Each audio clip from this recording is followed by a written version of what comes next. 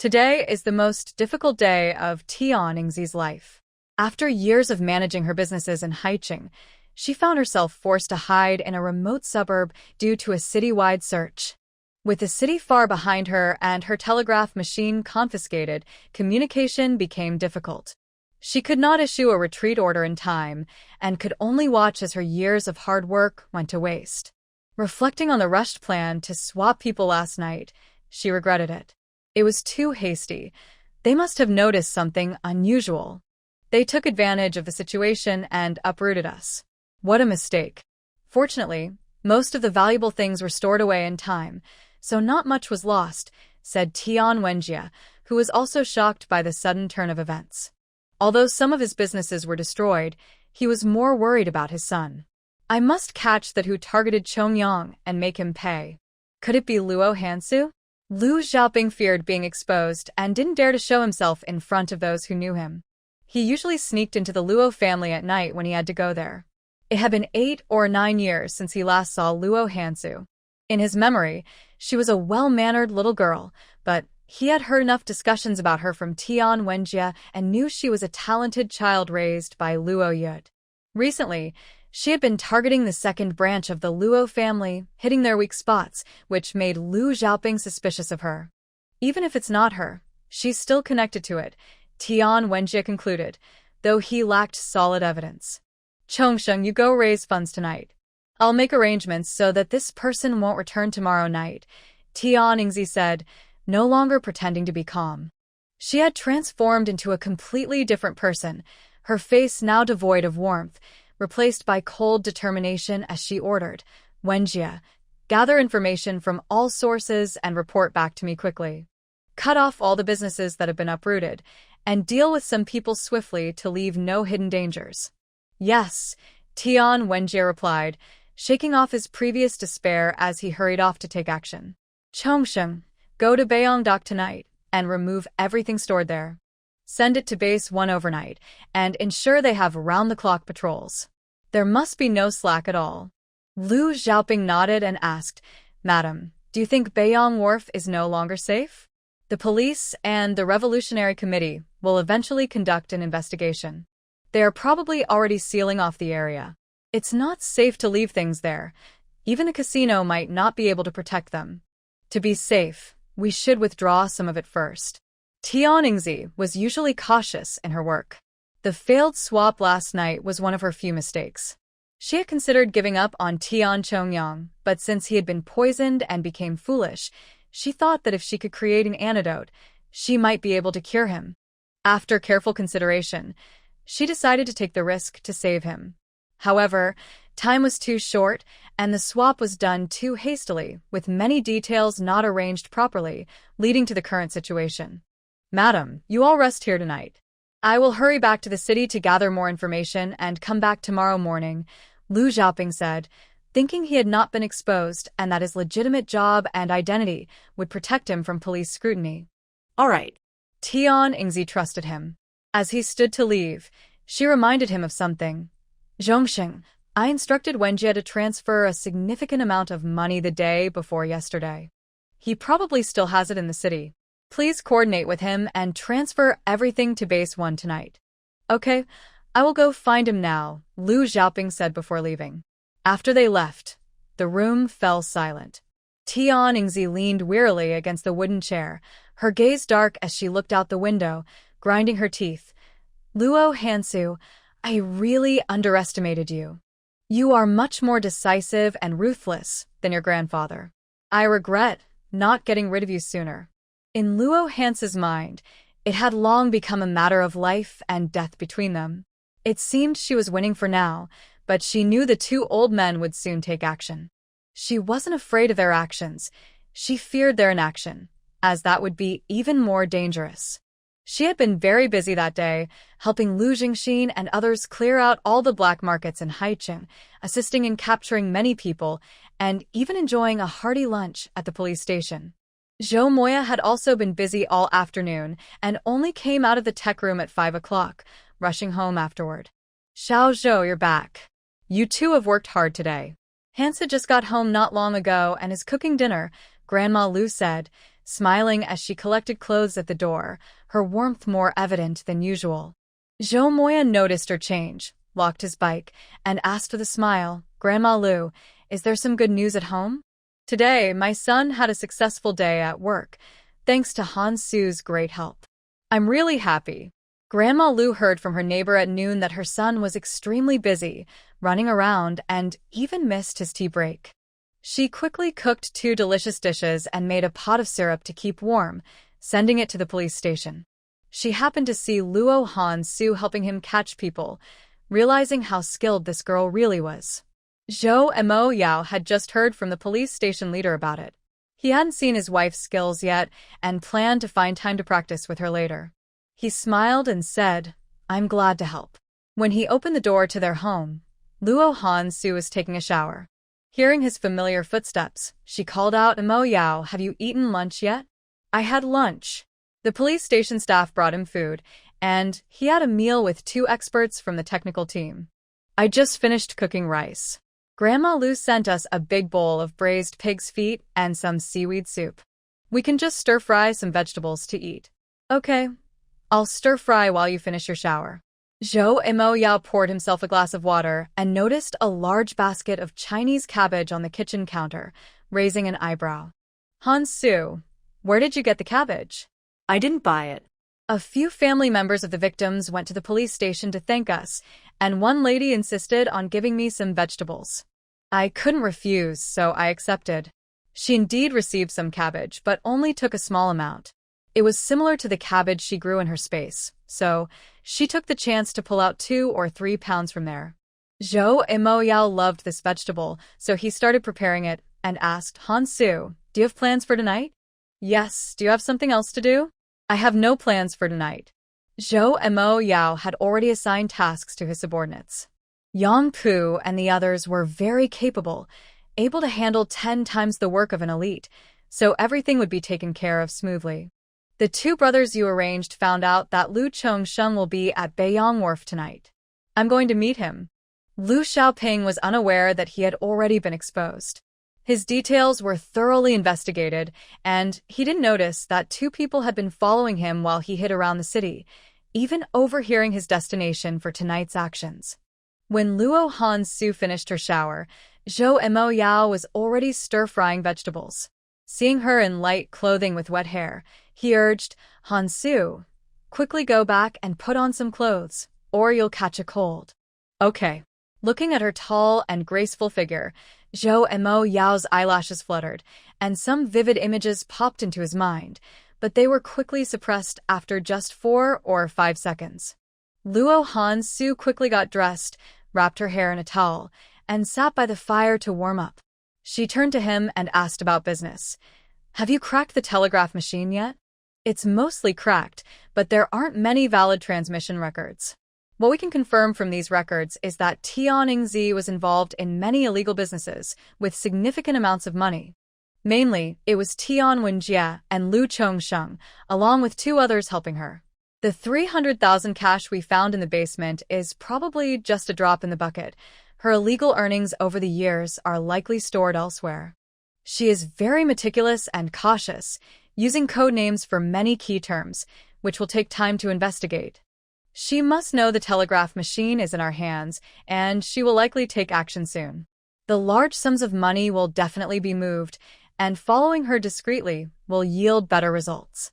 Seeing he had guessed Tian Yingzi's next move, Luo Hansu smiled lightly. Lu Chongsheng is going to the Beiyang Wharf tonight, following her orders to transfer important items. Zhou Mo Yao served the vegetables from the pot onto the table beside her, washed his hands, and then took the towel from her hand to help dry her hair.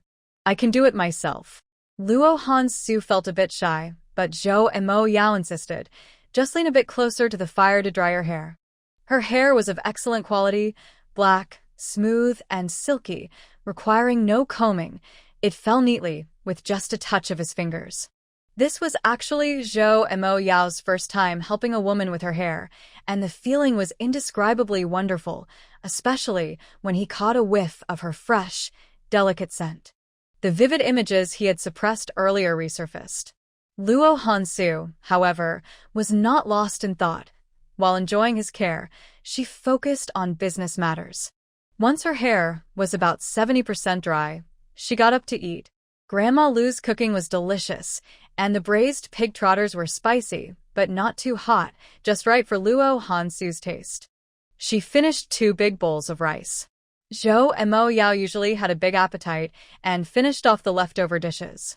After she was done eating, he poured the remaining soup and vegetables into a bowl to soak the rice. After finishing their meal, they didn't rush to leave. Zhou and Mo Yao made a phone call to arrange some matters, and only after receiving a clear response did they head out together. Arriving near the Beiyang Wharf, Luo Hansu prepared to act alone. Brother Mo Yao, you stay outside to set up, and I'll go check the situation first.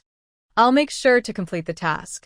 Zhou Mo Yao looked at his little wife dressed in men's clothing, smiling. Hansu, be careful. If you notice anything unusual, come out immediately. Okay. Luo Hansu asked him to send someone to assist her.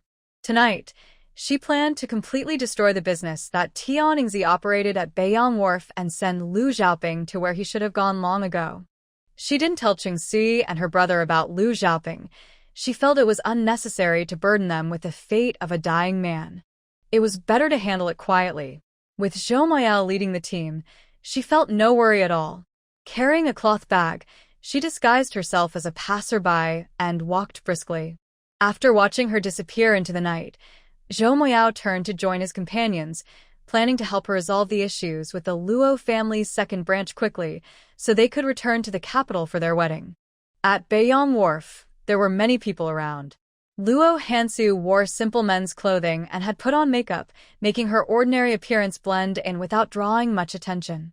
She first took a stroll around the wharf to familiarize herself with the terrain, intentionally mingling in crowded areas to gather information from the conversations of passers-by. Many boats were docked by the wharf, including local cargo ships, fishing boats, and passing motor sailboats. Next to it was a commercial street where most of the docked boats would come for supplies, and some would stay for a night or two. The shops on the commercial street appeared to be state-owned, but many private homes operated illegal businesses, with the most common being taverns, tea houses, and gambling establishments. Luo Hansu had just visited several taverns and tea houses and was about to head to the casino that passers-by were excitedly discussing when a man walked past her, quickly relaying a message. "Sister-in-law, the boss asked me to tell you that Lu Chongsheng will arrive here in 10 minutes. His destination is number 3 Haishi Street." "Okay, thank you." The casino she intended to visit was at this address. This casino had no entry barriers. It was disguised as a grain and oil shop. Passing through the store led to a dark corridor, and after walking 70 or 80 meters, she would arrive. In the evening, it was lively here, with all the gamblers at the tables being men. Only 2 or 3 women were moving around, with 2 serving tea and drinks and 1 cleaning. Although it looked chaotic inside, it was quite orderly. Luo Hansu quickly looked around as she entered, noticing that there were people watching from the corners of the second floor. She glanced briefly and then returned her gaze, pretending to focus on the card game. There were people playing dice, some playing poker, and others in small rooms playing bigger games. She took some money and pretended to play a little. "Brother Lu is here." The woman in charge of serving tea smiled and welcomed Lu Xiaoping as soon as she saw him. Luo Hansu happened to be standing nearby and casually turned to look, noticing that Lu Xiaoping had come alone without any helpers. She raised an eyebrow slightly and continued to lower her head to place bets. Lu Xiaoping exchanged a few casual words with the tea-serving woman, while his gaze scanned the room a few times. Seeing that everything seemed normal, he headed upstairs. After playing a round, Luo Hansu pretended to go to the restroom. In a moment of avoiding all eyes, she used her lightness skill to fly to a corner on the second floor. The room below was brightly lit, but the second floor was off-limits to outsiders, with only a few hanging lights making it dim, which was perfect for her actions. After checking for about 5 minutes, Luo Hansu pretended to come out of the restroom, casually looked around, and then left. Action. After Zhou and Mo Yao received her signal, he immediately commanded the soldiers to launch a surprise attack.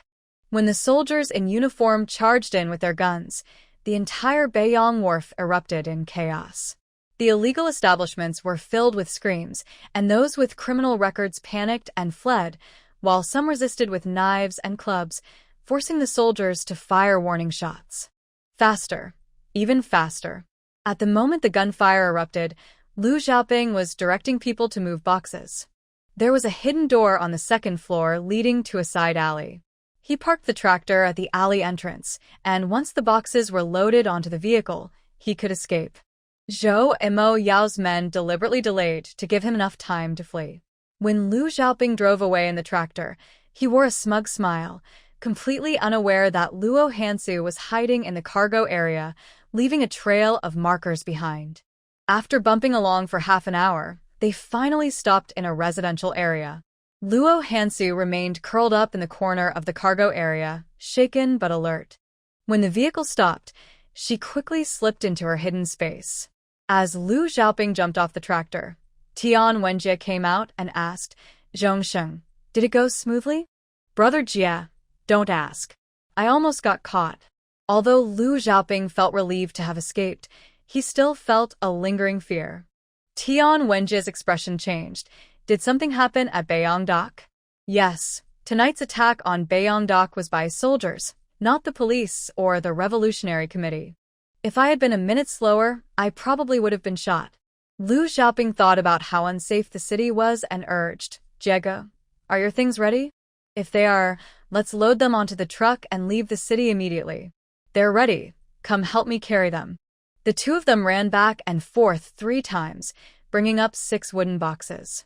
Tian Yingzi carefully covered the truck bed with a rain tarp before they drove off. The truck was packed tightly, but luckily, Luo Hansu was slim enough to sit sideways without being seen by the 2 men in front.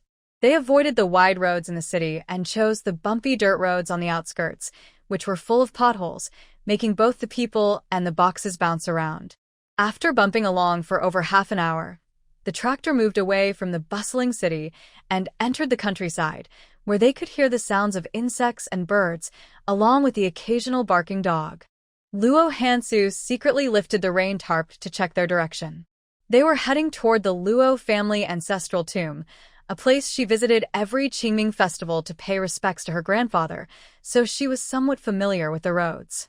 At a fork less than 2 miles from the tomb, the tractor turned onto another path and traveled nearly 5 miles along a desolate mountain road, finally stopping in front of a house made of blue bricks and tiles. The loud noise stopped, and lights turned on inside the house. Soon 3 people came out. They exchanged a few casual words with Liu Xiaoping and then helped carry the boxes. After they finished moving all the boxes, Luo Hansu stepped out from her hiding place. While Liu Xiaoping and the others talked inside, Luo Hansu explored outside and quickly discovered a long, damp secret passage behind the house, leading deep into the mountains. She thought, this must be Base One. She circled around the back mountain and noticed the vegetation was sparse, with many stones, leading her to suspect that there was a large natural cave in the middle of the mountain. When she accompanied her grandfather to pay respects to their ancestors, she had heard him talk about the geological structure of this area, mentioning that there were many natural caves where locals hid during wars and bombings. They must have set up an important base here, and there's likely a back entrance. Luo Hansu carefully explored the mountainside and found a hidden exit after about 4 or 5 minutes. She gently touched the iron door embedded in the stone wall. This door could only be opened from the inside, and there was almost no chance of entering from the back. She needed to think of another way. Just as she was about to make some noise to draw the guards in the cave to the back, she heard animal sounds in the forest. Luo Hansu had a clever idea and quickly used her remaining internal energy to fly to a distant mountain. In just 2 or 3 minutes, she returned, took a small vial of powder from her space, and sprinkled a little at the iron door. Then, she summoned 3 strong wild boars from her space and threw them outside the iron door. "Fei Ge, there's movement at the back door." The guards responsible for patrolling the base heard the noise and immediately ran to report to their leader. Fei Ge quickly brought his team to the back door, all armed with weapons. They hid at the entrance and listened for a while. One of them guessed, "Fei Ge, I think that sounds like a wild boar." "Yes," Fei Ge, it sounds like a pig. Fei Ge leaned against the iron door to listen and confirmed he could hear the boar sounds. He signaled for someone to get the key to unlock it, while everyone else tightened their grip on their weapons. The heavy iron door opened from the inside, revealing a row of black barrels aimed outside. The 3 wild boars, stimulated by the powder, kept crashing into the door. Seeing so many people, they instinctively felt danger and ran away. These are definitely wild boars. How did they all end up here? The one who reported the situation was the first to step out, with others following closely behind, instinctively checking the surroundings without needing further instructions. Fei Ge stood at the door, ready to tell them to be more thorough in their search, when a chill suddenly ran down his back. Just as he was about to look up, he felt a sharp pain in his neck, and his head went numb in an instant. Fei Ge, everything is clear. As the people outside reported, Fei Ge was turning to go inside, his legs stiff and unnatural. However, it was dark, and the others outside couldn't see clearly. When they all finished checking and returned, Fei Ge was already missing. They thought he had gone to greet Liu Xiaoping and locked the back door, returning to their duties.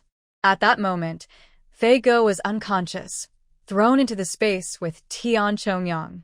Taking advantage of the guard's relaxation, Luo Hansu slipped deeper into the cave, quickly understanding its structure and seeing the large iron doors separating locked wooden boxes and sacks. The cave is not very large, but there are many guards, likely following orders from above. Tonight, the security is tight, and all of them are patrolling with weapons. Grandpa's guess was right. Tian Yingzi's support comes from the island across the sea. Luo Yuping is in cahoots with her, and has probably been turned. The traitors of the Luo family must pay with their lives. Yi Ye, Lu Ye. Voices of the guards came from the entrance, followed by Tian Wenjie asking, "Where's A Fei?" Fei Ge just went to the back door. There's some activity there. Huh. What kind of activity? Tian Wenjie and his group are very alert now, cautious of any movement, not daring to relax for a moment. Jege, there's nothing unusual at the back door. A few wild boars were running around, but we chased them away. Someone reported and asked, "Wasn't Fei Ge looking for you?" Huh. I haven't seen him. None of Tian Wenjie's group had seen him, so Liu Xiaoping immediately ordered, "Xiaoqin, Lao Shi, go look for Fei. Check the front door carefully and report any unusual findings immediately." After giving them instructions, he ordered the guards at the back door, "Check again and be thorough." Understood. The guards quickly got to work. Tian Wenjie instructed that the items they had just brought be stored in the warehouse and divided tasks with Liu Xiaoping. "Zhongsheng, you go left, I'll go right. Check carefully and make sure it's safe." The cave has electricity and lights are hanging from the ceiling, but the bulbs are low wattage, casting a dim yellow light, especially in the narrow corners. Tian Wenjie used a flashlight to inspect every area thoroughly, going back and forth 3 times. Liu Xiaoping did the same, and after finishing, they regrouped. Neither found anything unusual, so they went to report about a Fei. "Jiego, Lu Ge, we didn't see a Fei. We've checked everywhere except the secret room. Is there anything unusual at the front or back doors?" Tian Wenjie asked. "No," everyone present shook their heads. "Let's go to the secret room." After Liu Xiaoping said this, he walked ahead and Tian Wenjie immediately followed, while the others took their positions. The large iron door of the secret room was tightly closed, but there was light coming from deep inside. Tian Wenjie quickly took out the key to open the door. He nodded to Liu Xiaoping, and they quietly entered from 2 different directions. Luo Hansu hid behind a box taller than her. She had just entered the secret room using the key that Fij always carried with him and had checked everything inside. It was all weapons and explosives. If used, the entire Beiyang dock would be destroyed. Seeing Tian Wenjie coming her way, Luo Hansu quickly hid in the shadows, her fingertips holding a dark silver needle. Tian Wenjie was very cautious, gripping his weapon, his eyes scanning the area like a searchlight. He clearly had received professional training, which was very different from his usual demeanor. Perhaps sensing something, as he approached the spot where Luo Hansu stood, he suddenly felt uneasy, his finger tightening on the trigger, ready to shoot at any moment. When he aimed his gun and found no one hiding there, he inexplicably relaxed and cautiously moved forward to search. Just as he took a step, a chill came from behind. Tian Yingzi instinctively reacted quickly, but before he could turn around, he felt a strange weightlessness and vanished with a soft sound. When Tian Yingzi found himself in the shadows, he was dazed and hadn't yet reacted when he felt a sharp pain in his wrist, and his weapon was taken from him. "Who are you?" he asked, as the gun was pointed at his temple, his body stiffening and panic filling his eyes as he looked at the unfamiliar surroundings.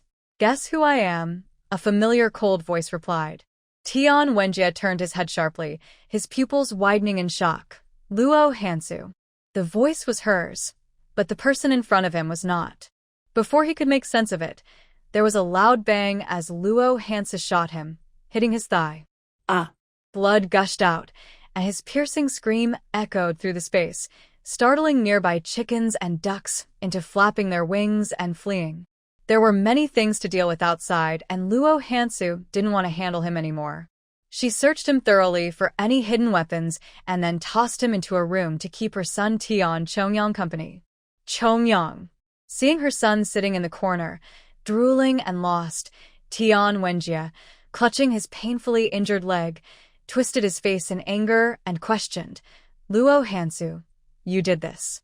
You ruined my son. This beast you raised attacked me first. I simply returned the favor. Those men were his own choices, and he directed others to give him the drugs, all to satisfy himself. I have been more than fair to him. Luo Hansu still needs to clean up Base One," she said before closing the door and turning to leave. "You two should cherish your last moments together. I will deal with Lu Xiaoping, that scoundrel. Zhongxing, hurry up." Tian Yingzi didn't know where he was. He only felt that this place was strange. He shouted at the top of his lungs to warn them, but only his echo filled the room. "Tiange, stop shouting, it's useless." A woman, locked in the next room, heard the commotion and pressed her ear against the wall, yelling, "Tiange, that woman has strange skills. 100 people can't defeat her. Xingge is no match for her." Luo Hansu, as the master of this space, could hear their conversation. They had fallen into her realm and would never live normally again. She would not give them a chance to reveal the secrets of this space. "Jiege, a fei isn't in there. Something's off. We need to retreat." Just as Luo Hansu exited the space, she heard Lu Xiaoping calling for her. She quickly pinpointed his location and used her agility to fly down the corridor. With a thud, a silver needle struck him, and Lu Xiaoping's body stiffened for half a second before he fell backward. Luo Hansu landed beside him, looking down at him. "Lu Xiaoping, your Jiege is waiting for you." Luo Hansu. Lu Xiaoping didn't recognize her at first, but he realized it from her voice, though it was too late. Luo Hansu didn't kill him. She merely knocked him out and took away all his weapons, tossing him into the space to keep company with the Tian father and son. The original owner had learned to shoot, so she could use the weapons in the secret room. She moved 1/10 of them to her storage for personal use, and then took the most advanced weaponry to join the fight. When the sounds of battle echoed from the cave, Zhou Emoyao, who had been lying in wait outside, quickly led his team into the brick house to provide support. After the last enemy was taken down, Luo Hansu emerged from the shadows, carrying a smoking weapon. "Sister-in-law, amazing!" Yang Pu gave her a thumbs up, and the other brothers looked at her with admiration. Zhou Emoyao didn't speak, but his eyes sparkled with joy. He realized that his little wife didn't need their help.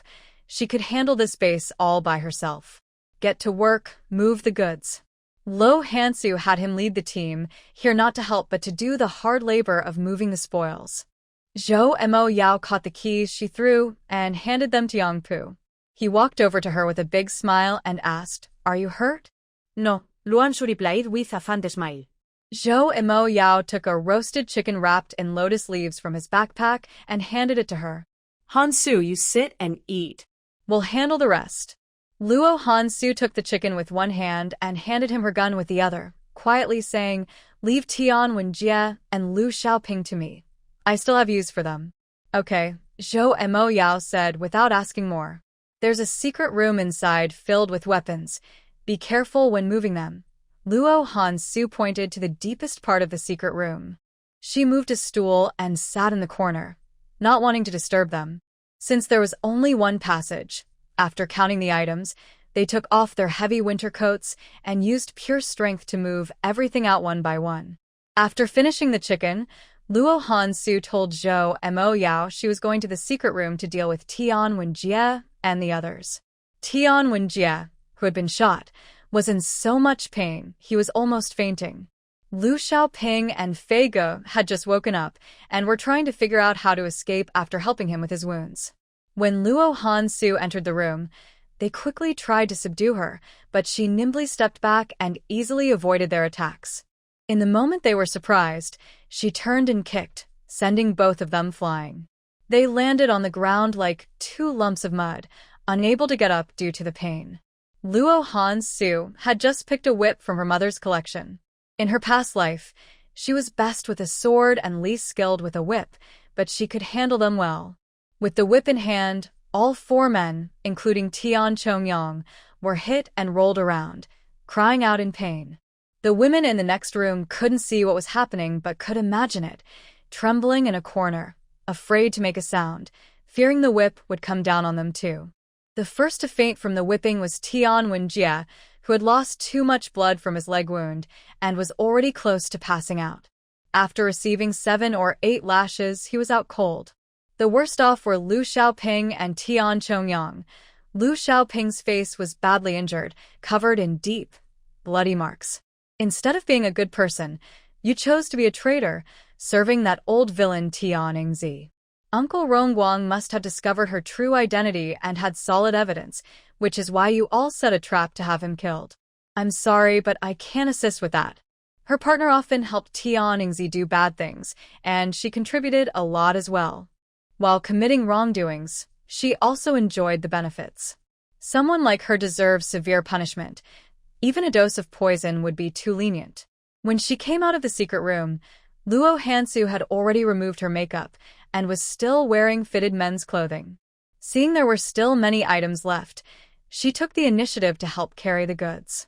With nearly 30 people working for a full 2 hours, they finally cleared out all the hidden items from Base One. The military took away the hidden items, while the bodies in the cave were handed over to the police and the funeral home for processing. Zhou Maorao had notified them in advance, and they arrived promptly to take over. On the way back, Luo Hansu transferred the important evidence that Fei Ge had just given her to Zhou Maoyao. Haiqing needs a thorough cleanup. I'll handle the rest. You should rest at home during the day, and I'll accompany you to take care of things at night. Luo Hansu held the lives of Tian Yingzi and his son in her hands. She still needed to use them to lure Tian Yingzi. She wondered if she would have to risk her own life for theirs this time. By the time she got home, it was already past 2 in the morning. Zhou Maorao dropped her off at her door and hurried off to take care of business. Luo Hansu quickly washed up and went straight to bed. That night was destined to be sleepless. The Haicheng government office building was brightly lit, and the station troops were deployed overnight. Police officers were on standby, ready to act, with teams moving in sequence to make arrests. Some people were taken away in their sleep, while others had their entire families loaded onto trucks. Some received warnings in advance and were caught while trying to escape. A few, knowing their end was near, chose to take poison or commit suicide. Knock, knock, knock. Knock, knock, knock. Luo Hansu was brushing her teeth early in the morning when the door was knocked heavily. She quickly went to open it. Who is it? Hansu, open the door quickly. It was the elderly Lu couple who had just woken up. They had received a call from their son and hurried over to find her. Luo Hansu opened the door, and Grandma Lu immediately started speaking rapidly.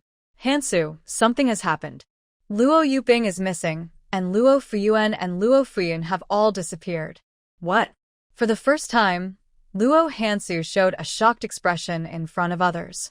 Is this news from Uncle Zhengxin? Yes, Zhengxin just called and asked us to tell you. Grandpa Lu continued, last night, the city was in chaos. Soldiers and police searched all night, capturing many officials' family members who broke the law. I heard the detention center is overwhelmed. Most of the police have been reassigned, and there aren't many left on duty. Your great-aunt took the opportunity to rescue them all. To be able to save people in such a situation is quite a skill. Luo Hansu said this, but she actually had doubts in her heart. Did the Luo family really arrange for Tian Yingzi to rescue them? Hansu, you know more about your great-uncle's situation than we do. You need to be careful and stay safe during this time, Grandpa Lu advised her. I will. Thank you.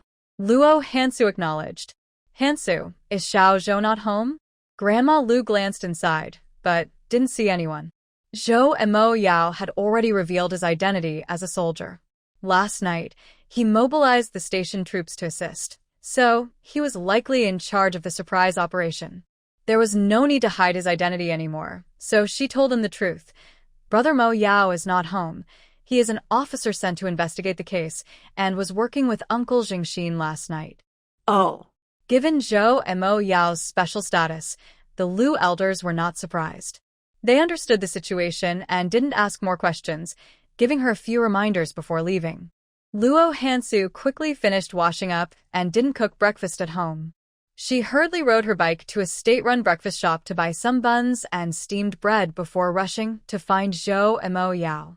Hansu.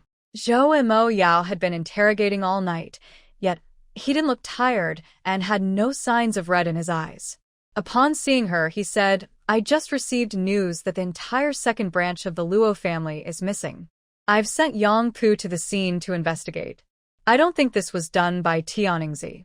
It wasn't her. Luo Hansu shared his suspicion. She handed him breakfast, a cold smile on her lips. Last night, Tian Yingzi was too busy with her own problems. Her people were occupied with moving stolen money and couldn't spare anyone to rescue them. Her great-uncle was also a formidable character. Even though the events of the past few days were sudden, he could still make arrangements from his sickbed, as he had capable subordinates to mobilize. Both of them suspected that Luo Yuping was behind this, but they needed to investigate further, which would take some effort. Brother Mo Yao, you must be very busy today. You continue with your work, and I will look into Luo Yuping's situation. Hansu, I've sent Yang Pu to investigate. You should wait here for a bit until he arrives, and then we can plan the next steps, Zhou and Mo Yao suggested. Okay. Zhou and Mo Yao finished his breakfast quickly and placed the weapon he had at his waist into her pocket. He leaned in close to her ear and whispered, Hansu, Luo Yuping must have people watching you all the time. I know you are skilled, but they are hidden while you are exposed. They might attack unexpectedly, so you need to be very careful and avoid direct confrontations with them. Luo Hansu never underestimated anyone. She took his advice seriously and nodded in agreement. Hansu, when you go out to investigate, you should dress as a man. It will help you avoid a lot of attention.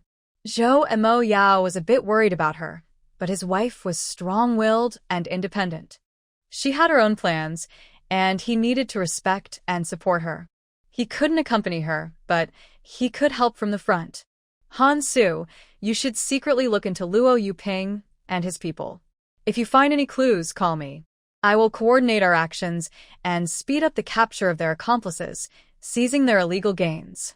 Without funding and support from inside, they won't be able to succeed. Okay, Mo Yao. Thank you. Please also thank the other brothers for me. Once this busy time is over, I will prepare a generous gift to show my gratitude. Luo Hansu smiled lightly. Hansu, we are married, so there's no need for thanks between us. Zhou and Mo Yao emphasized this point seriously and added, I am your husband and a member of the Luo family. Your matters are my matters. With Grandpa gone, it's my duty to help you with the family affairs.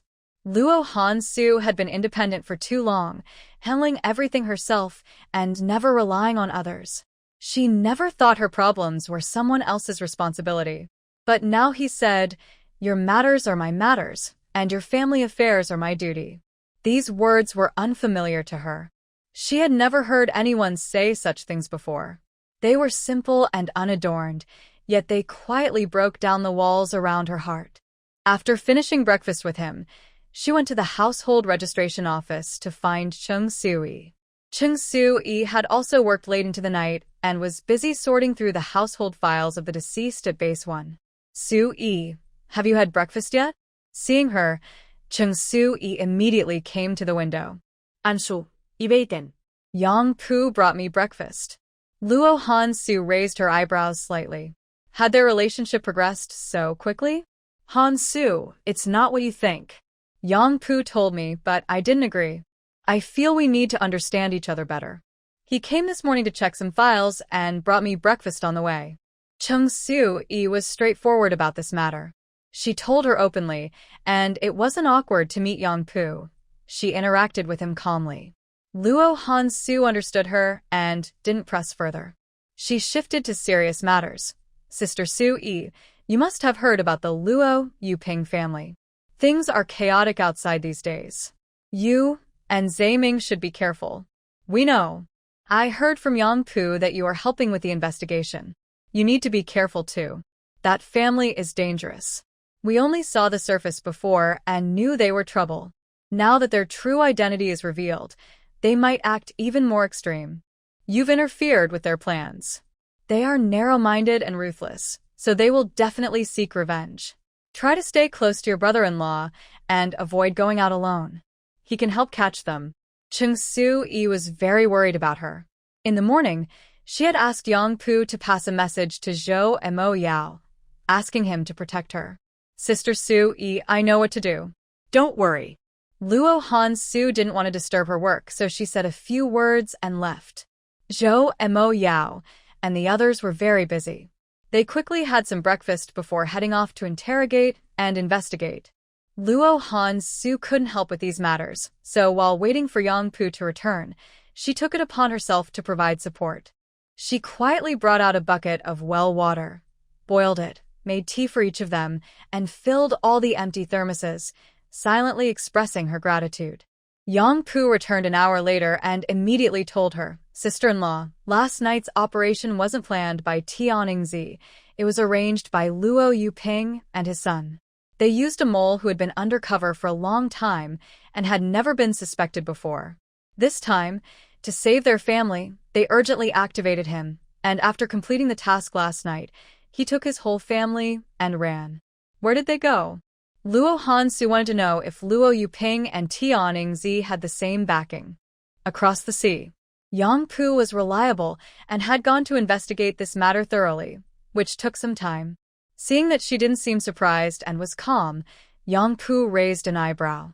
Luo Yuping's branch is truly disgraceful. They have completely tarnished the Luo family's reputation. Their existence is a shame. Luo Hansu has always been sharp and critical in her evaluation of the Luo Yuping family, never holding back in her words. This is not something she says for others to hear. It reflects her true feelings.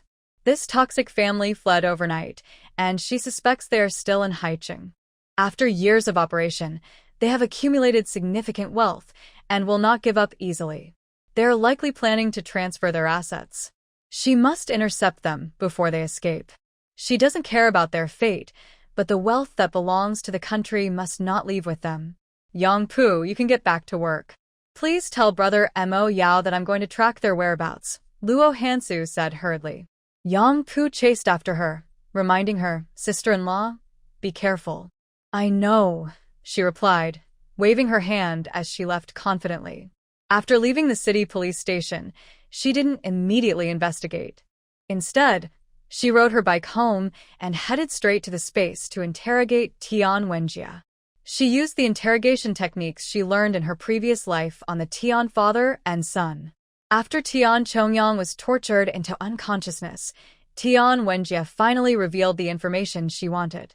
Since they still had some value, Luo Hansu didn't kill them right away.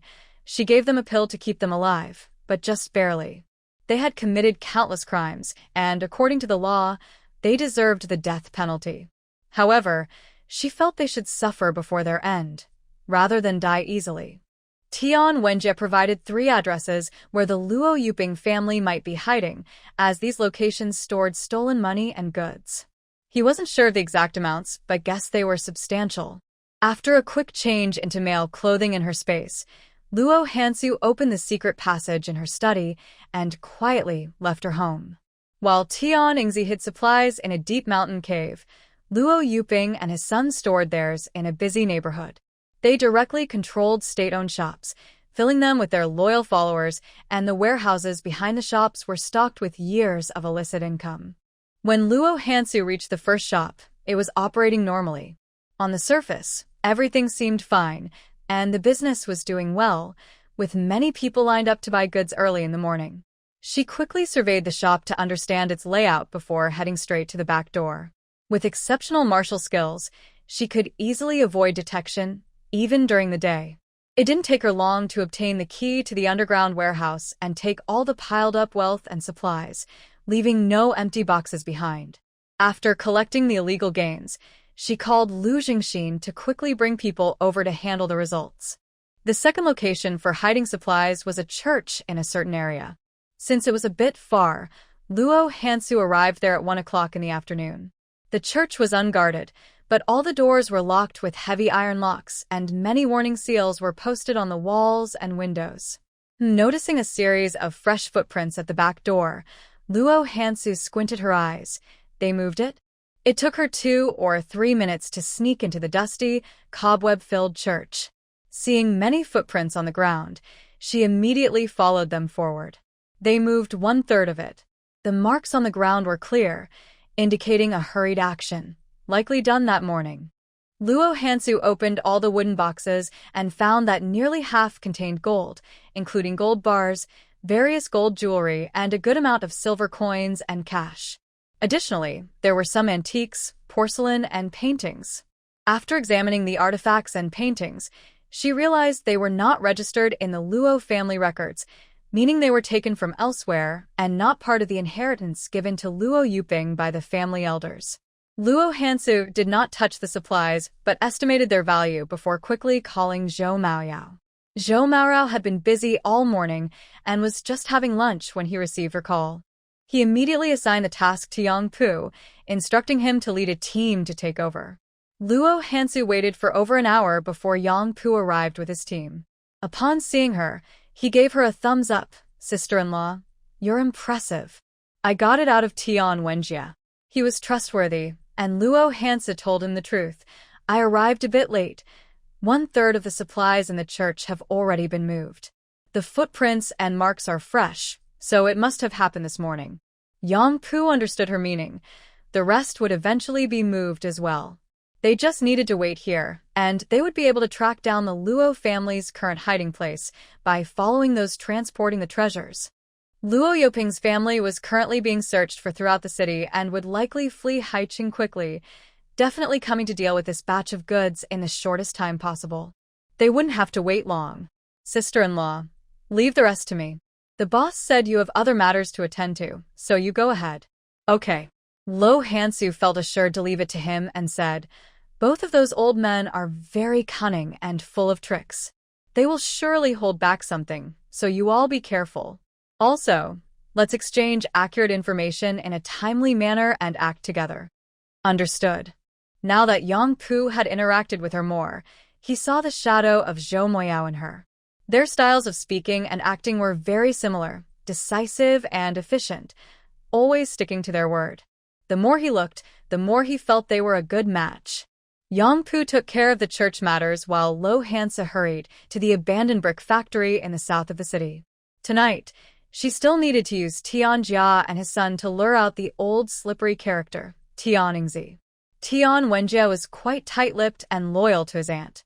No matter how much Luo Hansu pressured him, he only revealed secrets about Luo Yuping and his son, refusing to say a word about his aunt. His toughness earned Luo Hansu's respect. She admired his strength and decided not to torture him further. Instead, she gave him the same poison, turning both him and his son into fools.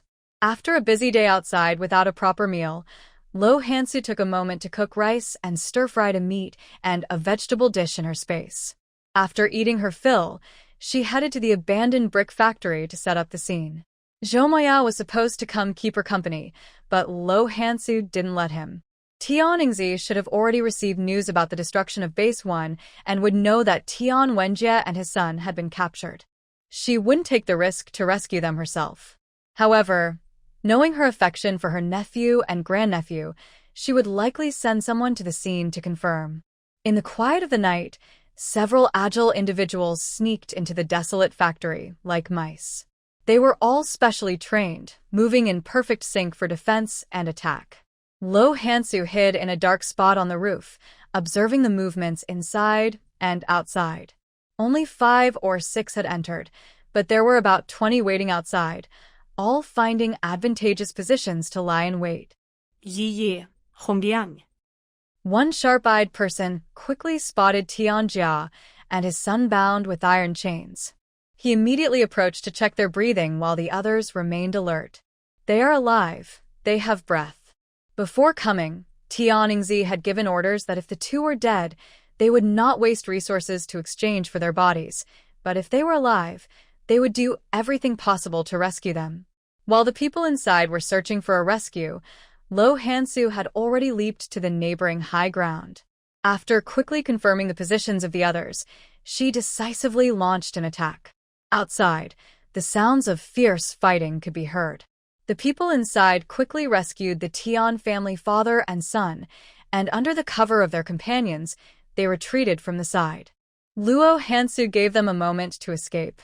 After eliminating all the lurking enemies outside, she swiftly took to the air and chased after them.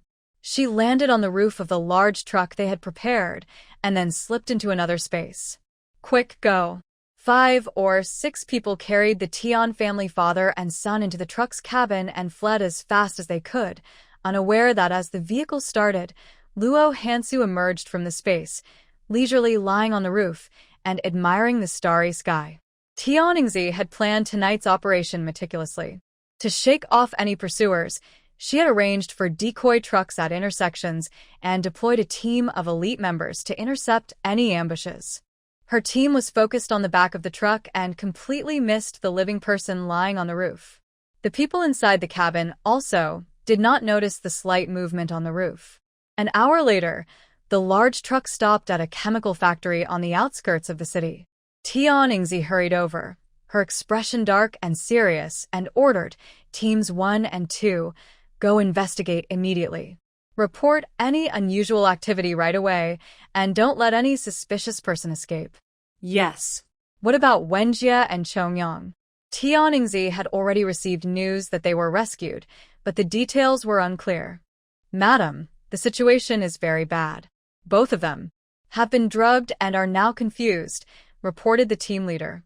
What? Tian Yingzi's face changed dramatically as she rushed over to embrace Tian Wenjie, her eyes bloodshot. Wenjie. Madam, Brother Jie is in bad shape. He was shot in the leg, and the wound wasn't treated in time. That leg might be lost. Also, both father and son are covered in injuries, with no unscathed skin. Most of the injuries are from whips and knives, some deep enough to see the bone. Did you see the mastermind behind this? Tian Yingzi asked angrily. No, this person never showed themselves. The only thing we confirmed is that they brought few people, at most 2 or 3. Once we rescued them, they quickly retreated, while Lao Yan and his team were lying in wait to catch them. Tian Yingzi sensed something was off and immediately ordered, they must have arranged for someone to follow you. Hurry and assist Teams 1 and 2. Yes. Once they left, Luo Hansu quickly emerged from the space and rushed inside the factory to gather information. Tian Yingzi settled her nephew and grandnephew in her lounge. The doctors, who had been arranged beforehand, quickly came to examine them, but after a brief check, they shook their heads. Madam, they have been poisoned with multiple toxins and won't survive for more than half a day. Bang! Tian Yingzi's vision darkened, and she collapsed into a chair. She had a bad feeling when she first saw the injuries on them, and now the doctor's diagnosis shattered her last glimmer of hope. Dr. Zhong, Dr. Qin, is there any way to help them? As she pleaded, her tongue and lips trembled, her eyes filled with desperation and pain. The 2 doctors exchanged glances, and the older one replied with difficulty, Madam, the poison is too strong. It has already affected their lungs and hearts. We are powerless to help. Even a miracle worker could not save them. Who did this? Find out for me. When you find out, I want them to pay dearly. Tian Yingzi completely lost control, sweeping personal items off the nearby table, her face twisted in anguish, like a vengeful spirit. Dr. Zhong, Dr. Qin Jie has been tortured like this. He must have seen the attacker. Can you find a way to wake him? He hasn't been under the influence of the mind-altering drug for long. He might still remember. The head of the chemical plant stood nearby, more composed than Tian Yingzi. Since there was no hope for the two men, he wanted to gather as many clues as possible before it was too late. Yes, old Zhong, think of a way to wake Wenjie and Chongyang. I have many things to say to them. Tian Yingzi pleaded, holding on to Tian Wenjie, her eyes filled with tears and despair. Madam, we will try, but we cannot guarantee they will wake up. While they were attempting to help, Luo Hansu had already found a white lab coat in the storage room and entered the production area, wearing a worker's hat and mask. The factory was working overtime at night, with 3 workshops in total, 2 producing regular chemical products and a small workshop that was tightly locked, with guards stationed at both doors, making it impossible to confirm what was being produced inside. Luo Hansu quickly checked around, hid in a corner, and sketched a simple map, noting each workshop and the number of guards. Just as she was about to investigate the dormitory area near the back mountain, she suddenly heard Tian Yingzi's heart-wrenching cry. 2 worthless lives. Take your time leaving. Luo Hansu had originally used medicine to keep them alive for a while longer, but Tian Yingzi asked the doctor to wake them up, which instead hastened their death. Both father and son took their last breaths at the same time. Tian Yingzi truly cared for the father and son. Even when Luo Yuping was severely injured by a pig, he never cried out, but now that they had passed away, she collapsed over them, crying heartbrokenly. Many leaders from the chemical plant rushed over to offer comfort. Taking advantage of the moment when management was relaxed, Luo Hansu quickly went to handle important matters. After more than half an hour of discreet investigation, she finally found the most critical area of the chemical plant. However, it was heavily guarded, and not even a fly could get in. Luo Hansu did not force her way in or raise any alarms. She noted the specific location and returned to the dormitory area. At this time, the bodies of Tian Wenjie and his son had grown cold. No matter how sad Tian Yingzi was, she had to start making arrangements for their funeral and had already instructed people to prepare the mourning hall and coffins. She stayed alone in the room to keep them company for a while longer. During this time, she had faced repeated shocks and was extremely exhausted. Her body aged quickly, her hair had turned significantly grayer, and her cheeks, which were never plump, had become sunken. Now, she cried until her voice was hoarse, her eyes were red and swollen, and dark circles surrounded them. She held Tian Wenjie's hand with one hand and Tian Chongyang's cold, stiff arm with the other, weeping inconsolably. Wenjie, you must have seen your father over there. Please tell him that I'm sorry I didn't protect you both well. I failed. I couldn't protect his only bloodline, and now his lineage has ended. Wenjie, I'm sorry. I'm so sorry. Luo Hansu hid behind the window, her eyes flickering at the word mother. She perked up her ears to listen closely, wanting to confirm if she had heard correctly. Tian Yingzi cried out again, giving a clear answer. Wenjie, I'm sorry. I didn't do right by you both. Wenjie, please don't resent me. I had no choice but to let you take on the identity of my nephew. You should understand my difficulties. You won't blame me, right? Before your father passed, I promised him that I would never mistreat you and would protect you with my life. But I still failed. I broke my promise. I couldn't protect you and the Chongyang siblings. I'm so sorry. Wenjie, your father left us early. He must have been waiting for us. If you see him, please tell him that I have completed the task your uncle entrusted to me, and then I will come to be with you. Wenjie, Chongyang, you go reunite with Brother Hing first. I will finish my tasks here and join you. Then our family will be together again, never to be separated. Wenjie, Chongyang, you can rest now. I will definitely avenge you. I will make the person who harmed you pay dearly. Just give me a little more time. Wenjie, don't worry. I will protect Chunyang and Xiaoyang. I will send someone to bring them to safety and ensure your remaining bloodline is safe. Actually, your father's last name is Tian, and your mother's original name is not Tian. In the future, I will have them marry into the family, and their children will carry the Tian surname to continue the family line. Perhaps overwhelmed by sadness and the final farewell to her children and grandchildren, Tian Yingzi expressed many feelings she had kept inside. Her voice was a bit low, but Luo Hansu heard every word clearly. Thinking about how Tian Yingzi had put a green hat on Luo Yuping for over 40 years made her want to laugh. She really wanted to share this news with him, but she wondered if he could handle the shock. Knock, knock. The door was knocked on, and then the factory manager entered. Madam, Wenjie and Chongyang have already left. Please take care of yourself. Tian Yingzi couldn't accept any comforting words right now. Wiping her tear-filled eyes, she asked, What happened? Madam, all 3 small teams have sent back replies. Everything is safe, and no one has followed them. However, Laoyan hasn't sent any news, so he might be in serious trouble. Tian Yingzi leaned her head against Tian Wenjie and weakly gestured for him to handle the remaining matters. Madam, the memorial hall is ready, and the staff is organized. Should we proceed now? He had come specifically to discuss this matter. The person had passed away and should be laid to rest soon. Given the circumstances, a grand funeral was not appropriate. They could only gather the factory staff for a simple bow of respect before arranging the burial. No matter how sad she was, the burial could not be delayed. In the end, she was supported by her trusted aide to the memorial hall. She accompanied her son and grandson for the last time, while the factory manager handled all other arrangements. The factory staff came in groups to pay their respects, and everything was organized well. Luo Hansu only peeked into the memorial hall for a moment. Seizing this perfect opportunity, she slipped into the factory leadership office and quickly called Zhou Mo Yao, urging him to mobilize troops for an ambush. Zhou Mo Yao moved quickly and efficiently. In just half an hour, he personally led the team to the agreed location. Luo Hansu was delayed by 5 minutes because she had just dealt with several small teams conducting security checks along the way. When she arrived nearby, he had already arranged everything and was ready to go. Ansu. Zhou Mo Yao had just finished a round of inspections in the area and was waiting at the highest point.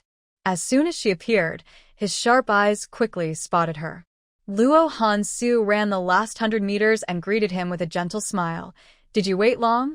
She was dressed as a man, and her face was slightly altered, making it hard to recognize her at first glance. However, her smile revealed her bright, even teeth and her unique charm. Not long, I just arrived. Zhou Mo Yao brought his elite brothers with him. The others were soldiers stationed in High City, all seasoned fighters. Time was tight, so Luo Hansu didn't delay. She asked one of the brothers to shine a flashlight and took out a simple map she had just drawn, explaining it to the officers leading the team. There are 3 production workshops. The first has 88 people, the second has 96, and the third small workshop has about 20. All of them are armed. The people in the third small workshop don't look like ordinary workers. They are wearing protective clothing and masks, likely involved in research and experiments. Some have come out to pay respects to the Tian family. There are also about 20 to 30 people in the logistics dormitory area, mostly women. I observed their walking patterns, and they are not ordinary women. They are all very alert and cautious, suggesting they have undergone training and possess some skills. The only area we haven't fully investigated is inside. We don't know what items are stored there or how many guards are present. However, I have confirmed that there is a route leading to the Huangjiang tributary at the back. There are 2 large boats docked at this location, estimated to hold 50 people each. I have hidden ZY bags at the back of the boats. They won't escape. We just need to force them onto the boats. Seeing her thorough preparations and detailed investigation, Li Huai, who had previously disguised himself as her cousin, smiled and said, "Sister-in-law, join our team." "Yes, sister-in-law. If you join us, our team will gain another strong member." Another one added with a smile. Luo Hansu rarely shows a smile in front of others. She looked at Zhou and Mo Yao and said to them, "Once I finish dealing with the mess here, I'll join you for training. After passing the assessment, I'll apply. Sister-in-law, with your skills, you don't need to take the assessment again. The boss will approve you directly," the other person replied with a smile. Zhou and Mo Yao smiled, but didn't comment on that for now. He assigned tasks.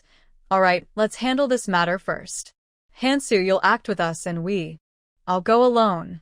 You all attack from the outside, while I create chaos inside. We'll work together to clean up this mess before dawn." Luo Hansu was used to working alone and didn't want to team up with them. She wasn't very good at teamwork. Additionally, she didn't want outsiders to know she had martial arts skills. Joining them would only raise more concerns. Zhou and Mo Yao wanted her to join them because he was worried about her safety during the gunfight. Seeing her reluctance, he couldn't help but smile and nodded in agreement, reminding her, "Hansu, be careful. Guns are unpredictable." "I know, don't worry." As Luo Hansu was about to leave, Zhou and Mo Yao stopped her and handed her a signal flare. "Hansu, if there's an emergency, signal us." Okay. Luo Hansu accepted it and then asked him, "Give me a few ZY packs and grenades." When she returned, the memorial ceremony was still ongoing. The factory employees were lined up to pay their respects, while Tian Yingzi was crying over the coffin, overwhelmed by grief. "Go ahead, cry for yourself. Today is also your end. You're gone, and Luo Fuyuan and the others might not even hear the news. They won't shed a tear for you, so cry more and send yourself off early." Luo Hansu watched from the shadows, and as the guards relaxed, she quickly delivered the supplies to the production workshop. She was looking forward to the scene of the mushroom cloud exploding later. It was the fireworks she had prepared for the Tian family's farewell. Tian Yingzi would surely appreciate it. Perhaps sensing something, even in her despair, Tian Yingzi managed to delegate some tasks, instructing the workers who finished paying their respects to return to the factory and ordered the security team to increase patrols. Just as the memorial ceremony ended and the factory manager was about to arrange for the burial, gunfire erupted outside. Bang! The shot jolted Tian Yingzi out of her chaotic thoughts. In that instant, she frantically ordered, "Shut down the factory and prepare for battle." Luo Hansu disguised herself as a factory worker and blended into the crowd. When she saw people being sent to the warehouse to move weapons, she quietly followed them like a ghost. In the chaos, she quickly gathered all the remaining weapons in the warehouse and left them with empty wooden boxes scattered around. After finishing this task, she deliberately went to report to the leader. "Captain Chi, there's a problem. The boxes inside the warehouse are all empty, no ammunition at all, just empty boxes." What? Captain Chi was startled. "I just went to move them and found that the boxes against the inner wall were very light. I opened 2 of them, and they were completely empty." Captain Chi took some people with him to check and found that all the remaining wooden boxes were indeed empty. Only the ones they had just moved from outside still had supplies. The group was terrified and rushed to report to Tian Yingzi.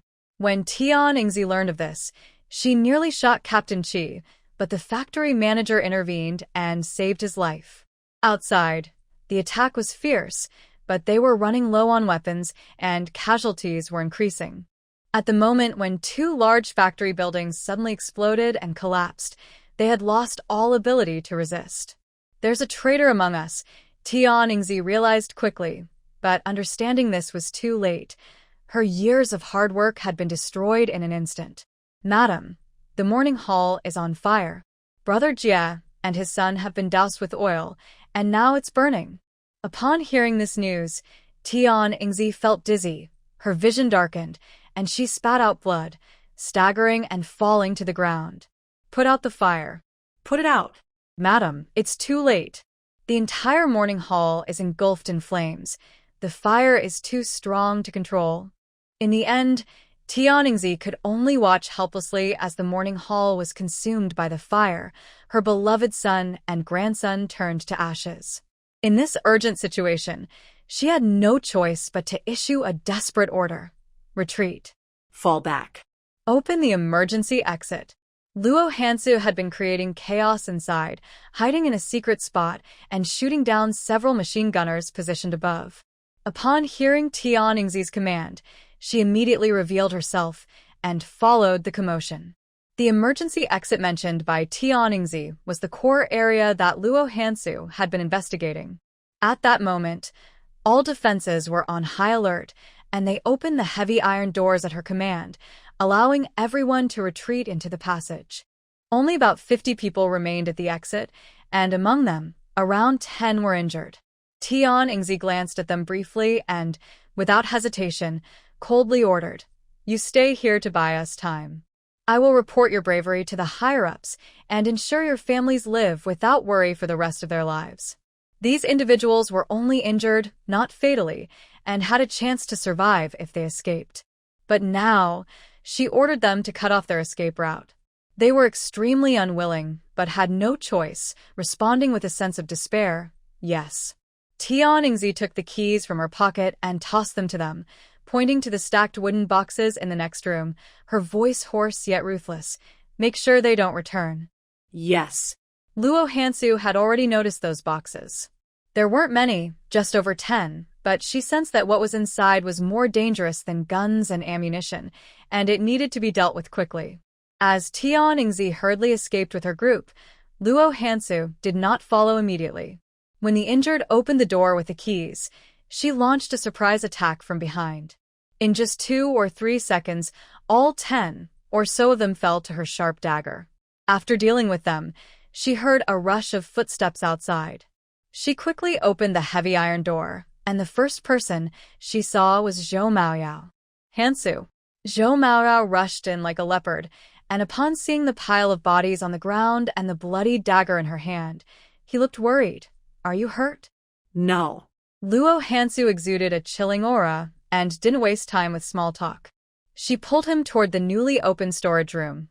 "The things in here are dangerous. I don't know what they are, but be careful when you check. Tian Yingzi ordered them to use this against you, ensuring you don't return." Zhou Maorao had already seen the finished products in the production workshop and had a guess about what was in the boxes. "Hansu, I think I know what it is. You've done a great job this time." Luo Hansu didn't ask further. She had important matters to attend to. As she spoke, she started to leave. "Tian Yingzi has escaped with about 30 people. Bring a team to support me. I'll chase after them." Zhou Maoyao wanted to say something, but she sprinted away at full speed, leaving only a white shadow behind. "Boss, your sister-in-law is amazing."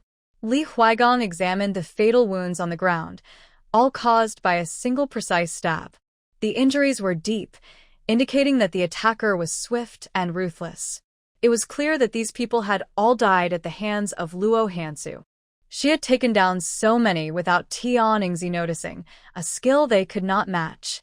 He was eager to see her true abilities and immediately led his team to follow her, saying, "Boss, I've decided to switch sides. I'm going to stick with my sister-in-law from now on."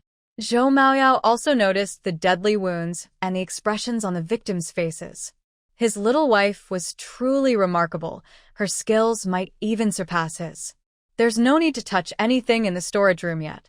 Put on protective gear before checking," he instructed. Today's discoveries had exceeded Zhou Maoyao's expectations. He needed to report to Kyoto. High City, already on edge, was about to undergo a major reform. Meanwhile, when Li Hui reached the riverbank, he witnessed 2 boats that had just pulled away suddenly explode, sending flames high into the sky. Both boats were torn apart, with some people blown to pieces and others forced to jump into the river. The water, illuminated by the fire, turned a bloody red, and a strong smell of blood filled the air. "Finish up.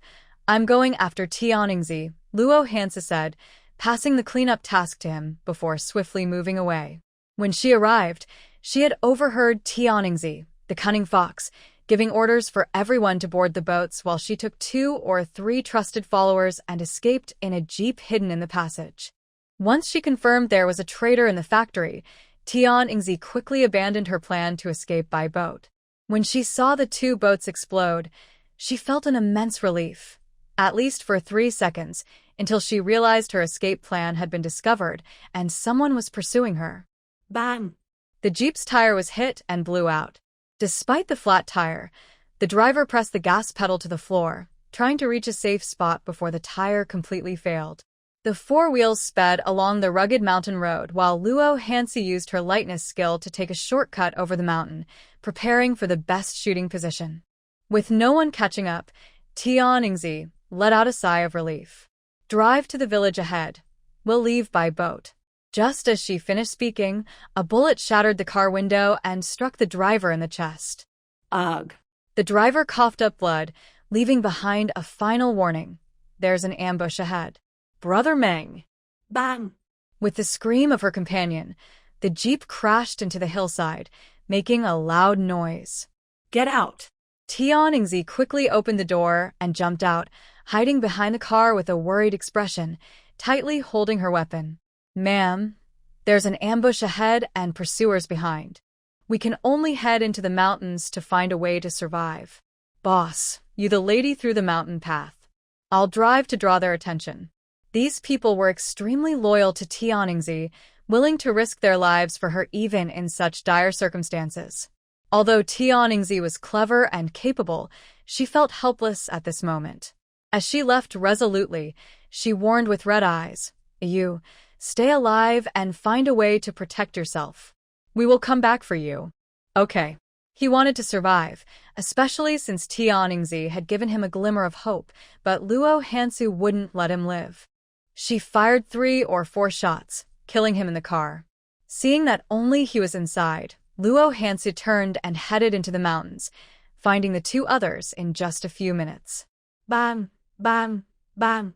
With 3 consecutive shots, the last loyal follower beside Tian Yingzi fell to the ground. One by one, the people around her collapsed, and Tian Yingzi's fear peaked at that moment. She was so panicked that she could barely hold her gun, and she stopped fleeing, seeming to accept her fate. Her tired eyes, filled with red veins, looked desperately and hatefully at the person approaching. "It's you."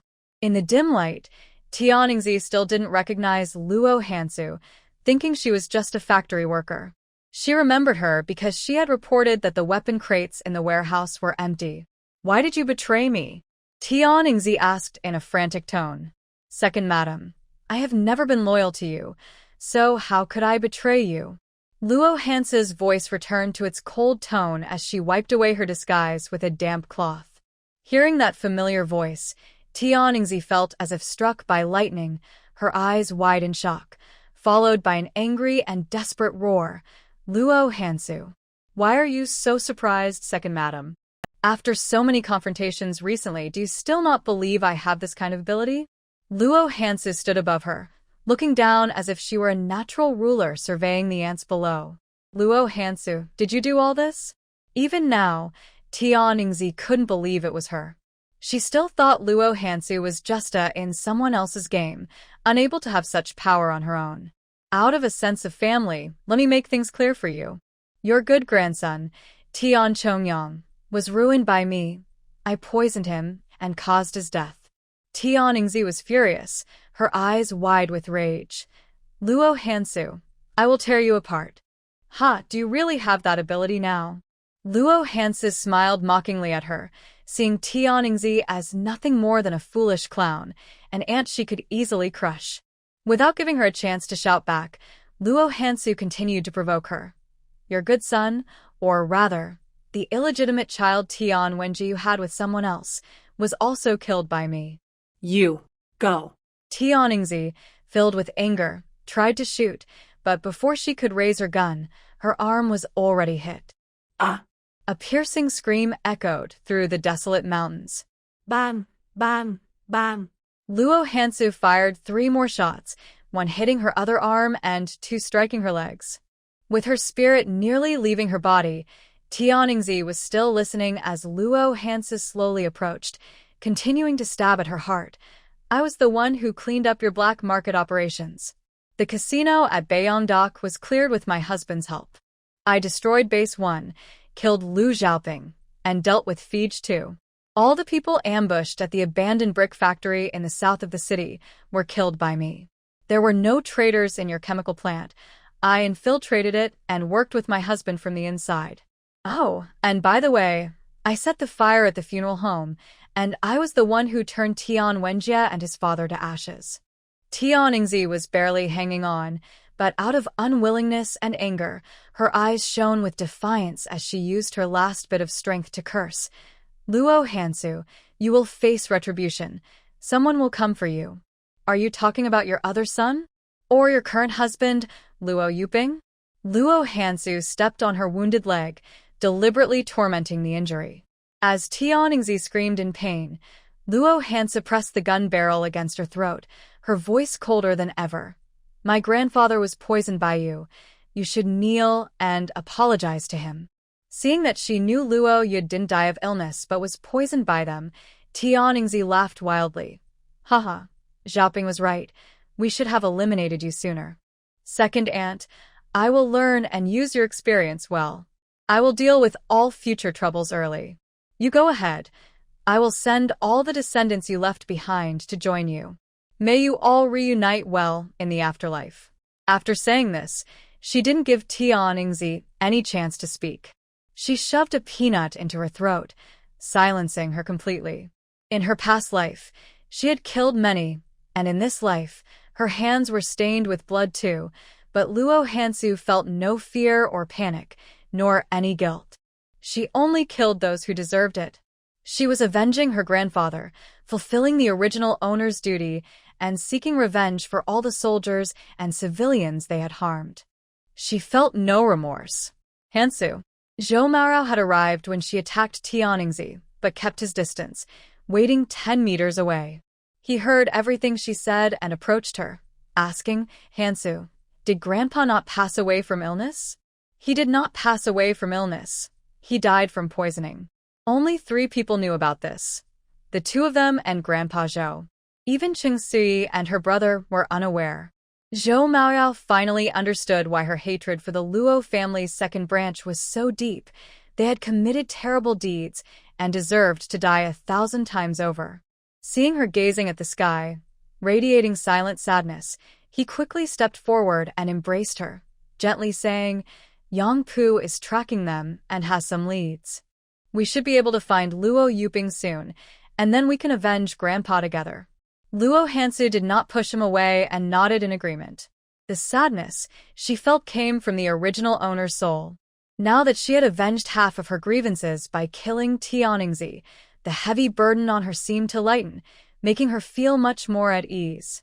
There were still many matters to handle at the chemical plant, so Luo Hansu quickly adjusted her mood, slightly stepping back from his embrace and looking up at him. Maoyao, let's go back.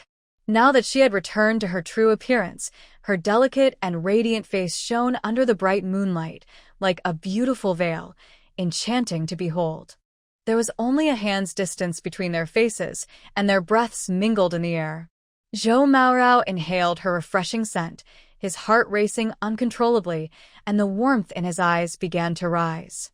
His gaze clearly became warmer, and Luo Hansu felt a sudden panic in her heart. She quickly pushed his arm, but Zhou Maorao held her tightly, bravely taking the first step he longed for deep inside. Men often know what to do instinctively. At first, it was just a light kiss, but after tasting the wonderful feeling, things quickly escalated. This was Luo Hansu's first experience in both this life and her past life. Initially, she felt a bit of resistance and nervousness, but gradually she followed her heart. Though she usually didn't express it and appeared cold, she had already accepted Zhou Maoyao in her heart and recognized him, so she cooperated and took this step. When she was breathless and unsteady, Zhou Maoyao regained some of his composure, gazing at her with intense eyes and a hoarse voice, Hansu. At that moment, Luo Hansu was so nervous that her whole body tensed, her cheeks and ears felt hot, and she didn't dare to look up at him. She felt a rare sense of panic and pushed his arm, her voice weak. Let's go back. Okay. What Zhou Maoyao wanted was far from enough, but this was not a good place to express feelings, especially with 2 bodies nearby. He had to suppress his desires for now, leaning down to kiss her smooth forehead and whispering in her ear, "We'll continue when we get home." Luo Hansu's face was already flushed, and now it was as red as a ripe peach, making her feel embarrassed as she quickly turned away. Ha. Zhou Maorao always thought she was a cold and proud person at heart, but he didn't expect her to be so innocent and shy when it came to feelings. Seeing her flustered and shy, he couldn't help but laugh. Don't laugh. Luo Hansu turned back to glare at him. Okay, I won't laugh. The little wife's glare was quite powerful, and Zhou Maoyao immediately stopped smiling. Let's go back. At her command, Zhou Maoyao quickly followed, though his smile returned. The chemical factory managed by Tian Yingzi was large, and the third production workshop was developing chemical weapons that were strictly prohibited by the government. It had operated for many years without being discovered, and the issues involved were complex, not something that could be clarified in just a few days. Zhou Maoyao was busy organizing important evidence and materials, while Luo Hansu did not participate in this. Instead, she went to the logistics department to gather supplies and set up a fire pot in an open area, cooking 2 large pots of egg noodles and serving each person a big bowl to fill their stomachs. After eating, Luo Hansu found a lounge chair, covered herself with the man's military coat, and took the opportunity to rest and catch up on sleep. The tough battle of today is over, and there are important matters to attend to tomorrow. After sleeping until dawn for 3 hours, Luo Hansu felt refreshed. She quietly went to wash her face in the space and drank a big bowl of well water to shake off her fatigue before heading to find Zhou Maoyao. When Li Huai saw her, he informed her, sister-in-law, the chemical plant issue has caught the attention of the leaders. They made an urgent decision last night, and the city officials have all gathered for a meeting. The boss is reporting the situation now. Seeing that Zhou Maoyao was busy and wouldn't be free for a while, Luo Hansu decided not to disturb him and asked Li Huai, "Yesterday, Maoyao told me that there was a lead from Yangpu. I didn't ask for details at the time. Do you know anything?" "I do. Brother Pu said that part of the items sent to the church went to Jinpu County. He sent someone to follow up." Luo Hansu planned to go to Jinpu County today since the nanny of Luo Yoping's mother was from there, and it was also the 3rd hiding place mentioned by Tian Wenjie. Yesterday, dealing with the matter of Tian Yingzi took up a whole day, and today she had to find out the whereabouts of Luo Yuping and the others. If she delayed, things might change. "Li Huai, can you arrange a jeep for me? I'm going to Jinpu County today. Please let Maoyao know as well." Luo Hansu wasn't sure how long he would be busy, so she planned to set off now. "Sister-in-law, do you want me to send 2 people to help you?" Li Huai asked. "No need, you all handle the chemical plant issue. I'll check things out first, and if I need help, I'll call you." Li Huai thought about how she had almost single-handedly taken down the chemical plant last night without a scratch, showing skills equal to the boss, so he didn't say more and quickly arranged the vehicle for her. Li Huai soon had the vehicle ready and also prepared a detailed map, along with necessary travel documents and military proof. Luo Hansu thanked him, disguised herself as a man, and set off into the morning mist. The original owner had never been to Jinpu County, but the map indicated the approximate distance. Despite the poor road conditions with potholes and rugged mountain paths, she arrived in Jinpu County after 3 hours. With the military proof, Luo Hansu quickly found the detailed address of Luo Yoping's mother at the police station. It wasn't far from the county town, just about 4 or 5 miles outside. She didn't drive the jeep in a flashy manner. Instead, she used Tian Chongyang's bicycle, which she had kept in the space, and it was just right for the occasion. "Xiao Su, where exactly did Dr. Bao go?" "My wife is about to give birth. I told her yesterday morning that I would come to help her as soon as she went into labor, but now she's not at the clinic. What are we supposed to do?" Luo Hansu had just arrived at the community clinic when she saw a dark-skinned man anxiously shouting. A woman in a white coat with braided hair looked apologetic. "Luga, I'm really sorry. I don't know where Dr. Bao went. She hasn't come back since she left yesterday morning. I even went to her house, but her family doesn't know where she is either. Oh no, what should I do? My wife is starting to have pains. My mother said she's going into labor," the man named Luga said, pacing nervously. A neighbor from the nearby vegetable garden shouted to him, "Luzi, stop looking for Dr. Bao. Her distant cousin from Rhino Mountain has come back. I saw her get into a fancy jeep yesterday." Luo Hansu wanted to ask about Luo Yoping's maternal family, but when she heard Jeep, her eyes narrowed slightly as she parked her bike to listen. Yuseo, are you talking about the distant relatives living on Rhino Mountain? Xiao Su asked loudly. Yes, Dr. Bao's cousin from the Hao family returned. 2 cars came back yesterday because a relative was feeling unwell. They asked Dr. Bao to go check on them. The person who got out to invite her was probably the granddaughter from the Hao family. She has a round, chubby face, somewhat resembling the fortunate aunt from the Hao family. The Hao family. Rhino Mountain. Everything clicked for Luo Hansu. She realized that Luo Yoping's family had returned, and they had asked Dr. Bao to come, not because someone was feeling unwell, but because Luo Yuping was seriously injured and needed someone knowledgeable to care for her. Dr. Bao is at Rhino Mountain and probably won't be back for a while. What should we do? Lu Zi said, scratching his head in worry. Xiao Su was also anxious, but since she couldn't assist with the delivery, she suggested, Luga, quickly ride your bike to ask Aunt He to come help. She has a lot of experience and is just as good as Dr. Bao. All right, I have no choice, Luga said hurriedly as he rode off. Once he left, Xiao Su turned to Luo Hansu. Do you need something? I came to find Dr. Bao too. I have a companion who accidentally fell into a puddle and twisted his ankle while riding, Luo Hansu said, lying naturally. If Dr. Bao isn't here, could you give me some pain relief ointment? Sure, come with me, Xiao Su said, turning to go inside. Luo Hansu parked her bike at the entrance and discreetly asked, Comrade, is the Rhinoceros Mountain that the lady mentioned part of the Dongxing production team? Yes, there is only one place called Rhinoceros Mountain here, and it belongs to the Dongxing production team. Comrade, we are heading to the Dongxing production team today, but it's our first time here. How far is it from here? Luo Hansu said as she took out money for the ticket. It's not far. Just follow the road you came on, walk for about 2 miles, cross a stone arch bridge, and continue straight to the coast. The nearest village to the sea is the Dongxing production team, and the slightly higher mountain on the left side of the coastline is Rhinoceros Mountain.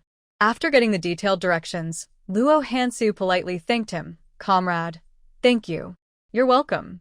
Luo Hansu took her medicine and quickly left on her bike. Her 6th brother, who was going to fetch the midwife, was heading in the same direction, about a couple of 100 meters ahead. At a fork near the coast, he was stopped by someone. They seemed to exchange a few words before he continued on. When Luo Hansu reached the spot where her brother was stopped, a young man approached her, pretending to strike up a conversation. His eyes sparkled as he looked her up and down. Brother, you look a bit unfamiliar. Are you here to visit relatives? His intention was clear as he blocked her path. Luo Hansu didn't hesitate to reply, I'm from Shanjiao Gully, not here to find relatives at Rhinoceros Mountain. My sister is about to give birth, and I'm going to ask Aunt He to help. Oh, so you're here to ask Aunt He to assist with the birth, he said without suspicion. Luo Hansu pointed to the person walking ahead and intentionally asked, Brother, is that person up ahead my 6th brother? He looks a bit like him. Is his wife about to give birth too, and is he going to ask Aunt He?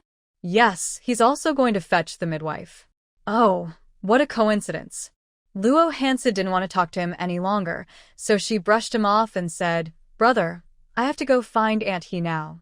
Luo Hansu followed her 6th brother for a while, and once she could no longer see the person on watch at the intersection, she quickly hid her bike and took a small mountain path directly to Rhinoceros Mountain. Standing at a high point in the mountain, Luo Hansu used binoculars to take a rough look.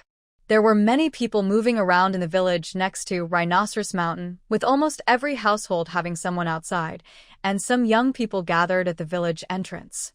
Seeing this, she was fairly certain. This Dongxing production team has been completely corrupted. During the day, it was not safe to explore crowded areas, so she decided to first check the terrain in the mountains and forests around the village. She planned to sneak into the village at night to gather more information. Hey! While walking along an overgrown path in the mountains, Luo Hansu discovered many fresh footprints, all leading deeper into the forest. She compared the size of the footprints and noticed that most of them were small, indicating they belonged to women. With a guess forming in her mind, She glanced deeper into the forest and, without hesitation, used her lightness skill to fly over. After flying for 5 or 6 minutes, she finally found a spacious mansion hidden on the mountaintop. This mansion faced the sea and was backed by tall mountains, covering nearly 3 to 4 acres. All the buildings were made of blue bricks, and the architectural style had a strong vintage feel. Luo Hansu hid behind a large tree trunk and used binoculars to scout the area. She noticed that the mansion was heavily guarded, with 2 people at each entrance and additional guards hidden away. There were even lookout posts on the rooftop, allowing them to see everything happening below. Seeing this, Luo Hansu sneered and, looking at the distant sea through her binoculars, confidently guessed, the ultimate goal of those 2 old folks is probably the same. She didn't want to investigate further. No matter who betrayed whom or who allied with whom, they were all traitors and should be dealt with decisively to prevent future troubles. Luo Yuping had no idea that his end was near. He was lying in the most luxurious bedroom of the mountaintop mansion, receiving an 4. Given his injuries, he should have been resting in a hospital, but due to the urgent situation, he had to use a secret ally to help his family escape. The coastal city was not far from there, but for him, a severely injured patient, every bump and shake was a painful torment. When he was brought there, he had already fainted from the pain. The bones that had been set during surgery had become loose, and with limited medication and the distant relative, Dr. Bao, having limited skills, he couldn't go to a hospital for help and had to endure the pain. Although he was not favored in the Luo family, he had never experienced hardship and had always been well-fed. The suffering and humiliation he endured in the past month were more than he had faced in the previous 60 years combined. They had arrived there the previous morning, but during that day, Luo Yuping was mostly unconscious and Luo Fuyuan and the others thought he might not survive. Last night, some special medicine was urgently delivered. After taking it, I woke up this morning, but I felt very weak and could barely speak. I have been busy giving instructions to the younger ones since I woke up. Luo Hansu carefully checked around the manor, but did not rush inside. After leaving Rhinoceros Mountain, she rode her bike back to the county town. She first called Zhou Maoyao to share the accurate information she found, then contacted Yangpu to arrange a meeting with the brothers who came to Jinpu County, where they discussed some action plans. As night fell, Luo Hansu stealthily climbed over the wall into the mountaintop manor. The outer security was tight, but there were no guards inside, allowing her to move freely. The rooms in the manor were quite spacious, but due to the environment, it was cold and damp inside. Even wearing a thick cotton coat, she shivered from the chill. The lights were on in the rooms, but no one was moving around. After a quick search, she found that everyone was in the East Wing bedroom. As she approached, she heard the familiar voice of Luo Fuyuan. "Dad, you haven't eaten all day. Please have some porridge." Luo Yuping, feeling unwell, could barely open his eyes and spoke softly. "I can't eat. You all go handle what I instructed. Make sure everything is done tonight and leave by tomorrow morning. This place isn't safe. They'll find us here soon. We need to leave quickly, otherwise it will be too late. Xiao Chun, stay by the phone. If Fuyuan and Hanfeng call, let me know right away. Fuyuan, take them to do the tasks quickly and don't delay. Hurry, we must be fast." Luo Fuyuan, with tears in her eyes, wiped her swollen eyes and nodded. "Okay, Dad. You rest for a bit and let Xiao Chun feed you some porridge. You need to eat something to get better." When He Yuling and her group came out, Luo Hansu quickly hid in the shadows. She saw He Yuling and her daughter leading the way, followed closely by Luo Fuyuan and her daughters. Squinting, she thought, Luo Fuyuan and Luo Hanfeng are not here. They must be outside handling the transfer of the church's assets. The 6 people in front had no idea that Luo Hansu had entered. Xuemin walked behind with a dejected expression and quietly asked, "Mom, is there no other way but to leave?" Luo Fuyuan heard her, but did not respond. The others remained silent as they continued walking forward. They all remained silent, which was an answer in itself. Xuemin followed along, looking helpless and confused, softly crying, "We can never come back." He Yuling, who was walking in front, stopped and turned back with a weary, sorrowful look. Xiaomin, your grandmother has led us down this irreversible path. If you want to survive, you must follow your grandfather's plans. What we need to think about now is how to keep everyone safe, how to live in an unfamiliar place, how to establish a home, and how to survive. Don't think about anything else. Once we reach a safe place and settle down, we can discuss other plans. Xuemin, lacking any opinions of her own, just did what the elder said, wiping her tears and saying, I understand. Let's go. We need to finish what Dad asked us to do, pack our bags, and be ready to leave at any moment.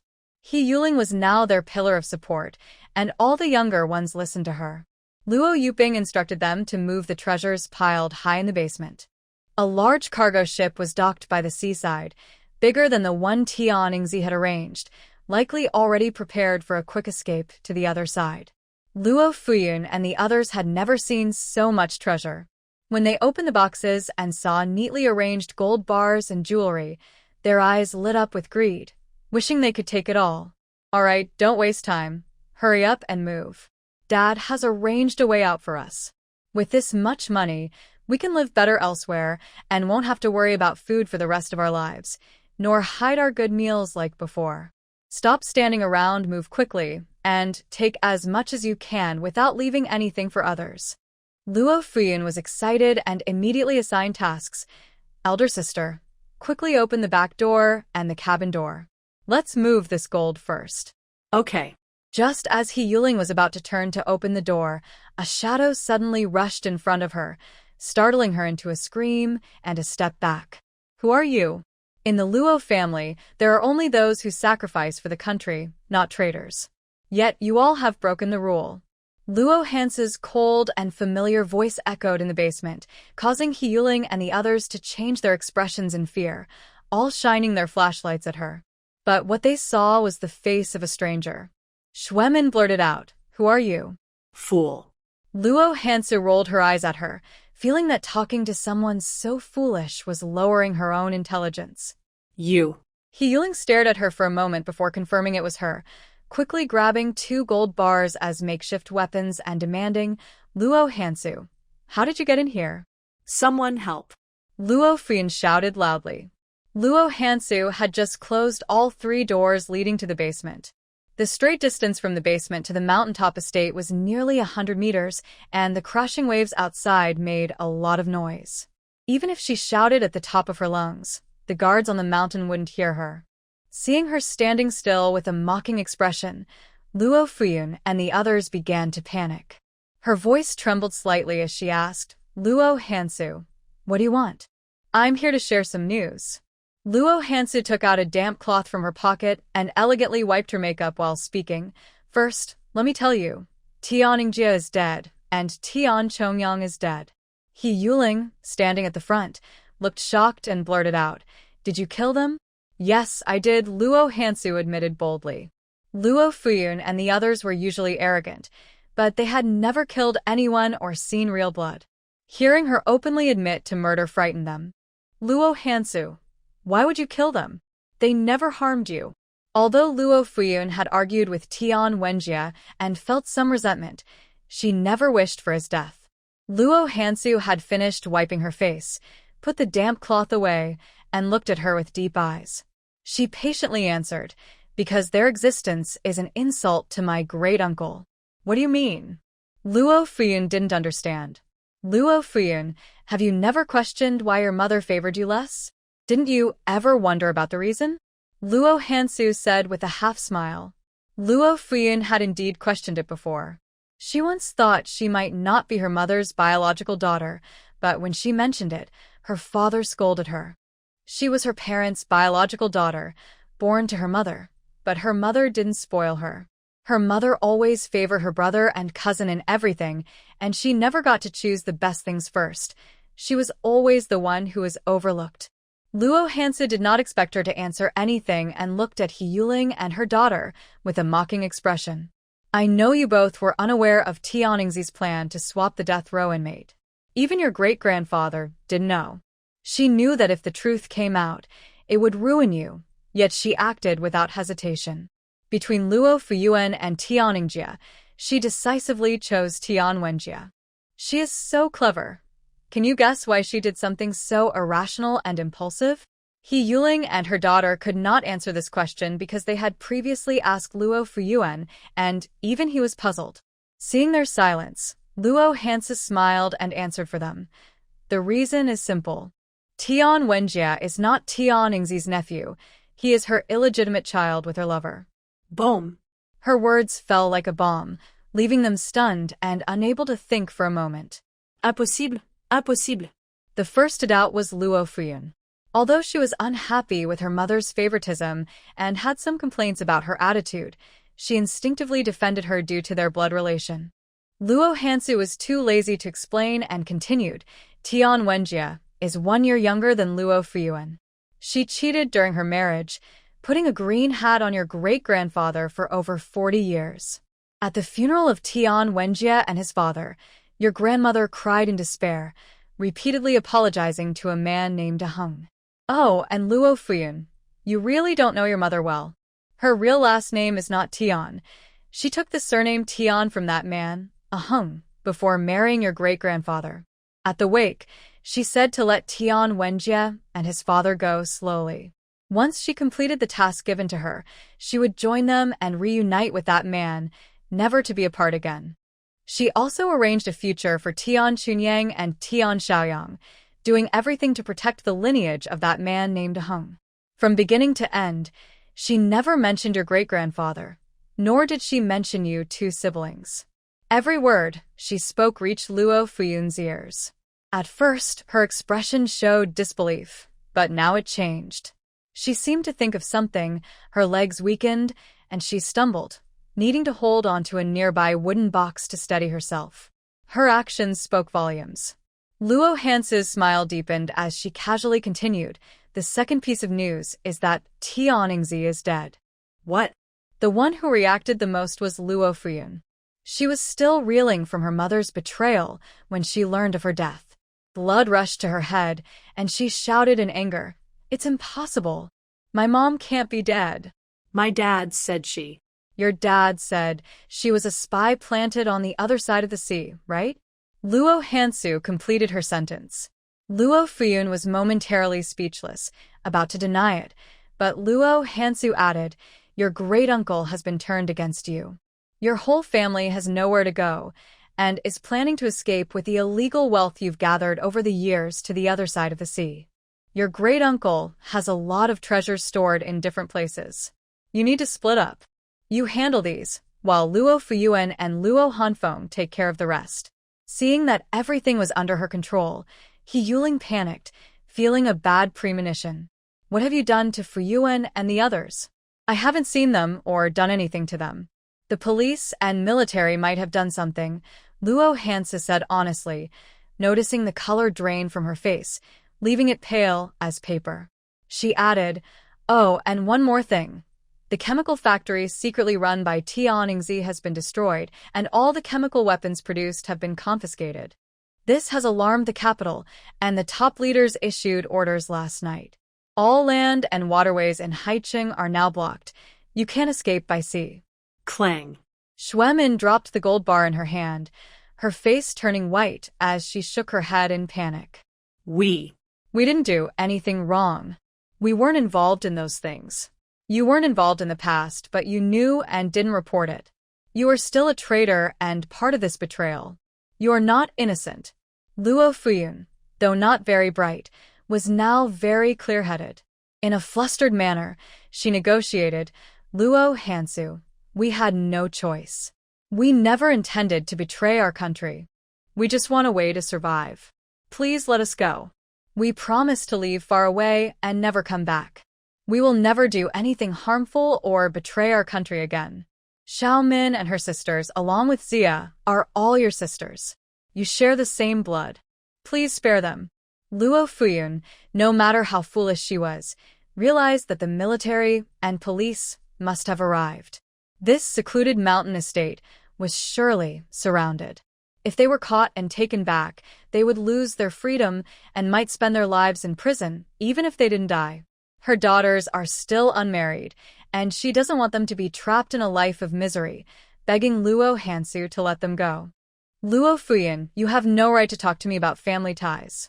The moment your parents poisoned my grandfather, any bond between us was broken. All that remains between our families is hatred. Luo Hansu's voice was as cold as the winter wind, sending chills down the spine. Whether it's national grievances or family hatred, I will root you out completely. No, no. Your grandfather died of illness. My parents didn't harm him, Luo Fuyuan exclaimed, her voice rising. Luo Hansu, everyone knows your grandfather passed away from illness. His death has nothing to do with my family. Don't blame us for things we didn't do. Tian Yingzi admitted it before he died. Do you think I need to dirty my hands to blame you? With Luo Fuyuan's foolishness, Luo Yuping and the others would never tell her about such matters. She was mostly unaware, but that didn't matter. Though Luo Fuyuan denied it, she knew her father could indeed poison her uncle. She understood her parents' resentment and jealousy towards him, especially her father, who, due to his background and the elders' attitudes in the Luo family, was filled with jealousy and constantly plotted to outdo him. She also knew that her father had targeted her uncle over the years, using all his tricks, but each time they clashed in secret, her uncle managed to evade him, and her father gained little advantage. As for the plans and details, she didn't know much. When she tried to ask, they wouldn't tell her, keeping her out of family matters, so she truly didn't know her uncle had been poisoned. Luo Hansu, we know nothing about this. You can't involve us, Luo Fuyuan said, desperate to protect herself and her 3 daughters, trying to appeal to their family bond. My parents may have had conflicts with your grandfather, but they never harmed your father or you. You can't blame us for their grievances. Never harmed my father or me. Luo Hansu couldn't help but laugh at her words, though there was no amusement in her eyes. Only mockery. Why did my father marry my mother? Why did they argue constantly after marriage? Why did they divorce and move to another country? Have you forgotten what your parents did behind the scenes? Luo Fuyuan's expression stiffened as she denied it. We didn't do anything. They just had different personalities. Luo Hansu didn't want to argue with her, knowing it was pointless. With a cold snort and a sharp gaze, she said, my parents' marriage and divorce, the deaths of Uncle Rongguang and his wife, all of it was manipulated by those 2 old fools, Luo Yuping and Tian Yingzi. Luo Fuyuan and Tian Wenjie also played their part. They all deserve to die. Even if you didn't participate, you still benefited from their misdeeds, and you too deserve to face justice and repent to the deceased. Her fierce voice echoed in the basement, frightening Luo Zia and the others, making them shiver and instinctively grip the gold bars for defense. He Yuling remained silent, allowing Luo Fuyuan to argue with her. Seeing that Luo Hansu was determined to eliminate them, she quickly signaled to her younger relatives. At this point, it was either her life or theirs. If they didn't act now, they would miss their chance to escape when the police and soldiers found the basement. Smash her. Kill her. He Yuling's sharp command suddenly broke the silence in the dark basement. Immediately, gold bars were thrown at Luo Hansu. Luo Hansu had already noticed He Yuling's subtle movements. At the moment they threw the gold bars, she quickly pulled He Yuling in front of her and crouched down behind her for cover. Ah! The gold bars hit He Yuling's head, causing her to scream in pain. Luo Zia and the others had thrown the gold bars with the intention of killing Luo Hansu, but most of them struck He Yuling instead, leaving her bloodied and hurt. Mom. When they realized it was He Yuling who was hit, Luo Zia and the others froze in shock. In that brief moment of hesitation, Luo Hansu quickly picked up a gold bar from the ground and, using a bit of her inner strength, hurled it at Luo Fuyuan and Xue Min Bang. Bang. She hit her targets perfectly, with the gold bars striking their noses and causing blood to spurt out. Before the mother and daughter could even scream, Luo Hansu swiftly attacked again, using one hand to support herself on a wooden box as she jumped and kicked, knocking them both unconscious in just a few moves. Luo Hansu shone her flashlight around the basement casually, not bothering to open any boxes or count their contents, and quickly cleared everything out. The space in the Tianju was small, and now, aside from the fields for planting grains and vegetables, the rest was filled with boxes. After clearing the basement, Luo Hansu carefully checked again and confirmed that there were no more hidden secrets. She took the key from Hiyuling and opened the back door leading to the seaside. The damp, salty sea breeze hit her face, and Luo Hansu tightened her coat as she headed straight for the large cargo ship not far away. There were 2 guards on the ship.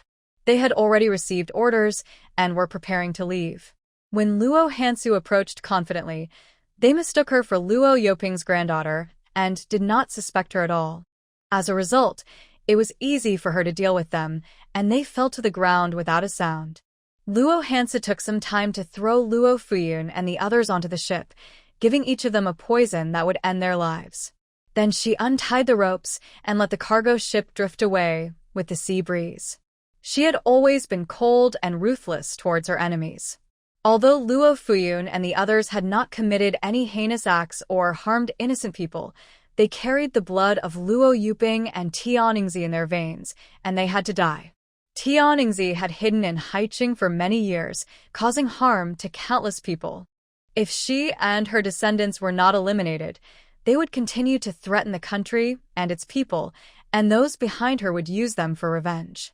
Therefore, she had to cut off the roots to prevent future troubles. After dealing with them, Luo Hansu returned to the villa lightly. Just as she reached the stairs, she saw a guard hurriedly passing through the corridor to the next bedroom, his voice urgent even from a distance. "Sir, it's bad. A large group of military police is coming down the mountain. They have already stormed the Dongsheng production team. Retreat." Luo Yuping immediately ordered, "Xiao Chen, go to the basement and tell your mother and the others not to move. They all need to get on the ship and leave." "Grandpa, what about you?" Luo Hancheng did not leave immediately. "Xiao Chen, Grandpa is too injured to travel far. I don't want to die on the run or be buried in a foreign land." Xiao Chen, you are still young. "Hurry and go. Don't worry about Grandpa. Fuyuan has already made arrangements. From now on, you will live in a different place. Go out and live well, and don't come back. Grandpa has taken a path of no return. I'm sorry for you all. You and Hanfeng must live well. You need to help your brother support the family business and ensure our lineage continues. You must not let it die out."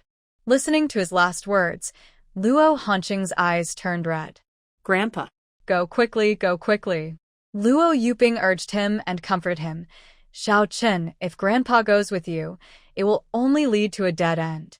If I stay here, I might survive. You must believe me. I will stay here to recover, and once I am better, I will find a way to leave Haiqing and meet you again in the future." "Grandpa, I understand." Luo Hancheng believed his words. "Hurry, hurry, don't look back, just go." Luo Yuping used all his strength to push him away, finally adding, "Xiao Chen, tell your dad and brother to survive. They must survive." "Grandpa, I remember. We will find a way to save you." Luo Hancheng rushed down to the basement with the guards, but just a few steps down, bullets flew from behind, and both of them fell down the stone stairs. "Xiao Chen." In the bedroom, Luo Yuping heard the gunfire and sensed something was wrong. He hurriedly raised his head and shouted outside, "Xiao Chen, Xiao Chen." Luo Hansu did not go in to see him. He was now useless, and even if given a chance, he wouldn't escape. She wasn't in a hurry to deal with him and turned to deal with the hidden guards. Outside, the gunfire raged for nearly half an hour, while Luo Yuping shouted for half an hour, but no one responded. "Stop calling, they are all dead." Luo Hansu finished off the last guard and came to see him, looking worn from the fight. The moment she appeared, Luo Yoping's eyes widened in anger as he glared at her. "Luo Hansu, what have you done to Xiao Chen?" "I sent him to meet Tian Yingzi." Luo Hansu kicked the door shut, secured her weapon at her waist, and boldly sat down in a nearby chair, crossing her legs as she calmly stated, "Tian Wenjie and Tian Chongyang reported to the underworld last night, and Tian Yingzi followed shortly after. I just sent Luo Fuyuan and the others down to reunite. Luo Hancheng is He Yuling's precious child, so he naturally has to accompany his mother.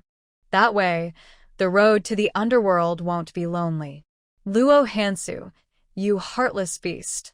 Luo Yuping could only curse loudly, having no power to fight back. Luo Hansu was too lazy to argue with someone who was desperately struggling. She didn't want to waste any words and said, "The moment you poisoned my grandfather and caused his death, you should have been prepared for your whole family to be uprooted." "I didn't poison him. He died of illness," Luo Yuping denied vehemently. "You are truly a coward who dares to act but not to take responsibility. You are even worse than Tian Yingzi. At least she admitted her wrongdoings before she died." Luo Hansu didn't need to investigate to be sure it was him. Her grandfather was kind and low-key, never holding grudges. The Luo family had never done anything wrong, and even if someone wanted to harm them for political reasons, no one wanted to take their lives. The only person who wanted her grandfather dead was the insecure and twisted Luo Yuping. They are your blood relatives, yet you killed them all. "You are not human," Luo Yuping shouted in anger. "When you harmed my grandfather, did you think about how he was your blood relative? You killed your own brother. Are you even human? You betrayed your country and caused the deaths of many innocent people. Is that what a person does?" For every accusation he made, Luo Hansu had 3 sharp responses that struck at his heart. "I told you I didn't harm him," Luo Yuping stubbornly denied. "Just saying you didn't harm him doesn't make it true." Luo Hansu sneered, her beautiful face cold as ice. "I don't plan to investigate or torture you for answers. Whether you did it or not, my grandfather's death is on you. I will make sure your entire family pays for it." "Luo Hansu, you're killing the innocent," Luo Yuping shouted in fury. "With parents like you and Tian Yingzi, your descendants are not innocent. They deserve what they get." As Luo Hansu spoke, she took an orange from her pocket and began to peel it slowly, as if she wanted to talk to him all night. She then brought up someone else.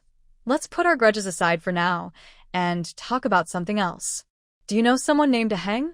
She quickly added, "Oh, their last name is Tian." Her sudden change of topic was so abrupt that Luo Yuping, already dizzy from anger, sadness, and pain, took several seconds to regain his composure. Seeing that she knew about this Aheng, Luo Yuping was convinced that Tian Yingzi was dead, and it was at her hands. He remained silent, but Luo Hansu didn't mind. She continued cheerfully, "I just asked Luo Fuyuan in the basement. She should know something. Even that useless person knows, so you must know more, right? Second uncle, I really admire you. I'm aware that Tian Yingzi has betrayed you, yet you still treat her illegitimate child as family, calmly accepting him.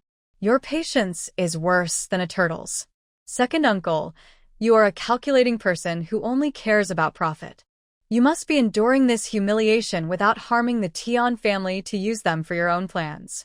But now, the Tian family has not brought you any benefits. Instead, they have dragged you all down, pushing you to a dead end. Do you have any regrets at this moment?" Luo Yuping regretted deeply. He wished he had dealt with this troublesome situation sooner when Tian Chongyang's issues came to light. When Tian Yingzi secretly plotted to swap a death row inmate, causing his children and grandchildren to be taken for investigation, he regretted so much he almost choked. "I heard from Grandpa that Tian Yingzi was carefully chosen for you by your mother. She really knows how to put her son in a tough spot. You owe your success to your mother and your failures too. In the end, you might die in her hometown. However, for a person like you, dying here is fitting. Your worthless body can be thrown into the sea to feed the fish, at least contributing something useful." Her words pierced his heart like sharp thorns, and Luo Yuping felt pain so intense he could hardly breathe. He bit his tongue in frustration, causing blood to seep from the corner of his mouth. "Luo Hansu, you wicked person, you won't have a good ending." Luo Yuping could only curse in anger, unable to fight back, his dull eyes filled with hatred as he glared at her. "You've cursed me, so has Tian Yingzi and Tian Wenjie and Luo Fuyuan too, but I haven't lost anything. I have killed many, but they were all deserving of it. I have never harmed an innocent person. I have a clear conscience. I am not afraid of retribution." Luo Hansu slowly stood up and walked to the bedside, looking down at him. "My grandfather has been gone for almost 3 months, and you should go to him to apologize. Don't worry, I won't let you go alone. Luo Fuyuan and Luo Hanfeng will follow closely behind. You can all meet at the gates of the underworld. Luo Hansu go to. Bang! Luo Yuping used his last bit of strength to pull the trigger, but he was a moment too late. Just as his finger touched the trigger, a bullet pierced his forehead. He fell, unable to close his eyes. Hansu. The person who shot him was Zhou Mo Yao. He rushed in and tightly grabbed Luo Hansu's arms, his voice trembling. Hansu, are you okay? I'm fine, I was prepared. Even if he hadn't fired in time, she would have been able to avoid it. She had noticed Luo Yuping's small movements earlier and guessed that he had hidden a self-defense weapon under the blanket, so she deliberately walked in front of him to test the situation.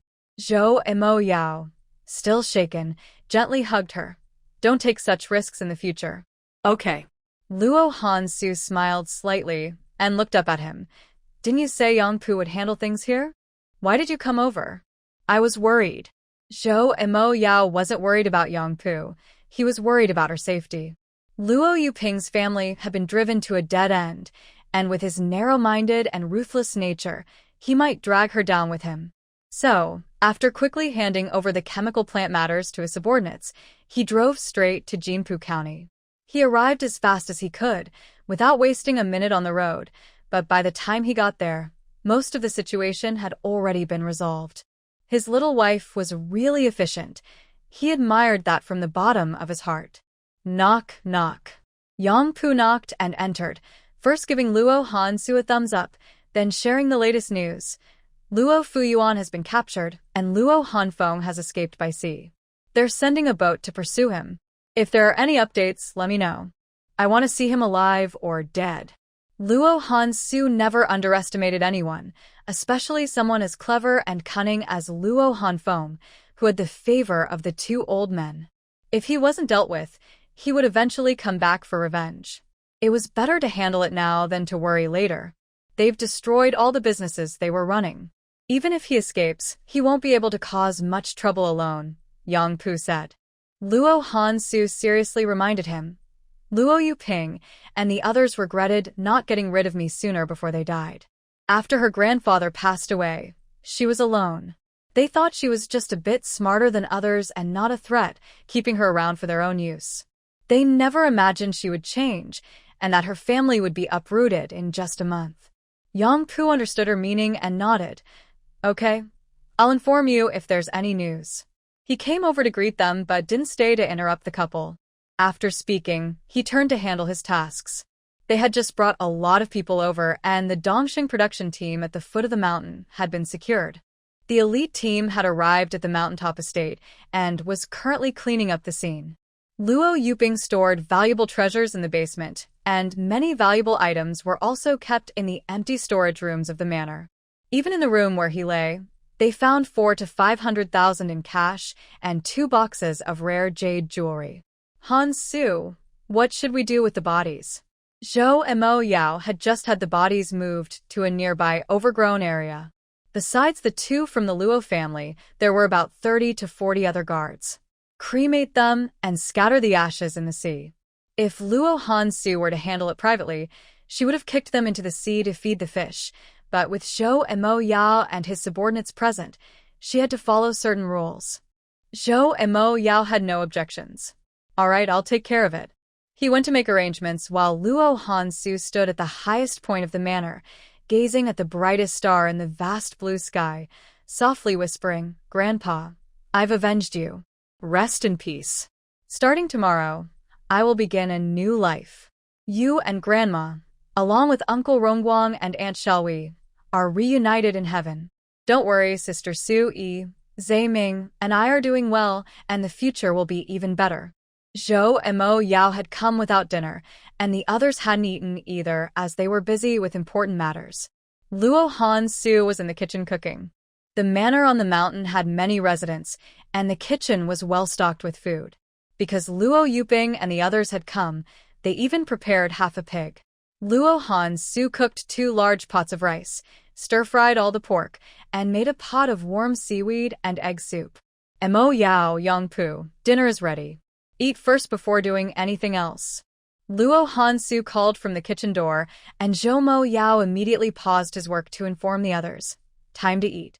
Everyone rushed over and thanked Luo Hansu as they saw her. "Thank you, sister-in-law. I should be thanking you."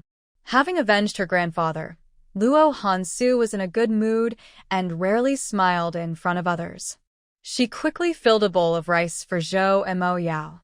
Mo Yao, eat quickly, and after you finish, arrange for the two brothers to deliver food down the mountain. Okay. Zhou and Mo Yao smiled, took a spoonful of meat, and used chopsticks to offer her a piece of tender pork. "Boss, we're alive, not dead. Can you consider our feelings a bit?" Yang Pu, the single man, was the first to express his discontent at Zhou and Mo Yao's display of happiness. Everyone else chuckled, and one witty person chimed in, "Sir, I'm blind. I didn't see anything. You're up next. After you finish, go deliver the food." Zhou and Mo Yao quickly organized the tasks. "Yes," the other person responded loudly. They prepared the meals and went to the living room to eat, leaving the kitchen space for the couple. That evening, Luo Hansu cooked in the kitchen and, not feeling very hungry, only took a bowl of seaweed egg soup instead of rice. Zhou and Mo Yao had only eaten once that day. He missed breakfast due to a meeting and hurriedly ate a few bites at lunch. Now, he was very hungry and finished 3 big bowls of rice and 2 large bowls of soup. After they finished eating, Luo Hansu packed the leftover rice and pork to deliver it down the mountain with the brother who had received the task earlier. At the foot of the mountain, the Dongxing production team was very lively, with many torches lit around. Neighbors gathered to see what was happening. 10 large trucks were parked on the road into the village, and everyone from the production team was handcuffed and sitting in the truck. At first, they resisted and caused a commotion, with some bold women making a scene, but when the sound of gunfire echoed from the mountain, they began to fear and comply. They were not the only ones arrested. Production team leaders and several county committee leaders were also taken in, as a major cleanup occurred in Jinpu County. In the countryside, there are usually no entertainment activities at night, and everyone goes to bed early. However, the events at the Dongxing production team stirred up excitement, drawing people from 5 or 6 miles around to gather and hear the news, braving the cold wind. By 10 o'clock that night, Zhou and Mo Yao led a large group down from the mountain, and the onlookers had not left.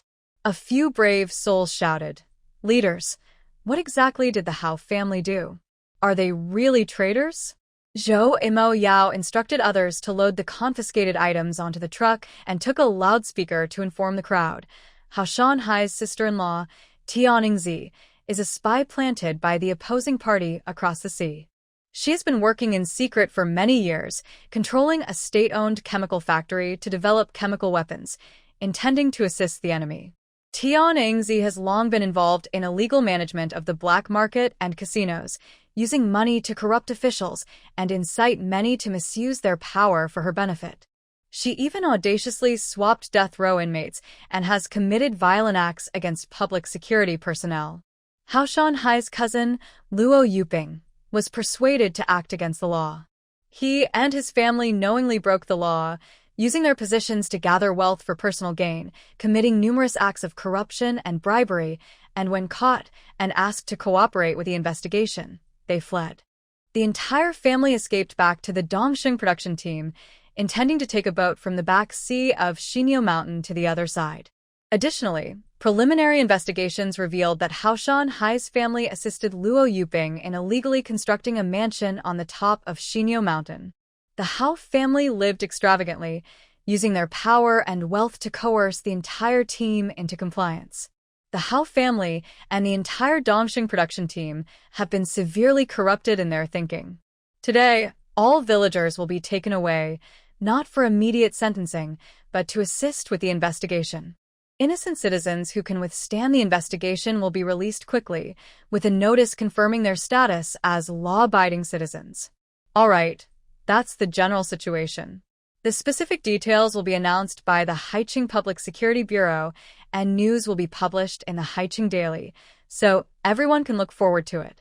It's getting late, please head back. His words solidified the accusations against the Hao family, and the atmosphere became tense with heated discussions. No one followed his advice to leave immediately. Instead, they They gathered in groups, debating fiercely. The Hao family had enjoyed great prestige for decades due to a distant relative who married into a wealthy family in Haicheng. For years, everyone in the surrounding areas knew the Hao family, and ordinary people wished to connect with them to share in their fortune. But now, with serious accusations against them, anyone related to the Hao family turned pale with fear, trembling in the cold wind. 10 large trucks started up collectively and drove along the rural roads toward Jinpu County. Zhou Maoyao and his team had another long night ahead, sorting through materials. Luo Hansu helped out and was also responsible for logistics, spending the entire night preparing tea to keep everyone alert and energized. The matters concerning the chemical plant and Jinpu County were urgent. Zhou Maoyao returned to Haicheng the next morning, while Luo Hansu stayed behind to assist Yang Pu with the case, learning various investigation processes from him. Luo Hansu had no prior experience with these matters in her past life. The original owner had some understanding, but had never fully engaged in the role. After experiencing it today, she realized that handling these issues was complicated and required careful attention to detail, with no room for mistakes. After a full day of work, she was exhausted and could barely stand up straight. After 2 busy days, the police in Jinpu County received another report. Nearly 10 bodies were floating on the sea. The police organized fishermen to retrieve them, and it was later confirmed that they were from Luo Fuyuan's group. The cause of death was determined to be an accident involving a fleeing cargo ship that sank, causing them all to fall into the sea and drown. Once their identities were confirmed, and it was established that they had betrayed their country, no one felt sympathy for them. They were quickly cremated and buried. It had been 3 days since returning to Haicheng. On the surface, everything was still bustling and lively, but a violent storm was brewing beneath. Ordinary citizens were unaware of the deeper turmoil, but those living on Huaihai Road felt the impact of a silent purge. After Luo Hansu returned home, she rushed next door to the Lu family to gather information. Lu Jingxin had not been home for many days, working overtime at the office. His mother and wife took turns bringing him meals, which allowed them to hear the latest news. Several families on Huaihai Road were closely connected to the Luo family's second branch, and their issues were not just simple violations of rules. They were all implicated this time. The families of Luo Fuyuan's former in-laws, Healing's family, and Su Xuewei's family could not withstand thorough investigations and were all brought down. Many neighbors sighed, watching them rise to wealth and power, host banquets, and then suddenly see it all collapse. Their riches and status vanished into thin air. After understanding the situation, Luo Hansu quickly went to the farmer's market to buy ingredients, cooked a large pot of chicken soup, and prepared some spicy dishes to send to Zhou and Mo Yao. She hadn't been home for days, and he hadn't returned either, working late every night and resting at the guest house arranged by the police department. "Boss, your wife is here," Li Huai knocked on the door. Zhou Mo Yao immediately set aside his work and stepped out quickly. "Hansu, why aren't you resting at home?" "I sleep normally. I'm not tired." Luo Hansu had been sleeping well in her space and drinking well water every day, so she felt great. Zhou and Mo Yao, on the other hand, hadn't rested well these past few days. His eyes were bloodshot, his coat wrinkled, and he looked a bit worn out. Luo Hansu had just made some tea at home and poured him a cup. "Drink this to relax." Zhou and Mo Yao held the enamel cup but didn't drink. Instead, he brought it to her lips. "You drink first. It's cold outside. This will warm you up." Luo Hansu took a small sip, smiling. "You should drink too." Since Luo Yoping's death, her smile has noticeably increased. Although her smile remains gentle and faint, a closer look reveals genuine joy in her eyes. Zhou and Mo Yao wrapped an arm around her and gently kissed her beautiful cheek. "Someone's here." Luo Hansu quickly pushed him away, a blush creeping up to her ears. "No one saw," Zhou and Mo Yao said with a smile in his voice, his gaze lingering on her flushed cheeks before quickly stealing another kiss from her lips. Even though they had already shared a moment of closeness, doing it again still made her shy, and she hesitated to meet his eyes. Luo Hansu lightly tapped his arm, stepping aside to maintain some distance. Just then, Li Huai and the others arrived, and she called out, "I made chicken soup. Come and have a bowl." "Thank you, sister-in-law," Li Huai replied without hesitation.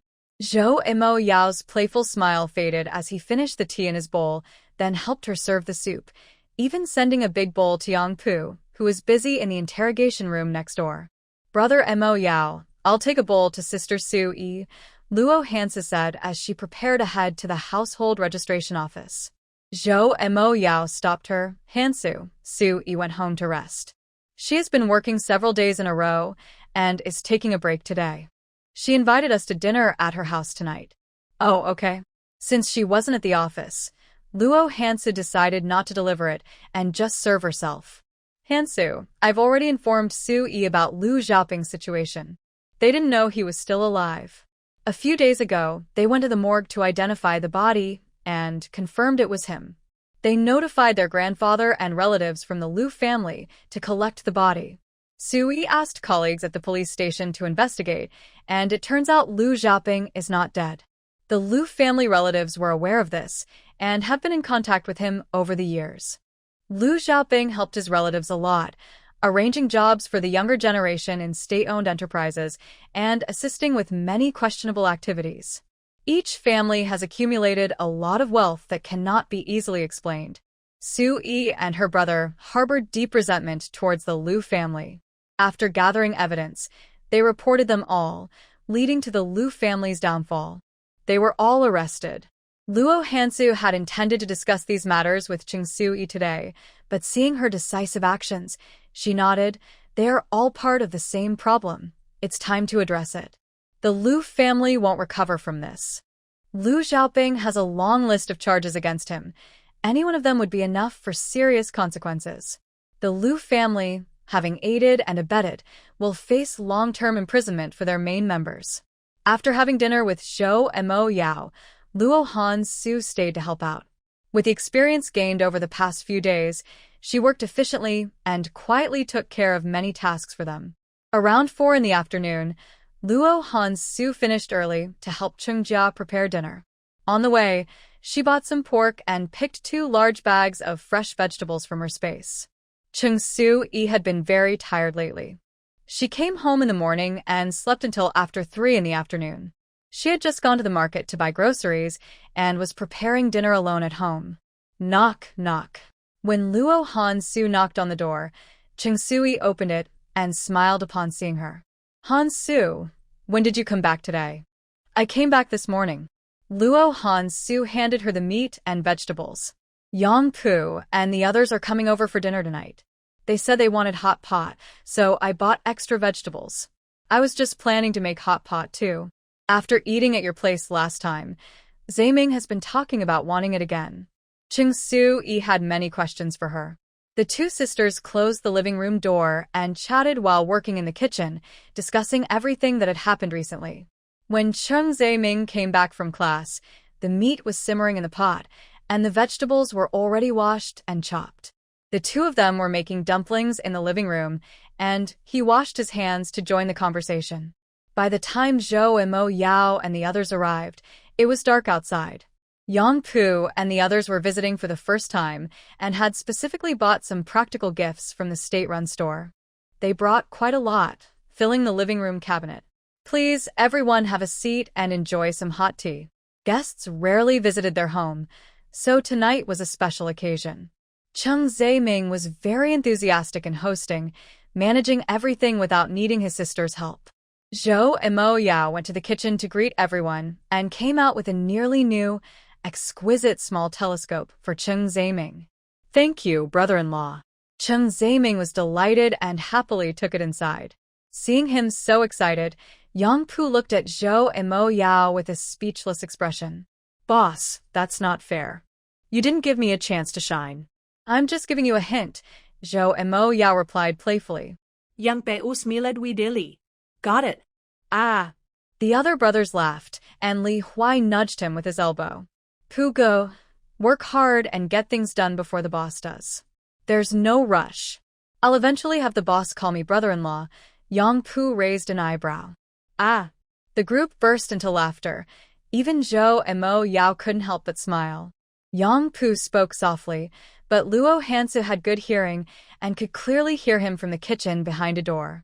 Cheng Si was a rational and open-minded person. She straightforwardly asked, "Si, have you and Yang Pu made any progress recently? I've been quite busy lately, so there hasn't been any special progress. However, every time he comes back from outside, he always stops by the household registration office to bring me some food." Cheng Si was preparing dipping sauces for everyone. By the warm fire, her gentle and beautiful cheeks were flushed, and her smile was calm and generous. "Hansu, to be honest, I have a good impression of him. He has a sincere gaze and strong work abilities. Before he went to Jinpu County, I saw him help my brother-in-law with some tasks. He was very efficient and capable. I admire men who are brave, hardworking, and determined, just like my father. When he was working, he was decisive and acted quickly. I saw my father's shadow in him." Cheng Si greatly admired her father. In her heart, he was always the most impressive figure. Her father had also emerged from tough times, possessing the unique strength of a soldier. Yang Pu shared that same quality, which attracted her. Luo Hansu had worked with Yang Pu for a few days and understood his abilities better. She smiled lightly. His work skills are indeed impressive, and he is quite capable, an elite among elites. Additionally, he has a good personality. He is serious and meticulous at work, but humorous and fun in daily life, making it easy to be around him. Cheng Si smiled upon hearing this. "To receive such high praise from you, he must be quite good. I'll think about it carefully."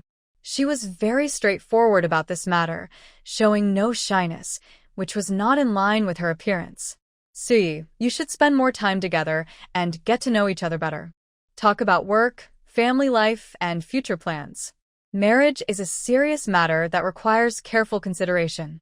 Seeing that she seemed to be reflecting deeply, Cheng Si smiled again. "Hansu, it seems you didn't think much before marrying your brother-in-law." It seems that way." Luo Hansu chuckled helplessly and then said, "Matters of the heart are hard to explain. Sometimes, when fate comes, you can't resist it. Hansu, you have a good eye. Your brother-in-law is even better than I expected. You two are a great match." During this time, Zhou Mo Yao was overseeing the political restructuring in High City. Although he did not publicly reveal his true identity or rank, everyone knew he was a special commissioner sent from the capital, with a bright future ahead. Hansu was aware of her boundaries and didn't pry too much, but she noticed everything and understood the situation. The man she chose was indeed exceptional, and she would need to work even harder to stand beside him. "Sister, can we eat now?" Cheng Zeiming asked. "Yes, come help me move the pot. We're eating in the living room." Cheng Su-yi spoke from the kitchen, and Yang Pu immediately got up to help, running over to carry the iron pot. "Zeiming, I'll carry this. You take the stove." "Okay." Wanting to show off, Cheng Zeiming gave him the chance and said while lifting the stove, "Yangge, if you want to pursue my sister, being nice to me won't help." Haha. Li Huai and the others laughed. Yang Pu laughed too and replied, "I'm just trying to win you over first. If you agree, it will be easier to win your sister. Don't waste your efforts on me. Focus on my sister. If she likes someone, I will too." Cheng Zeiming, though young, spoke with maturity beyond his years. He added, "You two can sort out your matters without worrying about me. I support and respect all my sister's decisions. Not just my sister. Hansu is the same. They're both smarter than I am. The brother-in-law they choose will definitely be good. I'm not worried about them being deceived. I trust their judgment." Cheng Su-yi and the others brought out more dishes, smiling at his words. She also looked at Yang Pu with a friendly expression, saying, "Let's eat first. We can talk about other things later." Okay. Yang Pu noticed her tone and smiled broadly. A friend next to Li Huai joked, "Wow, we finally have 2 fewer single guys in our group." Cheng Su-yi served them rice, smiling as she joined the conversation. "Brother-in-law, are there many unmarried men in your unit?" "Not many. Our unit is small and unique.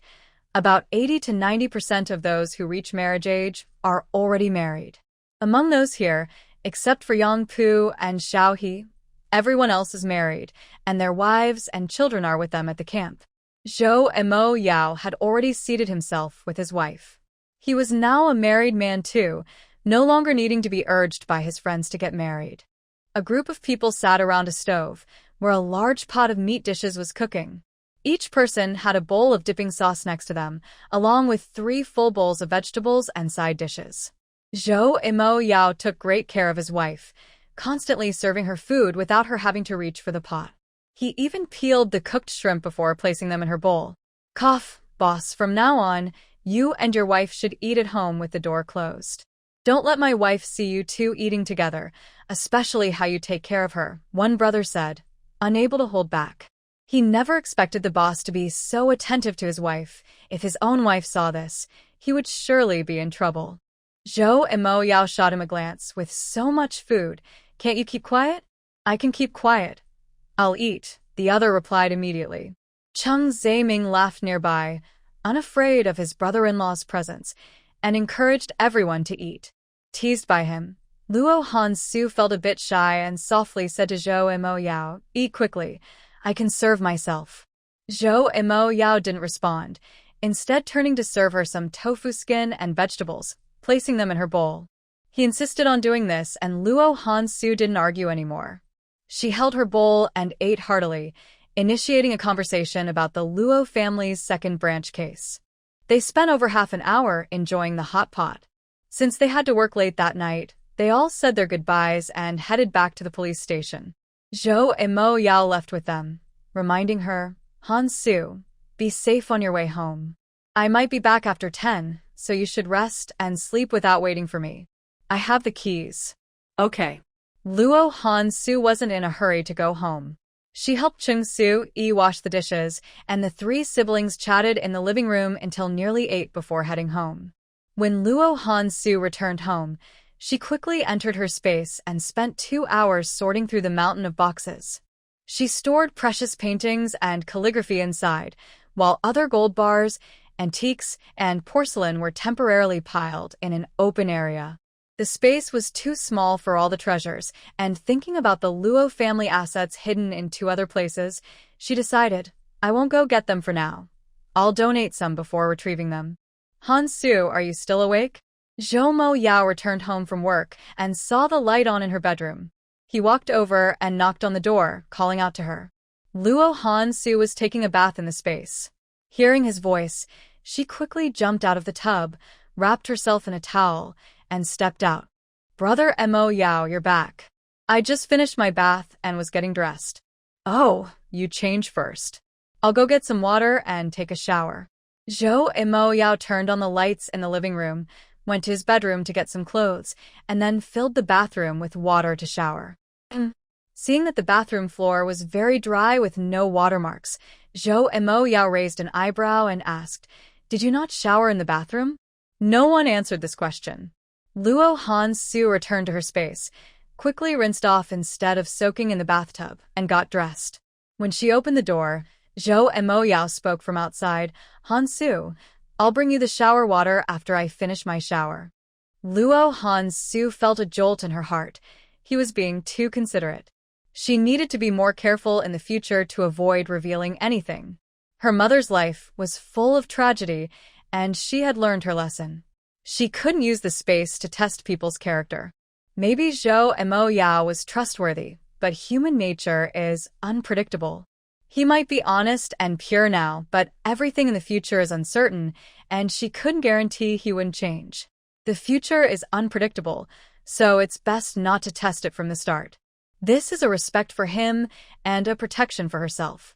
The secret of the space would remain with her forever, never to be revealed to anyone. No need, I can handle it myself. She quickly stepped into the space, brought out the shower water, and poured it outside through the back door. Zhou Mo Yao showered quickly and came out in 10 minutes, dressed in dry clothes, with clean hair and a shaved face, looking fresh and tidy. Mo Yao, it's getting late. You should rest early. Luo Hansu was also getting ready for bed and was about to turn off the bathroom light when Zhou Mo Yao pulled her into his arms, showing a hint of urgency. Since the last time they shared a sweet moment, he had been dreaming about it and eagerly waiting for her return, wanting to experience more. After a passionate kiss, he finally let her go when she was about to faint from lack of breath, lifting her and placing her on the bed, breathing heavily. Hansu, there are 26 days left. He was counting down to their wedding every day and regretted not moving the date up a bit, wishing it could be tonight. Luo Hansu felt a bit dazed and didn't understand what he meant. Just as she was about to say something, he leaned in closer. No, don't. Luo Hansu wasn't ready and pushed him away in a panic.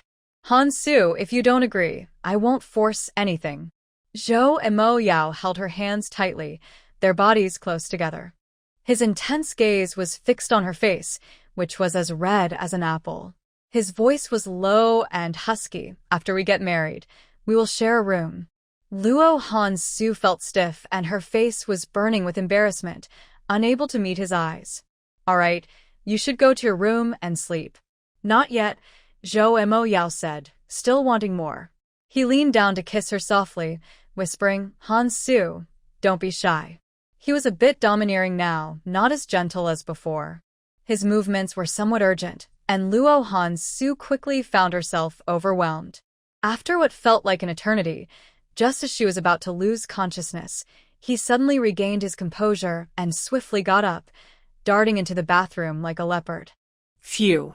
Once he left, the heavy pressure lifted, and Luo Hansu felt like she could breathe again, gasping for air.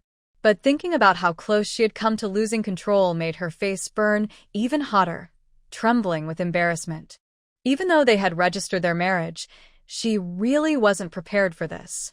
In her past life, she had never experienced anything like this. At the age when she should have been engaged and married, she had been focused on revenge, trying to clear the stigma her father had placed on her and her mother. Her world had only included her mother and revenge, nothing else. She had never interacted with men in that way before. As a child, she had played with royal cousins, but they were just kids then, completely unaware of the complexities of adulthood. Zhou and Mo Yao was the first man in her life, the first to have such close contact with her. While they were being intimate, she felt a mix of confusion and fear, mostly shyness and nervousness. Hansu. After calming down, Zhou and Mo Yao returned to her room. Seeing her still in her coat wrapped in the blanket, he lifted her along with the blanket, holding her tightly and kissing her forehead. Hansu, I will take care of the issues with the Luo family in the next 2 weeks, and then we can go back to the capital for our wedding. Luo Hansu leaned against his shoulder, her voice soft. Have you completed your task? I'm almost done. There are just a few loose ends to tie up, and I should finish in 3 to 5 days. Zhou and Mo Yao's current task was to investigate hidden threats on the other side, deeply embedded within the military. He had used Tian Yingzi to force someone out and had secretly captured them. Now, he just needed to clean up the connections he had established. Okay. They shared a tender moment, but did not go further. After calming down, Zhou and Mo Yao went back to his room to rest.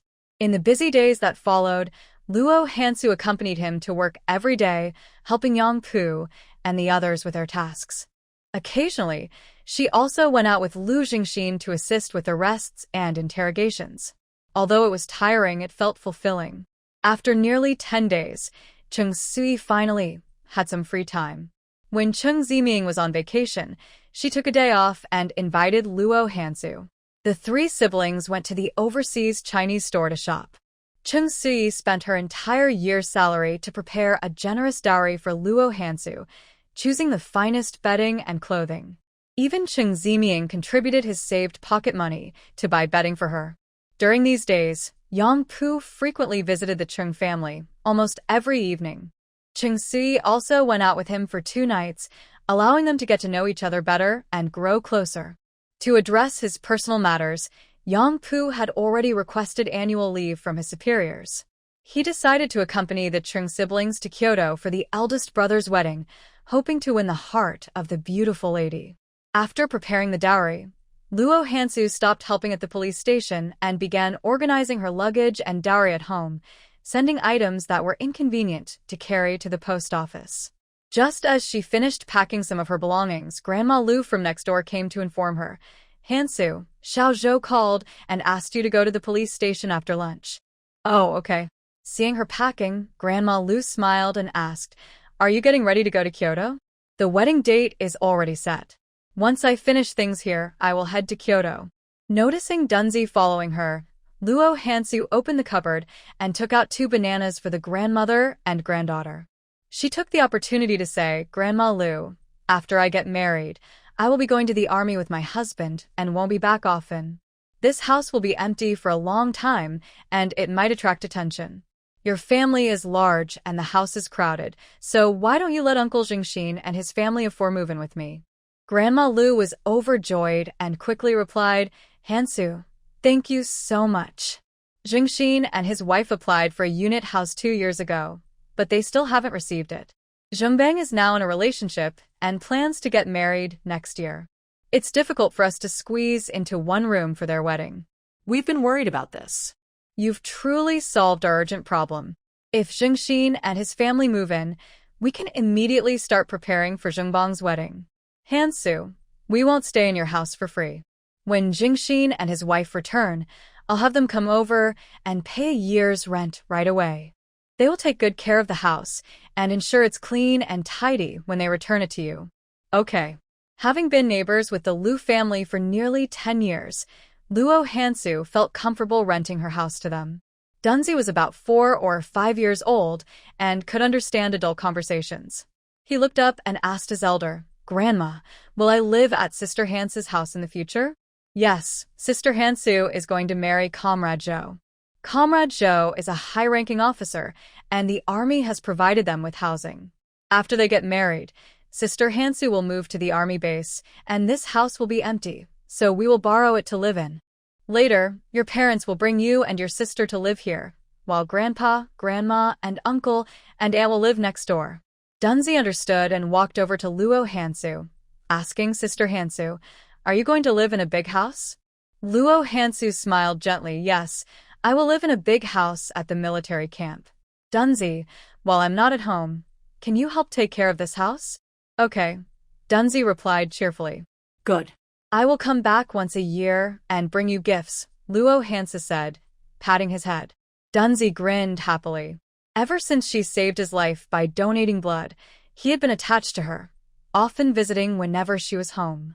Grandma Lu, feeling a bit idle, helped her pack and mentioned another topic. Hansu, I heard your aunt you say this morning that the Shui family is in trouble. 2 old folks were sentenced to 5 years in prison, and they can no longer take care of Shui Haifeng's illegitimate child. That child has now been sent to the Liang family, but they are unwilling to take him in, so the community committee is sending him to the farm where Shui Haifeng and his partner are serving their sentences. Luo Hansu felt a twinge of guilt for that child. If it weren't for her revenge against Luo Fuyuan, the child wouldn't have to face such hardships at such a young age. Of course, there's a saying that the truth will eventually come out. His biological parents were involved in messy relationships, and it was only a matter of time before it was discovered. With the Shui family breaking the law, his life was destined to be filled with shame and turmoil. The sins of the adults have caused the child to suffer. Grandma Lu felt some sympathy for the child, but it was only verbal. Other neighbors felt the same way. If he were an ordinary orphan, they might be willing to help him a little, but since he was Shui Haifeng's illegitimate son, no one wanted to be associated with him, fearing they would be linked to the Luo family's treason case. Being sent to his biological parents isn't too bad. Shui Haifeng and his partner are capable. Although they lack freedom on the farm, as long as they follow the rules and work hard, they can save some food to raise him. Luo Hansu had previously asked Zhou Maoyao about the labor reform on the farm. Shui Haifeng and the others were just under supervision and had lost their freedom, but they were not treated as harshly as criminals in a feudal system. Their lives were much better than those of exiled offenders in the past. That's true. The hard work on the farm is probably similar to that of rural farmers. Rural farmers can support their families with their own hands. For 2 healthy adults, raising 1 child should be quite manageable. Shui Haifeng has been thinking about having a son to carry on the family line. Now that all 3 of his daughters have passed away, he will do everything he can to protect his only remaining child. The news from Jinpu County had already reached Haicheng. When the report about Luo Fuyuan and the others drowning came out, the neighbors expressed their sadness. However, since they had betrayed their country, no one felt sympathy for them. Their bodies were not returned to Haicheng. Instead, they were cremated in Jinpu County and buried in a remote grave arranged by the local police. This incident was reported in the newspapers and announced on the radio, with high-ranking officials in the capital commenting on it. During this time, discussions about it filled the streets, and those who knew them were hesitant to mention their names. The situation in Haicheng had drawn attention from the capital, and with Zhou Maoyao overseeing things, most investigations were nearing completion, and the majority of those involved had been detained. Only the punishment for Luo Fuyuan had not been announced yet, and Luo Hanfeng had not been captured. In the morning, Luo Hansu went out to mail some belongings, sending them to Zhou Maoyao's workplace. After having lunch at home, she packed a meal for him and then leisurely rode her bike to the police station. When she arrived, Zhou Maoyao was in a meeting with city leaders. Yang Pu informed her, "We have received accurate news that Luo Hanfeng has escaped to Gangcheng. Weren't there clues about him in Sucheng?" Luo Hansu frowned. The one in Sucheng wasn't him. It was a decoy arranged by Luo Fuyuan.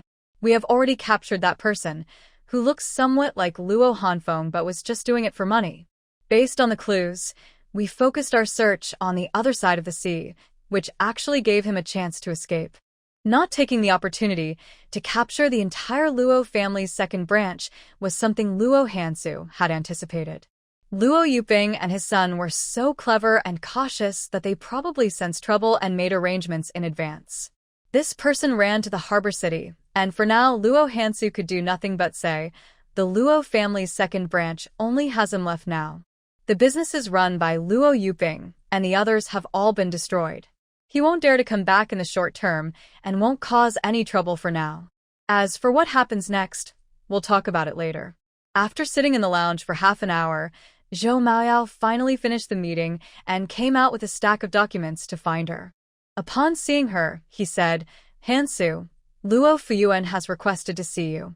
Luo Hansu hadn't planned to meet him, but she had been following his interrogation situation. Luo Fuyuan probably learned that his parents, wife, and children had all died, and he was overwhelmed with grief and despair.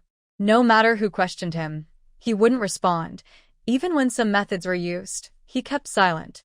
Today, he took the initiative to speak, and his only request was to see Luo Hansu. After discussing with the city leaders, Zhou Maoyao decided to let her meet him. Luo Hansu didn't ask further questions and readily agreed. "Okay, I'll go see him one last time." There's no rush. The meeting is set for 2 o'clock, which is more than an hour away. Luo Hansu followed him to the office. She had already eaten lunch at home, so while he finished his urgent tasks, she opened the food container and urged him to eat lunch to fill his stomach. She had specially cooked 2 spicy dishes for him, and there was plenty of white rice. Zhou Maoyao ate until he was full, leaving not a single grain of rice. After he finished some work and the city leaders arrived, Luo Hansu went with them to see Luo Fuyuan. Zhou Maoyao arranged for a special meeting room, with armed guards surrounding the room. If Luo Fuyuan showed any aggressive behavior, he would immediately order them to shoot. Luo Hansu waited for about 5 minutes until Luo Fuyuan arrived, accompanied by 2 police officers. In just half a month, his hair had turned half gray, and he had lost at least 20 pounds. He radiated despair, with handcuffs and shackles on his hands and feet, and his eyes were dull and lifeless, a stark contrast to when he had taught at D school. In his eyes, which were once lifeless, a spark of hatred ignited when he saw the bright and energetic Luo Hansu. Luo Hansu turned her head and glanced at him, ignoring the hatred spilling from him, and casually leaned back in her chair. The 2 police officers arranged for him to sit across from Luo Hansu and stepped outside together. "Are you asking to see me at the end of your rope to have me collect your body?" Luo Hansu broke the silence first, expressing her stance before he could respond. "You still have a son who is alive. Let him come back to take care of your remains. I won't get my hands dirty with your affairs." After saying this, she noticed his expression change slightly, and he seemed to relax a bit. Luo Hansu smirked. "What's wrong?" Now that you know Luo Hanfeng is still alive, can you die with your eyes closed? Luo Hansu. Luo Fuyuan's voice was rough and strained, as if it had been ground down. It seemed to come from deep within his throat.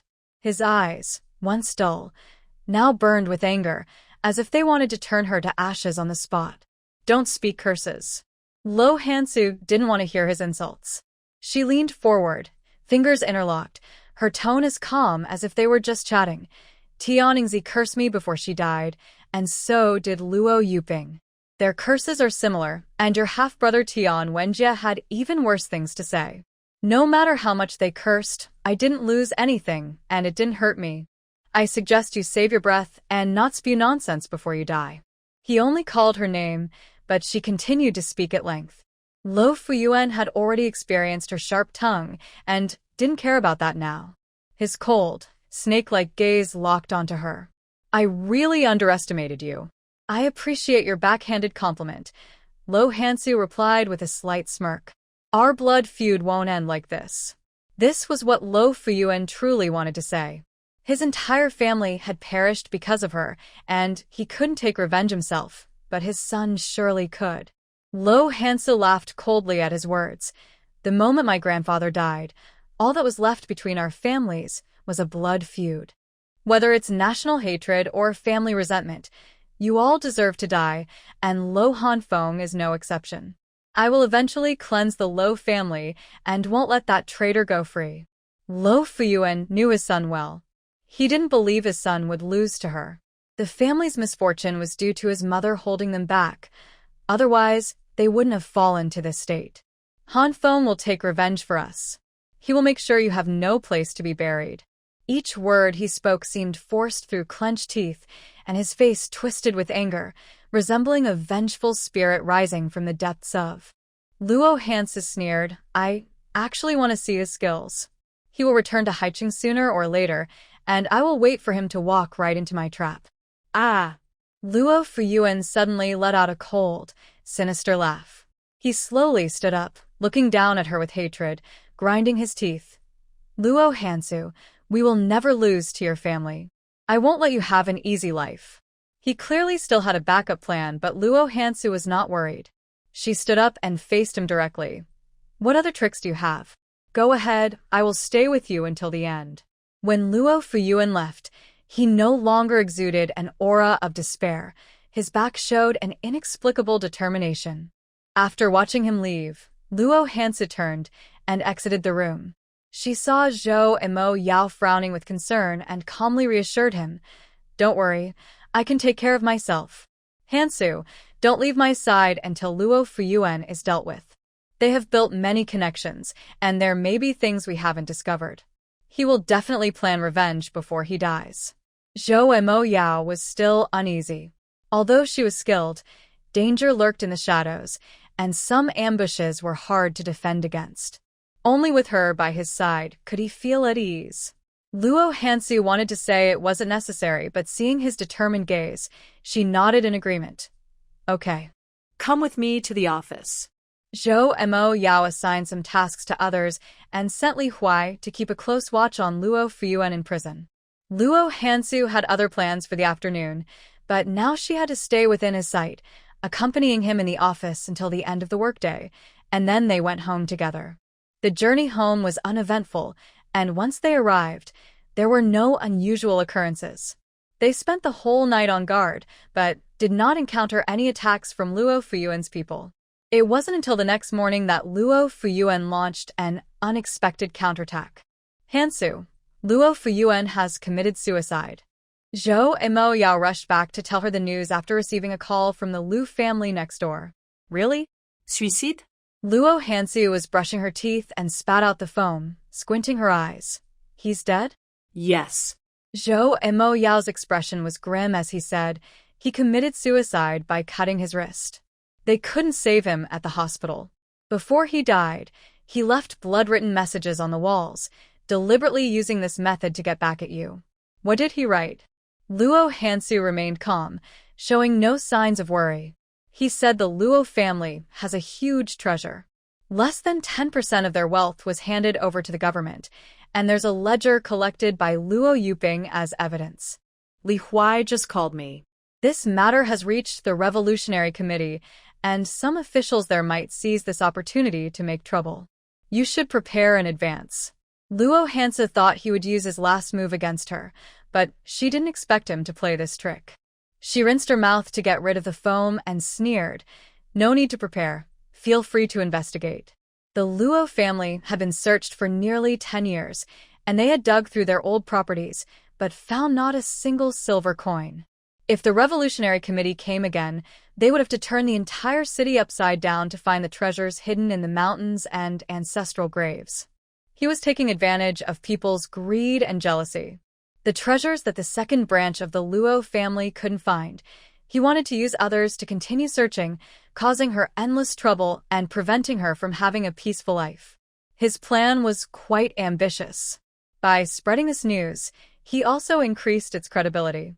Those with ill intentions would surely act, and it would indeed affect her in the future, but she was not afraid at all. Seeing her calm and untroubled, Zhou Mo Yao stepped forward. "Hansu, is there anything you need me to do?" No. Luo Hansu shook her head, looking up at him with a relaxed expression. "We are married now, and you need to avoid suspicion. If the Revolutionary Committee comes to investigate, just follow the rules and don't worry about me." After spending some time together, Zhou Mo Yao understood her a bit better. They had likely prepared thoroughly for some matters. He knew not to ask too much about the Luo family. "All right, go wash your face and brush your teeth." Luo Hansu handed him a wash cup, quickly finished brushing her teeth, and started boiling water for noodles. When a high-ranking official from the Revolutionary Committee arrived with subordinates to knock on their door, the couple was having a meal at home. After explaining their purpose, Luo Hansu opened all the doors, dragged out a large box from under the bed, and handed them the keys to the doors and the box. "Feel free to search the rooms, just don't make a mess. The savings my grandfather left me are in the study drawer, and there's still over $1,800. This box contains the family tree of the Luo family and important event records from past generations, as well as detailed management records from the last 3 family heads and their accumulated wealth. Each item is recorded clearly and in detail. Please feel free to calculate and compare, but do not damage or destroy anything. Return it to me as it is. Also, there is a blue box inside, which contains all the donation receipts from the Luo family. If there are no receipts, then there are no records." Her home was simply furnished with only basic, commonly used furniture. As they searched the house, they only found the remaining savings in the study drawer and a few ordinary pieces of jewelry that Luo Hansu had bought from a shop. The rest were just common items of little value. The leading officer knew that they wouldn't find much in her home. Given the cleverness of the two of them, their substantial assets would definitely not be kept there. They were likely hidden in a place even the second branch of the Luo family didn't know about. As for that location, it might take some time to uncover. Luo Hansu, the last words left by Luo Fuyuan before his death, are quite special. "We need to investigate for a while, so please cooperate." The other party spoke politely on the surface. Luo Hansu understood his meaning and nodded in agreement. "All right, I will go with you, but let me gather some daily necessities first." After saying this, she gave Zhou Mo Yao a reassuring look and went to her bedroom to pack her clothes. When she came out with a cloth bag, she asked, "Vice President Qin, how long do you need my cooperation?" "That's hard to say," he replied, unable to give a definite answer. "Vice President Qin, I am only going to cooperate with the investigation, not because I am a criminal. Please follow the rules. I can only stay at the Revolutionary Committee for 3 days at most." Luo Hansu was firm on this matter, her tone somewhat heavy. Luo Fuyuan's crimes are well known. The blood letter he left behind is not evidence, and the account books may not be real. They could very well be fabricated. My willingness to cooperate with your investigation does not mean I am admitting guilt. I am simply following the process. Furthermore, the second branch of the Luo family, which was a treasonous tumor, has been completely uprooted. All the leaders in Haicheng are aware of my contributions. I hope the Revolutionary Committee's methods do not disappoint me, nor should they dishearten the heroes who risk their lives to protect our country. She was no longer an ordinary orphan. Even without her connection to Zhou Emoyao's wife, her achievement in capturing the enemy agents meant that the Revolutionary Committee could not openly bully or pressure her. With Zhou Emoyao present and many onlookers outside, including officials and family members, Vice President Qin could only handle the matter formally. "All right, please cooperate with us for 3 days." As she left, Zhou Emoyao silently reminded her with 2 words, "Be careful." Luo Hansu blinked and communicated with him silently.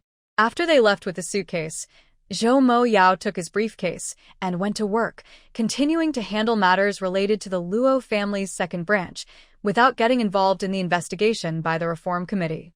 He didn't interfere with the situation, but every day after work, he personally cooked meals and sent a portion to his wife. Chung Su-yi and her brother also took turns visiting her, bringing plenty of fruits, snacks, and books. They didn't ask too many questions or pry into other matters, and when the Reform Committee inquired, they answered openly and generously. During the 3 days of cooperation with the Reform Committee, Luo Hansu was busy answering all the questions she needed to. In her free time, she read books and knitted, making it seem like she was on a vacation. Director Su from the Reform Committee came by every day, giving her a reassuring look, while Vice President Qin handled the more active inquiries. The suitcase brought by the Luo family contained about 30 ledgers, with every income and expense recorded in detail. These had been submitted to the Reform Committee for verification 10 years ago, so they were already on file. These ledgers were personally prepared by Luo Yuda, who had been preparing for this day for a long time. Being shrewd, he left no loopholes for others to exploit, so repeated checks were futile. 3 days later, Luo Hansu returned home safely with her luggage, bringing back the box of ledgers. When Luo Hansu returned home, Zhou Moyao had also finished his work. The case involving the second branch of the Luo family was closed, and everyone except Luo Hanfeng had been sentenced to death. After Luo Fuyuan committed suicide, no one arranged for his funeral. His body lay in the morgue for a day before being sent to the crematorium by the police, turned to ashes, and buried in a random grave. With his death and the punishment of all involved officials, the city of Haicheng, which had experienced turmoil, finally returned to peace. Zhou Emoyao spent 2 more days wrapping up his tasks, and once finished, he arranged another matter. "Hansu, let's go visit Grandpa and Grandma at the ancestral grave tomorrow." He had wanted to go for a long time, but had been too busy this past month to find the time. Now that everything was settled, it was finally time for him, as a grandson-in-law, to pay respects at the elders' graves. Okay. Luo Hansu has been quite busy these days, meeting with some close classmates and friends. She gave them wedding candies in advance and bought train tickets for her departure. She has packed her bags, and they will leave for Kyoto the day after tomorrow. Tomorrow, she will visit her grandparents' graves to share the news of her marriage. Cheng Jia and her brother have taken leave, and upon learning that they would be honoring their elders, they decided to join. Yang Pu also shamelessly tagged along. Zhou Moyao arranged a jeep from the army, and the 5 of them drove to the family grave in the suburbs, reaching the foot of the mountain directly. The path up the mountain was winding and steep. While Chung Sui found it a bit challenging, the others strolled along as if in a backyard, enjoying the natural scenery. The Luo family grave holds the remains of many ancestors, with rows of tombstones neatly lined up. Due to years of neglect, weeds and wild plants have grown around the tombstones. Luo Hansu first led them to pay respects to her grandparents. Since there is a current campaign against old customs and superstitions, they did not burn incense or paper money. Instead, they bowed 3 times in front of the graves. Although she is not the original owner, seeing her grandfather's name on the tombstone filled her with an indescribable sorrow. For the first time, she showed a vulnerable side in front of others, her eyes reddening as her cold voice trembled. "Grandpa, I have avenged you. Luo Yuping and the others are dead. I sent them underground to apologize." "You were right. Tian Yingzi was a hidden spy. Luo Yuping was already turned by her. His line has done wrong against the country, and they do not deserve to be called Luo family members, tarnishing our family's century-old reputation." I have cleaned up the family, ensuring that their tainted blood does not disgrace our ancestors. I have also removed their names from the family tree. Now there is still Luo Hanfeng on the run. Rest assured, even if he escapes to the ends of the earth, I will bring him back to face justice. After reporting this to her grandfather, she turned to her personal matters. Grandpa, there was a problem with the marriage contract you arranged for me. I chose to break off my engagement with Zhou Maqin and marry Zhou Moyao instead. We will set off for Kyoto tomorrow to hold our wedding. You must be watching from above. Moyao and I have compatible personalities, and I believe we are a better match for a long-lasting marriage. After we get married, I will live with him in the army, but I will return every year to visit you and Grandma. Grandpa, trust me, I will be happy. May you and Grandma rest in peace in heaven. After Luo Hansu finished speaking, Zhou Maorao also made a promise in front of the elder's grave and gave a respectful military salute. After they paid their respects, Cheng Sui and her brother expressed their sorrow and reported on their recent work and study progress. Cheng Sui also led Yang Pu to bow at the grave and introduced his identity. After the group finished their tribute, they did not leave immediately. They took out the tools they brought, like sickles and brooms, to clean the ancestral grave properly. As they descended the mountain, Luo Hansu noticed someone watching them from the shadows, and Zhou Maoyao noticed it too. He whispered to her, "The Reform Committee has searched all the caves around the ancestral grave in the past few days. Some locals have caught wind of it and are searching in groups." While cleaning the grave, they saw many fresh footprints, clearly indicating that no one in the grave had been overlooked.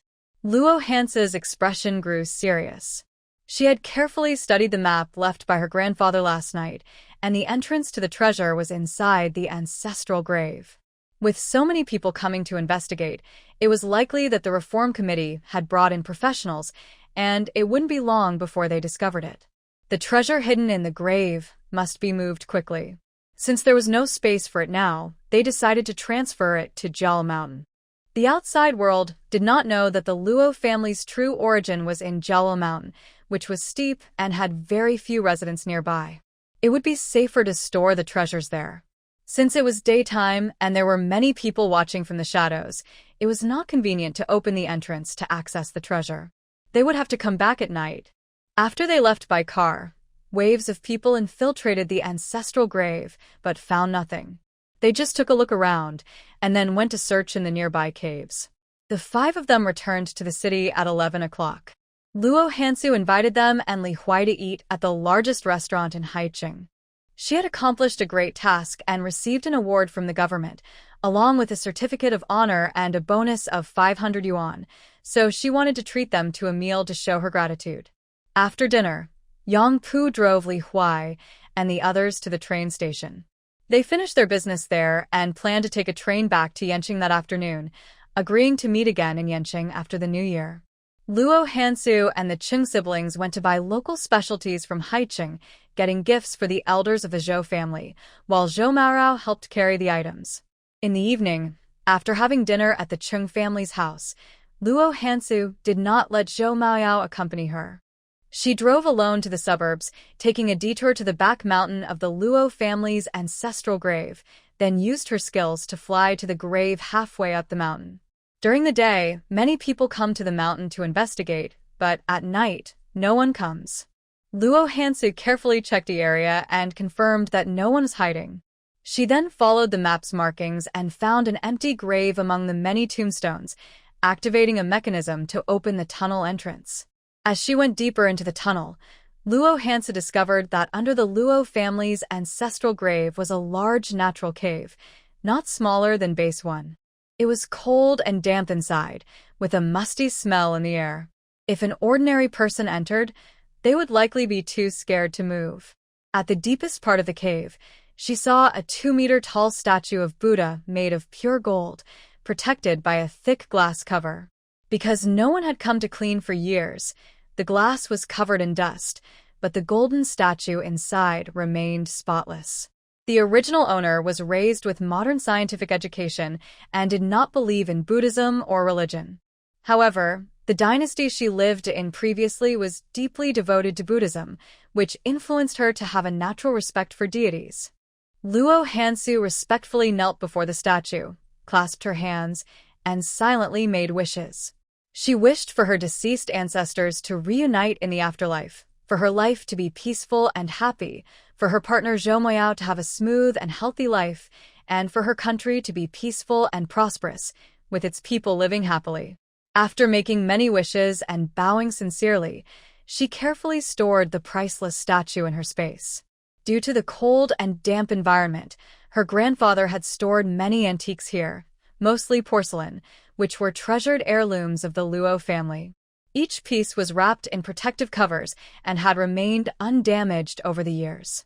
Luo Hansu moved some items into her space, handling each one gently and placing them carefully on the ground. After nearly half an hour, the available space was filled. She finally carried a large box to the edge of the space, thinking, "I'll just squeeze one more in."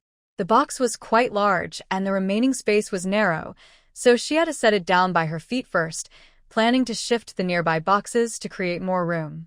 Hey? As she moved a box, she noticed that the adjacent space barrier seemed to sense it and automatically expanded by 10 centimeters. The space can expand? Luo Hansu had never heard her mother mention this before, but she had just seen the barrier move with her own eyes, clearly creating an extra 10 centimeters of space. This was an exciting discovery. Luo Hansu immediately reached out to the barrier, but when her finger touched it, nothing happened. Is my hand not good enough? She immediately bent down to pick up the wooden box and used it to touch the barrier, which automatically retreated 10 centimeters. Overjoyed, she exclaimed, "The space really can expand." My mother probably never stacked so many supplies or touched the barrier with any items, so she didn't discover the secret. Holding the wooden box, Luo Hansu moved forward, and after expanding the space by nearly 2 meters, she quickly ran to check other areas. She found that the entire edge of the space had widened by 2 meters. Excited, she rushed toward the barrier with the box. After expanding the area by more than 10 acres, Luo Hansu paused to speed up the process of moving all the treasures from the cave inside. Once she emptied the collection, she took a flashlight to check around, ensuring nothing was left behind. After confirming this, she quickly cleaned up the traces on the ground and sprinkled a layer of non-lethal powder that would cause skin irritation for several months. For anyone eyeing the Luo family's treasures, since they had bad intentions and wanted to gain without effort, she decided to teach them a lesson. After finishing up, Luo Hansu hurried to Galashan.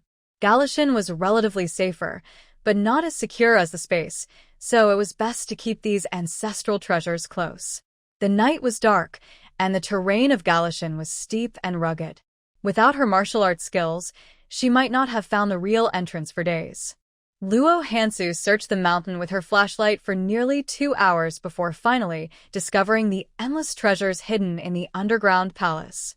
She quickly opened row after row of boxes, finding them filled with gold bars, gold and jade jewelry, and dozens of boxes wrapped in layers of film containing cash and foreign currency. I struck gold. Luo Hansu quickly counted and found that there were over 1 million taels of gold bars, at least 5 million in cash, and the jewelry was worth at least 3 to 4 million based on market prices before the special period. Her grandfather had once told her that the Luo family's inherited assets had donated 70 to 80% to support the war. When the founding ancestor handed over the family wealth to him, aside from the antiques passed down, there wasn't much cash. This meant that the wealth stored in Galashan was mostly earned through her grandfather's lifelong wisdom and hard work. Such a vast fortune now belonged to her. Grandpa, even though I am a soul from another world and not your true granddaughter, I will not tarnish your name or the century-old reputation of the Luo family. Please give me some time. I will restore the glory of the Luo family. I will not keep this wealth for myself, but will use it to contribute to the country and fulfill your wishes. There are many wooden boxes stored here. It took Luo Hansu nearly an hour to empty them all, and after moving the last one, she felt exhausted and sore. With so many boxes, Grandpa must have moved them all by himself. The mountain path outside is so steep. How did he manage to bring them up? Luo Hansu guessed that these boxes were not hidden in the last 10 years. Suddenly, a memory from 11 or 12 years ago came to her mind. Her grandparents had gone on a long trip to visit some old friends and left her with Uncle Rongguang and his wife for a few months. They returned after more than 3 months, looking much thinner than before. They claimed it was due to long travels and irregular meals that made them lose some weight. At the time, she didn't think much of it, but now she was almost certain that her grandparents hadn't really traveled far. They were just making up an excuse to mislead anyone watching them. Grandpa was very sharp about political matters and had great foresight. He probably sensed something back then and decisively made plans. During those 3 months they claimed to be visiting friends, they must have quietly settled their assets in the mountains. By the time they came down from Jialo Mountain, it was already 2 a.m. Luo Hansu immediately drove back to the city. The jeep was borrowed by Zhou Moyao, and she returned it late at night, riding her bike home. It was nearly 4 a.m. when she got close to home. Staying here at this hour, you're quite dedicated, she thought. News of Luo Fuyuan's letter had spread, and many people were lurking nearby, even in the middle of the night. Luo Hansu casually checked around and saw about 10 rats lurking. She couldn't enter through the front door, so she took the secret passage back to her study. As she opened the hidden door in the study, she heard Zhou Moyao's voice outside. "Hansu, you're back." "I'm back," she replied. Luo Hansu didn't turn on the lights and opened the study door in the dark. She saw him standing outside in warm clothes and quietly asked, "You didn't sleep? Were you waiting for me?" "I was worried since you didn't come back," Zhou Moyao said. He hadn't gone to bed, but was resting on a lounge chair in the living room, wrapped in a blanket. He wasn't deeply asleep and woke up at the slightest sound.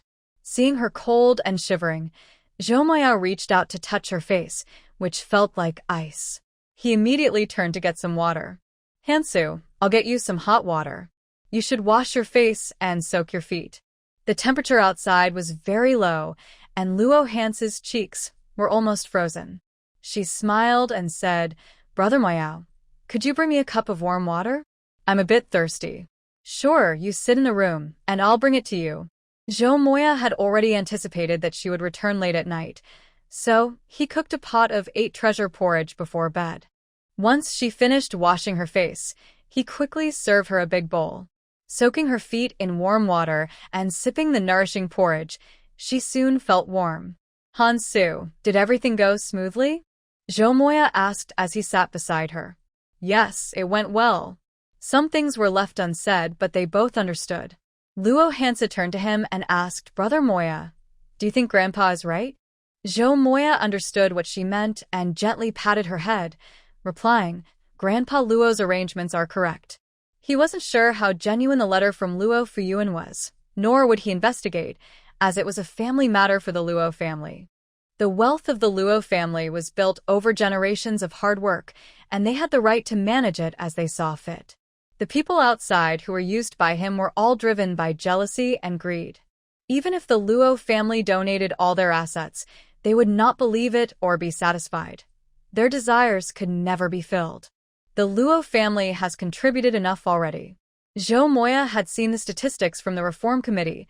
The amount of money and resources donated by the Luo family was substantial. Their donations were genuine and provided essential supplies during the war, a contribution that could not be erased. Given Grandpa Luo's character, if there were another war, he would undoubtedly donate his assets and do everything he could to provide support. But in the past decade, the turmoil in the country has mainly been caused by internal issues.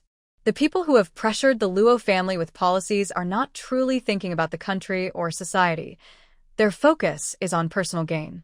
Their actions do not serve the people and instead hinder societal progress. Grandpa must have seen through this, which is why he made the most beneficial arrangements for the Luo family. His actions are not selfish. On the contrary, they are wise. The Luo family's assets are vast, and if they fell into the hands of those with ill intentions, it would only worsen social unrest and allow them to act freely. Seeing that he understood her grandfather's intentions, Luo Hansu softly informed him, "Grandpa left me a letter, and what you said is exactly what he thought." The Luo family's assets are the result of our ancestors' hard work. They have donated enough during wartime. Not donating the rest is reasonable, while donating is a matter of goodwill. Hansu, take good care of the family assets that Grandpa left you. I'm not going to force you to give it up if you don't want to. If they act shamelessly, just fight back without holding back. No matter the outcome, I will stand by you. Zhou Mo Yao made his stance clear. With Grandpa Luo gone and her father unreliable, she only had him by her side. He had to be her shield, protecting her as she lived her life peacefully. His words were strong and comforting, bringing her a sense of security.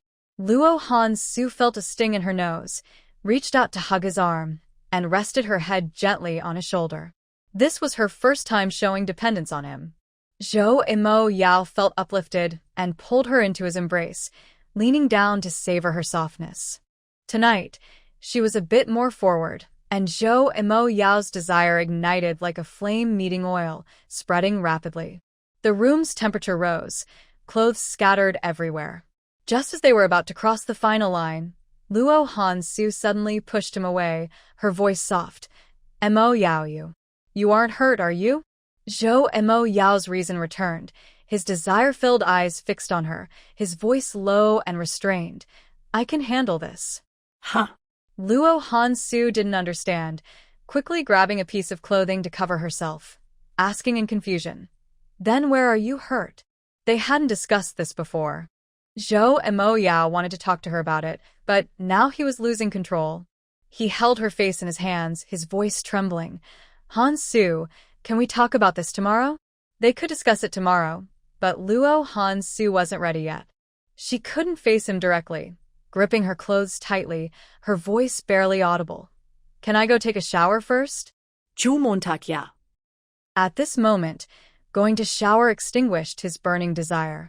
He could tell she was nervous and unprepared. He didn't push her, burying his head in her shoulder, taking deep breaths to calm himself, murmuring in her ear, Hansu, on our wedding night, you can't refuse me. His warm breath brushed against her sensitive skin, making Luo Hansu shiver, and she responded with a soft Hearing her agreement, Zhou Mo Yao smiled, their heated bodies embracing tightly. His magnetic voice coaxed her. Hansu, don't be afraid, don't be nervous. I will be gentle. Luo Hansu wasn't afraid, but her body instinctively tensed. She didn't know how to relax. With just a slight touch, she felt electric, trembling uncontrollably. Just like now, he was breathing heavily, and she was so nervous that she couldn't move. Hansu, don't come tonight. Relax a little. Zhou Mo Yao gently reassured her, slightly bending forward, holding her beautiful face in his hands, his deep eyes filled with desire. Wife, you are very beautiful. A blush quickly spread across her cheeks, more delicate than peach blossoms in spring. The room was dimly lit, but Zhou Mo Yao could see her. He leaned down to kiss her forehead, a joyful laugh escaping his throat. Don't laugh. Luo Hansu playfully hit his arm, her beautiful eyes glaring at him. Okay, I won't laugh. She felt shy, and Zhou Mo Yao stopped teasing her. His body temperature gradually cooled down. He lightly brushed her lips with his voice filled with laughter. Hansu, it's getting late. Let's go to sleep. You go sleep in your room. Luo Hansu pushed him away. I'm not leaving. This time, Zhou Mo Yao didn't listen to her. He rolled off the bed, quickly put on the clothes he had thrown on the floor, turned back, lay beside her, wrapped her in his arms, and covered them both with a blanket to sleep. The whole process was seamless, giving Luo Hansu no chance to refuse. Be good, don't move, sleep. I'll be your warm blanket. Zhou Mo Yao didn't allow her to move in his embrace. He was afraid the lingering spark might ignite again. Ansu, sleep. We have nothing to do tomorrow morning. Let's sleep until we wake up naturally. Okay. Luo Hansu couldn't resist him, so she nestled in his arms, inhaling his scent, and closed her eyes to sleep. She thought lying in his arms would keep her awake, but soon drowsiness took over. Her eyelids grew heavy, and within minutes, she fell into a deep sleep. Luo Hansu woke up around 9 o'clock. The person next to her was already up. Hearing noises from the kitchen, she quickly got up to get dressed. Zhou and Mo Yao had woken up half an hour earlier and was in the kitchen preparing breakfast. He boiled eggs, steamed dumplings, and warmed up the leftover 8 treasure porridge from last night. They had a simple meal together. Next door, Lu Jingxin and his wife were on holiday today and were tidying up at home. Once the couple opened their door, they brought over their things. Luo Hansu opened the door wide for them to organize their things and handed all the keys to Lu's wife.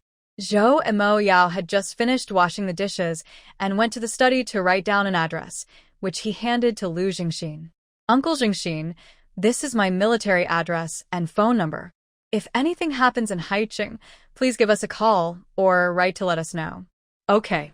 Lu Jingxin took a quick look and put it away. Dunzi, carrying his small backpack, ran over to his sister and asked eagerly, Sister Hansu, can I sleep in your bed?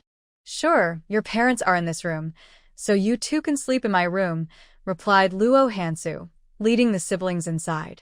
Grandma Lu followed closely with a blanket, smiling as she said, this little rascal heard we were moving today and spent the whole night at home shouting that he wanted to sleep with Hansu.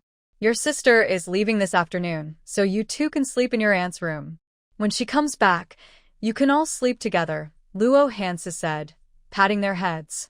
Lu Jingxin's daughter, around 7 or 8 years old, sweetly said, Sister Hansu, we will help take care of the house and won't let anyone take it over. Thank you, Xiu Yu. I will bring you gifts next time I visit, Hansu replied. Lu Jingxin's wife had just put some things in the house when she handed a cloth bag to her, saying, Hansu, since you and Xiao Zhou are getting married and having a wedding in Kyoto, we can't attend, but here's a small gift from your aunt as a wedding present. I wish you both a happy life together. Thank you, Auntie, Luo Hansu said with a smile as she accepted it. Don't mention it. We should be the ones thanking you, she replied. In the case involving the Lu family, Lu Jingxin had greatly benefited from her help, and after the case ended, he was promoted 3 levels. His subordinates also received at least 1 promotion. He had mentioned his promotion to his family, and the Lu family knew that Luo Hansu had helped him behind the scenes. Otherwise, with his qualifications, it would have taken him at least 5 years to reach his current level. The couple took the afternoon train and didn't cook at home for lunch, so they went to the Lu family for a meal. After eating, they took their luggage and headed to the train station. Yang Pu and Cheng family siblings arrived at the train station earlier. The 5 of them gathered in the waiting area, and after half an hour, they took their bags and boarded the train, heading north through the wind and snow. She left Haiqing, but news of the Luo family's great wealth continued to spread. This time they took a regular train to Kyoto, buying 5 sleeper tickets. Cheng Ziming chose the upper bunk, while the other 4 took the lower bunks. After settling their luggage, they gathered to play chess. The Cheng siblings knew how to play Go, having been personally taught by Luo Yud. Their skills weren't exceptional, but they were among the best in their age group. Yang Pu and Cheng Ziming played a game first. He underestimated his future brother-in-law's skills and got swept away right from the start. Zhou Moyao pulled him away and took his place to start the second game with Cheng Ziming. Luo Hansu and her sister laughed and watched from the side, each betting $10. The passengers in the sleeper car were quite cultured, mostly well-educated people. Many came over to watch the chess match, and a few skilled players even challenged the others. A group took turns playing, creating a lively and friendly atmosphere, making the long journey enjoyable. In her past life, Luo Hansu was always plotting revenge. In the month since her rebirth, she had been busy getting back at the second branch of the Luo family, and only now was she able to relax. She had never casually chatted with strangers or played chess with unfamiliar people before, but today she found herself talking about daily life, local customs, and discussing topics she had never touched on before with these people from all over. In the past, both she and the original owner felt lonely and had never truly opened up to others.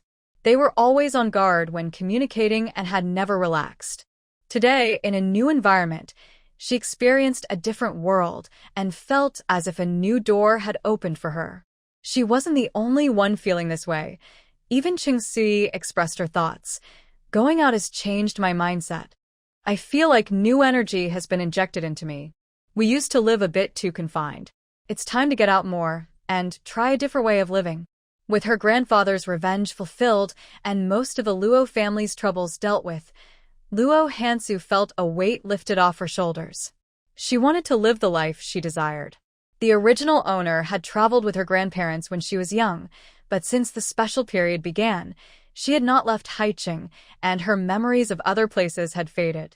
She really wanted to revisit the places she had once enjoyed. Now, while Zhou Moyao was engaged in a chess match, Yang Pu stood nearby watching. Distracted, he heard the sisters talking and turned to invite them with a smile. "Sui, sister-in-law, would you like to visit Hanqing? Is Hanqing fun?"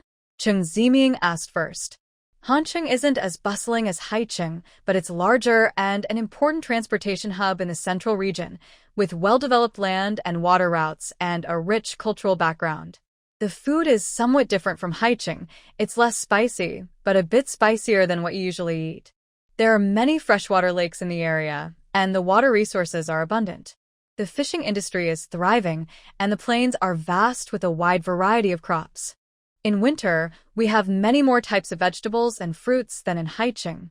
Even in the coldest months, everything looks green, unlike the bleakness of the north. Luo Hansu and her siblings had read about it in books, but none of them had been there. She smiled and asked, "Are you inviting us to Hanqing to meet your parents with Sister Sui?" Yang Pu raised an eyebrow and smiled, but did not answer the question. Instead, he asked Cheng Sui, "Sui, do you want to go? I only took half a month off. Will that be too rushed?" Cheng Sui didn't refuse, but was concerned about the timing.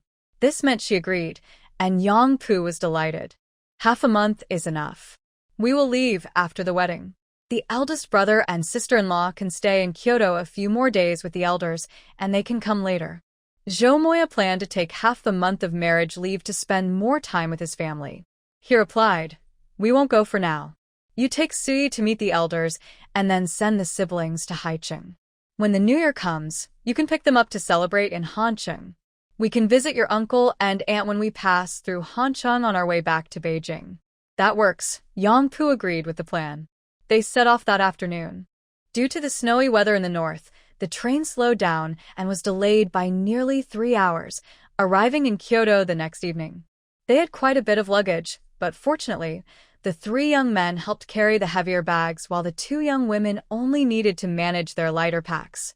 The temperature in Kyoto was much lower than in Haiqing, around -10 degrees. As soon as they stepped off the train, they shivered from the cold. Cheng Ziming shivered and pulled his neck in, saying, "It's so cold."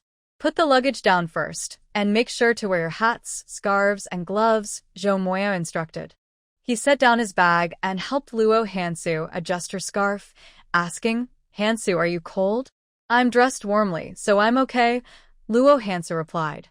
She had prepared well and wore her thick long coat, using her inner strength to keep warm, feeling that she could handle the temperature.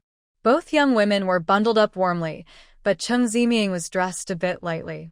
He quickly pulled out a thick coat from his backpack and put it on, muttering, "I guess I'll prioritize warmth over style." Haha. The 4 older sisters and brothers-in-law all laughed.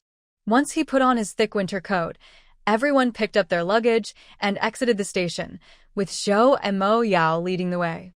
"Mo Yao, over here." Zhou and Mo Yao had called home in advance, and his father, Zhou Zhongming, had adjusted his schedule to personally drive to the train station to pick them up. Since the train was delayed, he had been waiting there for over 3 hours. "Dad." Zhou and Mo Yao walked up confidently with Luo Hansu and introduced her immediately. "Hansu, this is Dad." The 2 looked somewhat alike, sharing similar features, but Zhou and Mo Yao was half a head taller than his father, and they both had a strong presence. Luo Hansu wanted to call him uncle, but then remembered they were already registered as married and about to hold a wedding, so she naturally changed her greeting to Dad. "Ah, Anshu." Zhou Zhongming had seen her when she visited the Zhou family as a child, so he recognized her and smiled warmly. "Hansu hasn't changed much since she was little. She's still as beautiful as ever." After their greetings, Cheng Sui and her brother stepped forward to say hello. "Hello, Uncle Zhou." Sui, Zeming, hello. "Welcome to Kyoto." Zhou Zhongming shook their hands and, noticing Yang Pu was also there, patted him on the shoulder. Yang, what brings you here this time? Uncle, I'm here on behalf of the group to attend the wedding. Also, I'm here to pursue my future girlfriend, Yang Pu said, smiling at Cheng Sui. Zhou Zhongming understood and laughed as he helped carry their luggage, inviting them. Let's go. We can talk in the car. Kyoto had been hit by several heavy snowfalls, and the snow piled up by the roadside was knee-deep. Snowflakes were still gently falling from the sky, creating a beautiful scene.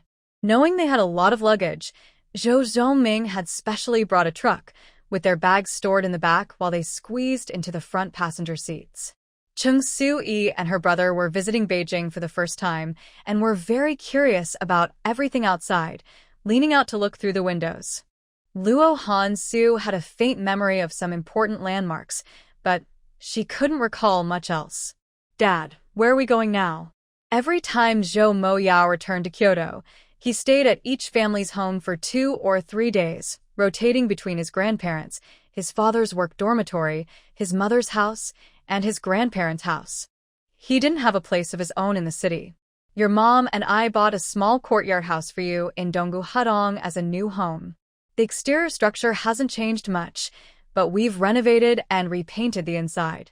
It has 4 bedrooms and a study, all new furniture and central heating. We're moving in today. When their son called to inform them about his marriage certificate, Zhou Zhongming immediately contacted his ex-wife. They managed to finalize the house within 3 days and spent half a month decorating it. The house is close to your mom's workplace and not far from your grandparent home. After you get married, you will likely live in the military. I told your mom to move here, with Wenli to help take care of the house. Although Zhou Zhongming and Yu Yulan divorced over 10 years ago, they maintained a good relationship and communicated well regarding their son's matters. Zhou Moyao had no objections. That's fine. Luo Hansu tugged at his shirt and quietly asked, Who is Wenli? Wenli is my cousin's daughter. Her full name is Meng Wenli. She is 16 years old and in high school. My cousin passed away in an accident 8 years ago, leaving behind only one daughter. My cousin's husband remarried 3 months after her death. My mom was very close to my cousin. Since my cousin's husband favored sons over daughters, my mom took Wenli in and moved her household registration under her name. Wenli is well-behaved and has kept my mom company all these years while I was away. Luo Hansu had heard about her in-laws before. Her mother-in-law was very career-focused and decided not to remarry after her divorce. She is now the deputy director of the municipal office in Kyoto. Her father-in-law is a military leader currently working in the Kyoto garrison. He remarried after the divorce, but his second marriage is unusual. He and his second wife only have a marriage certificate and do not live together or have children. He has been living in the unit's dormitory for years. Luo Hansu didn't pry into her father-in-law's personal matters, respecting the privacy of her elders. Zhou Zhongming was driving and turned to speak to his daughter-in-law, Hansu. I heard from the old man about the recent events in the Luo family. Has everything been handled smoothly? Pretty smoothly, but we haven't caught everyone yet. One small fish got away. Zhou Zhongming smiled slightly. A small fish won't cause much trouble. If he doesn't come back, he might survive out there, but if he returns, it's certain he won't make it. As long as he comes back, I will deal with him. Luo Hansu appeared calm, but her words carried a hint of determination. He won't dare to come back for 3 to 5 years.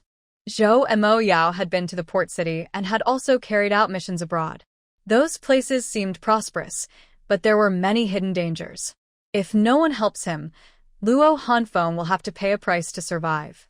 When the truck stopped at the entrance of the courtyard, a girl with a short haircut ran over, shouting, Aunt Yao Go and his wife are back.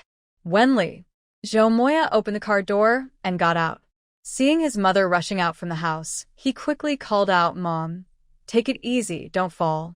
Yu Yulan ran over with a big smile and asked, Where's Hansu? Luo Hansu got out of the car and naturally called out, Mom.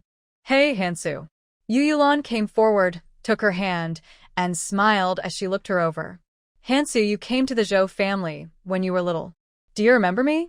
Luo Hansu smiled gently. I was too young back then, so I don't remember much. The last time your grandfather brought you here, you were only about 5 or 6 years old. You were beautiful and well-behaved. Now you've grown up, and you're such a stunning young woman. Meng Wenli peeked in and cheerfully said, Sister-in-law, you're so beautiful, like a fairy. Wenli, you are beautiful too. Meng Wenli also had a lovely appearance, with a charming round face and cute dimples that made her smile pure and warm, giving a friendly and comfortable feeling. The Chung siblings got out of the car, and Zhou Moya quickly introduced them to his mother. Mom, my cousin and cousin are here. They are from the Chung family. My cousin is Chung Suyi, and my cousin is Chung Ziming. Suyi, Ziming, hello, welcome. Yu Yulan greeted them warmly, smiling at the siblings. Girls from Haicheng are all so beautiful. Suyi is a real beauty too. Yang Pu, helping with the luggage, chimed in. Aunt, this beauty is mine. I've already claimed her, so don't get any ideas. Yu Yulan laughed heartily, you cheeky guy. Chung Suyi felt a bit shy, a light blush spreading across her lovely face as she discreetly glanced at Yang Pu. Mom, it's cold outside. Please take Hansu and the others inside while we bring down the luggage, Zhou Moya said, worried about his little wife getting cold. Okay.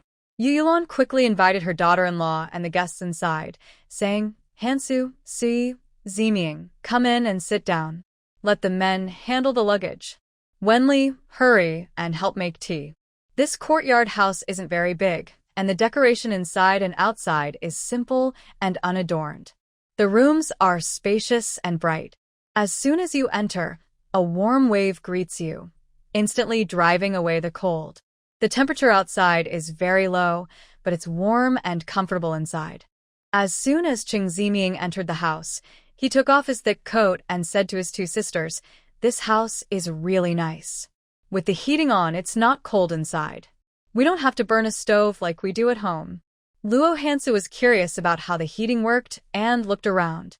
Not understanding, she asked her elder, Mom, how does the heating come into the house? It's normal for people from the south who have never seen heating to be curious. Yu Yulan smiled and took them to see the stove, explaining how the heating system works. When Zhou Moya and the others came in, the three siblings were still listening intently. He took the hot tea his cousin had made and served it to them first. Sister-in-law, Sister Suyi, I've boiled hot water. Do you want to take a shower first?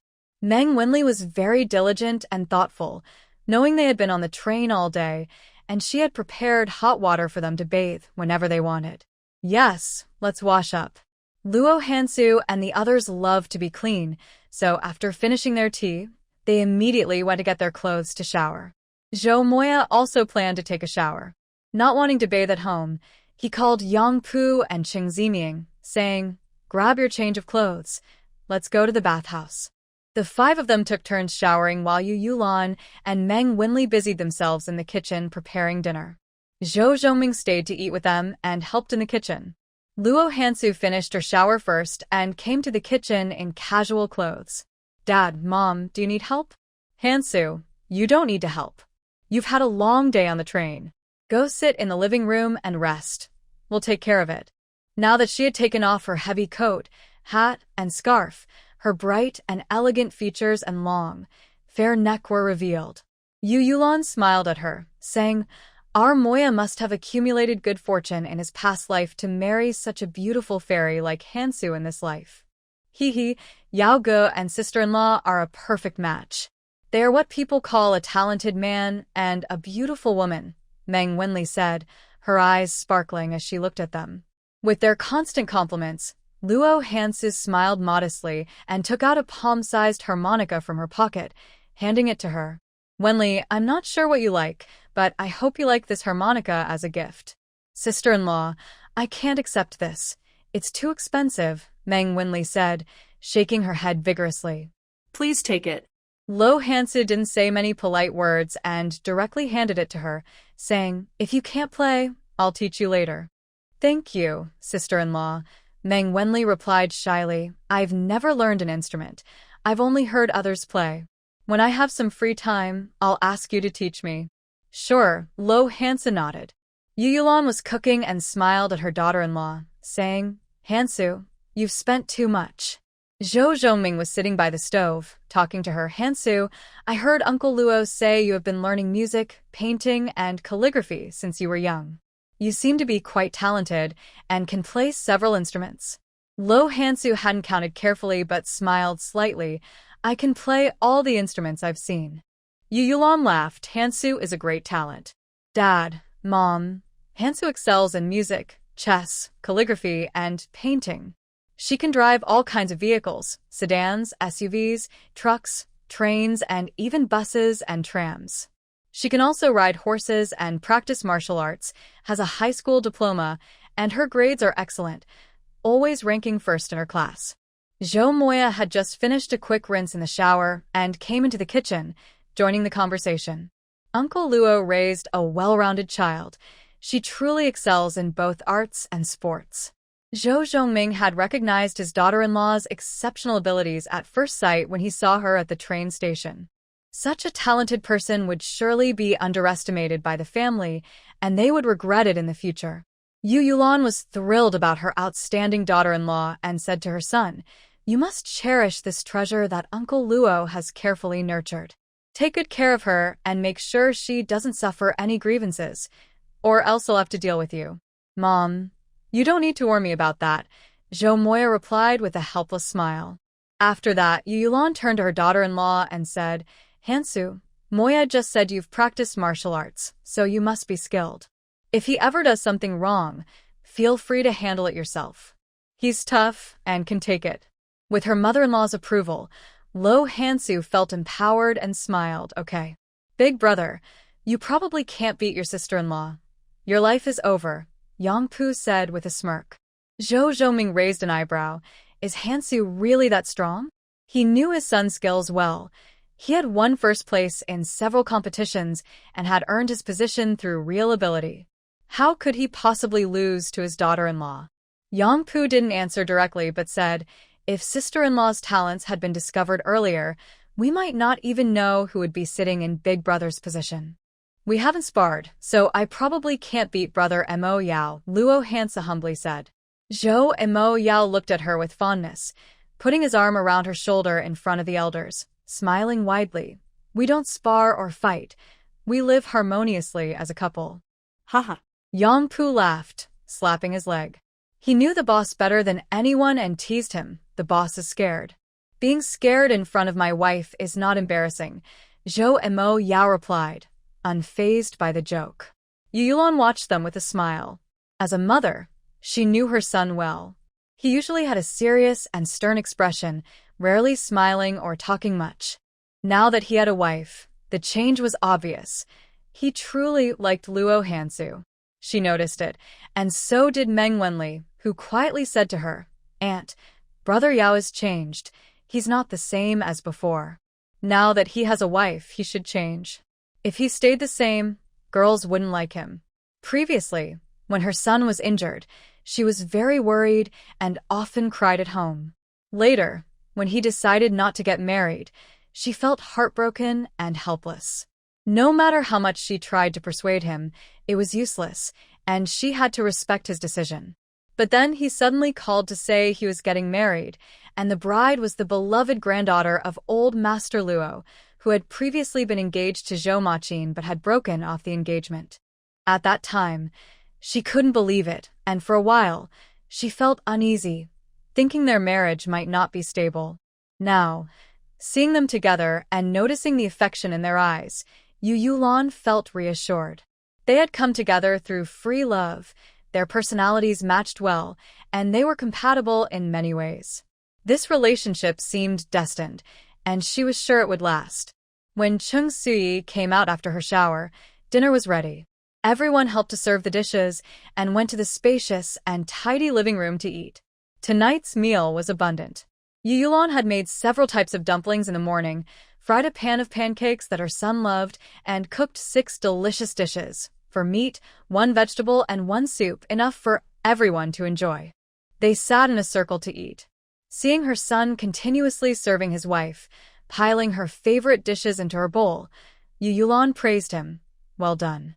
Luo Hansu smiled slightly, picked up her chopsticks, and served her in-laws some meat dishes, saying, "Dad, Mom, thank you for your hard work.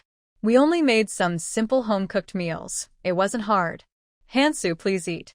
Yuan grew fonder of her daughter-in-law and called out to the three guests, "Suyi, Ziming, Xiaoyang, please eat. My cooking is just okay, so don't be picky. Auntie, your pancakes and dumplings are really delicious. Much better than what we usually make," Ching Sui said, enjoying the northern-style dishes and trying every dumpling filling while eating a pancake. Cheng Ziming, also eating dumplings, smiled and said, "Auntie, your stir-fried dishes are tasty. The three of us siblings aren't great cooks. We can only boil things. Now we're learning to cook from our brother-in-law. No need to learn. As long as Moyao is home, he can handle the cooking and you can just wait for ready meals." Yuan assigned the task to her son. Yang Pu laughed and teased, "Big brother, you must be Annie's biological son, right?" "Of course. I'm her real son." His mother had always been like this, and Zhou Moyao was used to it by now. Zhou Zhongming had just poured some wine and clinked glasses with his son and Yang Pu. He then got to the point, "Moyao, everything for the wedding is arranged. Your grandfather has planned the ceremony at the Zhou family home. Hansu is getting married from here, and all the invitations have been sent out. There might still be some details to handle, so you should check everything tomorrow. If there are any issues, let me know." Okay. The wedding arrangements were all being handled by the grandparents and parents. Zhou Moyao raised his glass to toast them, saying, "Dad, Mom, thank you for your hard work. Why say such things between us? We don't have any expectations. Just hope for your family life and work to go smoothly. You found such an excellent daughter-in-law for us, and you're about to get married. Your dad and I are very happy. We can finally put our worries to rest. As long as you two love each other and are happy, all the hard work is worth it." Zhou Zhongming and his wife had been looking forward to his marriage for a long time. However, he had been too busy with his career to focus on such important life events, and after his injury, they almost thought he would be alone forever. Now that he was married and had a partner, they were overjoyed. Even if they might not have children in the future, having a daughter-in-law to keep him company in old age made them feel much more at ease. Yuan served her daughter-in-law a bowl of soup and said, "Hansu, we only spoke a few words on the phone last time, so I want to thank you in person for agreeing to marry Moyao. Mom, Moyao is really great. We get along well in every way, and I'm happy to marry him. I know you are worried about having children. We have talked about this in detail, and I have my own thoughts on the matter which relate to my upbringing. Both Mo Yao and I grew up in divorced families. Even though you, uncle and aunt, are separated, you still care for Mo Yao and love him very much. He grew up surrounded by the love of both parents. But I am different. My parents were irresponsible and selfish. I never experienced parental love growing up. Although my grandparents gave me all their love, there are some things they couldn't provide. There is always a part of me that feels missing. I have never felt a parent's love, so I don't know if I can give that love to a child. I am unsure if I can be a good mother or care for a child properly. I worry I might end up like my parents, selfish and irresponsible. I have many concerns and uncertainties. I am not ready for having children. At first, I didn't have high hopes for marriage. If my grandfather hadn't arranged a marriage for me, and I hadn't met Mo Yao, I might have chosen to remain single for life. My grandfather never pressured me to marry or have children to continue the family line. He often said that as long as I was happy, that was what mattered. Mo Yao treats me very well, and being with him makes me happy. I feel we have a deep connection and can find happiness together. I think that is enough for me, and I am very satisfied. Not having children might leave some regrets, but not everyone's life can be perfect. Sometimes having regrets can also be a unique kind of happiness. Hansu, you child. Hansu's words brought tears to Yulan's eyes. She slapped her son's shoulder and said, Mo Yao, a good daughter-in-law like Hansu is rare. You must protect her with all your heart. If you ever make her sad or hurt her, I will really be upset with you. Mom, if I make Hansu sad, I won't need you to punish me. I will be myself. Hansu's words deeply impacted him. He felt incredibly fortunate to have met her. If he ever wronged her, he would be worse than an animal. Today, Hansu met her in-laws and had a good impression of them. With a smile, she changed the subject. All right, let's not talk about this anymore. Let's eat. Okay, let's eat. Yuan stopped talking and served her a piece of meat. Hansu, what dishes do you like? Tell Mom, and I'll make them for you tomorrow. Mom, I'm not picky. Just don't make it too spicy. I used to eat mild food, and I'm still getting used to spicy dishes, so I can only handle a little spice. Luo Hansu made a small request. In Kyoto, we don't often eat spicy food, so we can only have mild spice. We rarely buy chili peppers at home. Only when Mo Yao comes back do we buy them for cooking. Mo Yao has spent most of the past few years working in the south, where he has developed a taste for stronger flavors and often adds spice when he cooks during his breaks in Beijing. Yulan's cooking is decent, and she put effort into tonight's meal, which everyone enjoyed. After a day of not eating enough on the train and having unappetizing food, they were all a bit hungry. Tonight, they each had at least 2 bowls of rice, and they finished off 2 large servings of dumplings and pancakes. After dinner, Zhou Zhongming discussed some wedding matters with his son, and then took out a bank book. Hansu, your grandparents are no longer here, and your parents are not in the country. Your marriage to Mo Yao has come together quickly, and because of the distance, many customs have been overlooked. We haven't talked about the bride price before, and I apologize for not being thorough. This is the bride price money that your parents prepared for you, which is in the bank. We also bought a complete set of wedding essentials for you. As for other clothes and jewelry, we are not sure about your preferences, so we haven't bought anything yet. In the next couple of days, let Mo Yao take you to the store to choose what you like. Don't worry about saving money. He handed the bank book to his daughter-in-law, which contained 2,000 yuan. He and Yuan each contributed 1,000. They also jointly purchased the house, while he covered the costs for the wedding essentials and furniture. This was a gesture from the in-laws, and Luo Hansu accepted it politely, saying, "Thank you, Mom and Dad. Mo Yao, now that you're married, the household finances should be managed by Hansu. All expenses will be arranged by her, and your salary and bonuses should be given to her," Yuan instructed her son. "Mom, I know. The bank book is at my place in the army, and I'll give it to Hansu when I get back." Mo Yao was confident he could handle things without his mother reminding him, and asked his wife, "Hansu, just give me 10 yuan for pocket money each month. That's all I need." Haha. Yang Pu laughed heartily, and others joined in the laughter. Luo Hansu secretly patted his thigh and couldn't help but laugh. "I have quite a bit of money, so you can keep your salary for yourself. No need to give it to me for safekeeping. The money Grandpa left for you is useful, and my earnings are for household expenses." Zhou Moyao had no bad habits. He didn't smoke and only drank a little during gatherings with elders and friends, never getting drunk. He had few daily expenses, and most of his salary was saved in the bank. Luo Hansu smiled and said to them, "The Luo family is well off, and I have never experienced a life of poverty. I'm not someone who is frugal or good at managing money. My grandparents never taught me these things, so I might not be good at handling household accounts. You don't need to manage the household accounts or be frugal. Just buy what you like and don't worry about saving money. Once you spend it, I will earn more." Zhou Moyao handed all his savings to her, not to make her save, but to ensure she enjoyed her life. "As long as you are happy and spend happily, you don't need to report any household expenses to me. Everything is up to you."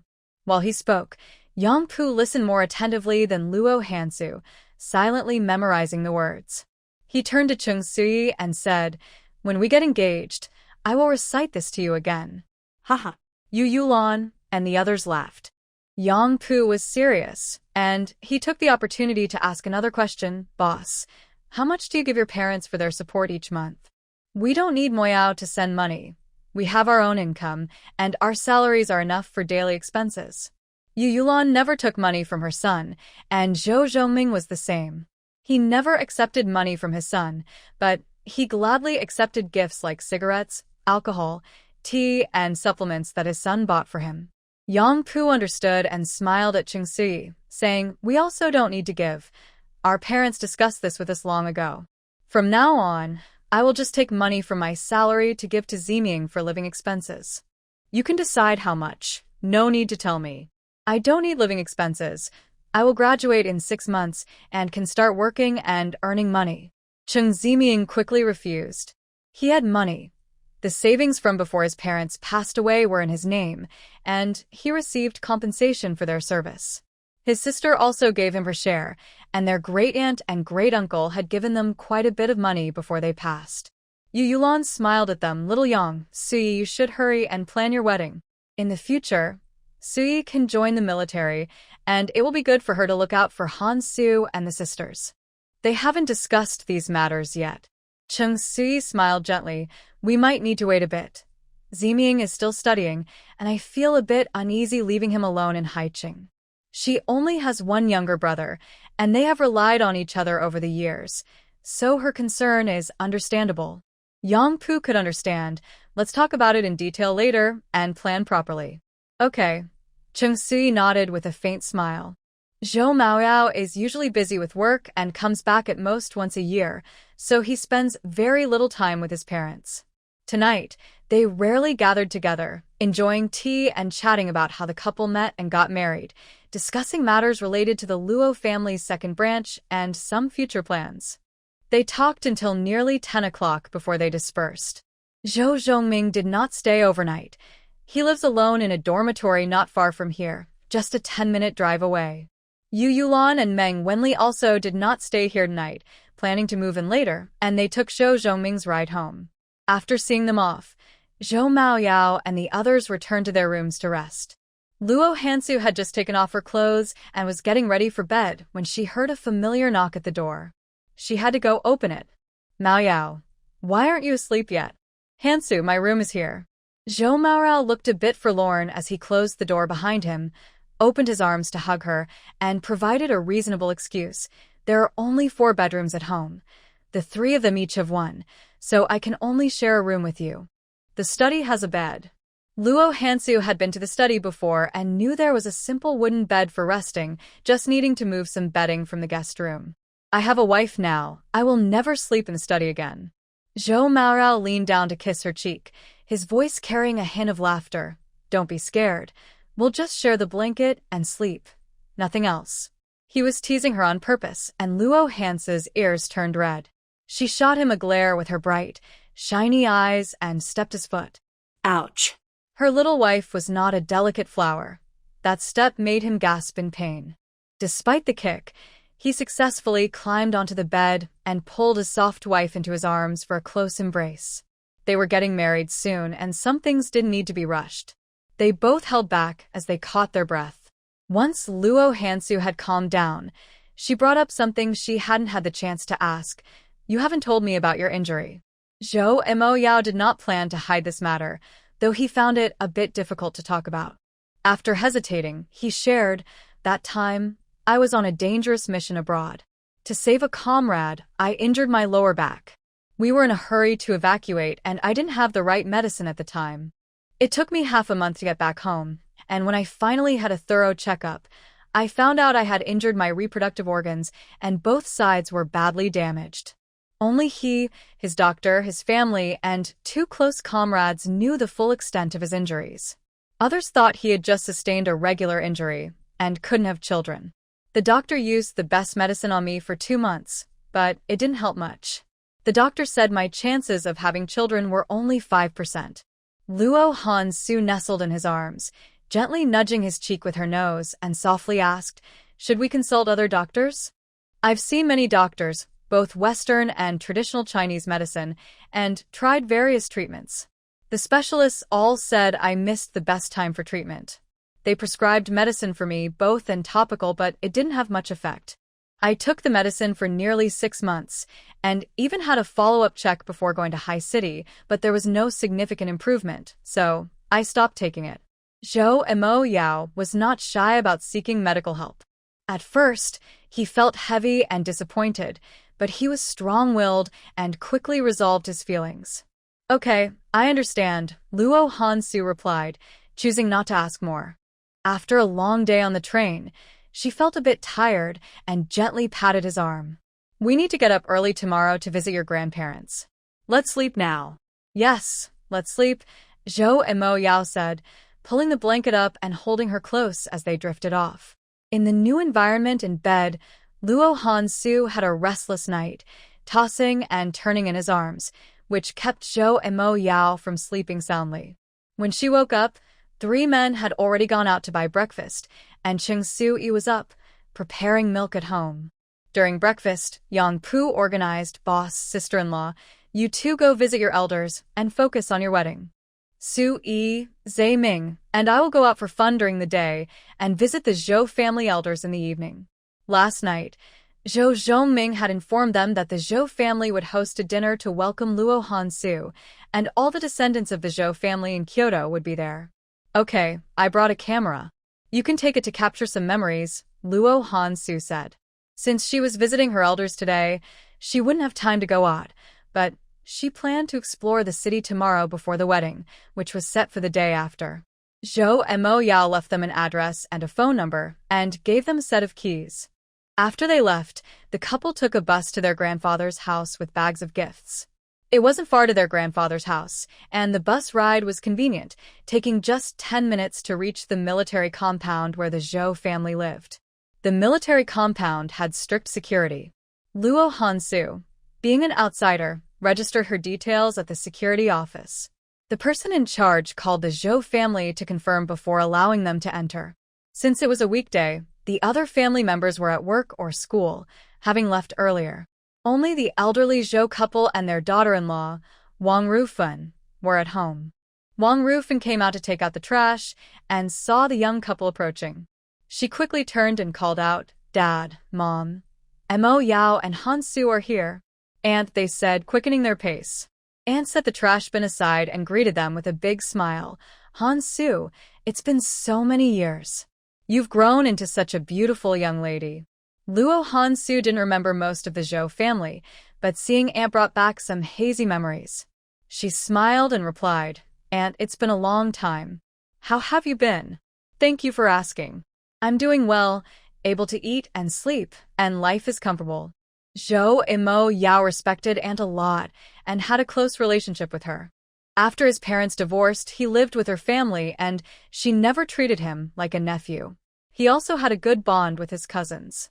While they were talking, Grandpa Zhou came out and smiled upon seeing them. "Mo Yao, Hansu, come in quickly. It's cold outside. Let's talk inside." "Grandpa," they called out. Come in, come in." In a joyful mood, Grandpa Zhou looked energetic and healthy, standing tall and straight. He called out to his daughter-in-law, "Rufan, quickly make some tea. Serve Hansu a bowl of the sweet rice soup I made this morning to warm her up." Grandma Zhou, dressed lightly, came to the door, happily welcoming them. "Hansu, my dear granddaughter-in-law, I've been waiting for you." "Grandma." The tall and handsome grandson and the charming granddaughter-in-law walked in together, making Grandma Zhou very happy. "Oh, Grandma, please go inside. It's cold out here. Don't catch a chill," Zhou and Mo Yao urged her. All right. Hansu, come in quickly. "It's warm inside. Let's talk in there." 2 people brought many gifts into the house. The elders of the Zhou family and their relatives had prepared gifts, and they also had some meeting gifts for the younger generation. For now, all the gifts were handed over to the aunt for safekeeping, to be distributed later when the other relatives arrived in the evening. Mr. Zhou held a high status, and the 3-story house he lived in was provided by the government. The house was heated, warm, and comfortable. As soon as they entered, they took off their heavy winter coats. "Our Hansu has really grown into a beautiful young lady. She truly suits our rough man, Mo Yao," Mrs. Zhou said as she pulled her to sit down, reluctant to let go of her hand. Wang Rufan brought them hot tea, smiling as she said, "Back when Uncle Luo brought Hansu to play, she was only 5 or 6 years old. Even then, she was a beauty, dressed beautifully, with fair skin like a little fairy. She spoke politely and was well-behaved, unlike the noisy children at home. Those little boys in the courtyard would call her pretty sister every day, dragging her to their homes to play, refusing to let her go back. Only when her older brother Mo Yao rushed over could he bring her back. It seems that some connections were meant to be from that time. Mo Yao himself didn't remember, really? Was that the case? Hansu also didn't recall those childhood stories. She had no memory of them. Only that there were many people in the Zhou family, truly full of life and joy, with family gatherings often filling 3 or 5 tables. When the two elders arranged marriages for their grandchildren, Mr. Zhou did not consider Mo Yao for Hansu, as he was much older than her. The eldest son Zhou Mo Yi and the eldest son of the third family, Zhou Mo Qin, were more suitable. Zhou Mo Qin was 2 or 3 years older, making him the best match, and they eventually settled on him. After going around in circles, Hansu still became the Zhou family's granddaughter-in-law, the eldest granddaughter-in-law. Most of the Zhou family was happy about this, except for the third family, who had mixed feelings. The 2 elders of the Zhou family had nothing but praise for Hansu. Today, she visited as a granddaughter-in-law, and the elder gave her a generous red envelope, while the elder lady presented her with a pair of gold bracelets as a meeting gift. The wedding preparations were mostly handled by the 2 elders, and Zhou Zhongming had already purchased all the necessary items. Only some minor details needed to be taken care of. Today, Mo Yao personally helped his grandparents with these tasks. Hansu was also busy. After chatting with her grandparents, she went out with her aunt to buy groceries, helped cook lunch, and in the afternoon, rushed to assist with the preparations for dinner. Yang Pu and his friends spent the day visiting famous attractions in Kyoto, taking photos, and buying many local specialties. They came to visit the Zhou family before 4 p.m. The 3 of them were very polite and brought gifts for the 2 elders, all of which were high-quality items. Women say that beautiful girls come from Jiangnan, and the girls from this coastal city are indeed lovely and graceful. They speak softly, and these 2 granddaughters raised by Uncle Luo and Aunt Luo are truly stunning, Wang Rufin praised Qingxi upon seeing her. She also had 2 sons, and if her younger son were a few years older, she would likely encourage him to compete for Yang Pu's affection. Grandma Zhou invited the siblings to sit down with a warm smile. Ziming looks just like his father, while Suyi resembles her great-aunt more. When we first met your great-aunt, she was only in her 20s, and her elegance was something we rough women could never learn. Grandpa Zhou chuckled and teased her. Your aunt and I first met in the mountains, with no benches around. She sat on the ground with her legs neatly together. You and that woman from the old Deng family, on the other hand, sprawled out on the ground, sitting more freely than us old men, which made your aunt laugh so hard. Grandma Zhou remembered those times and laughed, saying, back then, we were always fighting, only thinking about defeating the enemy and finding food. We didn't pay attention to manners. Cheng's siblings had often heard Luo Yud reminisce about the battles and had studied modern war history in textbooks, learning about the heroic deeds of the 2 elders. The elderly couple came from poor farming backgrounds, and their upbringing was different from the Luo family, but they made significant contributions to the country. Now in high positions, they remained humble and lived simply, without any extravagance, treating others with kindness just like any ordinary elderly people, earning their deep respect. After 5:30 p.m., the students at home gradually returned from school, followed by the people finishing work. The Zhou couple had 5 children, 3 sons followed by 2 daughters, all living in Kyoto. The eldest and second sons continued the family business in the military, while the third son entered politics. The 2 daughters chose careers in education and research. The eldest son, Zhou Zhonglei, and his wife Wang Rufin had 2 sons and a daughter. Their eldest daughter, Zhou Yaolin, is the eldest granddaughter of the Zhou family, a year or 2 older than Zhou Moyao, and she is already married with 2 children. The eldest son of the main branch, Zhou Mo Yi, is 1 year younger than Zhou Mo Yao. He got married 2 years ago, and last year, he and his wife welcomed Zhou family's first great-grandson. Both of them work in the military. Zhou Mo Yi is a political officer, and his wife, Bai Go, works as an obstetrician in the military hospital. The youngest son of the main branch, Zhou Mo Bei, is now 17 years old and is studying at a university for workers and farmers. He called ahead to say he would take a leave to attend the wedding banquet, so he didn't come home for dinner tonight. In the second branch, Zhou Zhongming has only one son, Zhou Mo Yao. His current wife's daughter does not have his surname, which makes their situation awkward in the Zhou family, so they were not invited for dinner tonight. The third branch, Zhou Zhonghe and his wife Su Yuan, have the most children, with 4 kids, 2 sons and 2 daughters. The eldest son, Zhou Mo Qin, is following in his father's footsteps in politics. The second and third children, Zhouya and Zhouya Lo, are daughters who are both working now. One is an accountant at a bank, and the other works in an office. They are both single. The youngest, Zhou Mo Fei, is a 15-year-old son still in middle school.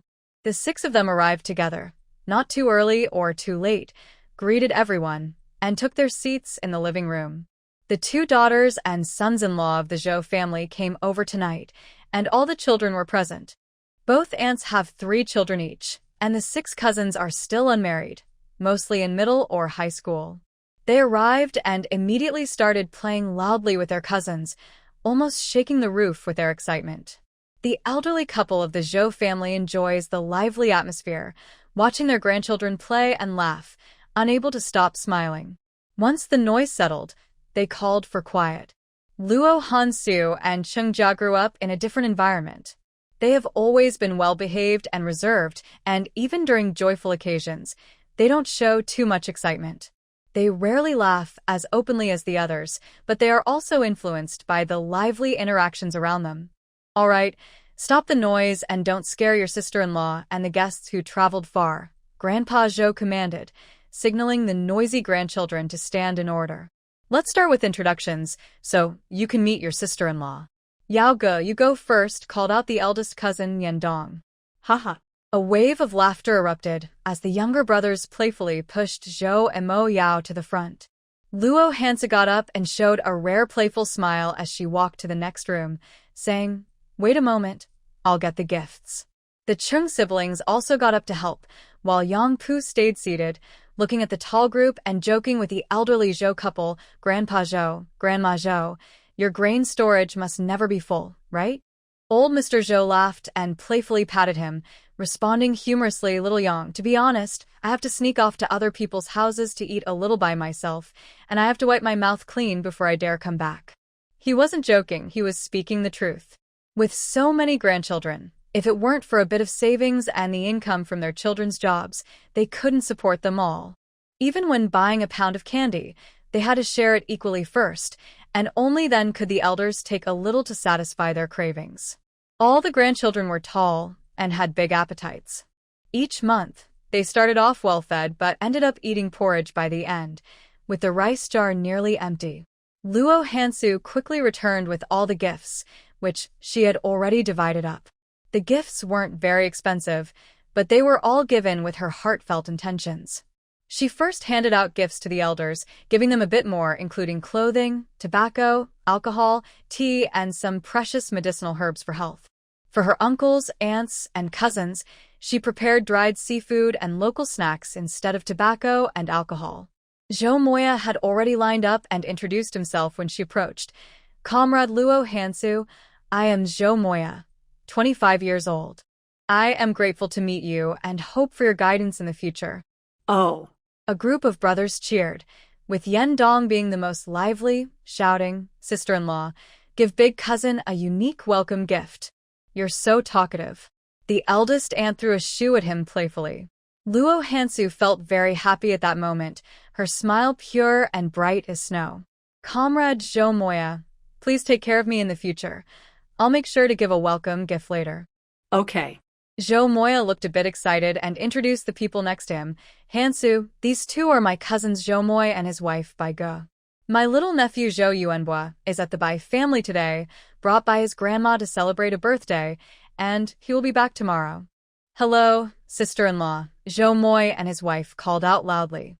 Luo Hansu, being much younger than them, felt a bit awkward but smiled lightly, saying, "You can just call me by my name." "No, you should call her sister-in-law. Yao can date younger girls, but as younger siblings, we must be respectful," Zhou Mo Yi said with a smile. Haha. The siblings behind them all laughed. Luo Hansu felt a bit helpless, but said nothing as she handed them gifts, one for each couple. Next, she introduced Zhou Emochin, who looked quite awkward. He opened his mouth, hesitated for nearly a second, and finally said, "Sister-in-law." Luo Hansu was much more gracious, giving him a gift and saying naturally, "I apologize for not being a good host during my grandfather's passing. Also, I want to thank you for traveling such a long way to pay your respects and for helping to carry my grandfather on his final journey." Zhou Emochin couldn't meet her gaze, stiffly pulling at the corners of his mouth. "Grandpa Luo did a lot for our family. It was my duty to see him off. Still, I want to express my gratitude." No matter the reason he came to pay his respects, whether it was because of the elders or something else, Luo Hansu remembered this kindness. Moreover, she held no resentment towards Zhou Emochin for the broken engagement and didn't want any rift between the brothers. She took the initiative to speak to him. "I actually wanted to find a chance to talk about the broken engagement. Now that the elders and siblings are here, I want to share some honest feelings."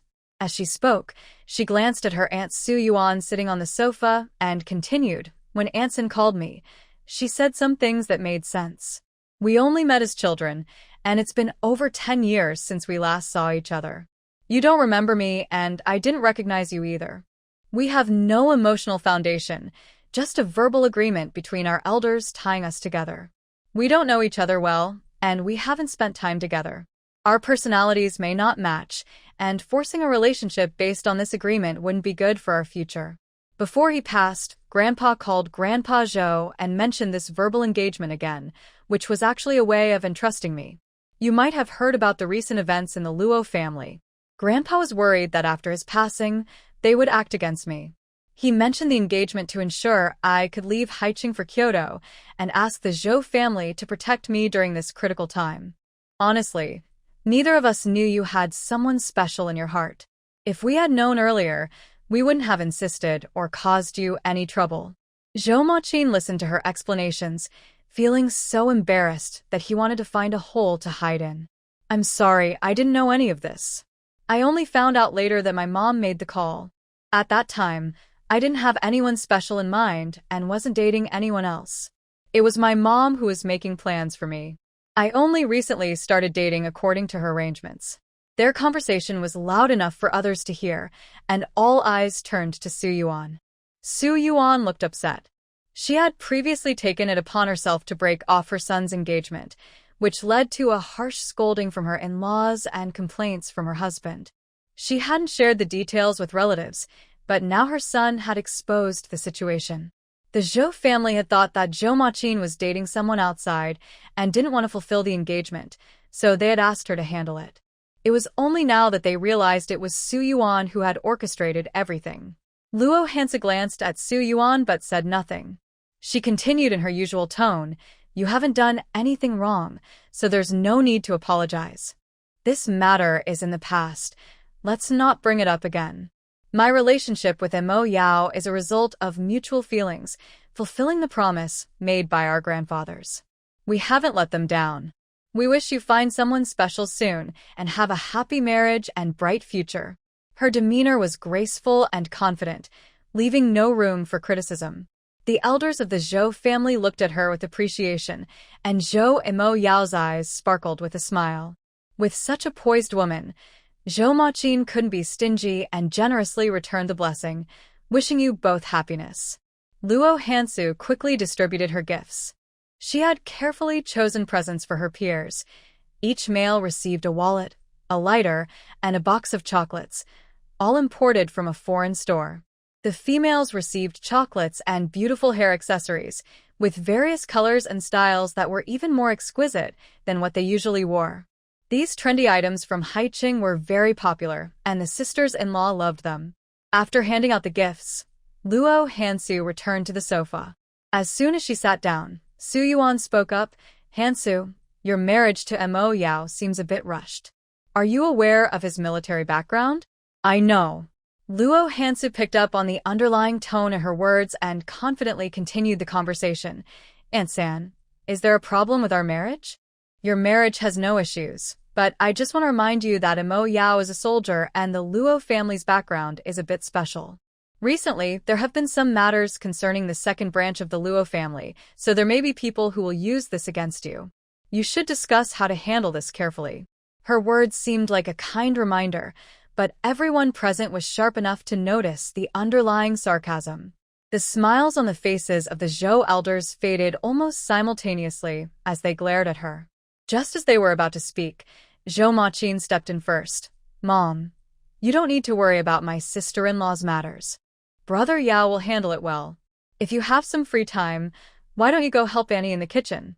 With her son dragging his feet, Su Yuan was filled with frustration, but when she caught the disapproving looks from others, especially her in-laws, she quickly swallowed her anger. Su Yuan stood up, ready to help in the kitchen, but Luo Hansu called out to her, "Auntie, please wait a moment. I have something to discuss with you." She had always been someone who would settle scores. While she didn't blame Zhou Maqin, she couldn't overlook Su Yuan's earlier dismissive attitude on the phone. They had just cleared things up, but as an elder, she found it petty and rude for Su Yuan to speak in such a sarcastic manner, and she wouldn't just let it go. "What is it?" Su Yuan had to stop and sit back down. Earlier, when their family of 6 entered the house, Luo Hansu had greeted Uncle Zhou Zhonghe. Now, she politely addressed him again. "Uncle, I have officially registered my marriage with brother Mo Yao. I am now part of the Zhou family, and since we are all family here, I want to discuss something with you and Auntie to prevent any future impact on the relationship between the brothers." "Hansu, go ahead," Zhou Zhonghe said as he extinguished his cigarette. "It's like this. When our grandfathers verbally agreed on the marriage contract for the younger generation, the Zhou family did not provide a written agreement or any engagement gifts, but the Luo family did. Now that Zhou Maqin and I have called off the engagement, I would like to ask for the return of the engagement gift. Is that true?" Zhou Zhonghe was completely unaware and looked at his parents. "Dad, Mom, did Aunt Luo give an engagement gift?" "We didn't know about that," the Zhou elders replied in unison, looking at Luo Hansu. "Hansu, when did your grandmother give the gift? To whom?" Seeing that they were unaware of the situation, Luo Hansu glanced at Su Yuan and answered them. "In the spring of the 2nd year after the verbal agreement, my grandmother came to Beijing for business and conveniently delivered the gift to the Zhou family. She told me that the token was given to Aunt San, which is a family heirloom jade pendant from the Luo family. Additionally, she gave 2,000 yuan and clearly stated that this money was for my wedding and to help buy a house, serving as a dowry from the Luo family." Zhou Zhonghe truly did not know about this. "Su Yuan, why didn't you tell me about this?" "I don't remember anything about it." When Su Yuan was reminded of this, her heart skipped a beat, but she quickly calmed down and naturally denied it. Old Lady Zhou's experienced eyes were sharp as she slowly stood up, her voice heavy. "Su Yuan, is this true or not?" "Mom, think carefully and go back to check. If you find it, return it to your sister-in-law immediately." Zhou Maqin was somewhat soft-hearted about certain matters and lacked decisiveness, but the Zhou family raised their children with good morals. He understood his mother and guessed that she had secretly taken it, but was now unwilling to return it. "I didn't take it." Su Yuan gritted her teeth in denial and glared at him. "Aunt San, are you sure you didn't receive it?" Chung Sui's gentle voice spoke up as she elegantly stood, her usual smile fading. Su Yuan shot her a glance and repeated, "I don't remember anything about it." Seeing her attitude, Chung Sui's gaze deepened as she exchanged a look with Luo Hansu and calmly said, "Since Aunt San doesn't remember, let me remind you, in the spring of 63, on your father's 60th birthday, at the entrance of your maternal family's Maui Alley." Her reminder included a specific time and place, and the implication was clear. There were witnesses, but she didn't elaborate out of respect for the Zhou elders. Su Yuan's pupils contracted, her eyes darting around. Just as she was about to make another excuse, Luo Hansu took out a jade pendant and placed it in front of her. "This is the Luo family's heirloom dragon and phoenix jade pendant. The one I have is the phoenix pendant, which pairs with the one engraved with a dragon, making it a complete set. Please recall carefully, Aunt San." The pendant was translucent, with intricate carvings that were lifelike. Anyone could tell at a glance that it was valuable, and anyone who saw it would not forget it. Su Yuan, did you take it or not? Zhou Zhonghe was embarrassed, and now quite angry. I took it. The response came not from Su Yuan, but from Zhou Machin. What nonsense are you talking about? I didn't take anything. Su Yuan immediately jumped up to deny it. Zhou Machin was very upset with his mother. His somewhat handsome face turned a deep shade of red, and his eyes widened in anger as he finally managed to squeeze out a complaint through clenched teeth. Mom, please, give me some dignity, okay? He had seen this jade pendant at home before and had asked about its origin, but his mother refused to tell him and told him not to ask too much. He once thought it was a gift from his father or something left by her family, but he never imagined it was a betrothal token given by the Luo family. If Luo Hansu hadn't asked for it back today, he might have never known. He knew his mother too well. She wanted to keep the pendant for herself and hide it away. On one hand, she didn't consult him before deciding to call off the engagement, and on the other, she was hoarding the pendant and money, probably thinking that since the elders of the Luo family had passed away, no one would know about it. If Luo Hansu demanded it back, she could just deny it and shamelessly keep it. Thinking about her selfish and shameless behavior made Zhou Machin's stomach hurt with anger. He wished he could find a hole to hide in. Go get it back and return it to Hansu now. Zhou Zhonghe had never felt so embarrassed. Even though no one had slapped him, his face felt hot with shame. Neither he nor his son defended her at all. They publicly exposed her actions. Su Yuan was so furious that her whole body shook as she yelled at them. Whose family are you two even from? Mom, can you be reasonable for once? You have no shame. We care about our reputation. How can I face others knowing you kept the pendant and money? Zhou Machin already felt guilty towards Luo Hansu and her family, and now his mother was making it worse, trampling on his dignity. Mom, if you took it, just hand it over. My brother has already called off the engagement, and now his wife is Yao Ji's wife. What does it make our family look like to hold on to the betrothal token? You're the one who wanted to break off the engagement. If you did, you should return the pendant and money without being asked. If this gets out, how can my brother face others? They'll just laugh at us. Our family isn't short of 2,000 yuan.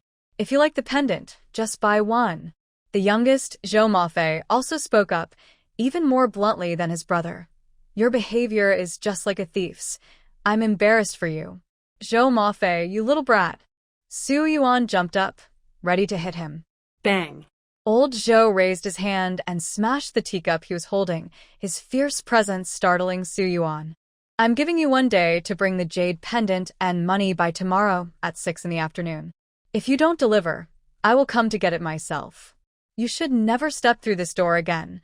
Our family doesn't want a daughter-in-law with poor character.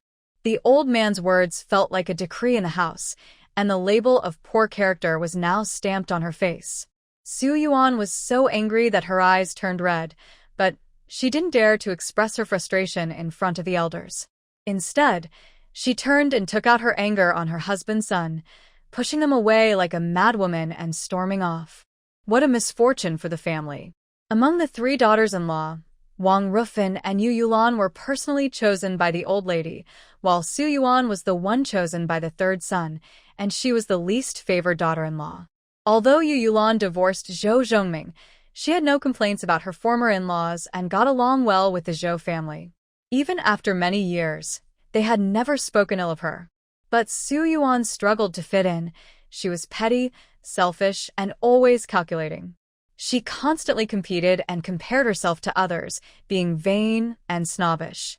The elders of the Zhou family were very dissatisfied with her, and Zhou Zhonghe often argued with her over trivial matters. Their home was filled with constant bickering, making it a source of embarrassment for outsiders. Hansu, I'm sorry. This matter wasn't handled well by my uncle. Zhou Zhonghe apologized to her. Luo Hansu understood that this issue was not related to them. It was Su Yuan's private actions, and she wouldn't unjustly blame them. Uncle, I'm bringing this matter to light today, not to target anyone or with any ill intentions.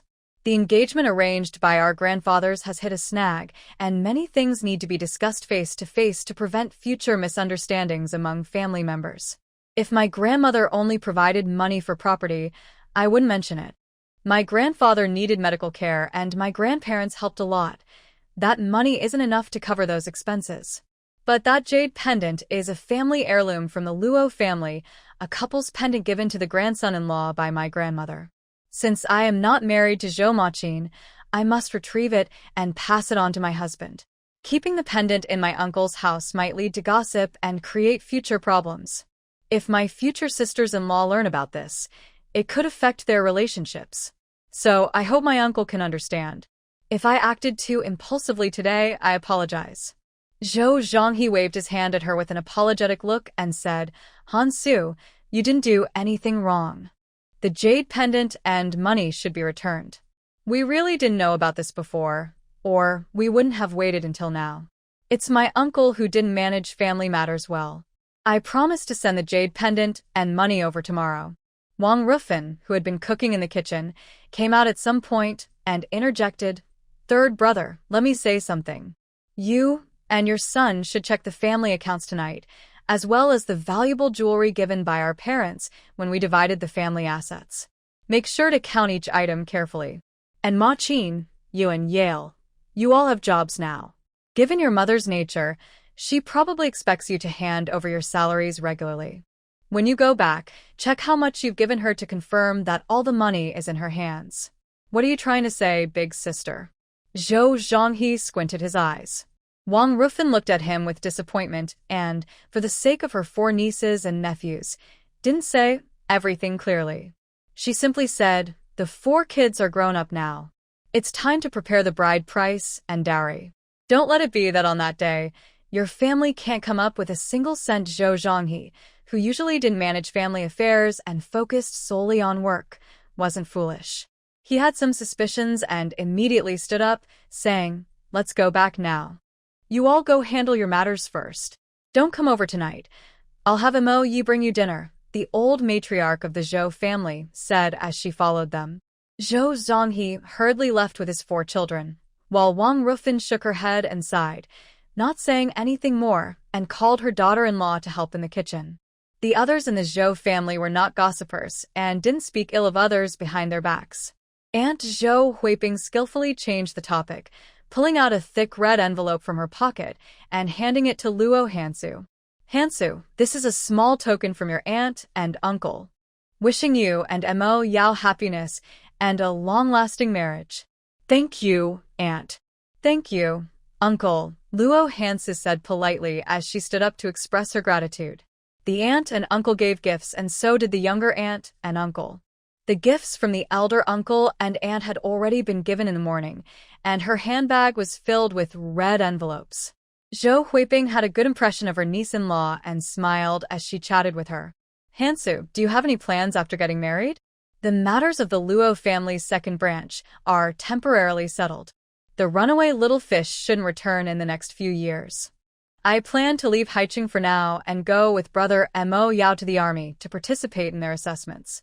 Ah? Participate in Mo Yao's army assessments? Aunt Huiping was a bit surprised. Old Master Zhou had already suppressed his anger and smiled at her. Your uncle Luo didn't raise Hansu to be a delicate flower in a greenhouse. She's quite capable. How capable? All eyes turned to Luo Hansu, waiting for her response. Luo Hansu didn't know how to answer this question.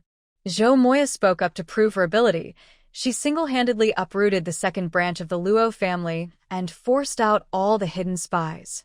We were just helping with the cleanup. And picking up some credit along the way, Yang Pu added, since he and Li Huai had gained quite a bit of recognition this time, and even if they didn't get promoted, they would receive a nice bonus. Aunt Zhou Huerong laughed. Third sister-in-law is such a fool. She has such an excellent daughter-in-law but chooses to pick up a sesame seed. She will regret it sooner or later. After meeting Su Yuan and seeing her character, Luo Hansu felt relieved that she had called off the engagement with Zhou Maqin. She was glad she hadn't married into their family, otherwise, she would have ended up in a messy divorce. Yao Ge, my cousin-in-law, is smart, right? Yan Dong asked. Zhou Moya didn't answer his question and suggested, "Why don't you spar with Hansu and see her skills?" Yuan Dan immediately waved his hands. "No way. You two are about to get married. If I hurt my cousin-in-law, it would ruin your wedding night, and you would definitely take the chance to get back at me." Haha. Everyone, including Zhou Moy, laughed. "I swear, I promise not to harm you. Not even a hair," Zhou Moya said seriously, encouraging him to take the challenge. Yuan Dan instinctively felt something was off and quickly stepped back. "Yao Ge, you're trying to trick me." "Dongzi, you're so timid." Zhou Moy supported his cousin, pushing him to take on the challenge. "You should go and test my cousin-in-law's skills. If she wins, she's really capable, and when Yao Ge bullies us in the future, we can find a strong ally." Yes, go for it." Yuan Dan's siblings and aunt's 3 children immediately pushed him forward. "If I win or lose, I'll still get beaten up." "You heartless bunch." Yuan Dan complained, but his actions didn't slow down as he eagerly said, "Cousin-in-law, will you spar with me?" Luo Hansu was willing to spar with him, but it wouldn't be fun to just fight him alone. She pointed and said, "Yang Pu, Moy, and Officer Wang, you 4 can join in." After saying that, without giving the 4 of them a chance to refuse, she confidently declared, "If I don't knock you all down in 5 minutes, I'll admit defeat." Wow. Someone shouted first, and the 3 kids from the aunt's family encouraged, "Go for it." Grandma Zhou stood up and looked at her eldest grandson, asking quietly, "Moyao, is Hansu really that strong?" Zhou Moyao hadn't seen her fight, but he and Yang Pu had an idea, and he smiled as he replied to the elder, "Maybe even with me, we wouldn't be able to beat her." Yuan Dan instantly felt nervous and made a funny face. "Brother Yao, you should join us and take a few hits." Hee. Cheng Ziming, who had been quietly eating seeds, laughed and said while chewing, "Brother-in-law, you should go and test Hansu's true skills. I want to see some excitement." The siblings knew that Luo Hansu had practiced martial arts since childhood, and their grandfather had hired a coach to teach her. They had also learned for 2 years and had some self-defense skills, but they were nowhere near her level, and they didn't know her current abilities. Luo Hansu had just taken off her jacket and removed her watch and jewelry. She pointed to the empty yard outside and challenged, 4 or 5 of you can come at me all at once. "Moyao, you should join too." Grandpa Zhou ordered directly, eager to see his granddaughter-in-law's skills. As the younger generation prepared for a real match, the elders all stood up to join the excitement. Even Wang Rufin put down her spatula and hurried over to watch. In a 1 versus 5, the 5 boys stood in a circle while Luo Hansu stood in the middle, dressed casually. Start. Grandpa commanded, and the battle began. Yuan Dan quickly threw a punch, trying to sneak attack, but Luo Hansu bent down and swiftly trapped his outstretched arm with her slender waist. Using her support, she kicked Zhou Moy and Wang Ge, sending them back 3 or 4 steps before they could steady themselves. Good. Before Grandpa's praise faded, Zhou Moyao and Yang Pu attacked from both sides. Luo Hansu quickly turned her body and forcefully pulled Yuan Dan toward her. Ow. 2 powerful punches landed on Yuan Dan, making him nearly bite his tongue from the pain. In just 2 seconds, Yuan Dan fell to the ground, defeated. "Brother, you're so useless." The youngest son of the aunt, Yan Liang, complained, and Zhou Huiping gave him a light slap, saying, "Your sister-in-law is very strong. You'd end up the same way if you went." In just 2 seconds, Luo Hansu quickly took control, attacking the strongest Zhou Maoyao with her fists and feet as if she felt no pain, forcing him to retreat repeatedly. Zhou Maoyao drew her attention, and the other 3 immediately surrounded her from the sides. However, before they could strike, Luo Hansu gracefully turned her body, pressed her hands to the ground, and swept her legs in a rapid motion. Ouch. Hey. The 3 cried out in pain, and before they could even touch their sore spots, she flipped over and aimed her fists at their faces. Wait, I give up." Yuan Dan rolled and scrambled away. If he didn't run, he would get beaten again. The onlooking elders were wide-eyed, no longer paying attention to him, their eyes shining like light bulbs. Among the remaining 4, Zhou Maoyao was indeed the strongest. If he hadn't come to the rescue just in time, Yang Pu and the others would have likely ended up with black eyes. Sister-in-law, don't hit the face. I'm supposed to accompany Brother Yao to pick you up as a bride in 2 days. Please spare my face, Zhou Maoyao pleaded while rubbing his legs. Zhou Maoyao laughed. Hansu, don't hit my face. I still need to marry you. I don't want to show up on the most important day of my life with scars. Brother Yao, it's fine to hit your face. You can just cover it with a red veil during the ceremony. Zhou Maoyao pushed him forward. Haha. Yan Dong and the others laughed heartily. Luo Hansu found them amusing and decided to stop, saying, I'm not playing with you anymore. You can't beat me. All right, no more fighting. Boss, you can practice with sister-in-law alone from now on. We won't join in. Yang Pu quickly slipped away. Grandma Zhou held her granddaughter-in-law's coat and urged her to put it on, her eyes filled with love and concern. Such a delicate child. Old Luo was really tough on you, forcing you to learn so many skills. Hansu, you've suffered.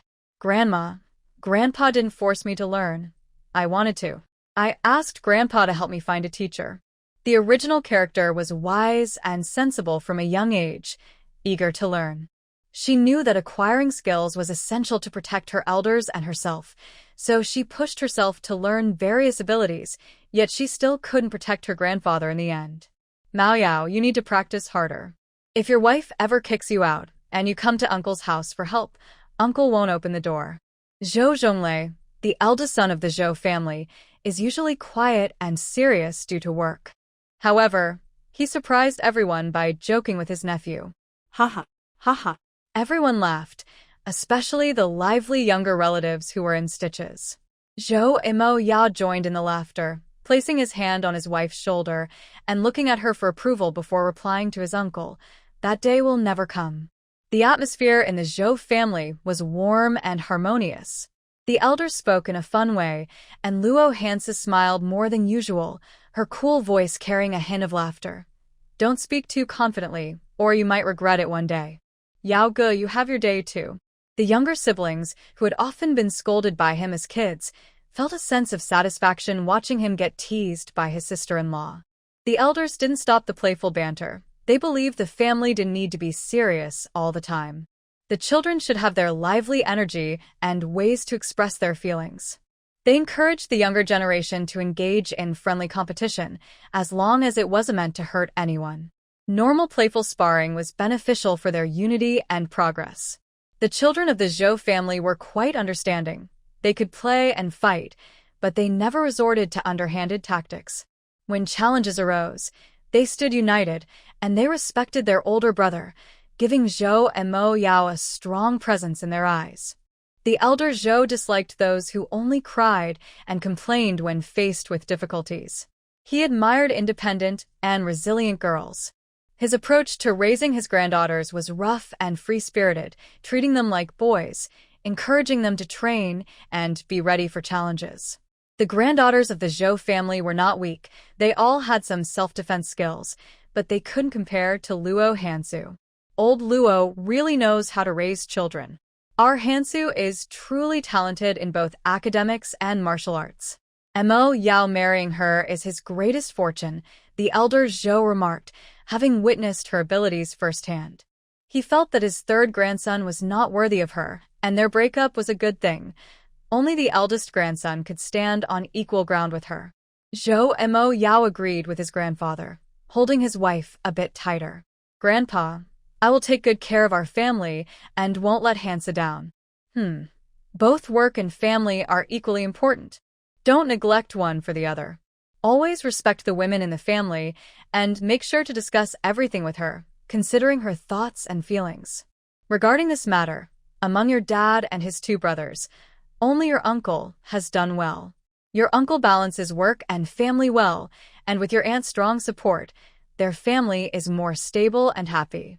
Your dad and the other uncle only focus on work and neglect the family, which is why their marriages are troubled and their family life is chaotic. There are examples in the family. Growing up in this environment, you must learn from these lessons. When managing your own family and marriage, be sure not to repeat their mistakes. The old man was educating his grandsons using their cases, and Zhou Zhongming listened quietly, without speaking. Sometimes, silence is also a form of attitude. Grandpa, I understand. What Grandpa said was based on real family experiences. Even if he didn't say it, Zhou and Mo Yao already knew. After sitting in the living room for about 10 minutes, the food in the kitchen was ready. Zhou and Mo Yi took a thermos to pack the food and hurriedly drove it to his uncle's house. Zhou Zhonghe's home wasn't very far. It was in the opposite direction from the courtyard, and it took just about 5 minutes to drive there and back. When Zhou and Mo Yi returned, the food was just set on the table, and they hadn't started eating yet. He rushed to the main table to report, "Grandpa, Uncle, and Aunt are having a big argument at home." They rushed back and found that all their savings had been emptied by Aunt. Mo Fei said there are only 200 yuan left, and Aunt said she spent everything else and even pawned the jewelry to support the family, refusing to reveal where the money went. When the eldest daughter-in-law mentioned those words earlier, the two elders of the Zhou family had their suspicions. They remained calm and didn't say much. Wang Rufin brought out the vegetables, frowning as she reminded, "Mo Yi, call your uncle and tell them to find Su Donghua and threaten to report him to the police." Okay. Zhou and Mo Yi didn't ask further and immediately ran to the study to make the call. The old lady didn't interfere much and wasn't worried about the third family situation, believing they had a big responsibility for their chaotic family life and needed to learn a good lesson. She called out, "Let's eat. Su Yi, Zai Ming, Xiao Yang, sorry for making you witness this." The old man raised his glass to toast them, kindly saying, "Come. Welcome to the wedding of Mo Yao and Hansu. Let's toast together. Thank you, Grandpa Zhou and Grandma Zhou, and thank you to all the elders for your warm hospitality." The three younger ones stood up to toast. The dishes tonight were all made by Aunt, and Luo Hansu and the others had only helped a little before. Now, the young couple politely stood up, holding their glasses to toast her. "Aunt, thank you for your hard work." "Not at all, not at all." Wang Rufin raised her glass to clink with theirs, smiling brightly. "Hansu, my cooking is simple, so please don't hold back and eat as much as you like. Aunt, your dishes are delicious. We won't be polite." The couple took small sips and then went to toast other elders before finally sitting down to eat. Meanwhile, Zhou Zhong and his family were arguing loudly, and the living room was in disarray. After receiving a call from Zhou Moyan, he immediately locked Su Yuan in the bedroom and took his children to confront Su Donghua. Su Donghua is Su Yuan's nephew, similar to Tian Chongyang, skilled at charming people. Every time he visits, he makes Su Yuan, his aunt, very happy, but the Zhou family does not think highly of him. Su Donghua does not live at home. He works at a factory and usually stays in the dormitory. When the father and children arrived, he was having dinner at home and didn't have a chance to say a word before being beaten by Zhou Maqin and his brother. After explaining their purpose, Su Donghua initially denied everything, but when Zhou Mafei threatened to take him to the police station, he finally confessed. In the end, Su Donghua received another beating and was taken to retrieve the money and valuable jewelry that night.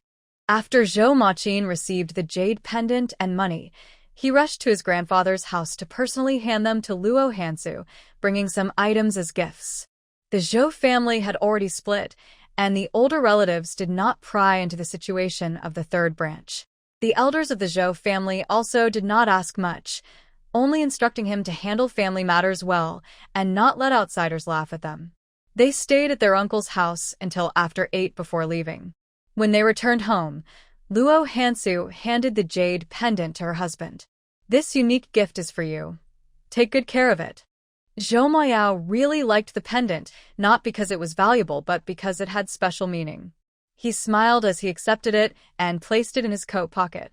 The next day, they spent the whole day shopping for essential items for their wedding, exploring various places, and in the evening, they had dinner at his mother-in-law's house.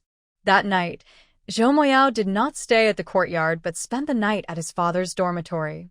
In the morning, he went to his grandparents' house, changed into his favorite new military uniform, and prepared to welcome his bride with the utmost seriousness. Luo Hansu did not feel nervous about the upcoming wedding.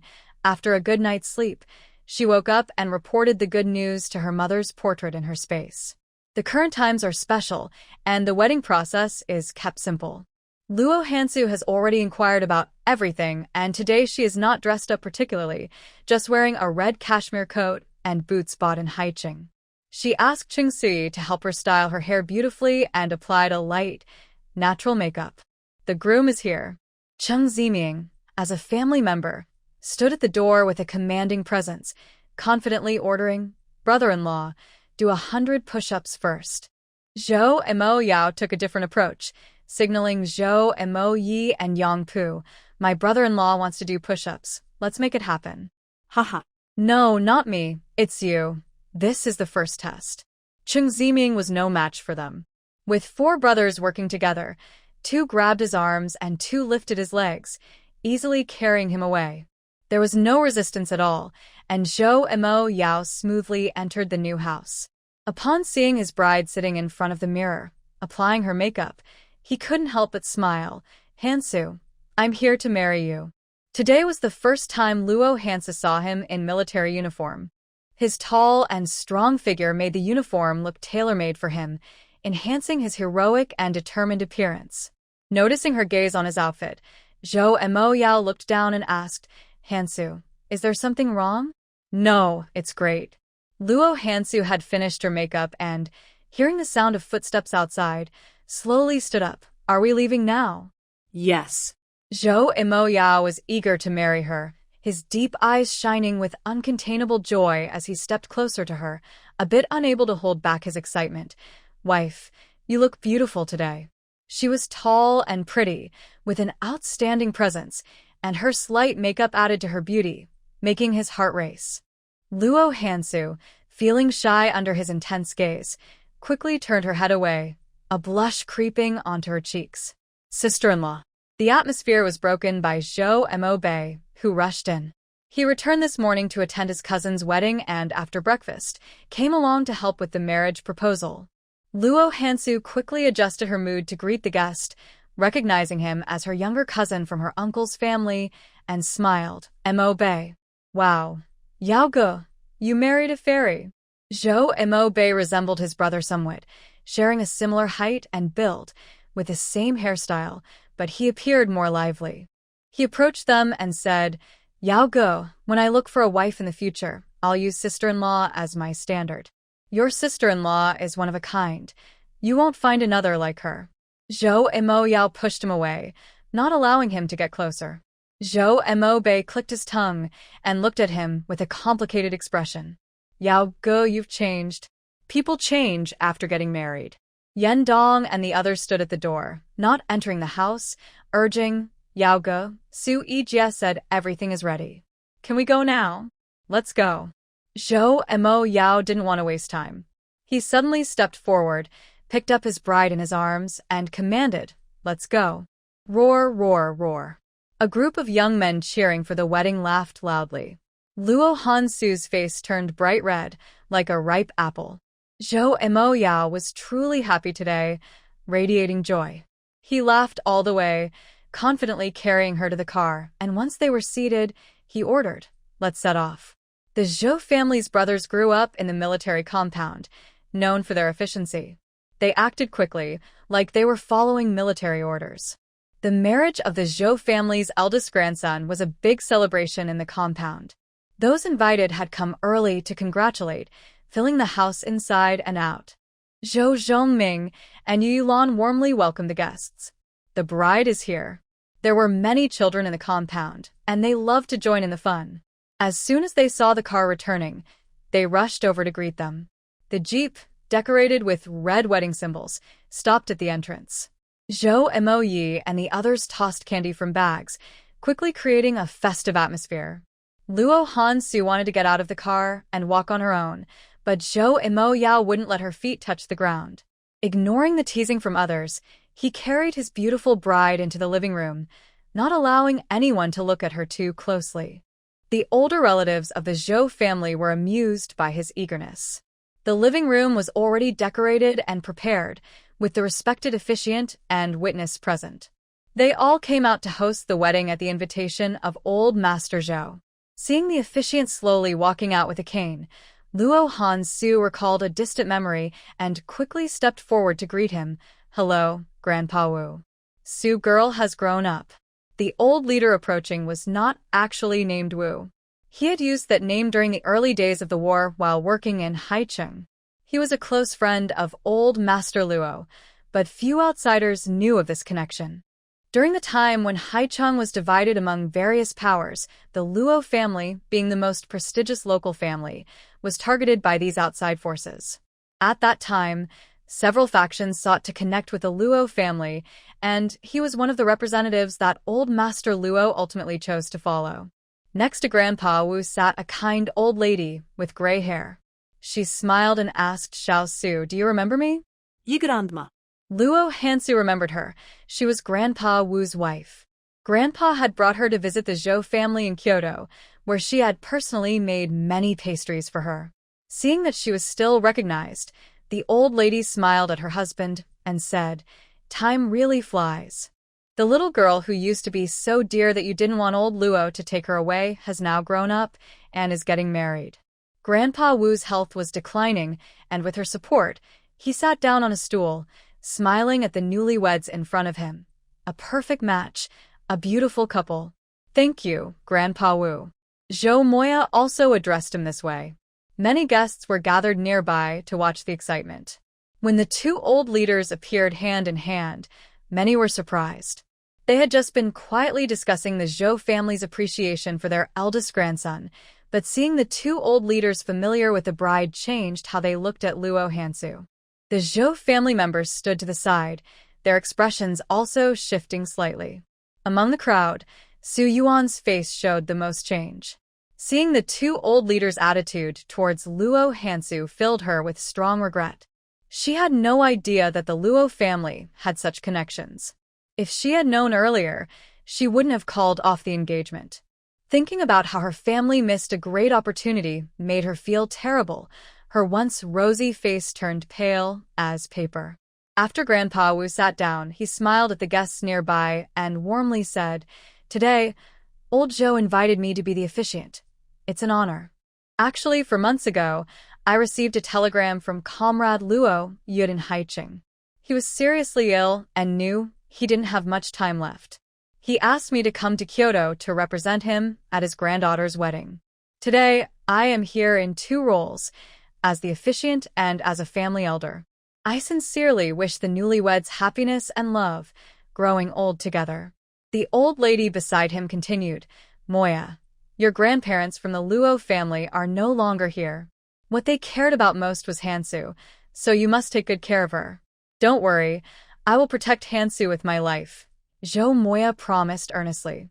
The Luo family has made tremendous contributions to the country, especially before the victory in the war. If it weren't for their strong support during the dangerous and chaotic times in Haicheng, we wouldn't have been able to control the situation, and there wouldn't have been a victory later on. The ancestors of the Luo family were all strong and unyielding. Although they were scholars and merchants, they never bowed to foreign invaders, even in the most dangerous times for Haicheng. They did everything they could to help us turn the situation around, using their intelligence to gather materials for the resistance. Their contributions to the country cannot be tarnished by a few ungrateful descendants. History will eventually record and evaluate their achievements accurately. I have carefully reviewed the recent events concerning the Luo family. Although Hansu is a woman, she has performed exceptionally well in national matters. She is talented in both literature and martial skills, and her abilities are outstanding. She has not brought shame to the Luo family's reputation and has honored the careful education provided by her grandfather. I have also seen the praise from the Haicheng Municipal Committee. Hansu deserves this recognition. Grandpa Wu's public remarks acknowledged the contributions of the Luo family and praised Luo Hansu's performance in Haicheng. Everyone could see he was supporting her. Luo Hansu is smart and perceptive, and she felt grateful. "Thank you, Grandpa Wu, for your kind words. I will stay true to my heart, remember my grandfather's teachings, and never tarnish the Luo family's reputation. I will carry on the legacy of my ancestors and do my best for the country and the people." Good, good. You truly are a child nurtured by Yuda, always caring for the family and the world, with a spirit of chivalry. You are outstanding and not inferior to any man. You have the ability to restore the Luo family's prestige. I believe your grandparents and ancestors can rest peacefully now. Now that you are married to Mo Yao, you should come to Kyoto often. Please visit us and chat with us old folks. Luo Hansu respectfully replied, "Sure, I will definitely visit soon." The two elder leaders attended the wedding as family elders, signaling to everyone that they were Hansu's strong support. Anyone with sense would no longer look down on her. Next, the ceremony took place. The officiant and witnesses shared a few words of blessing, and the Zhou family elders and Zhou Zhongming also spoke briefly. The newlyweds bowed before the portrait of a great leader, and after bowing to each other, the ceremony was complete.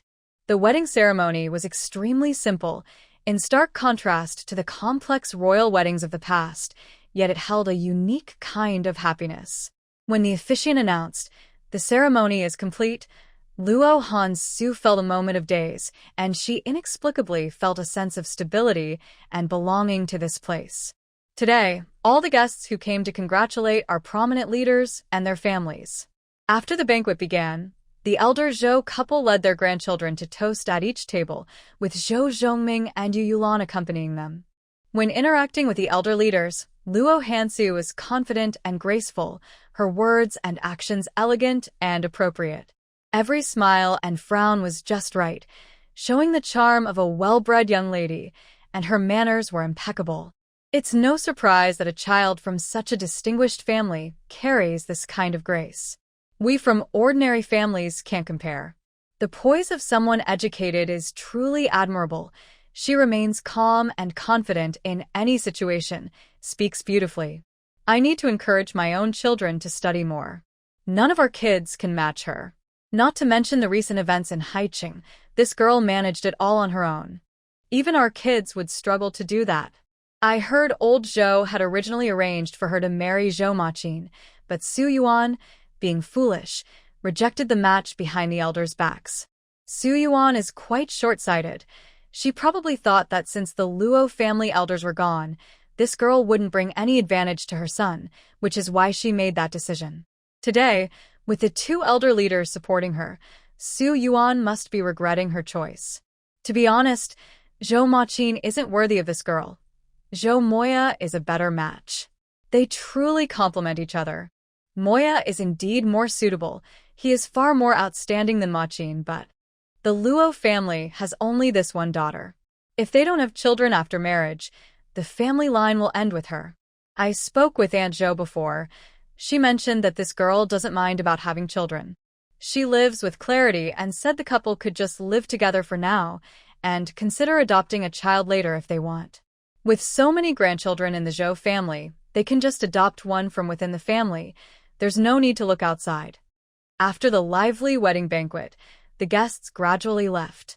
The newlyweds politely saw them off at the door, and once most of the guests had departed, they returned to the study to meet the two elder leaders. Luo Hansu, having noticed that Grandpa Wu wasn't feeling well and didn't eat much at the banquet, had specially asked her grandparents to stay longer. Now, she hurriedly brought her bag to the study. When she arrived, the old man was resting on the sofa, looking less energetic than during the ceremony. Mo Yao, Su Yadu, have the guests left? Yes, they have all gone. Luo Hansu walked up to him, looking worried. Grandpa Wu, are you feeling unwell? Nothing serious, just getting older, and my body is not as strong. Luo Hansu remembered he was only a few years older than her grandfather, just over 70, but he looked unwell and thin, clearly suffering from an illness. Noticing his condition, she turned to the old lady and asked, Grandma E, what is really going on with Grandpa Wu? He has stomach problems. He didn't eat regularly when he was younger, and now he has severe gastritis. At his age, he can't have surgery, so he can only take medicine to manage it. He also needs to avoid any spicy foods and just drinks porridge every day, the old lady explained. Luo Hansu understood and turned to open the bag she had brought, taking out several bottles and jars. Grandma E, This bag contains high-quality ginseng, this is wild reishi mushroom powder, and this small packet is wild cordyceps. Please make soup for Grandpa Wu with these. And this is a tonic for boosting energy and blood. My grandfather used to spend a lot of money on this medicine from a reclusive old doctor when he was sick, and it worked very well. My grandfather managed to recover for a while by taking it daily. These 3 bottles of liquid medicine were also prepared by the same doctor. They can be taken with this pill, or mixed into soup or porridge. As she spoke, Luo Hansu grabbed a cup, poured a small bowl, and handed it to the elder. Grandpa Wu, this medicine works really well. Just take a few sips, and you should feel a noticeable difference in under 5 minutes. Su Yatu. Such good things should be saved for you and your grandparents in the future, Grandpa Wu said, struggling to sit up. Drink it quickly. You don't need to worry about us.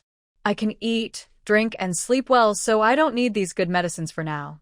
Old Mr. Zhou was quite strong, speaking with a loud voice and walking briskly, claiming he could still carry a gun to the battlefield.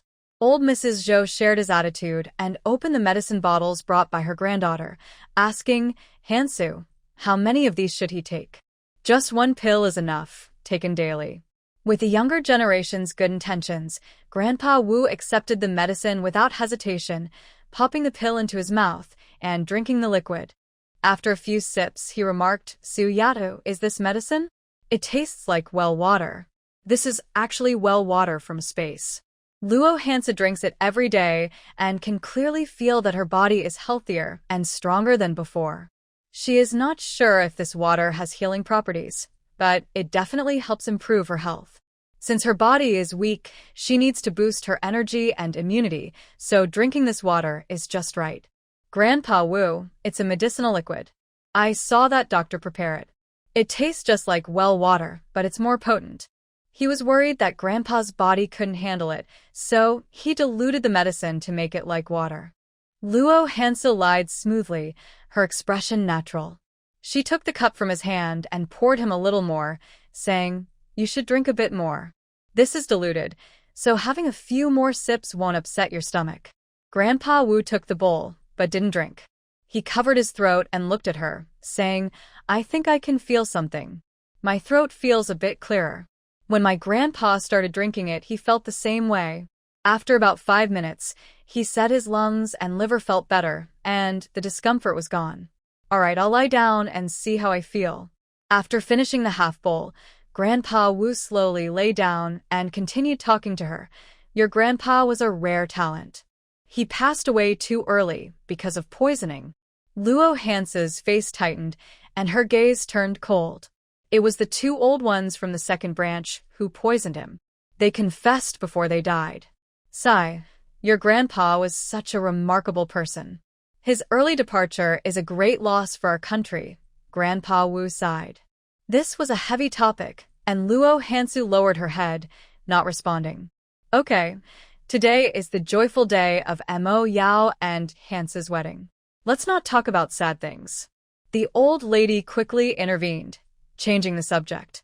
Hansu, your heartfelt gesture is appreciated by your grandparents. These good medicines are expensive, and we can't let you bear the cost. We need to give you the money. Grandma E, you don't need to pay for these. If Grandpa Wu shows clear improvement after taking them, I'll come to you for money to get more medicine from that old Chinese doctor. The precious herbs she had just given were collected by her mother, and there were many more in her space. Today, the 2 elders came to support her and help her with many troubles, so giving some gifts was the least she could do. Grandma E held her hand affectionately, saying, All right, I won't be polite then. Come to our house with Mo Yao in a few days, and I'll make dumplings for you both. Okay, we'll definitely come, Luo Hansu replied with a smile. After chatting with the 2 elders for a few minutes, Grandpa Wu held his chest and looked more spirited. Su Yatu, I feel much better now, not so uncomfortable anymore. It seems to be effective. After you finish these 3 bottles of medicine this week, go for a checkup. If there's improvement, I'll immediately find that old Chinese doctor for more medicine. Okay. Seeing that he was feeling better, Zhou Moyao quickly asked, Grandpa Wu, you haven't eaten anything yet. I'll go make you a bowl of noodles, You should eat a little. Just make a small bowl, Grandpa Wu replied, feeling a bit of appetite returning. Mayao, you and Hansu keep the elders company. I'll go cook, said Grandma Zhou as she went out. Today, they were celebrating a happy occasion at home, and everything was prepared. She quickly brought back a bowl of bone soup with egg noodles. After taking his medicine and chatting with the two young people, Grandpa Wu's spirit noticeably improved, and he had an appetite. He slowly finished the entire bowl of noodles. Seeing his health improving made everyone happy, and they chatted with him for a while longer until around 4 o'clock when they sent the two elders off. There were still many dishes left from the wedding banquet, and the younger members of the Zhou family had dinner together that evening. The women heated up the food, and after everyone finished eating, they returned home. After saying goodbye to the elders, Zhou Moyao and his wife hurried back to their courtyard before dark. That evening it was just the two of them at home. Yang Pu and the others attended the wedding banquet and took the train to Hanqing in the afternoon. Zhou Moyao was busy greeting guests and had his cousin drive them to the station. Hansu, the hot water is ready. You can take a bath at home while I go to the bathhouse. Luo Hansu was tidying up in the room and replied, Okay, you go ahead. I'll come wash up soon. There was a big bathhouse nearby, and it was warm and comfortable to bathe in the winter. Many men were there washing up. Zhou Moyao went to the bedroom to grab a change of clothes and took the keys, rushing out like the wind. Why are you in such a hurry? It's still early. Luo Hansu called after him, but he had already run far away. She had just finished organizing the wedding gifts, which her in-laws had asked them to keep. After bringing everything back, she quickly sorted it and put it in the cabinet. As soon as they got home, they lit the stove, and the warmth filled the room. It was cozy, and she took off her clothes and sat in the bathtub to soak. Hansu, I'm back. He returned in less than 5 minutes. Luo Hansu was still soaking in the hot water. I'm still washing. You can go to the living room and listen to the radio. Zhou Mo Yao usually listens to current affairs news at home on time, but today is a special night, and there are more important things to do than listen to the news. He not only stayed out of the living room but also closed all the doors and made all the necessary preparations. He was just waiting for her to finish her bath, so he could fulfill his duties as a husband. Luo Hansu took 20 minutes to get up. After changing her clothes, she took advantage of the hot water to wash her clothes, taking nearly an hour before she finally came out. When she opened the door, she bumped into a pair of sorrowful eyes and looked a bit startled. What's wrong? Are you done? Zhou Mo Yao had been waiting for a long time. I'm done.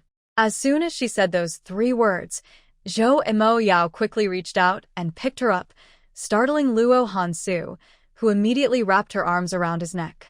What are you doing? Hansu, it's our wedding night. What do you think? Zhou Mo Yao said with a smile. Luo Hansu replied, It's still early. Is there a need to rush? Yes. He had been waiting for this day for a long time, especially during the past 2 nights of sleeping together. Every time she moved slightly in his arms, his resolve nearly crumbled. Now that they were finally married, he didn't want to waste a single second. Du Montag ja was genuinely eager. Last time, he had held back, but today, with no reservations and a bit of experience, the sounds in the new house quickly grew louder. Luo Hansu could hold her own in a fight, but in this matter, she was no match for him. His touch made her feel weak, and soon he had taken the lead. Both in this life and the last, it was their first time. Fortunately, he kept his word and treated her gently, allowing her to experience joy right from the start. There were a few more times after that, and she couldn't remember when she finally fell asleep. All she knew was that her body felt exhausted, as if it had been run over by a wheel, and her bones felt like they were about to fall apart. She fell asleep first, while Zhou Mo Yao busied himself with some water. As he lay in bed resting, he checked the time. It was 1 a.m. After 4 or 5 hours, he was very satisfied with his performance and fell asleep with a content smile. Perhaps because she was too tired, Luo Hansu slept deeply that night, not tossing and turning in his arms, and she didn't wake up until 9:30 in the morning. Hansu, are you awake?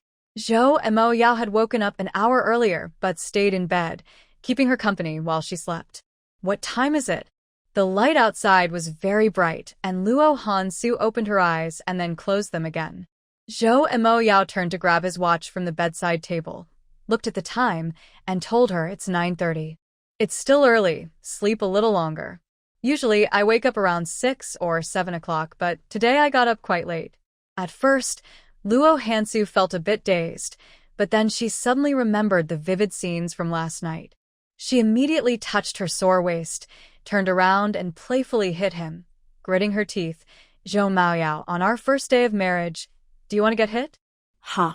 Zhou Maoyao gazed into her charming eyes, laughter bubbling in his throat. His rough hand rested on her smooth waist, gently massaging her. Hansu, let me help you. No need, I can do it myself. His fingertips were calloused, and when they touched her skin, she couldn't help but shiver. She resisted, but Zhou Maoyao insisted because he knew her weakness, and soon he was stirred with desire. As newlyweds, they enjoyed their time together without any interruptions from family, spending half the day in the bedroom before finally coming out. They stayed home in their peaceful world together. Knock, knock. The next morning, while they were having breakfast, someone knocked on the front door. Zhou Maoyao immediately got up to answer it. It was Grandma Zhou, who had been brought over by the guard. She carried a prepared chicken and handed it to her grandson. Maoyao, make sure to stew this for Hansu tonight. Okay. Grandma Zhou followed him inside and saw her granddaughter-in-law still eating breakfast. She smiled and said, Hansu, your great-grandfather just called. He said the medicine you gave him worked very well. After just one day, he could walk with strength in his legs. He wants you and Maoyao to visit him today. Grandma, we were already planning to go today, Zhou Maoyao said as he took the chicken to the kitchen and walked back. I'll go with you later. Let Xiaowang drive us. Luo Hansu got up to make her grandmother a cup of hot tea and brought her an orange to eat while they chatted about family matters. Grandma, did Grandpa go to work today? He went to a meeting and won't be back until the afternoon. Grandpa Zhou had wanted to retire long ago, but the higher-ups disagreed, so he continued to work hard for the country and the people. With the two of them leading, the Zhou family had been stable and successful over the years. The younger generation had been doing well in their careers, and the grandchildren were gradually showing their talents, with no one lacking ability. The only concern was the issues with the third family's affairs. The grandchildren are not outsiders. Grandma Zhou took the initiative to share the troubles of the third branch with them. On your wedding day 2 days ago, I didn't ask about your uncle's problems. It wasn't until yesterday that I inquired, and I found out that your aunt has been fooled by that dishonest Su Donghua for the past 2 years, losing her mind and letting him take all their savings. Fortunately, your aunt reminded us that night, and they quickly went to confront him, giving him a good beating, which helped them recover all their savings. Those clueless Su family members even came over yesterday to cause trouble, demanding your uncle pay for medical expenses and encouraging Su Yuan to divorce him. Finally, your uncle has come to his senses a bit. He didn't pay a penny and immediately took her to the civil affairs office to file for divorce. When they saw he was serious, they quickly left. Grandma, what did Su Donghua do with the money he took? Zhou and Mo Yao was only concerned about this. He knew a bit about Su Donghua and was worried he might use the money for illegal activities that could drag the Zhou family down. Your uncle is still investigating this and hasn't shared the results with us yet. Most of their money has been taken. When they asked him for it, he didn't have much cash left. He had already spent a lot and had to borrow from his friends to pay it back. He didn't take many of the family heirlooms during the division. Only 2 pieces came back, while the rest were foolishly given to her family by your aunt. When we divided the family assets, I clearly stated the distribution of those heirlooms in the agreement. Besides leaving 2 pieces for Su Yuan, the rest were meant for the future granddaughters-in-law and the sisters Yuan and Yale. Yuan and Yale are of marriageable age now, and they will likely start dating and get married in the next couple of years. Your uncle took them to the Su family and managed to get all the jewelry back. Yesterday, he brought the money and jewelry to me for safekeeping, saying he would come back to get it when the family needs to make large expenses. Although Grandma Zhou inquired about the situation, she didn't interfere in the affairs of the third branch or criticize Su Yuan in front of her grandchildren, allowing them to handle it privately. Luo Hansu finished her noodles and smiled, saying, "Grandma, I'm really glad I broke off the engagement with Zhou Maqin. If I had married him and ended up with such a foolish aunt, I probably would have hit her on our wedding day." Madame Zhou laughed happily. "She is really foolish and deserves a good talking to. Aunt San is not thinking clearly. If she keeps acting this way, she will eventually ruin the family." Zhou and Mo Yao had already noticed that Uncle San was very unhappy with her, but she showed no signs of reflecting on her mistakes. Her behavior was becoming more erratic, and not only their family, but also other relatives were increasingly disappointed in her. After the two of them had breakfast, they spent some time with Grandma, and then Luo Hansu went to her room to pick out some suitable gifts and asked Brother Wang to drive them to Grandpa Wu's house. When the young couple arrived for their visit, Grandpa Wu personally came out to open the door. Upon seeing them, he smiled and said, "Su, thanks to the good medicine you gave me, I feel like I'm alive again. I don't need to worry about arrangements for a while. You do look much better today than you did the other day," Madame Zhou said with a smile as she entered the house. "This morning, I had 2 big bowls of pumpkin porridge and half a bowl of steamed egg custard. I feel fine, and my legs have strength again. I just walked around the house for half an hour." Madame Zhou had already gone to brew tea and brought them steaming cups, smiling with her eyes squinted. "Little Sue, I really thank you. I haven't seen the old man this lively in a long time. As long as the medicine works, that's great. In a few days, I'm going to the south to ask that old Chinese doctor for more medicine, and we'll send it back. Little Sue, we invited you here because we wanted to ask for your help in buying a few more courses of medicine." They had seen many doctors in Kyoto and even invited famous doctors from other places, but the results were not very good. Only the medicine she provided had shown significant improvement. Luo Hansu responded to this, "Grandma E, please give me a copy of the medical diagnosis, and I will take it to him." "Okay, I'll get it for you later." The elderly couple usually kept to themselves and didn't have their children around. Only the security couple was there to take care of them, making the house quiet and lonely.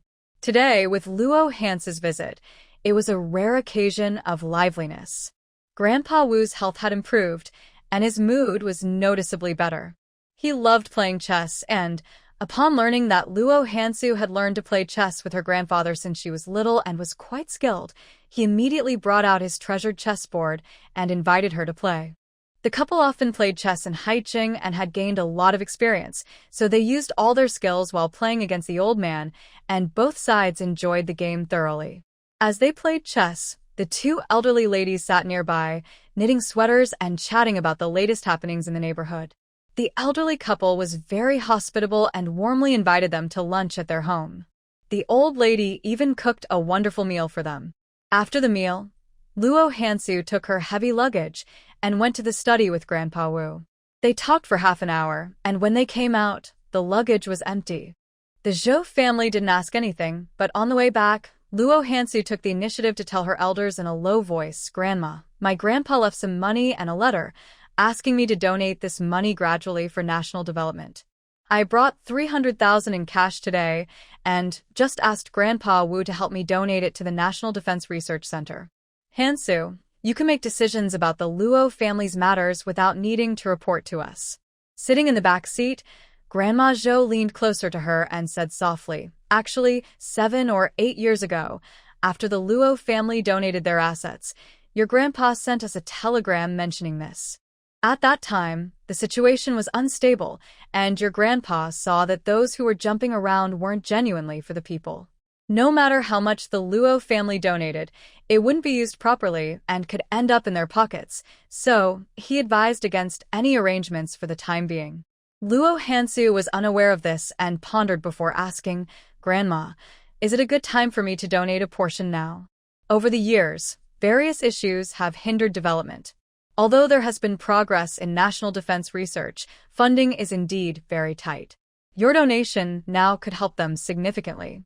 Once you hand over this money to Grandpa Wu, he will personally oversee it and ensure it is allocated for national defense research, so those with bad intentions won't dare to interfere. However, This matter might not stay hidden for long. They will keep an eye on you and may cause trouble later. Despite Grandma Zhou's concerns, Luo Hansu was not afraid. Grandma, I'm not worried as long as this money can be used effectively. Besides, Grandpa Wu also considered this and suggested I donate under a pseudonym, promising that the money will go directly to the research institute. That's the best approach. Grandma Zhou gently patted her hand and smiled. Hansu, your Grandpa Wu has a close relationship with your grandpa. Your actions are for the country, and he is a selfless person who will ensure everything is handled properly. Grandma, I didn't discuss this with you and Grandpa beforehand. You won't blame me, will you? Luo Hansu hadn't thought much about it before and was still adjusting to her role as a daughter-in-law in the Zhou family, focusing solely on fulfilling her grandpa's wishes. Of course, I won't blame you. You are the granddaughter of the Luo family, and you have the right to manage the family's assets. Hansu, we are family, so please don't say such things in the future. Also, your selfless contribution to the development of national defense brings honor to our Zhou family. Grandma and Grandpa will be very happy about it. The couple decided not to have dinner at Grandma and Grandpa's house tonight. Instead, they planned to cook at home and invite their parents over. As soon as Luo Hansu got home, she called her in-laws. The kitchen was short on ingredients, with only an old hen sent by Grandma and a bit of radish and cabbage. They quickly grabbed a basket and headed to the nearby market to buy more vegetables. The market was large and well-stocked with various goods, and there were quite a few people shopping at this time. Hansu, what do you want to eat? Luo Hansu stretched her neck to look at the meat stalls and saw plenty of pork and fish. She pulled him over to line up, saying, I want to eat your braised pork and pickled fish. Okay. Zhou Mo Yao smiled. It made him happy that she loved his cooking. Let's buy more meat, so we can make extra for Dad and Mom to take home, and also send some to Grandma and Grandpa. Luo Hansu agreed and noticed the other stalls were crowded, so she told him, You wait here, and I'll go buy some other vegetables. Hansu, let's get some soft tofu too. I'll make you mapo tofu tonight. Mapo tofu was also one of her favorites. At first, she found it too spicy, but after trying it a few times, she grew to love the flavor. After about half an hour, they finished shopping and were just leaving the market when they ran into Su Yuan, Aunt San. Although they didn't like her, she was an elder, so they greeted her politely. Su Yuan looked unwell today. She probably hadn't slept well in the past few days, with dark circles under her eyes and a tired expression. When she saw them, her face visibly darkened. Zhou Mo Yao and Luo Hansu were good at reading expressions and could tell she was holding a grudge. They didn't want to engage further, so they prepared to leave with their groceries. Just as they were about to walk away, someone called out from behind, Aunt Zhou. They both turned to look back, and the caller was a young woman in her 20s, with gentle and delicate features, who was also looking at them. Zhou Mo Yao did not know her and was sure he had never seen her before. He nodded to his elder and said, Aunt, we are leaving now. Mo Yao, aren't you going to greet an acquaintance? Su Yuan suddenly called out to him, her eyes shining with an unclear meaning. Zhou Mo Yao looked at her, having just caught the emotion in her eyes. He sensed she had bad intentions, narrowed his eyes slightly, and replied in a calm voice, Aunt, are you feeling unwell? I just greeted you, didn't you hear me? I heard you talking to me. Su Yuan raised her voice slightly, her ambiguous gaze shifting to the woman behind him. This is Comrade Qin. Don't you recognize her? The woman with the basket had already stopped in her tracks when Su Yuan called out Mo Ya. Now, she stood awkwardly in place, and when Zhou Mo Ya looked back at her, she forced a smile and said, Comrade Zhou. Zhou Mo Ya studied her carefully, confirming he had never met her before, and asked, Who are you? Do we know each other? We don't know each other. We've never met. She seemed very nervous and avoided making eye contact with Zhou Mo Yao. Her eyes darted to the elegant and bright Luo Hansu beside him, and she asked, I heard Comrade Zhou got married. Is this your wife? Zhou Mo Yao noticed something strange about her expression, but still couldn't remember who she was. He nodded, Yes, my wife. Luo Hansu remained silent, but observed the woman. At first, Her expression suggested she didn't know Zhou and Mo Yao, but after Su Yuan spoke, her expression clearly changed. "Aunt, I don't know this lady. She must be someone you know. You two can catch up. We will head back now." Zhou and Mo Yao was not interested in probing further and started to leave, but Su Yuan called out to him again. "Mo Yao, she is Qin Meiqi, your former fiancé." Qin Meiqi. Zhou and Mo Yao remembered that they had never met before. Today was their first encounter. He did not turn back to look at her, but his gaze towards Aunt became sharp, and his tone turned cold. "Aunt, if you have grievances against the Zhou family, if you are unhappy with Uncle San and no longer wish to be part of the Zhou family, you can choose to initiate a divorce. The Zhou family will not hold you back." You. Su Yuan's expression changed suddenly, and her voice rose. "Zhou and Mo Yao, what are you saying?" "Aunt, respecting others is how you earn respect. Your recent words and actions make it hard for me to respect you. Regarding the matter between Comrade Qin Meiqi and me, you should know the details better than I do. You are now deliberately introducing her in front of my wife. Do you think you deserve my respect?" Being criticized in front of others made Su Yuan feel embarrassed. "I didn't know you two didn't know each other. I have no other intentions. Aunt, I'm not a 3-year-old child or a fool."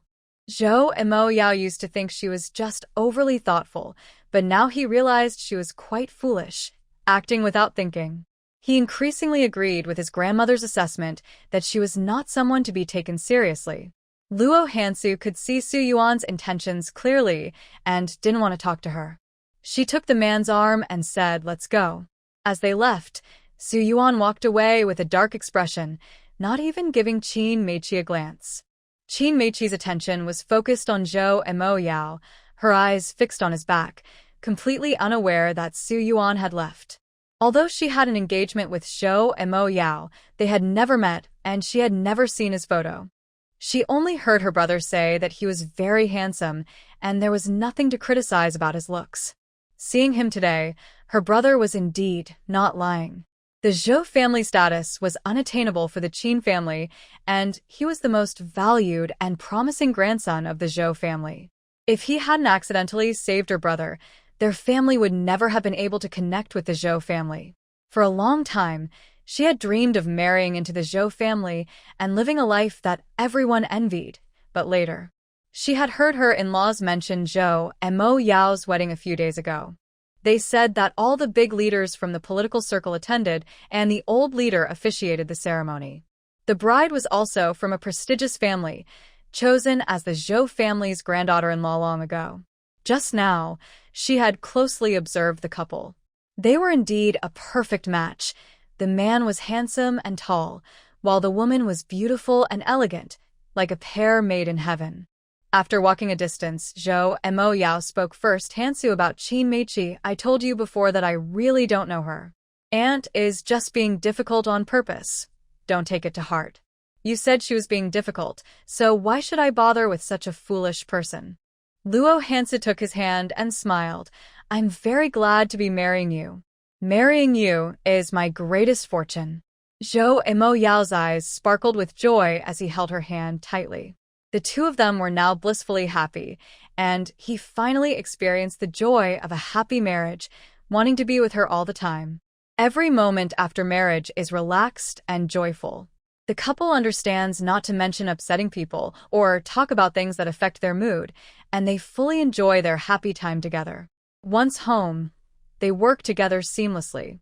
Zhou Moya begins to prepare the pork for braised pork, while Luo Hansu cleans the fish and cooks the rice, methodically getting the other dishes ready. When Zhou Zhongming arrives, the delicious braised pork is just finished.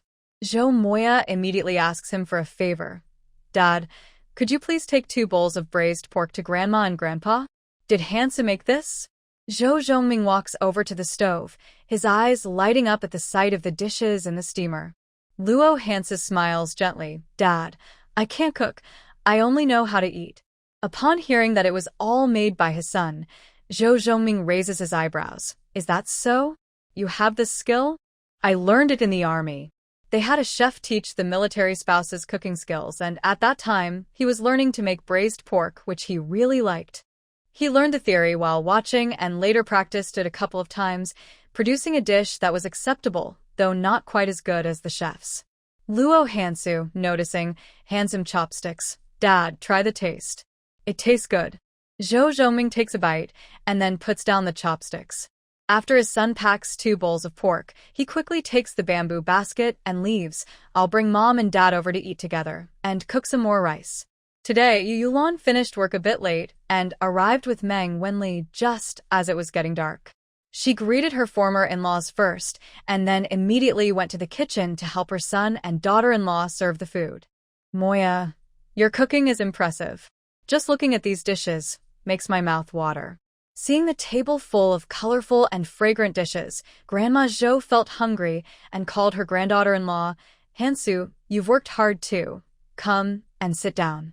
Once everyone was seated, Zhou Moya served the braised pork to the 4 elders first. Dad has already tasted it. He said it's good. Delicious. Grandpa Zhou loves this dish. It's soft and easy to chew. Perfect for him. Indeed, it's really good. If I had known Moya could make this famous southern dish, I would have arranged it for the wedding banquet. Grandma Zhou also enjoys it. Seeing that they all liked it, Luo Hansu picked a piece of pork with the right amount of fat for her little cousin. Wenli, this one is the best. Give it a try. Thank you, sister-in-law. Meng Wenli felt a bit shy in front of the Zhou elders, hardly daring to speak, and quickly started eating her rice. These dishes are all from Luo Hansu, and she loves to eat them. Zhou and Mo Yao also helped her with the meat and served her a big bowl of chicken soup, saying, Hansu, the soup is very hot. Drink it after the meal. Okay, you eat too. Yu Yulan saw the couple being affectionate and happy, and she was pleased to see her son taking care of his wife. She smiled and said, Mo Yao, your grandparents have been asking about Hansu. If you have no plans tomorrow, take her to have a meal with them. On their wedding day, the elders and relatives from the Yu family came to the Zhou family for the wedding banquet. At that time, the mother-in-law introduced her and gave her many gifts, so it was polite to visit. Mom, we already plan to go to Grandpa's house tomorrow. After the meal, I will call him, Zhou and Mo Yao said, having made arrangements. Okay. Yu Yulan didn't say much more, and then asked, by the way, Mo Yao, did you have a disagreement with your third aunt today? Mom, how did you know? Zhou and Mo Yao replied, I heard it from a colleague at work. She went to the market and said she heard you two arguing, but she didn't catch the details. Zhou and Mo Yao hadn't mentioned this to the elders before, thinking it wasn't necessary. Now that she asked, and everyone was looking at him, he had to explain, my third aunt is really getting more unreasonable. We went to buy groceries this afternoon and ran into Qin Meiqi at the market.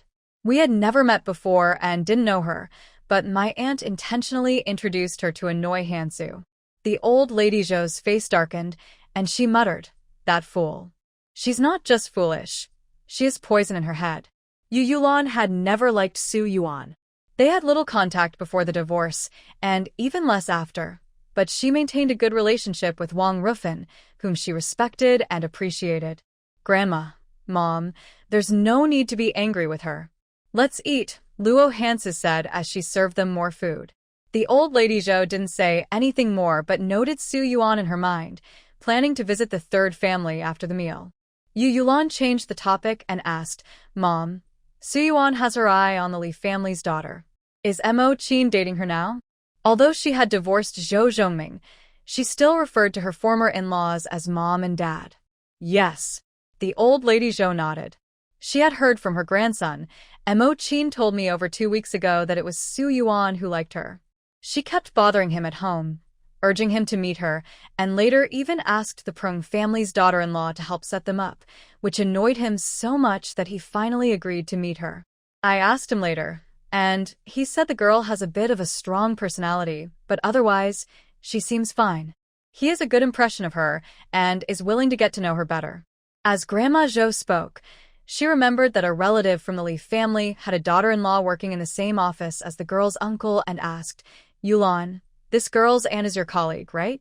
Yes, I have a good relationship with her aunt. I've met the girl. Her name is Li Chumeng. She looks good and seems fine in every way. Her father just transferred to the Foreign Economic Department and is Su Bin's direct boss. The Li family has more sons than daughters, and this girl is cherished by her parents and brothers. She has a strong personality and can't stand being wronged at all. Yu Yulan kept her comments brief. Her former in-laws were smart and could connect the dots, predicting what might happen in the future. As for Su Bin, he is the older brother of Su Yuan, the father of Su Donghua. Anyone can see the Su family's intentions. They have their own plans, but the Li family may not agree to them. Yu Yulan didn't say everything she thought. She suspected that the Li family was okay with the two dating, but they were never interested in the Su family.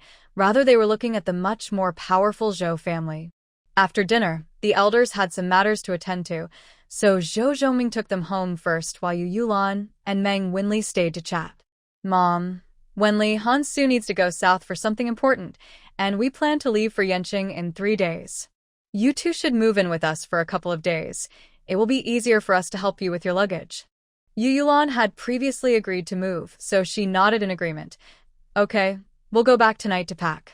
You can visit Grandpa's house tomorrow during the day, and in the evening, borrow a car to help me bring some things over. Yao Ge, sister-in-law, are you coming back for the New Year this year? Meng Wenli asked them. Yes, I will apply for annual leave in advance. Once it's confirmed, I'll write to you. Zhou Moya rarely comes home to spend the New Year with his parents, but this year, being his first year of marriage, he decided to bring his wife home for the holiday, although they won't return until the end of the year. Yu Yulan was very happy they would be home for the New Year and invited Hansu. If Su Yi and Zaiming are free, you should invite them to spend the New Year in Kyoto. They will probably go to Han City for the New Year this year, Luo Hansu informed her. Yu Yulan understood. Chung Su Yi was visiting her future in-laws in Han City, and it seemed their relationship would be settled soon. During holidays, it was customary to visit the in-laws. Thinking about moving, Yu Yulan and the others didn't stay long. After finishing their tea, they got up to go back and pack. After seeing them to the door, and once Zhou Moyao locked it, Luo Hansu asked, I see that my parents have good personalities and get along well. Why did they divorce? There was no outside reason for their divorce, nor was it due to personality clashes. Both of them were very career-driven and had their own goals. They didn't want to give up their work for family. At that time, they focused on their jobs. My dad was often moved around in the military, and after they got married, they spent little time together, sometimes not seeing each other for a whole year. My mom is very independent and strong-willed. My grandparents were strict with her, raising her like a boy. She holds herself to high standards and didn't want to give up her job to follow my dad, as she didn't want to lose her dreams of being more than just a housewife. It was her who suggested the divorce. My dad and my grandparents respected her decision, and they ended things amicably. My grandparents supported their dreams by taking care of me. At first, the divorce affected Zhou Moyao a bit because some people said hurtful things behind his back. But later, with his grandparents guiding him, he gradually moved past it. Throughout his upbringing, his parents' love and care for him didn't lessen because of the divorce. It was just like before. After adjusting himself, he completely overcame it. As he grew older and joined the military, he saw many cases of leaders and comrades living apart from their families for long periods, which helped him understand his parents' struggles better. As they talked, they returned to the living room. Zhou Moyao added some hot water to her tea and continued discussing family matters. My mom hasn't remarried. The elders from the Yu family encouraged her to find someone, but she firmly refused. She puts all her energy into her work and is very capable. Over the years, she has been promoted quickly and has a higher position than my grandfather. After discussing his mom, he continued with his dad's situation. My dad did remarry 10 years ago to the widow of his comrade. After the divorce, he didn't think about remarrying. His second marriage was not by choice but forced. Forced? Luo Hansu's mind began to wander. My dad knew that comrade for over 10 years. They were very close friends. 2 months before he passed away, he was diagnosed with terminal illness. At that time, his daughter was only 6 or 7 years old, and his wife was pregnant with their second child. To secure a future for his wife and children, during their last mission together, he sacrificed his life to get my dad a promise.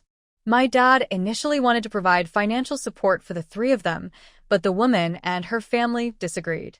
They had learned about my dad's family status from that comrade and twisted the facts, fabricating non-existent promises to force my dad to marry her. The situation escalated, and the military leaders came to investigate. Fellow soldiers who were on the mission testified that the woman had ulterior motives. The investigation clarified the situation, and the military leaders were about to take action, but then the woman had a miscarriage. Her in-laws and family caused a scene, making it impossible for my dad to work normally, and he was eventually forced to get a marriage certificate with her. Her in-laws were not good people. They were like vampires. After my dad saw their true nature, he ignored them and didn't give them any chances to take advantage. When their plans failed, they started fighting among themselves, blaming the woman for being incompetent, and even physically assaulted her, sending her to the hospital. Because of this, another brother of my dad accidentally discovered that the woman was behaving improperly, even having affairs while hospitalized.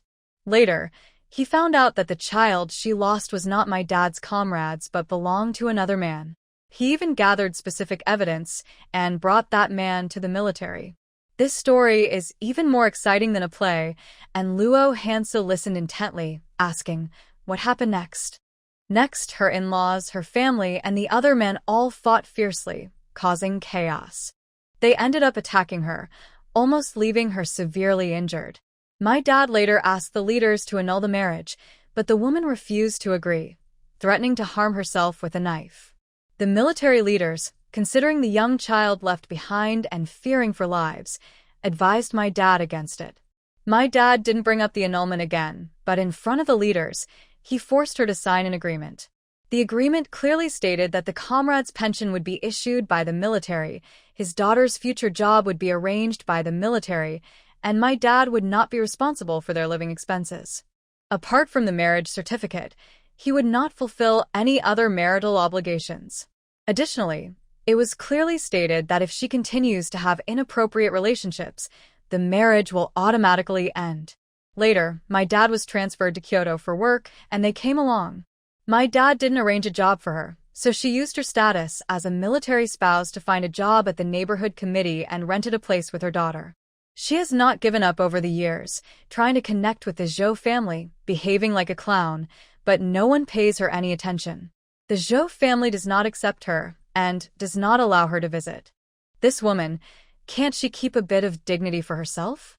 This true story has changed Luo Hansu's understanding of human nature, exposing her to the shameless and ugly side, and she feels she has gained insight. Zhou Mo Yao has met her once and has a very poor impression of her, saying, "Someone who can do such things has no shame and doesn't understand what it means to have dignity." Such a terrible person. My dad was forced to be tied to her for 10 years, and now it seems he will have to continue? Luo Hansu asked with a frown. When she threatened to harm herself back then, my dad took a step back for the sake of her young daughter. Later, he asked the leaders to add a clause to the agreement stating that when her daughter turns 18, the marriage will automatically be dissolved. Her daughter will turn 18 early next year. When the time comes, my dad will go to her to handle the divorce. If she causes a scene, the military will step in to deal with it. She is likely to cause trouble. Luo Hansu had a gut feeling that things wouldn't go smoothly. Zhou Mo Yao wasn't worried, saying, "She has no other skills besides causing a scene. If she doesn't cooperate, the military will handle everything from there." "Is her daughter like her?" Luo Hansu asked. "She raised her, so even if she started off well, she might have been taught the wrong things." Zhou Mo Yao had heard a few things from elders, but had never met her. After discussing their parents, Zhou Mo Yao changed the subject and asked her, "Hansu, are you going to take a shower tonight?" "Yes." With hot water boiling on the stove, Luo Hansu immediately got up. "I'll go pour water for my shower. You can go to the bathhouse." "Hansu, do you want to come with me to the bathhouse?" Zhou Mo Yao followed her outside. "I'm not going. I don't like bathing with others." Haiqing didn't have bathhouses. She only heard about them after coming to Kyoto. She wasn't sure about the details, but that day, Cheng Ziming went with him to take a bath and later told her about it. She is a bit of a neat freak and values her personal privacy, so she can't be open with others about showering together. Zhou Imo Yao hugged her from behind, resting his head on her shoulder, and said with a smile, "Okay, we won't go. No one else can see, only I can." Smack. Luo Hansu slapped his thigh. "Wife, be gentle. You're going to break my leg." She seemed gentle, but her strength was considerable. Her slap left his thigh feeling numb. Luo Hansu pushed his head away, smiling. "Stop messing around. Let's go shower." After they finished showering and Luo Hansu dried her hair, Zhou Imo Yao picked her up and carried her back to the bedroom for a pleasant evening together. The next morning, after having breakfast at home, they chose several gifts and took the bus to the Yu family. The grandparents and uncles and aunts of the Yu family were easy to get along with. When they got married, they received many gifts, and today the elders gave them even more. The grandmother personally knitted her a red scarf, and the aunt made her cotton shoes and gloves. The cousins also brought her gifts. The Yu family had 2 daughters and 1 son. The eldest was the uncle, and Yu Yulan was the youngest.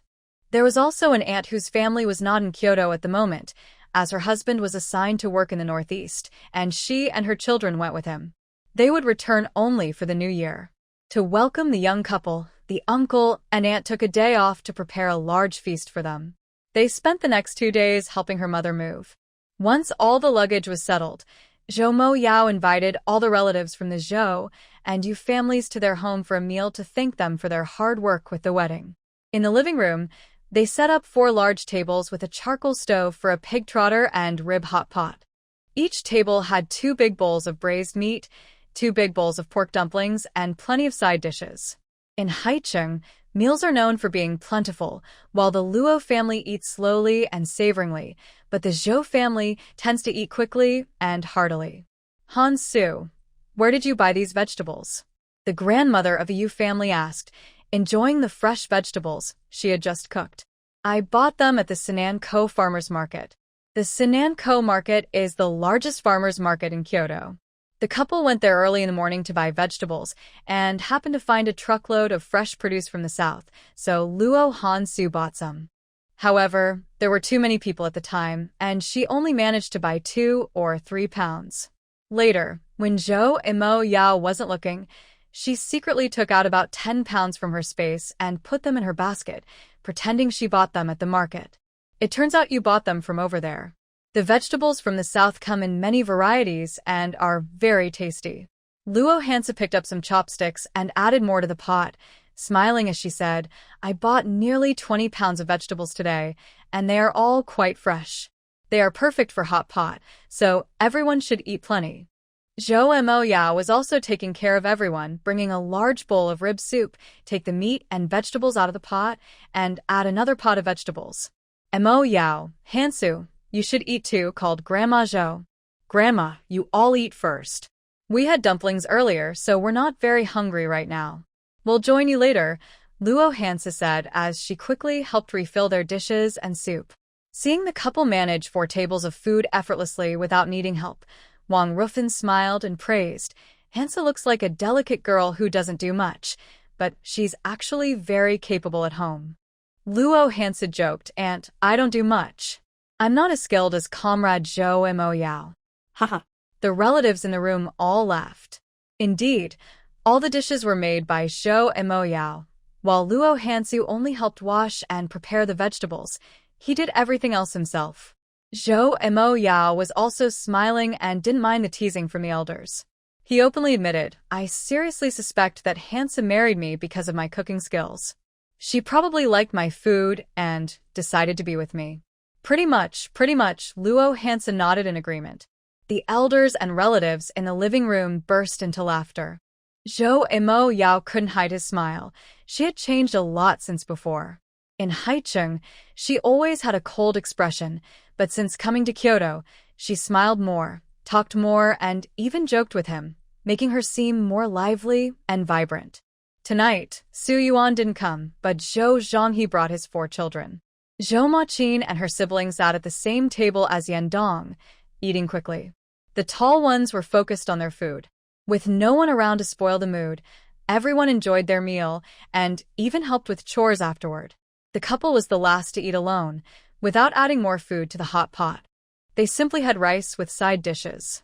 Just as they finished and set down their bowls and chopsticks, an unexpected guest arrived. "Old Joe, is there some good news for the family gathering today?" The person who arrived tonight was high-ranking, with the surname Zhang, a prominent figure in the current political scene, and he wasn't being discreet, accompanied by 2 bodyguards. "Director Zhang, it's a rare visit." Old Master Zhou stood up to greet them and politely invited them to sit down. "My eldest grandson, Mo Yao, got married a few days ago. He said the wedding arrangements were all handled by us elders. The couple will soon return to work and specially invited both families to join for a meal to show their appreciation." Luo Hansu, as the hostess, had just gone to brew tea and now returned with a tea tray, displaying proper etiquette. "Director Zhang, please have some tea. This is Mo Yao's wife, right?" Director Zhang pretended not to recognize her. "Yes, she is the eldest granddaughter-in-law, named Luo Hansu, from the Luo family in Haiqing." Director Zhang took the tea and shifted his gaze from her face to Zhou and Mo Yao, smiling as usual. "Mo Yao is lucky to have married such a beautiful wife." "Director Zhang, you flatter me." Zhou and Mo Yao never smiled in front of outsiders, standing straight and serious, appearing quite different from his usual self. After taking a few sips of tea, Director Zhang explained his purpose for coming. "I came to ask your wife about something. I received a call from the Haiqing Revolutionary Committee this afternoon regarding a matter that needs her confirmation." "Director Zhang, please go ahead." Luo Hansu stood beside her husband, her demeanor calm and composed, showing much more steadiness than her peers. A glint flashed in Director Zhang's narrow eyes, too quick to catch, as he focused on her and spoke slowly. "Recently, I reviewed the detailed case files regarding the events in Haiqing. Although the matter concerning the second branch of the Luo family has been closed, the investigation into Luo Fuyuan's suicide note has not been fully resolved. As far as I know, only Comrade Luo remains in the Luo family. You have also cooperated with the investigation in Haiqing, and the Revolutionary Committee has thoroughly examined the Luo family's past accounts without finding the assets mentioned by Luo Fuyuan. However, today, the Haiqing Revolutionary Committee called again, saying they discovered a special location and would like Comrade Luo to cooperate further." He spoke slowly, each word clearly heard. Luo Hansu's expression remained unchanged, her tone steady. "Director Zhang, feel free to ask. Do you often visit the Luo family's ancestral grave?" When Director Zhang asked this question, he squinted slightly, his sharp gaze fixed on her. Upon hearing this question, Luo Hansu already had a sense of what was discovered. The cave beneath the ancestral grave had indeed been found, but fortunately, she had moved everything out before leaving. Maintaining her usual demeanor, she replied, "I visit often, especially during Qingming and the memorial days for my grandparents. I heard from comrades in Haiqing that the geological features around the Luo family's ancestral grave are special, with many natural caves in the mountains. This doesn't seem like an ideal location for a burial site. I wonder why the Luo family chose this place." Luo Hansu answered calmly, "About 300 or 400 years ago, the head of the Luo family led his descendants to move to the foot of the mountain where the ancestral grave is located. They built homes, raised silkworms, and started a silk business, gradually becoming prosperous. As their business grew, the entire Luo family moved to the city to expand their commercial ventures, and the old house fell into disrepair. Before the last head of the family passed away, he instructed that they be buried in the back mountain after 100 years. The descendants then designated the back mountain of the old house as the ancestral grave and built a shrine at the original location for worship. After entering the new society, to comply with policies against feudal superstitions, the shrine was demolished over 10 years ago. We no longer go to the shrine to honor our ancestors. We go directly to the ancestral grave halfway up the mountain. This information can be found in the historical records of the Luo family." Her grandfather had told her about it, and she answered objectively, "Do you know there is a cave beneath the Luo family's ancestral grave?" Director Zhang posed an important question. Yes. As soon as he mentioned the ancestral grave, Luo Hansu knew he would ask this and answered without hesitation. You know? Director Zhang's eyes narrowed. Yes, when I was a child, I went in with my grandfather and my biological father. It's a large cave, cold, damp, and eerie. Director Zhang's expression shifted slightly, as if making casual conversation. What did you do in there? To honor our ancestors. The Luo family has a history of several hundred years. Before the end of the feudal system, they also practiced superstitions. Before the founding of the country, when a head of the Luo family passed away, their spirit tablets were placed in a shrine for future generations to worship. Male descendants from collateral branches could be buried in the ancestral grave, but their spirit tablets could not be placed in the shrine. They were all kept in the cave beneath the ancestral grave, with designated family members managing the offerings. My grandfather told me that when the shrine was demolished, the spirit tablets in the cave were also burned and disposed of, and it hasn't been opened since. Although she entered that night, she used her internal energy to erase all traces on the ground before leaving. She was certain that no footprints or signs of a box being placed there remained. Director Zhang's expression remained unchanged, but he felt uneasy and asked, "The Haiqing comrades have thoroughly investigated Luo Yoping's life. I heard he once mentioned wanting to be buried in the ancestral grave after 100 years and had a strong obsession with this. Do you know about this? Everyone knows he is not favored by the ancestor because his mother gained power in an improper way. Since his birth, he has not been liked by the elders in the family. His status is lower than my grandfather's, and he has spent his life competing with my grandfather, even wanting to claim victory over the burial grounds after death. He wants to be buried in the ancestral grave and move my grandfather's grave to take that spot, simply to prove he has won and to show himself to our ancestors after death. But the ancestor saw through his true nature long ago and left a will before passing, giving the management rights to my grandfather's line. Now that my grandfather has passed, I am in charge of the Luo family affairs. I have known about Luo Yoping's obsession for a long time, and I will not fulfill his wishes. Before Luo Yuping took his last breath, I rushed to inform him that his entire family would be cremated after death, and those who died by the sea would be thrown into the ocean to feed the fish, while those who died in the city would be discarded in the sewers. I will not allow them to disturb our ancestors' rest, which is why he died with anger in his eyes." Seeing her speak about such matters as casually as asking, "Have you eaten?" or "What did you eat?" Director Zhang struggled to maintain a straight face and said with a forced smile, "Comrade Luo certainly has a strong personality." Luo Hansu smirked slightly, accepting his compliment. "Has Luo Yoping's line ever visited the cave under the ancestral grave?" Director Zhang asked another question. "They must have because the ancestor left a will. His caretaker was unable to be buried in the ancestral grave after she died, but he honored her spirit tablet in the cave. Before all the tablets were burned, they visited several times a year to pay their respects." Without hesitation, Luo Hansu replied, a hint of sarcasm in her smile.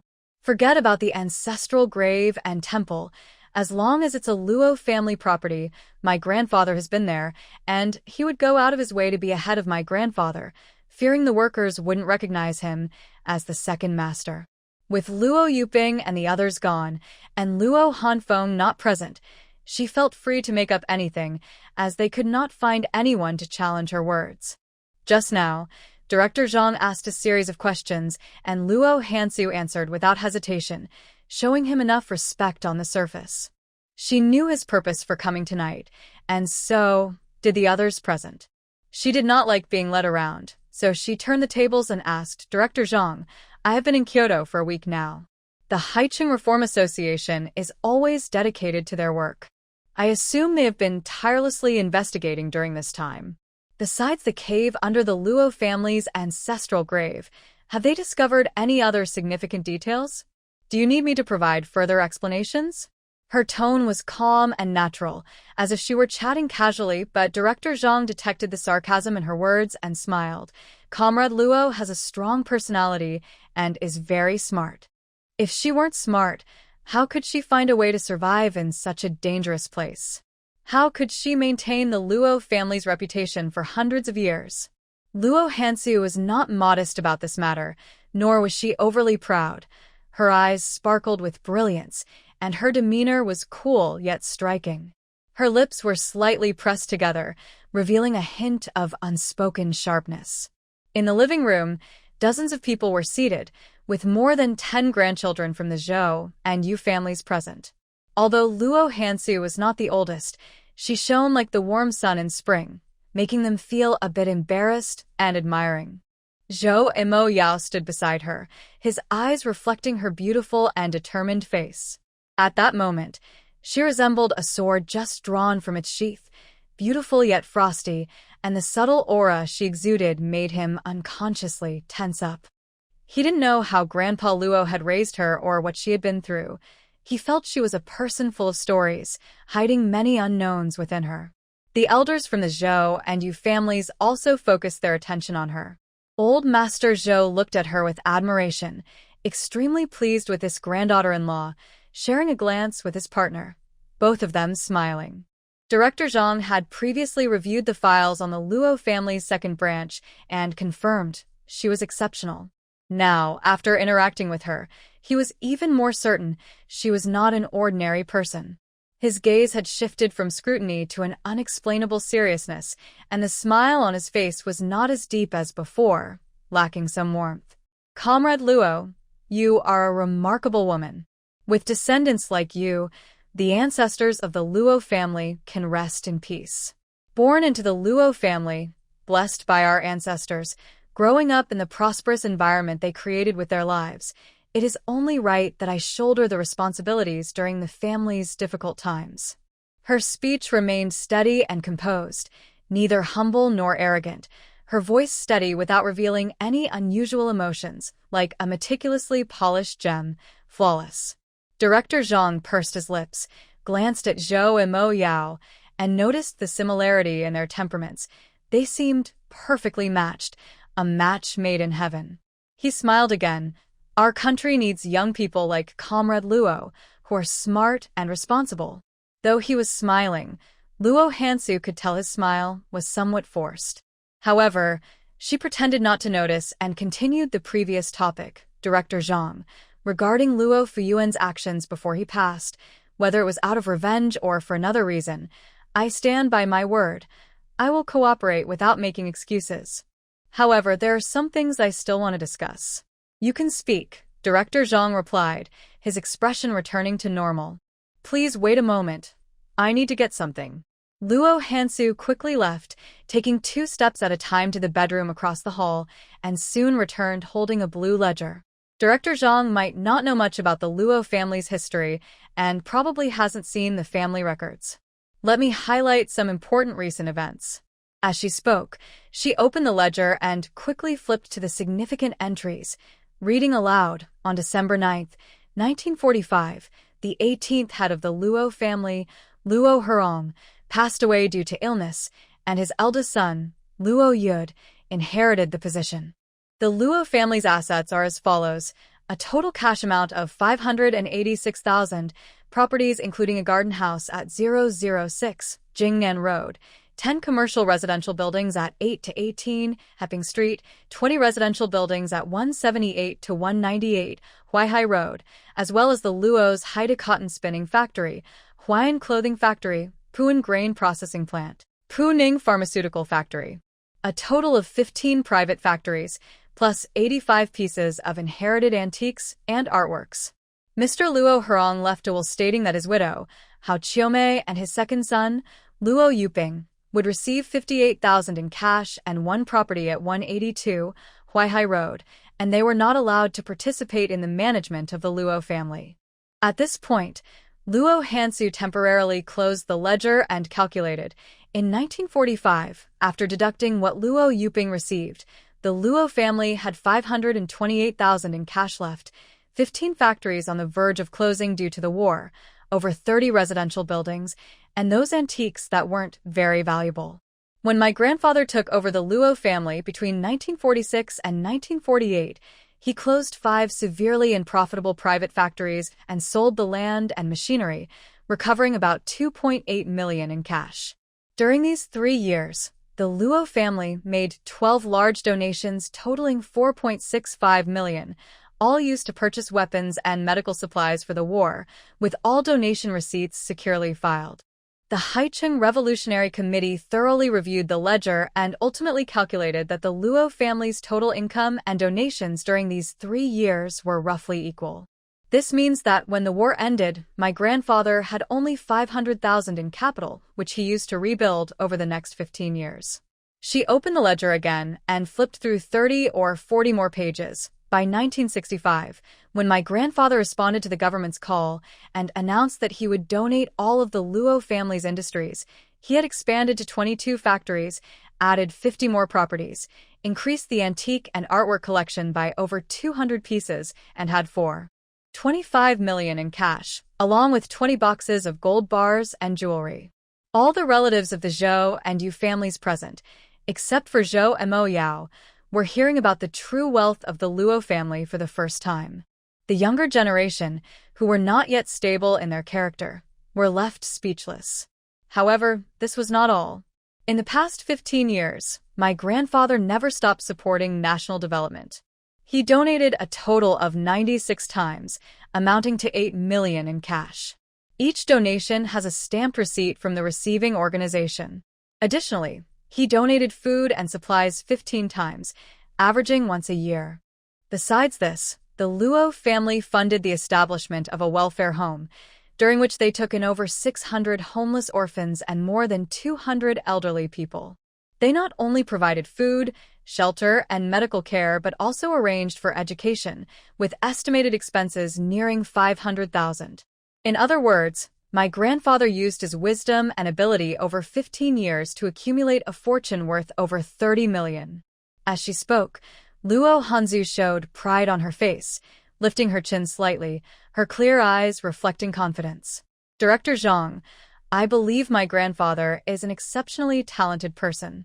In the business world, few have his skills. What do you think? Director Zhang listened carefully, mentally calculating, and smiled slightly.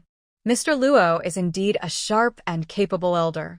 It is an honor for my grandfather to receive your praise, Luo Hansu said, though her gaze was indifferent. She continued, now let me talk about Luo Yuping and Tian Yingzi. She handed the blue ledger to Zhou Mo Yao and took out a piece of paper, calmly stating, although Luo Yuping was not favored by the elders of the Luo family, he lived a life of luxury surrounded by servants, while 98% of people in this country struggled to find enough food. In his early life, he was suppressed by the elders, and while he lived without worries, his abilities and plans could not be realized. He remained merely a shadow behind my grandfather. After the passing of the founding elder, the pressure on him lifted, and his ambitions quickly grew. With the support of his mother and wife, he began to vie for power within the family against my grandfather and gradually made plans in Haicheng. That year, he was 35 years old and died at 65, meaning he spent 30 years managing his ambitions. After his death, the Haicheng government and military jointly cleared and assessed his assets, estimating cash at about 3.2 million and other assets at approximately 7 million. This means he managed assets worth around 10 million over those 30 years. After 45 years of marriage into the Luo family, Tian Yingzi appeared to be a housewife, raising children and supporting her husband, but in reality, she managed various businesses outside. She had at least 10 private factories registered under her name. Before she was killed, all her businesses were destroyed, and her total assets included over 5 million in cash, more than 30,000 taels of gold, and other properties and factories valued at 6 million. This means that after 40 years of hard work, the Luo family's total assets were just over 20 million, not reaching 30 million. What she said is backed by evidence. The Haicheng government has records that can be verified at any time, not just made-up numbers. Director Zhang did not visit Haicheng personally, but made a phone call to inquire.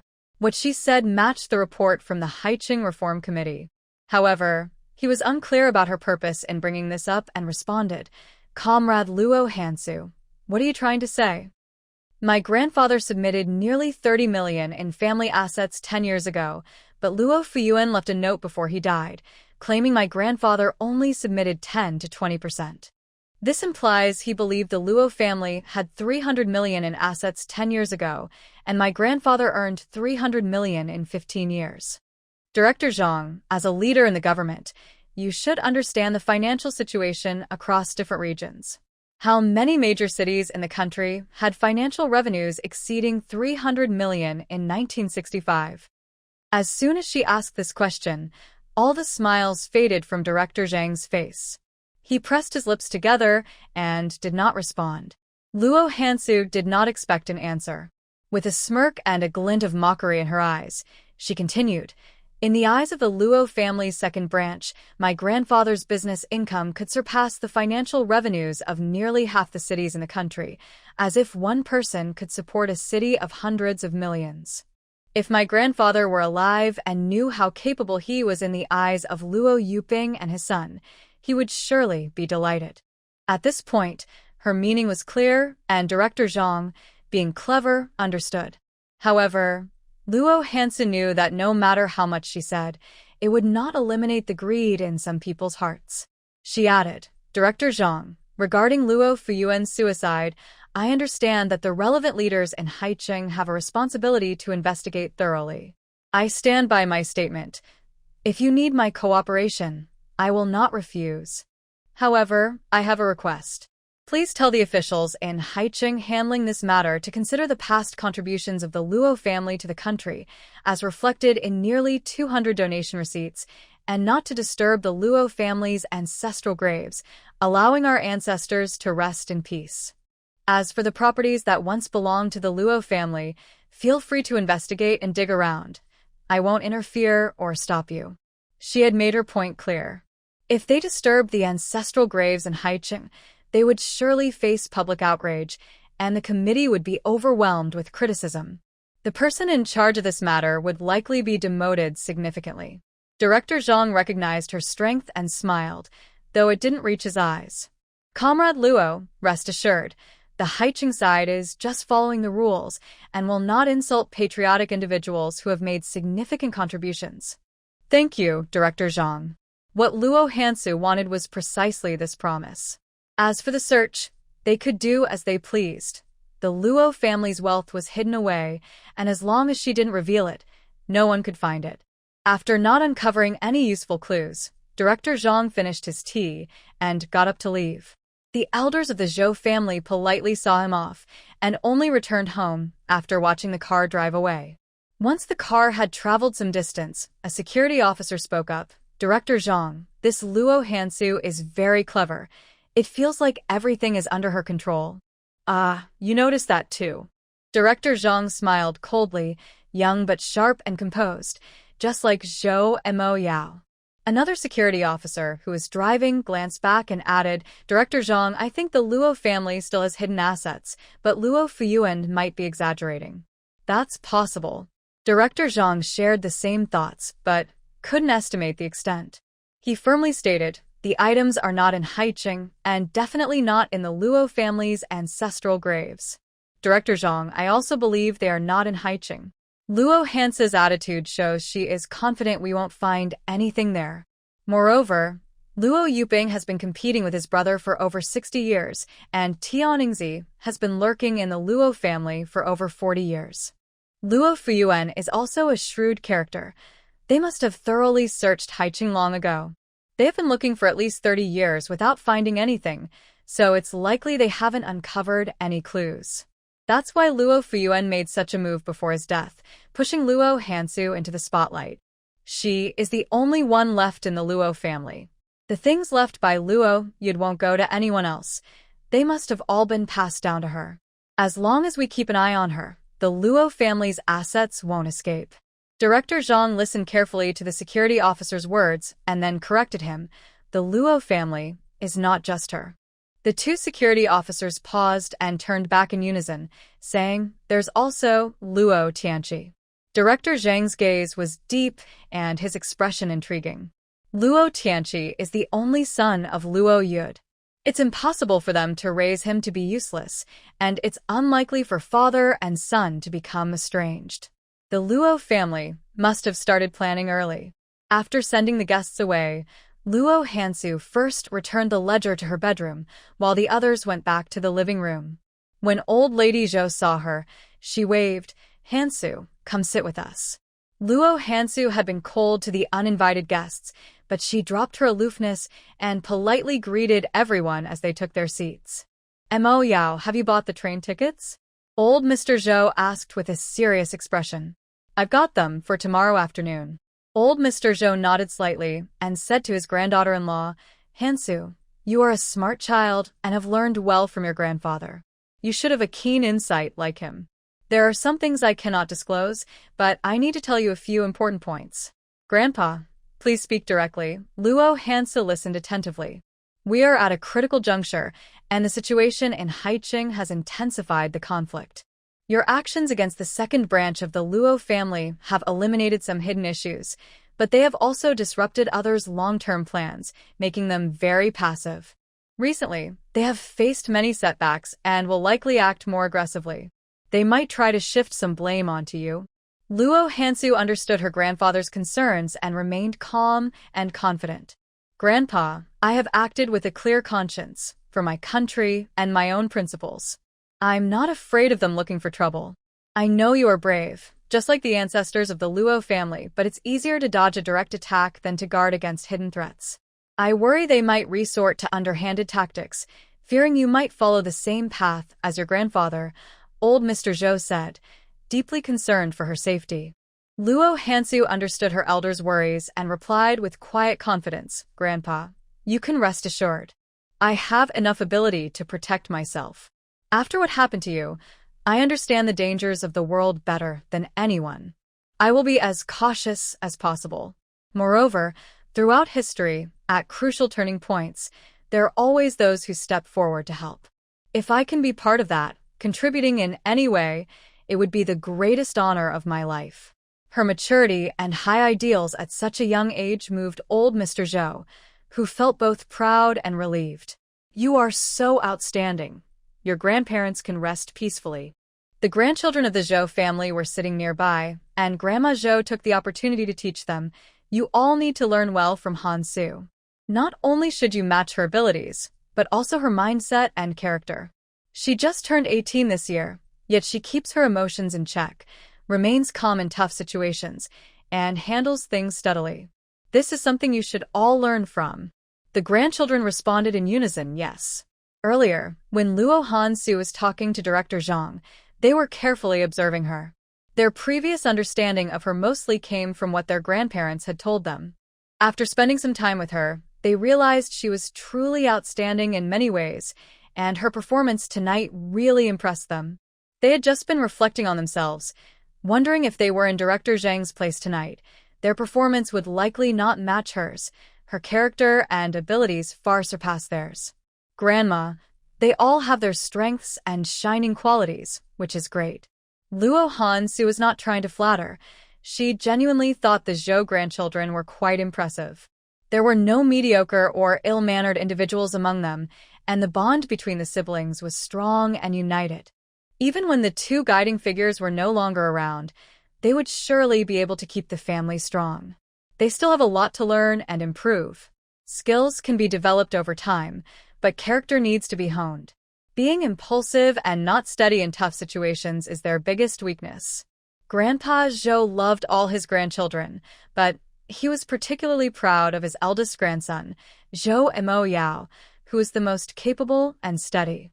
He had shown maturity beyond his years since childhood, which pleased Grandpa the most. "All young people are like this. We were the same when we were young.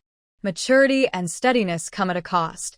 They will grow and change as they experience more." Grandpa Yu said a few words to the younger generation and then looked at Luo Hansu. "Our Hansu is young, yet her character is so steady. She must have carried a heavy burden over the years, forcing herself to grow and stand on her own. The hardships she has faced, only she truly knows."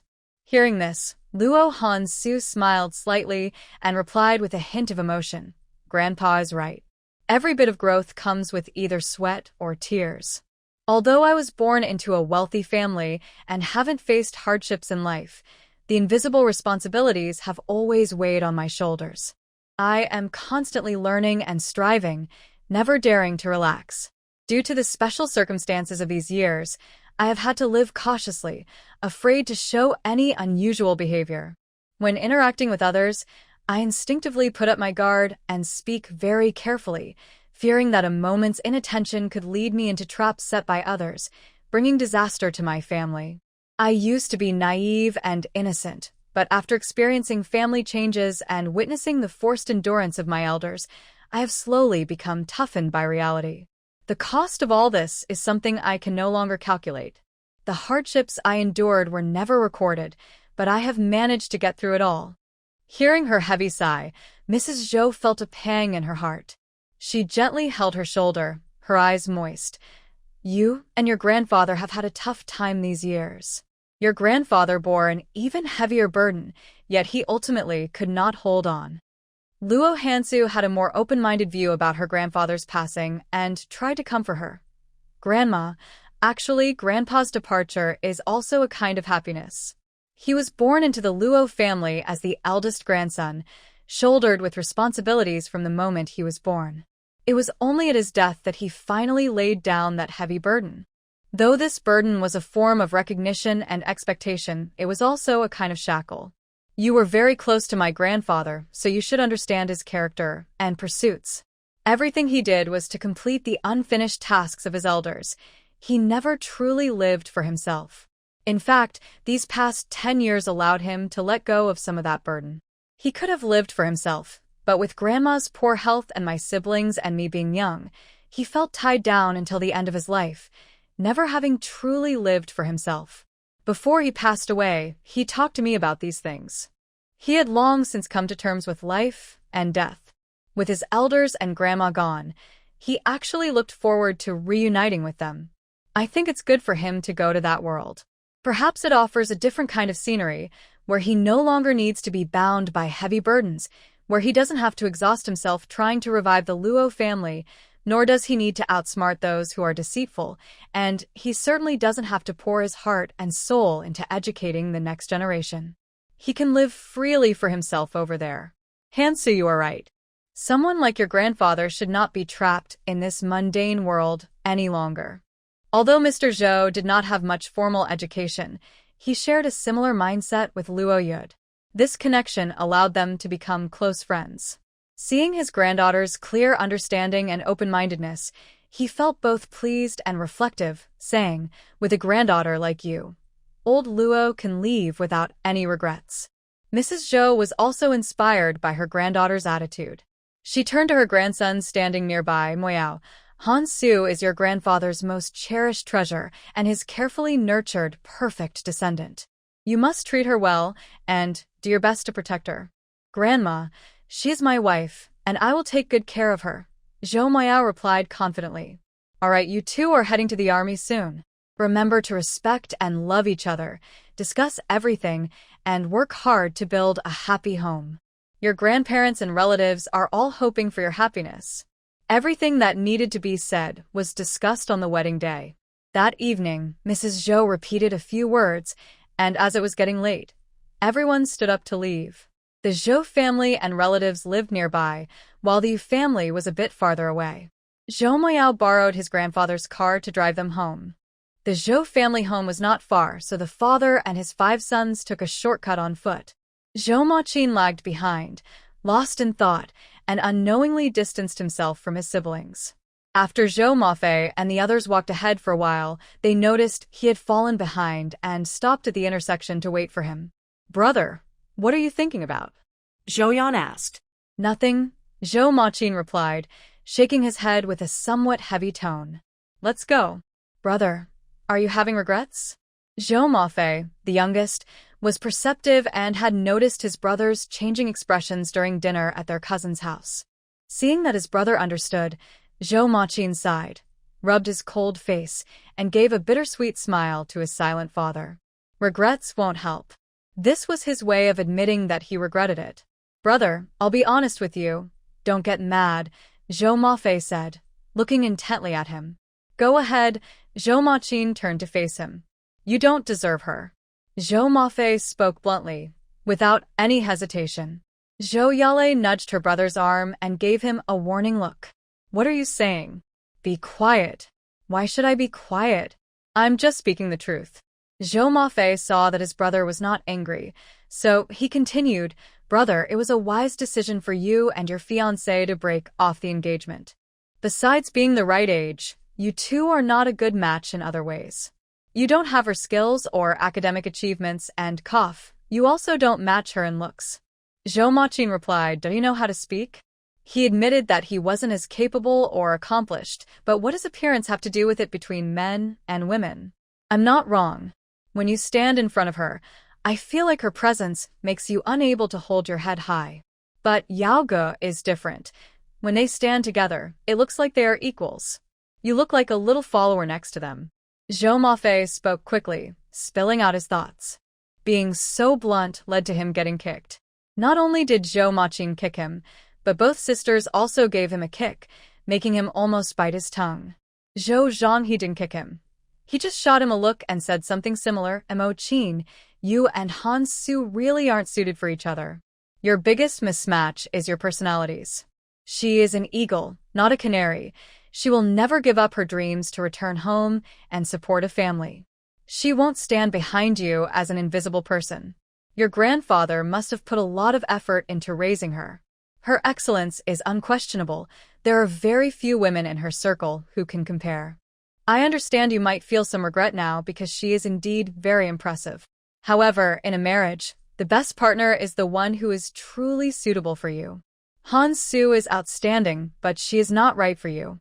You two are a strong woman and a weaker man, and long-term, that will lead to unresolved conflicts. It won't end well. His words were more tactful than what the younger brother had said, but the meaning was the same. Zhou Mafei added a timely jab, Brother, you're a bit too weak. Shut up. Zhou Maqin glared at him. If you don't speak, no one will think you're mute. I'm just speaking the truth. The truth isn't always pleasant, but because you're my brother, I'm saying it.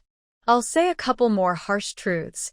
Even though Mom hid this from you, you didn't show much anger afterward.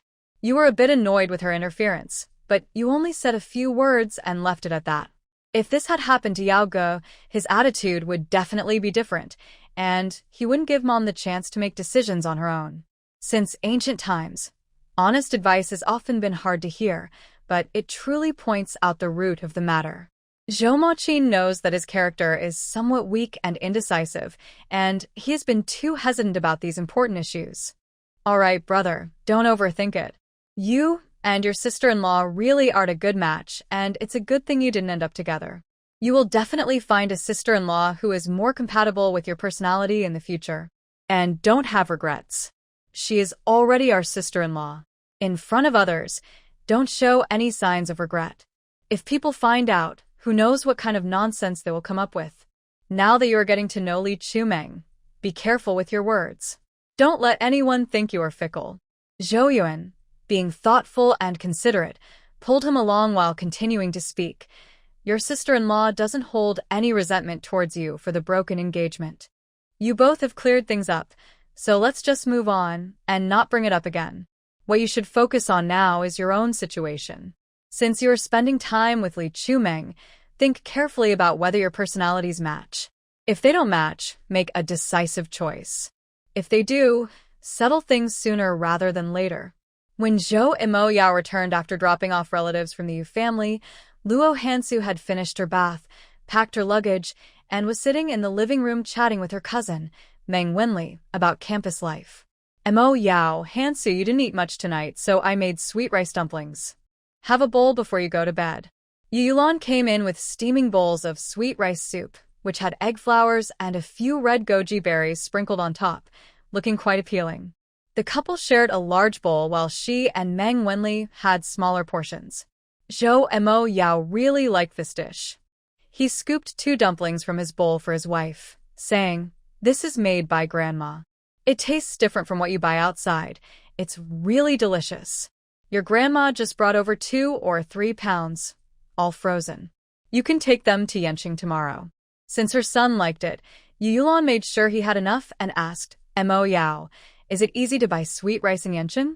Yes, the army supplies sweet wine there. All right, since it's available, I won't prepare any for you. Seeing that her daughter-in-law enjoyed it too, eating one after another, Yuan smiled warmly. Hansu, if you ever want to eat northern specialty pastries and can't find them in Yanqing, just write me a letter or call, and I'll send some to you. Okay. Luo Hansu replied with a smile. Also, there are some things your mom hasn't had the chance to tell you yet since there were many people at home before. Zhang Jiabang seems polite and like a good person, but he is actually very cunning and ruthless. He came to see you on purpose tonight, and while you managed to send him away for now, I know him well enough to say he won't give up easily. He is clever and good at making connections, and he has a loyal and capable group of subordinates working for him. Although he won't openly focus on you, he will definitely make plans behind the scenes. When you and Mo Yao go to Yen City, you must be very careful and watchful of those around you. He is people who use underhanded tactics. Luo Hansu listened carefully to her mother-in-law's words, remembering every detail, and nodded, saying, Mom, I understand. Mo Yao, since Hansu is capable and wants to fight alongside you, please help her with the necessary arrangements and provide her with self-defense tools. Yuan instructed her son. Mom, you don't need to worry about her safety. I will take care of everything. They were both adults, calm and steady. Yuan decided not to say more and smiled. Let's eat quickly and after that, go to bed. Tomorrow, I will take you to the train station. Back in the room, Luo Hansu lay down on the bed, rolling comfortably. When he came to sleep, she asked, Is there heating in the house in Yen City? There is no heating and they don't use stoves, so it's similar to Haiqing, but Yen City is further south, so it's a bit warmer in winter. Zhou Mo Yao, dressed lightly, got into bed, pulled her into his arms, and said, In the army, we lived in single-story houses. I can make some simple changes and heat the room with a wood stove at night. Will that be troublesome? Luo Hansu snuggled comfortably in his embrace. Not at all. I can manage it myself with a little time. Before getting married and living alone, Zhou Mo Yao hadn't thought about making changes to the house and didn't have the habit of using a heater, but now that he had a wife, he wanted the home to feel more lively. All right, I leave this to you. Let's sleep now. Luo Hansu turned to turn off the light, but as soon as she moved, she was gently pushed down. They had to travel for the next 2 days, and she needed to stop midway to see an old doctor for medicine. After many days without intimacy, Zhou Mo Yao was more passionate than usual that night, and they only stopped when the rooster crowed. They slept until after 8 in the morning, and luckily, Yuan had gone to work, and Meng Wenli had gone to school, so no one was home to tease them.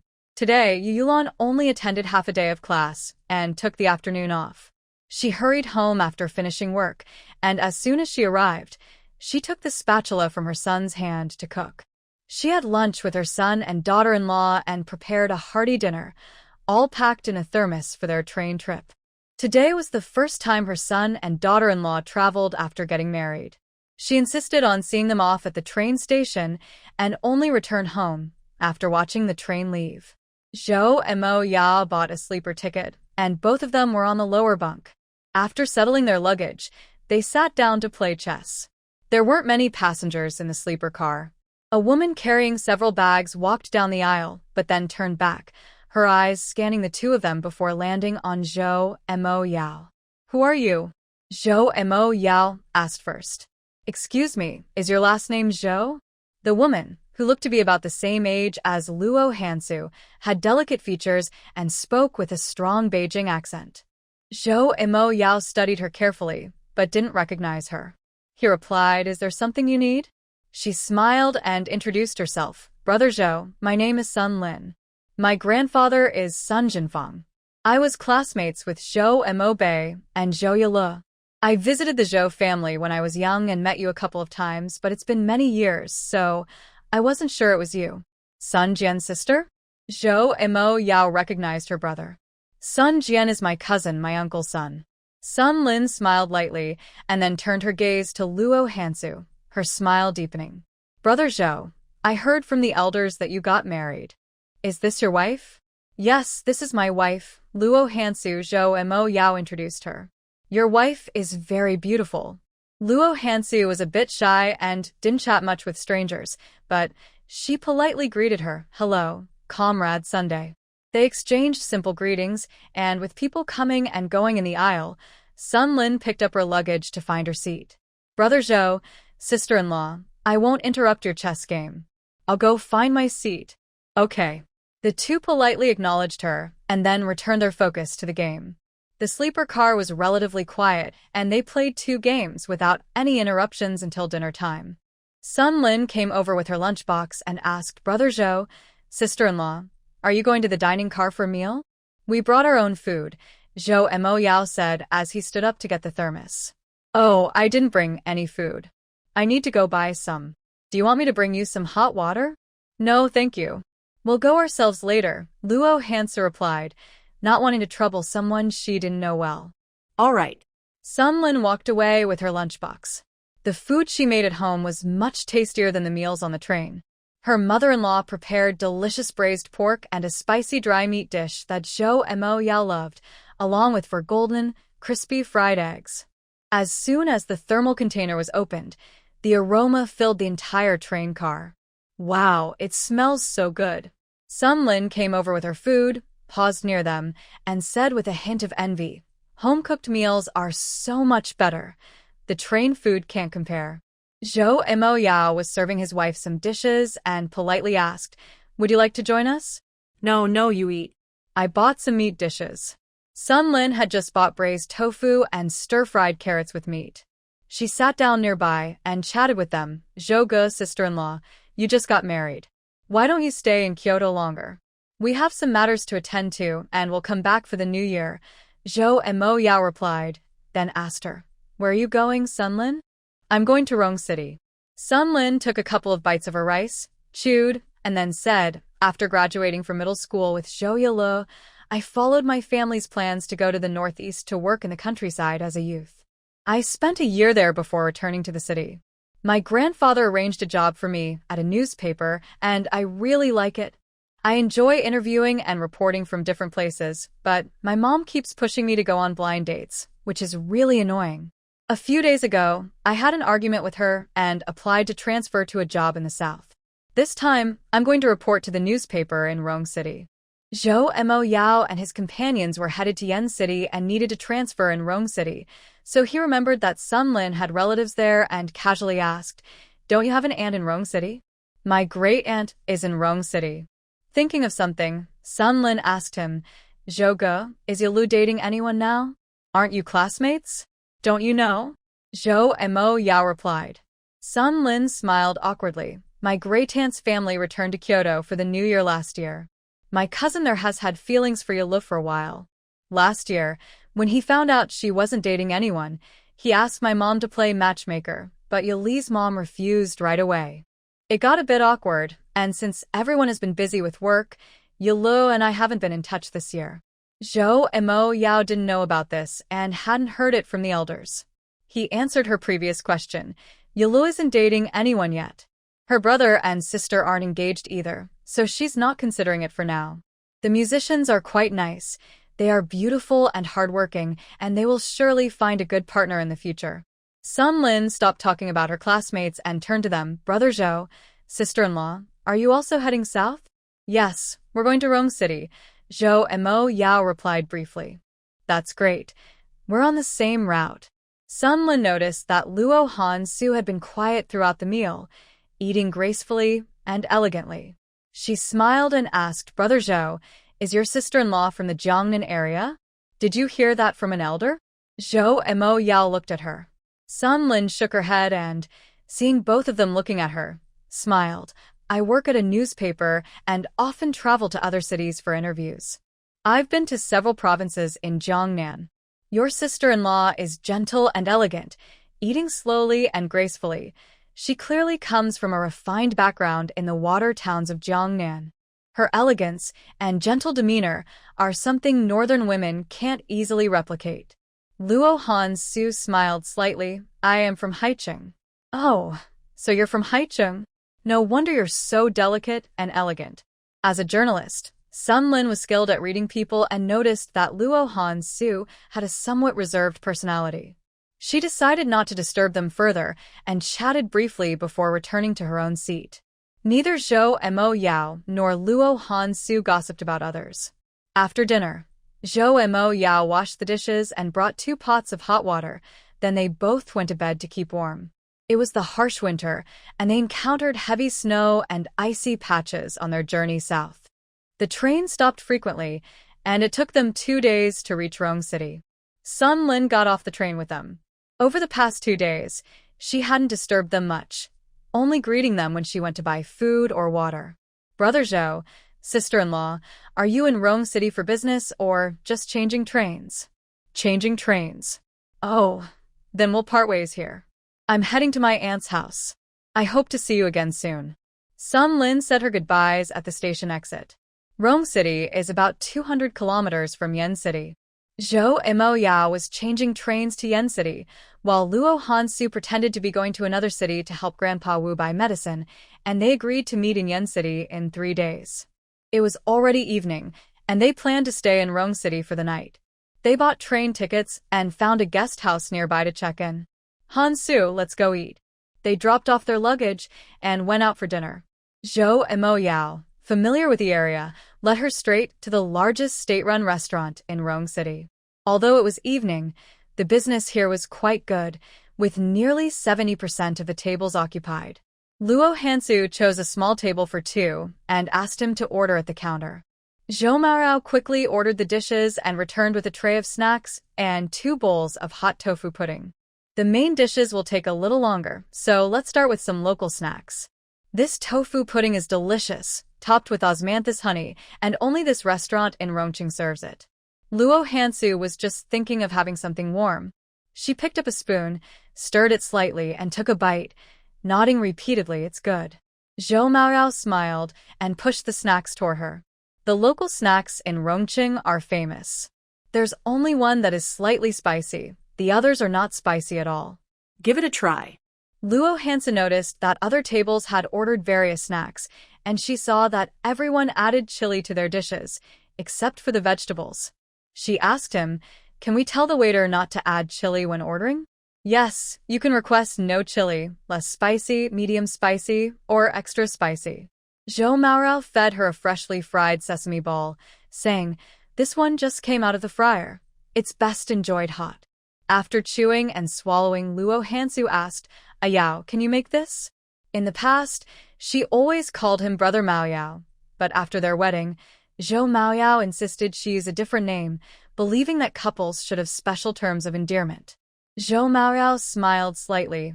"I can't make this, but I'll find a master to learn how to make it for you in the future. Take me with you to learn." Luo Hansu really liked various snacks. If she lived in Rongqing, she could come to the restaurant anytime to enjoy them.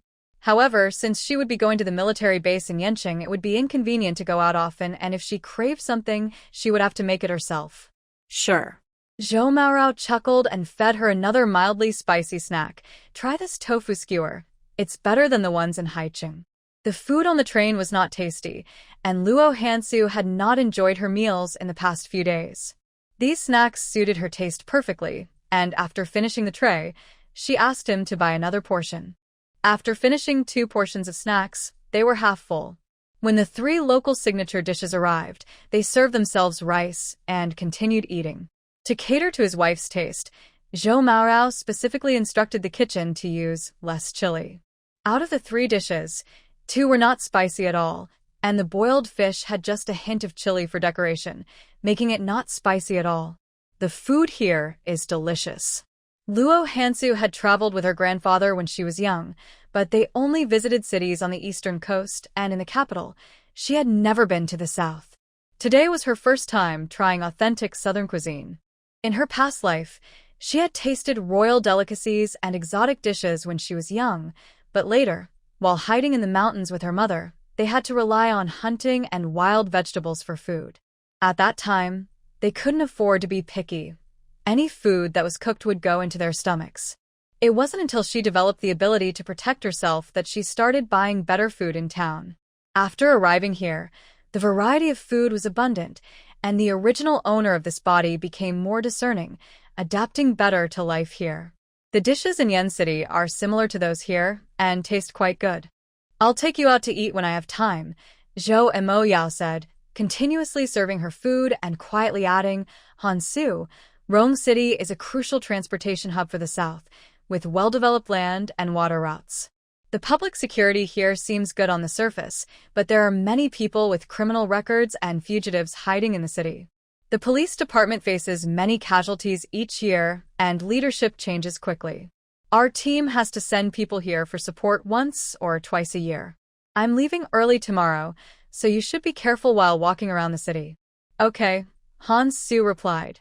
As soon as Luo Hansu stepped out of the train station, she sensed unfriendly gazes around her, but she pretended not to notice. After finishing their meal, they didn't return to the guest house right away. Since they had eaten quite a bit, Zhou Mo Yao took her to stroll along the bustling riverside to digest, and they returned to the guest house after more than an hour. As soon as they entered the room, Zhou Mo Yao noticed the scent of a certain lotion in the air, which Luo Hansu also recognized. Although she never used that lotion, she was familiar with the smell. They exchanged a glance, silently agreed to close the door, and immediately checked their luggage. Their bags had been rummaged through, but the signs were minimal. An ordinary person wouldn't notice, but they were not ordinary. They had just arrived in Rome City, and the other party's impatience revealed some information. Both of their bags contained only everyday items, with money kept in the pockets of their winter coats and valuables stored elsewhere, making the intruders' efforts in vain. Hansu, do you want to take a shower? Yes, she replied. After 2 days on the train without washing her face or feet, Luo Hansu felt dirty and was eager to take a proper shower. Get your change of clothes. I'll go get hot water first. The guest house had a shower room, and Zhou Mo Yao took a bucket to fetch hot water, filling 2 buckets for her. While she showered, he stood guard at the door like a sentinel. The man's attentive care was noticed by Luo Hansu, warming her heart like a bowl of sweet, warm tofu pudding melting in her mouth. Okay, I'm done washing, she said as she came out with a towel wrapped around her head. You go wash, I'll keep watch. Zhou Mo Yao took the dirty clothes from her and chuckled softly, I'm a grown man, I don't mind being seen. Luo Hansu replied that, well, many people have already seen you, so why not? Ha. She rarely joked, and her words made Zhou Mo Yao laugh. When he was in the capital, he always bathed in public baths, and since everyone looked the same, he didn't feel ashamed about being open. Luo Hansu looked at him with a gentle smile and patted his arm. All right, you go wash. I'll dry my hair in the room. It's warmer in the room. Let's go there. Zhou Mo Yao first escorted her to the room, then took his change of clothes before heading to the bath. The cold in the south was damp and chilling, penetrating through thick clothes and making one shiver to the bone. Luo Hansu was dressed warmly, but still felt a bit cold. She opened the bedding on the bed, lifted the blanket, and sat down to dry her hair. A slight noise outside the nearby window caught her attention, but she didn't get up to check. Zhou Mo Yao soon entered the room. Luo Hansu gave him a look, and he glanced at the window but didn't react further. He spoke normally, Hansu, I'll go get some hot water. You should drink some warm milk before sleeping. Okay. With the low temperature, her long hair was hard to dry.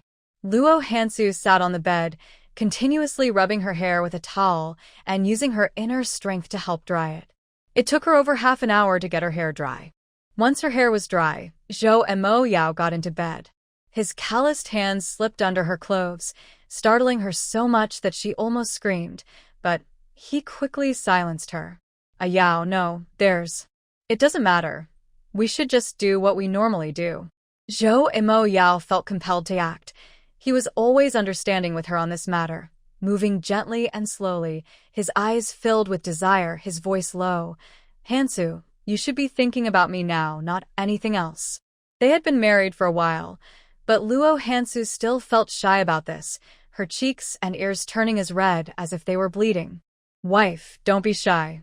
In their relationship, Zhou Mo Yao always took the lead, while Luo Hansu passively experienced waves of excitement, enjoying moments of pure joy. At first, there was some control, but later it became more relaxed. The sounds from the room reached a mouse outside the window. making it feel awkward and wanting to find a hole to hide in. Zhou Mo Yao didn't notice when the mouse finally left. He was focused on what he enjoyed until she said she was tired. Anshu, sleeping temaro. It's fine if you wake up at 10. I'll leave at dawn, and we'll meet again in Yen City in 3 days. Be careful with the mouse following you. It's safer to dress as a man when you travel. Luo Hansu was so tired she could barely keep her eyes open, and sleepiness was creeping in. She made a small sound. Go to sleep. The two held each other tightly and soon fell asleep. When Luo Hansu woke up again, Zhou Mo Yao had already left. After freshening up, she grabbed her luggage and went to check out, then headed to the state-run restaurant where they had dinner the night before for breakfast. She slowly finished a bowl of local rice noodles, pretended to be going to Yang County, and asked the staff about transportation before heading to the bus station. Is anyone going to Yang County? The bus has a flat tire and is being repaired, so it won't leave this morning. You can only go by boat. If you're going to Yang County, follow me to the river to take a boat.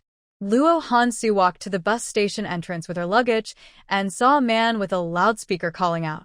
She glanced at him and walked into the station. Inside, she asked the staff and learned that the bus had broken down just over 10 minutes ago. She understood the situation and followed the others heading to Yang County to the ferry dock. There were quite a few people going to Yang County, and the boat was crowded. The other passengers spoke in the local dialect, which Luo Hansu couldn't understand. She didn't initiate conversation and sat alone in a corner, watching the scenery along the way. As for the subtle glances directed at her, she pretended not to notice, leaning lazily against the mast. A cold wind blew across the river, making people shiver, but Luo Hansu was dressed warmly. The scarf, hat, and gloves her mother-in-law knitted were thick, keeping her warm despite the freezing temperatures. While others were nearly frozen, the passenger boat finally arrived at the Yang County dock. Once the boat was steady, Luo Hansu shouldered her luggage and stepped off. Is anyone going to the county town? 30 cents to the city. The tractor, which had been waiting here for her, was clearly meant for her. Luo Hansu glanced at the driver and, understanding the intention of the person behind her, stepped onto the vehicle, asking, "How long to the city?" 20 minutes. The driver gave her a sharp look, then glanced at the other passengers getting off the boat. After receiving a signal, he shouted, "Going to the county town, 30 cents. Is anyone else getting on? We need to go to the bridge." 5 or 6 people climbed aboard, both men and women. A man climbed into the truck bed, and a middle-aged woman sat next to Luo Hansu. Other passengers from the boat wanted to ride too, but the driver said there wasn't enough room for many people. He let 2 women with children on, and as soon as they were settled, he drove off. The bumpy dirt road into the city made them shake around. When Luo Hansu's elbow bumped against the woman's side, she narrowed her eyes slightly but kept her expression unchanged, silently staring ahead. Not far into the county town, a woman in the truck bed called out, "We need to get off at the next intersection. Please stop." As the tractor approached the intersection, the driver didn't stop. The woman shouted again, "Hey, stop. We need to get off." "Sorry, I didn't hear you. It's hard to turn around here. I'll drop them off at the bridge first, then come back for you," the driver shouted back. The woman was a bit unhappy. "My son is catching a cold from the wind. He's not feeling well. Just let us off at the front." Her voice was loud, but the driver didn't stop. The other passengers remained silent, and Luo Hansu's gaze grew colder, though she didn't say anything. The tractor soon reached the bridge near the outskirts, but the driver still didn't stop. The local woman shouted again, "Aren't we getting off at the bridge? Why aren't we stopping? Where are we going? Be quiet." The men in the truck bed revealed their true intentions, with 2 of them brandishing knives at the women. "What are you doing?" The 2 women gasped and instinctively shielded their children. Luo Hansu turned her head, and as she did, the woman next to her pulled out a knife, pointing it menacingly at her neck. "Don't move." Luo Hansu wasn't afraid. She had sensed the weapon at the woman's side during their earlier contact. She glanced down at the sharp knife in the woman's hand, remaining silent and not making any sudden moves. The tractor quickly crossed the stone arch bridge ahead and continued along the muddy road by the river until it stopped in front of a red brick factory. Get out. Stop shouting, or you'll regret it. The two women with children were already scared and trembling when the men showed their knives, but they instinctively protected their kids, keeping them close as they were forced to get out. Get out. The knife of the woman in the front pressed closer, urging her to exit the vehicle. Luo Hansu slowly stood up and got out without taking her luggage, walking forward as if she were strolling in her own backyard, not even glancing at the men behind her. The leading man noticed her attitude and felt uneasy, quickly signaling to the others to keep a close watch on her. This was an abandoned factory, with the open space in front overgrown with weeds and many footprints on the ground. As they entered the empty factory, Luo Hansu's eyes scanned the surroundings quickly like searchlights. What are you looking at? The woman staring at her looked fierce, spitting as she spoke. Luo Hansu frowned in disgust, turned around, and swiftly struck her arm. As the knife fell, she caught it in one hand and quickly it into the woman's chest, while her other hand pulled out the weapon from the woman's waist. Bang! Bang! Luo Hansu took the initiative, firing 2 shots at the second floor of the factory. The group of men following her were completely caught off guard by her sudden attack. By the time they reacted and drew their guns, Luo Hansu had already aimed at them. She fired 4 more shots, hitting the 4 closest men, who fell to the ground without a sound. Ah! Ah! The women and children were terrified and fell to the ground, screaming in panic. Brother Tiger! Kill her! Outside, along with the tractor driver, there were 2 men who had narrowly escaped. Those in this line of work had quick reflexes. As the first 4 men fell, they quickly scattered to find cover, but they were no match for Luo Hansu's speed. The driver was hit by the last bullet from her gun and died on the spot. Another man seized the opportunity to shoot at her, but she moved like a shadow, and he missed twice. As she picked up the driver's gun, he was so frightened that he immediately ran into the factory. Luo Hansu knew there were accomplices inside the factory. She prepared to go in with her gun and saw 2 women and their children frozen in fear, hiding in a corner and trembling. She pointed outside and said, "What are you waiting for? Hurry up and go. Don't run around. Find a safe place to hide." You, be careful," one of the women said. They recognized she was a good person, but their eyes showed fear. They were just ordinary citizens who had never seen anyone shoot before. The sight of her shooting 6 or 7 people so decisively truly frightened them. After they left, Luo Hansu quickly picked up 2 handguns from the ground. Instead of entering through the front door, she used her agility to sneak around to the back of the factory. When she shot 2 thugs hiding in a corner on the second floor, it alerted the gang inside. Suddenly, there was a lot of commotion, with someone directing the others as they armed themselves and spread out to surround her. Luo Hansu climbed over the wall to the second floor, easily avoiding detection, and reached a high point inside the factory. When she saw the leader organizing people to guard the back room, she quickly moved to investigate. "Everyone, be quiet. If you make a sound, I will send you straight to the afterlife." Luo Hansu sneaked to the window and saw about 20 women and children in the dark room. Most of the children were boys, and the women were all in their 20s or 30s. Their hands and feet were tied, and their mouths were taped shut. At that moment, 2 men with knives were threatening them. It was clear this was a trafficking gang.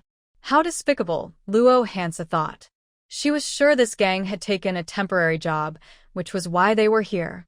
That explained the fresh footprints at the entrance. She had followed them today to see what they were up to, and now she understood. This nest of evil needed to be dealt with. "Open the door.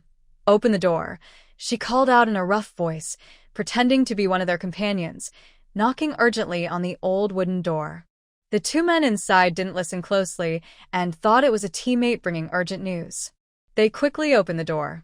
As soon as it swung open, Luo Hansu moved like a shadow, slipping inside. With swift strikes, both men collapsed before they even saw her face. Woo!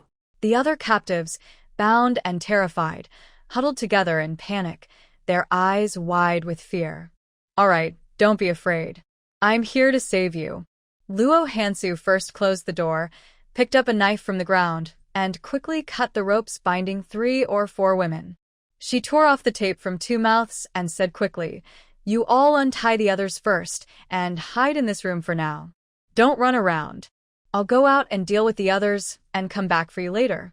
Seeing that she was there to help, the group's expressions changed. The women whose mouths were freed urged her, "Comrade, be careful. They have guns, and there are many of them." "I know," Luo Hansu replied as she quickly took the ropes and 2 unconscious people. Before leaving, she warned, "Stay quiet in this room. Don't open the door unless I knock." "Okay, comrade. Be careful." The gang had no idea she had sneaked into the back room. They were all scattered in front, trying to surround her. Luo Hansu took them down one by one, and in just a few minutes had taken care of most of them. The remaining core leaders saw many of their companions fall and panicked. They dared not scatter anymore and quickly teamed up to find a good position to defend. But Luo Hansu, skilled in martial arts, had already reached a high point. Armed with a weapon she had taken, she swept down on them from above. After dealing with these few, she quickly searched the factory to ensure there were no oversights. Then, she rushed out to find the 2 pairs of mothers and children who had left earlier. "Sister, we're here." A woman with 2 children hid in a haystack. When they saw her come out safely, they immediately emerged. Luo Hansu ran over and asked, "Where's the other one?" She went to call the police. The woman pointed about 200 to 300 meters ahead to a sand pit and said, "She has a cousin working there." She went to ask him for help to report. "All right, it's safe inside. You wait here for her and the police. When they arrive, they will bring people over." That's a gang involved in trafficking women and children, and there are still many women and children locked up in the factory. I'll go get them out first. Okay. Now, they looked at her without fear. The 2 little boys gazed at her with admiration, though they still felt a bit intimidated by her presence and didn't dare to approach. Luo Hansu quickly ran back to the factory and knocked on the door, saying, "It's me. It's safe outside now. You can come out. It's safe. It's safe." The people in the room were all untied, and the tape over their mouths was removed. Just moments ago, there were gunshots outside, and they all covered their mouths tightly, afraid to make a sound. Now they jumped up joyfully. When the 2 pairs of mothers and children led the police team in, Luo Hansu was counting the number of criminals with the group of women who had been trafficked. She all the living ones with ropes and piled the deceased to one side. The director of the county police station personally led the team. When he saw the situation inside, he was shocked and immediately asked, "Everyone, I am the director of the county police station. My surname is Guan. May I ask who took action here?" "I did." Luo Hansu raised her hand and took out her ID and a special document prepared for her by Zhou Maoyao. Director Guan noticed her strong presence and realized she was not an ordinary person.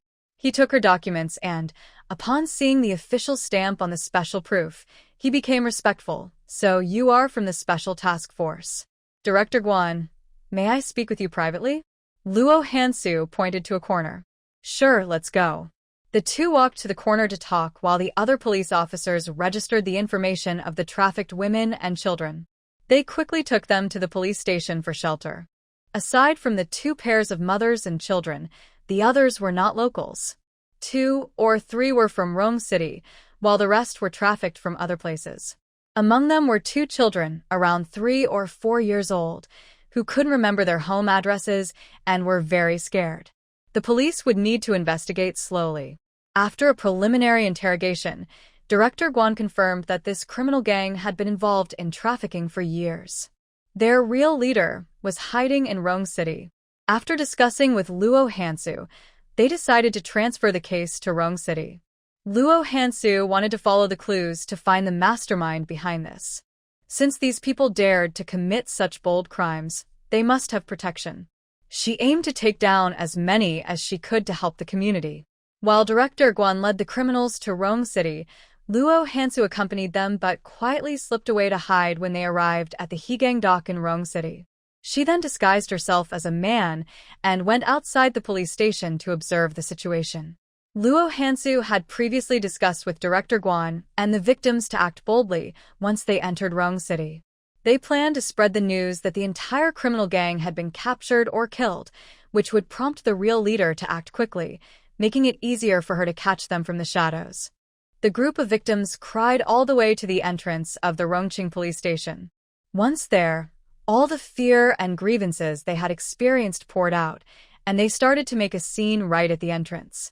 Behind them, the county police escorted a group of survivors, unloading a truck full of bodies, causing quite a commotion. Soon, many locals came to watch the spectacle. Luo Hansu stood at a good vantage point in the crowd, her eyes scanning quickly.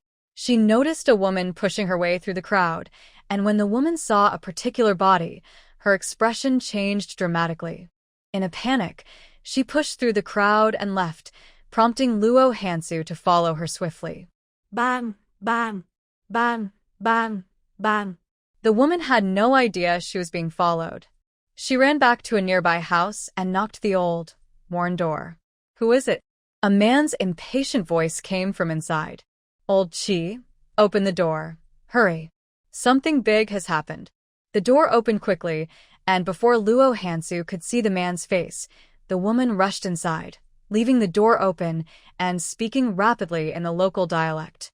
Soon, the man, looking pale and flustered, rushed out without even wearing his coat, just slippers on his feet, and hurried to a nearby phone booth. Luo Hansu did not follow him immediately. She stood at a nearby corner, eating seeds, and waited until he finished his call and left before approaching the phone booth. She had a special privilege pass, and the elderly man in charge of the booth cooperated willingly, quickly retrieving the phone number that old Chi had just dialed and writing it down for her. With the phone number in hand, Luo Hansu headed straight to the telecommunications office. After about 5 minutes, she found out the name of the phone's owner and their exact address. "Have you confirmed? How did Tiger and the others die? A woman did it? Is it the woman who was captured this morning? With so many of them armed, how could they be overpowered by one woman? Who is she? Investigate this woman further and find out her whereabouts. She has caused a huge problem for me, and I want to see who she really is. Don't worry about the other survivors revealing anything. I only had contact with Tiger. He's dead, and his subordinates don't know our relationship."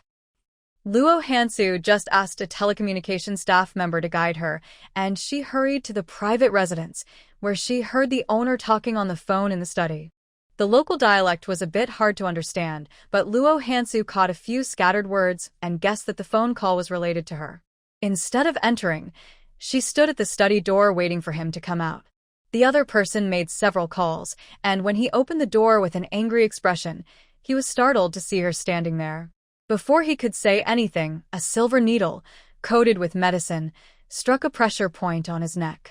His eyes widened, and he fell back, unable to make a sound as his mouth moved silently. He was an important witness and couldn't die just yet. Luo Hansu silenced him for the moment, stepped over him, and began searching for what she needed in the study. She found enough evidence in his house to ensure he could die 10 times over: several boxes of hidden weapons, thousands of pounds of food and medicine stored in the basement, and a stash of prohibited items in a secret compartment of the study. As she prepared to leave and call the police, she suddenly noticed a faint noise coming from the bedroom and quickly walked over. After thoroughly searching the room and finding useful evidence, she realized there was no one else there. However, as she stood in the room, she heard clear footsteps and the sound of dragging chains. She immediately crouched down on the floor to listen closely. The man on the ground couldn't speak or move, but he was still aware of his surroundings. Earlier, as she searched for evidence, his face had gone pale. Now, seeing her discover the secret in the bedroom, his eyes showed despair. Clang. Luo Hansu quickly found the switch and opened the passage to the bedroom below. When the lights turned on, she gripped her dagger and cautiously descended. The basement was not large, about the same size as the bedroom above. Inside stood a woman with shackles on her feet, her gaze vacant and lifeless, as if she had no soul. She stared at him in silence, her face devoid of expression. Luo Hansu stood at the entrance, and in the dim light, she could see that the woman was beautiful but frail, with a noticeable bulge in her belly. It was clear that this woman had been imprisoned by the man above. Without asking anything else, Luo Hansu said, "Don't be afraid. I have him under control. You are free now." She spoke in her natural voice, and upon realizing she was a woman, the color returned slightly to the woman's face, and her lifeless eyes sparkled with a hint of hope. "Wait here, I'll find something to remove your shackles." She turned and walked away, but the woman suddenly called out to her, "There's a key, it's on him." "Okay." Luo Hansu nodded and quickly stepped forward to get the key. After retrieving the key from him, she kicked him hard, causing him great pain. In agony, he convulsed and lost consciousness. The woman struggled to crawl into the bedroom, where she saw the light from outside and breathed in fresh air. In that moment, her emotions broke, and she collapsed to the floor, crying loudly. Luo Hansu wasn't good at comforting others and didn't know what to say. She felt that the woman needed to express her feelings, so she stood quietly nearby, giving her some time to calm down. "Thank you. Thank you." After crying for 7 or 8 minutes, the woman finally got up unsteadily, sobbing, "Comrade, thank you for saving me." Hearing her speak with a northern accent, Luo Hansu asked, "Were you tricked by this man?" No, no. The woman shook her head, tears streaming down her face, filled with sorrow and anger. "I'm from Anqing. After my parents passed away, I went to Rongqing to stay with relatives, but they turned out to be cruel. When I discovered their wrongdoings, they sent me to a powerful man, who then handed me over to this man. I've been locked in this basement for 6 months. What's the name of that powerful man?" Luo Hansu quickly asked. The woman shook her head in fear, trembling as she recalled something. "Comrade, please don't go after him. He's dangerous, has power and influence, and there are many bad people who listen to him. If they catch you, you'll be in serious trouble. I came for him." Luo Hansu initially wanted to get information from the man lying on the ground, thinking the woman might know a lot and it would be quicker to ask her. Seeing the light return to her eyes, no longer filled with despair, Luo Hansu lied to give her confidence. "I'm not an ordinary person. I'm an investigator sent from above to look into that official you mentioned. I've already gathered information on this man and found enough evidence in the room. I can uncover the people protecting him with just a little more time. If you're scared or have any other reasons for not wanting to talk, I won't force you." Luo Hansu didn't push her. It was normal for her to be afraid of being silenced. The woman felt very scared, but thinking about her own experience and the many women and children who had been tricked and sold, she felt more anger and hatred. After hesitating for a few seconds, she told her his name is Chu Jinfeng. When Luo Hansu first arrived in Rongqing, she didn't know much about the local officials. Please tell me more details."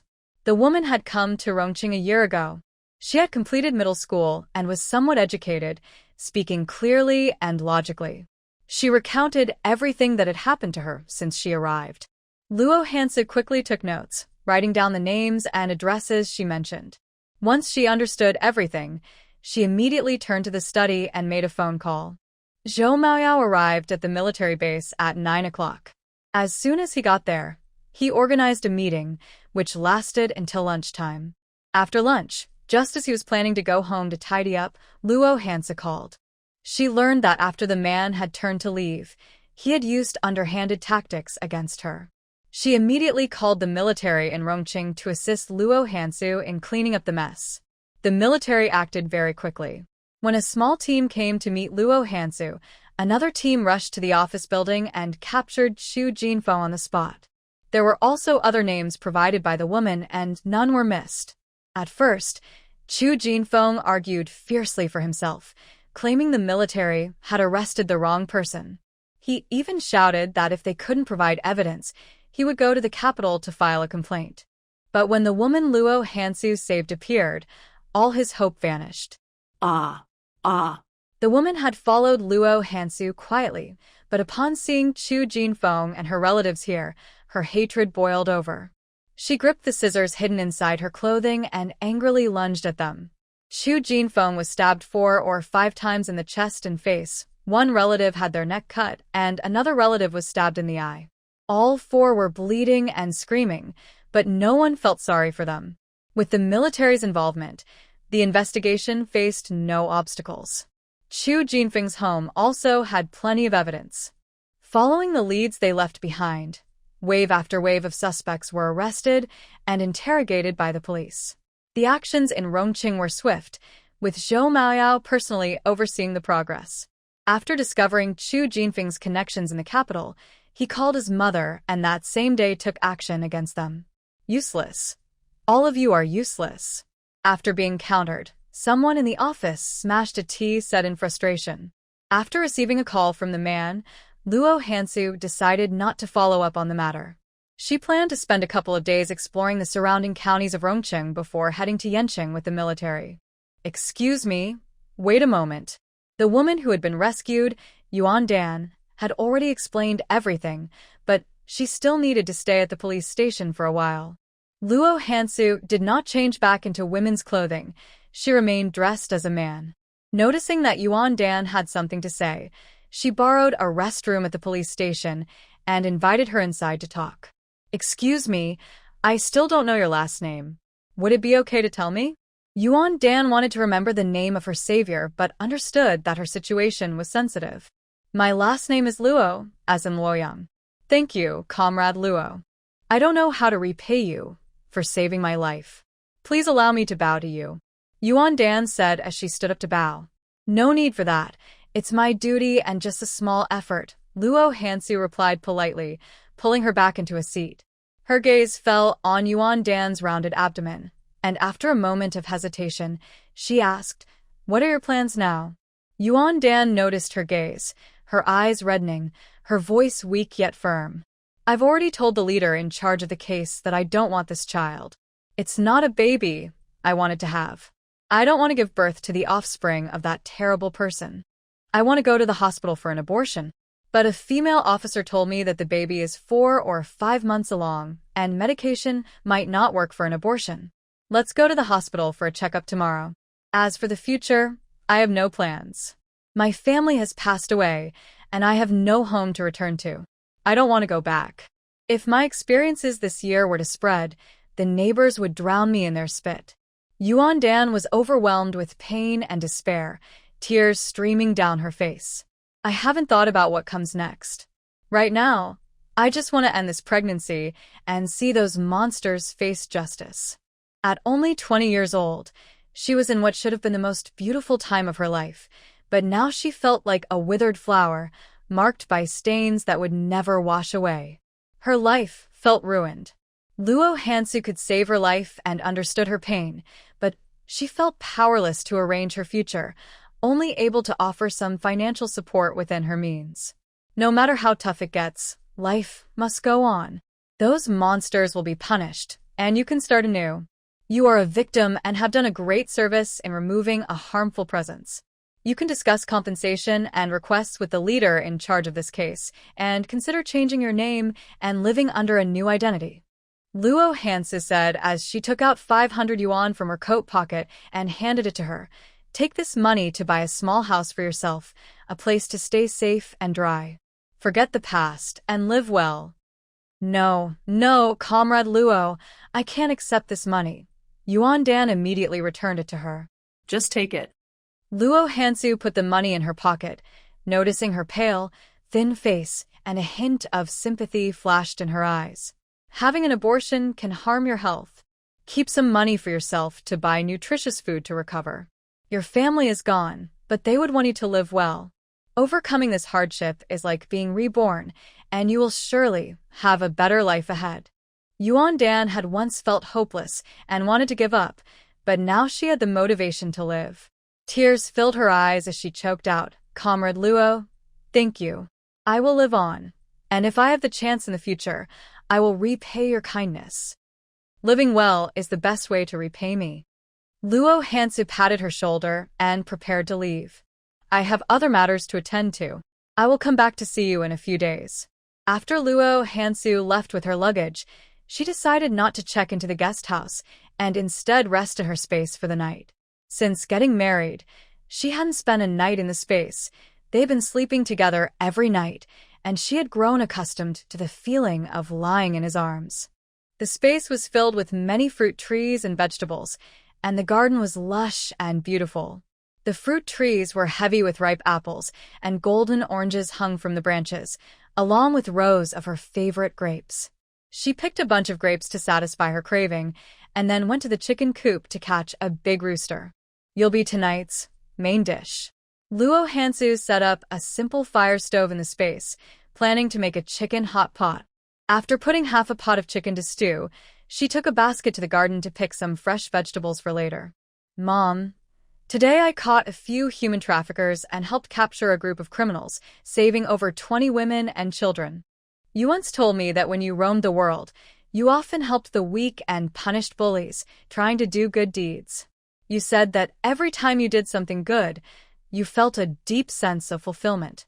Today, I experienced that too. There's a saying here, good intentions bring blessings. Though blessings may not come immediately, misfortune has already been kept at bay." I think this statement makes a lot of sense. From now on, I will do more good deeds and accumulate blessings to repay the opportunity for rebirth that the heavens have given me. Recently, I've been quite busy, and Luo Hansu hasn't had time to talk to her mother's portrait in the space. Tonight, with some free time, she sat in front of her mother's portrait, smiling warmly and talking for a long while. Once the chicken in the pot was cooked, she served herself a big bowl of rice and sat at the stove to eat slowly. Delicious food. The chicken raised in the space tasted amazing, and the vegetables were very sweet.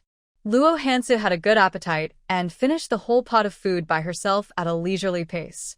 After eating too much and feeling a bit full, she decided to take a walk outside to digest. Fully dressed, she quickly left the space. Today, Rome City felt like Haicheng did a while ago. Due to the military and police operations, many people were being arrested and taken for questioning, causing a lot of anxiety among the residents, and the streets were mostly empty. Luo Hansu had previously studied a detailed map of Rome City at the police station. She walked slowly to the welfare home in the south of the city, where she donated 500 pounds of rice and another 200 to 300 pounds of vegetables at the entrance. After watching the person in charge of the welfare home take everything inside, she turned to wander around other places. She encountered some homeless people braving the cold wind to beg and gave them some money along with essential food supplies. There are so many people in this world who are poor and in need of help. She cannot save everyone on her own, but she can do her best to provide assistance and contribute to society. The next morning, Luo Hansu took a train to Lin City and enjoyed a relaxing day, delivering food to several local welfare homes and orphanages. She also mailed the miraculous medicine she had prepared to Kyoto. This time, she falsely claimed to have prepared 2 months' worth of medicine for Grandpa Wu. She had seen the old man's diagnosis, which indicated serious gastrointestinal issues along with other minor ailments, but he wasn't at the point of preparing for end-of-life matters. The well water from the space was perfect for him. After completing this important task, she traveled to another city for fun, visiting several historical sites mentioned in her books and taking photos for memories. When she returned to Rome City by bus in the afternoon, she planned to visit the hospital to check on Yuan Dan's condition. "Hey, sister-in-law, what are you doing here?" Just as she reached the hospital entrance, she ran into Sun Lin and her companions coming out. Luo Hansu naturally lied, "I have a bit of a cold and came to get some medicine." "Sister-in-law, weren't you supposed to transfer with Brother Zhou and Rongcheng? Why are you still here today?" Sun Lin asked her. "He went back to work first. I visited an elder out of town these past few days and just returned to Rongcheng. I'll meet him tomorrow," Luo Hansu replied, pretending to cough as she lied about having a cold. She then asked, "Did you come to the hospital because you're feeling unwell?" "No, I started working the day before yesterday. I just came to the hospital for an interview," Sun Lin said. Sun Lin and her companion were carrying work equipment. Luo Hansu glanced at them and stepped aside, saying, "You all continue with your work. I'm going to see the doctor." "Okay," Sun Lin replied politely with a slight smile, but after a few steps, she turned back. Luo Hansu was careful in her actions. After lying, she needed to cover it up, so she went straight to find the doctor. After getting her prescription, she headed to the pharmacy to pick up her medicine. While there, she asked a nurse and learned that Yuan Dan had a medical procedure yesterday and was now hospitalized. After getting her medicine, she went directly to visit her. The Women's Federation had arranged for someone to take care of Yuan Dan, and a caregiver was watching over her in the room. When Luo Hansu knocked and entered, Yuan Dan looked at her in surprise. "Comrade, who are you? Did you come to the wrong room?" "It's me," Luo Hansu said. Upon hearing her voice, Yuan Dan's eyes lit up, and she struggled to sit up. "Comrade Luo, it's you. Don't get up, just lie down," Luo Hansu said. The caregiver, recognizing her, nodded to Luo Hansu and stepped outside to wait. Luo Hansu had just brought her red dates, brown sugar, and milk powder, placing them on the bedside table. Noticing many footprints on the floor, mostly wet, she asked, "Did someone else come to see you?" "No." Yuan Dan shook her head, looking at Luo Hansu's delicate and beautiful face. She forced a faint smile. "Two reporters from a newspaper came earlier. They said they wanted to interview me. One of them made me uncomfortable. I only answered 2 questions and then asked the lady to leave." Luo Hansu's eyes flickered as she asked, "Was the reporter wearing a dark blue coat with a yellow scarf and shoulder-length hair?" "Yes," she said. "She was from the Rongqing newspaper, just transferred from Kyoto, and came specifically to interview me as a victim. She even wanted to take my picture and immediately asked whose child was in my belly and how I could bear to have an abortion. I felt very uncomfortable and refused to take a photo or answer her questions." Yuan Dan had never been interviewed before and had never seen a reporter, but she instinctively felt uncomfortable with the questions being asked today. Luo Hansu listened with narrowed eyes, her expression serious. "You're right to refuse. It's inappropriate and unethical for them to ask such questions. When the leader in charge of your case arrives, you should report this incident to them in detail to prevent them from publishing your private matters in the newspaper." "Can I really refuse?" Yuan Dan didn't understand this. "Of course you can refuse. If the newspaper disregards your reputation and publishes personal matters, you can ask the Women's Federation to intervene or even report it to the police. You must be firm and not back down." Luo Hansu advised her and added, "You understand the dangers of public opinion. The previous case will definitely be reported, and the public will criticize Chu Jinfeng and others. However, if your personal matters are exposed, most people might feel sympathy for you, but your reputation will be ruined." "Comrade Luo, I understand. Thank you for the reminder. Please help me call the woman outside. I need her to help me make a phone call." Yuan Dan was not someone who hesitated. The woman was sent by the Women's Federation to take care of her. After hearing their conversation, she said, "The young reporter who asked those questions made everyone uncomfortable. Comrade Yuan has already suffered so much. Her life has been ruined by those beasts. It's truly heartless for a reporter to add salt to the wounds of a victim." "Auntie, I can't get up right now. Please call Comrade Su from the Women's Federation and ask her to come over." Yuan Dan requested. "Okay, I'll go now." The woman immediately left. Once she was gone, Luo Hansu asked about her health. "I heard from the nurse that you had a miscarriage yesterday. Is your body seriously hurt?" "Yes, it was a late miscarriage, so it was difficult and has affected my health. The doctor said it will be harder for me to get pregnant in the future." Yuan Dan's face was pale, and she forced a bitter smile. "After everything I've been through, I don't want to think about marriage or having children. I just want to find a quiet place to live out my days alone. Not wanting to marry or have children is perfectly fine. No one says you must do that in life. Life is only a few decades long. I've already endured enough hardship. From now on, I want to live for myself. You can be happy without a family or children. Once I get over this hurdle in my heart and my health improves, I can think about adopting a child in the future." Hearing her unique advice, Yuan Dan burst into tears. "Thank you, Comrade Luo. All right, you are weak right now, so don't cry." Luo Hansu truly didn't know how to comfort her. Seeing her cry made her feel helpless, so she quickly changed the subject.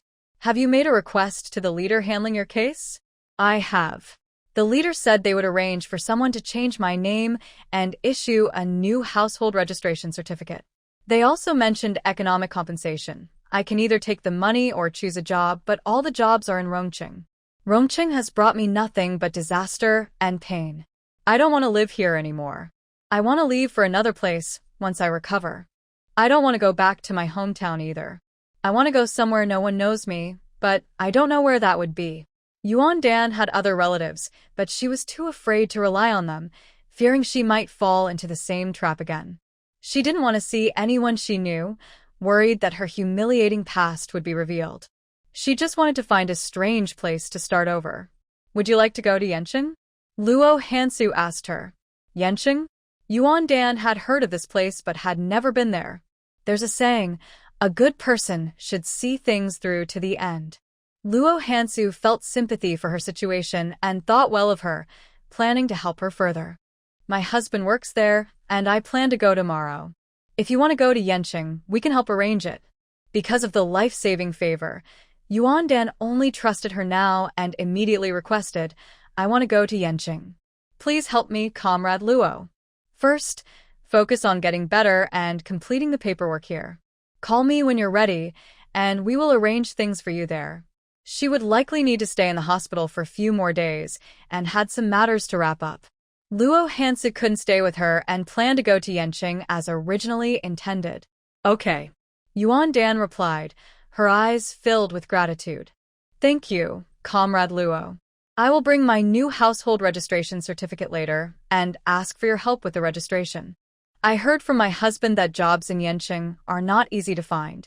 Luo Hansu wanted to clarify this matter in advance. She could only help to a certain extent, and the job issue was difficult to resolve. Comrade Luo, you don't need to arrange a job for me. You saved my life and gave me so much money. I am very grateful. If I ask you to help me find a job again, that would be shameless. I learned a craft while living with my family. My mother is a well-known seamstress, and I can sew pretty well too. I can make some clothes at home to sell at state-run stores and cooperatives. I can earn a little and save money, so living won't be a problem. Having a skill is a good plan. Luo Hansu nodded. All right, let's plan for now.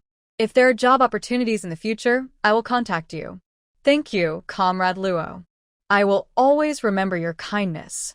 If you ever need my help, please let me know. Yuan Dan felt kindness and warmth from her, soothing her troubled heart. Luo Hansu nodded and pointed to the nutritional supplements on the cabinet. These are for your health. Have the caregiver prepare them for you. Once you feel better, we can arrange other things. It was getting late, so she didn't stay long. After chatting for a little while, she left when the caregiver returned. That night, she stayed at a guest house and checked in early. After enjoying a relaxing hot bath, she went to a state-run restaurant for dinner. She ordered 2 meat dishes and a full portion of snacks that Zhou and Mo Yao had bought last time, ignoring the stares around her. She focused on her meal and finished 3 big bowls of rice. In terms of beauty, no one in Rongqing could match her, and when it came to appetite, it was hard to find anyone who could eat as much as she did. While she was enjoying her meal, Sun Lin, who had just started her job, was being scolded in the office. The Women's Federation director was a warm-hearted person who took her job seriously. After visiting the hospital to understand the situation, she immediately came to the office of the head of the Rongqing newspaper to sternly criticize Sun Lin's work attitude, making the newspaper leaders blush with embarrassment. They had to promise to educate the newcomers and ensure that no personal matters about Yuan Dan would be published. After finishing her meal, Luo Hansu wandered around the city, unknowingly walking to the side entrance of the Rongqing newspaper. At that moment, a middle-aged woman was negotiating with the guard. She glanced over and noticed the woman resembled Sun Lin, guessing that this must be Sun Lin's aunt. The woman spoke with the guard for 2 or 3 minutes. The guard helped make a call but did not allow her to enter the newspaper office, so she had to wait at the entrance. When Luo Hansu was about to leave, someone from the newspaper office came out after finishing work. This person was a colleague who had previously gone to the hospital with Sun Lin for an interview. As soon as Sun Lin's aunt saw him, she asked, Shaoli, Director Zhong called me earlier and said Sun Lin made a mistake at work today. Do you know what happened? Shaoli looked a bit awkward and called her to a corner to talk, explaining the situation of today's hospital interview. The Women's Federation director just came to the office to see the secretary. The case of the female victim is very sensitive, and Sun Lin's interview today was indeed a bit too much. She was called into the office and was talked to for half an hour. She just came out and should be finishing work soon. Sun Lin's aunt frowned slightly as she listened and thanked him. Shaoli, thank you. I will have a good talk with her when she finishes. Luo Hansu didn't have any particular thoughts about Sun Lin, but her actions today felt a bit off. As a news reporter, she should have basic moral standards, yet she seemed to be adding salt to the wounds of the victim, which was quite strange. Not long after, Sun Lin came out of work. When she saw her aunt, she looked very awkward. They didn't say much when they met and walked a little distance before stopping to talk. Sun Lin, what happened today? You are usually very careful at work. Why did you make such a basic mistake? Sun Lin's aunt asked first. Sun Lin cautiously looked around to make sure no one was listening before she told her elder the truth. Aunt, I did it on purpose. The two of them stood in the corner talking, and Luo Hansu hid behind the wall to eavesdrop. Although there was a brick wall between them, she was trained in martial arts and could hear the conversation clearly. On purpose? Why? Sun Lin's aunt asked the question that puzzled Luo Hansu. She also wanted to know the reason. Sun Lin hesitated to tell the truth and finally said, Aunt, I came to Rongqing for a special task, but I can't share the details with you. I did this on purpose as part of a plan to facilitate my next steps. Both of Sun Lin's aunt and uncle worked in government positions, and they had sensed something was off with the recent turmoil in Rongqing. Since their niece had just come from the capital, it was likely related to some important matters. Sun Lin, do you need any help from me? Sun Lin's aunt asked. Aunt, I don't need help for now. I will contact you, and uncle when I do. Sun Lin looked serious and cautiously glanced around before lowering her voice to tell her, Aunt, if I complete my task successfully this time, the Sun family will definitely move up 2 steps, and Grandpa can start bringing you back to the capital. Aunt's eyes brightened, and she nodded seriously. Xiao Lin, I understand. If you need help, let us know in advance. Okay. Sun Lin handed her the briefcase and winked. Aunt, please help me take this back. I'm going to the hospital to apologize to Comrade Yuan. I'll come back after I'm done. After they parted ways, Luo Hansu quickly emerged from behind the wall and took a shortcut to the hospital. Sun Lin came to apologize with sincerity. She had just bought some gifts from a state-run store, and when she arrived, the doctor was changing Yuan Dan's bandages, so she had to wait outside for a moment. When the doctor and nurse came out, she entered the room with the gifts, looking apologetic. Comrade Yuan, I'm really sorry for bothering you again. Reporter Sun, is there something you need? Yuan Dan responded coldly, due to her feelings from the previous interview. Comrade Yuan, I'm here to apologize. Before I came to interview you, someone told me some false information. The person was a leader from a government agency, and given her position, I didn't doubt her words. I didn't expect her to distort the truth and mislead me, making me think you were a bad woman who was untrustworthy. So, when I interviewed you, I held a biased and unfriendly attitude. Comrade Yuan, I'm truly sorry. The director of the Women's Federation just came to the newspaper to clarify things, and I realized I was completely wrong. I fell into someone else's trap and added to your pain. Comrade Yuan, I apologize for my foolish actions today. Sun Lin's attitude was sincere. After explaining, she even bowed to her, which left Yuan Dan a bit taken aback. Comrade Sun, you were also misled. I accept your apology, but please take the gifts back. Comrade Yuan, the gifts are just a small token of my appreciation. I hope you won't reject them. Sun Lin placed the items on the cabinet and noticed some milk powder and red dates nearby. Feeling apologetic, she said, Comrade Yuan, I just asked the leaders about your situation. I really acted foolishly by believing others without investigating thoroughly. You've suffered so much, and instead of helping you seek justice, I've only added to your pain. I feel ashamed to continue being a reporter. Seeing Yuan Dan looking so worn and distressed, she quickly changed the subject and asked, Comrade Yuan, you need to take care of your health and stay in the hospital for a while. You're still young, so it's important to recover. Thank you for your concern, reporter son. Yuan Dan replied politely. I heard from the leaders that you are from Beiyang and came here to stay with relatives, which led to your troubles. What are your plans now? Yuan Dan felt a natural resistance towards her due to their unfamiliarity and the previous events, so she answered cautiously, once I recover, I will go back home. I have no relatives here and won't reach out to others anymore. My hometown is where I grew up, and I have familiar neighbors and friends who can help me. I believe I can manage.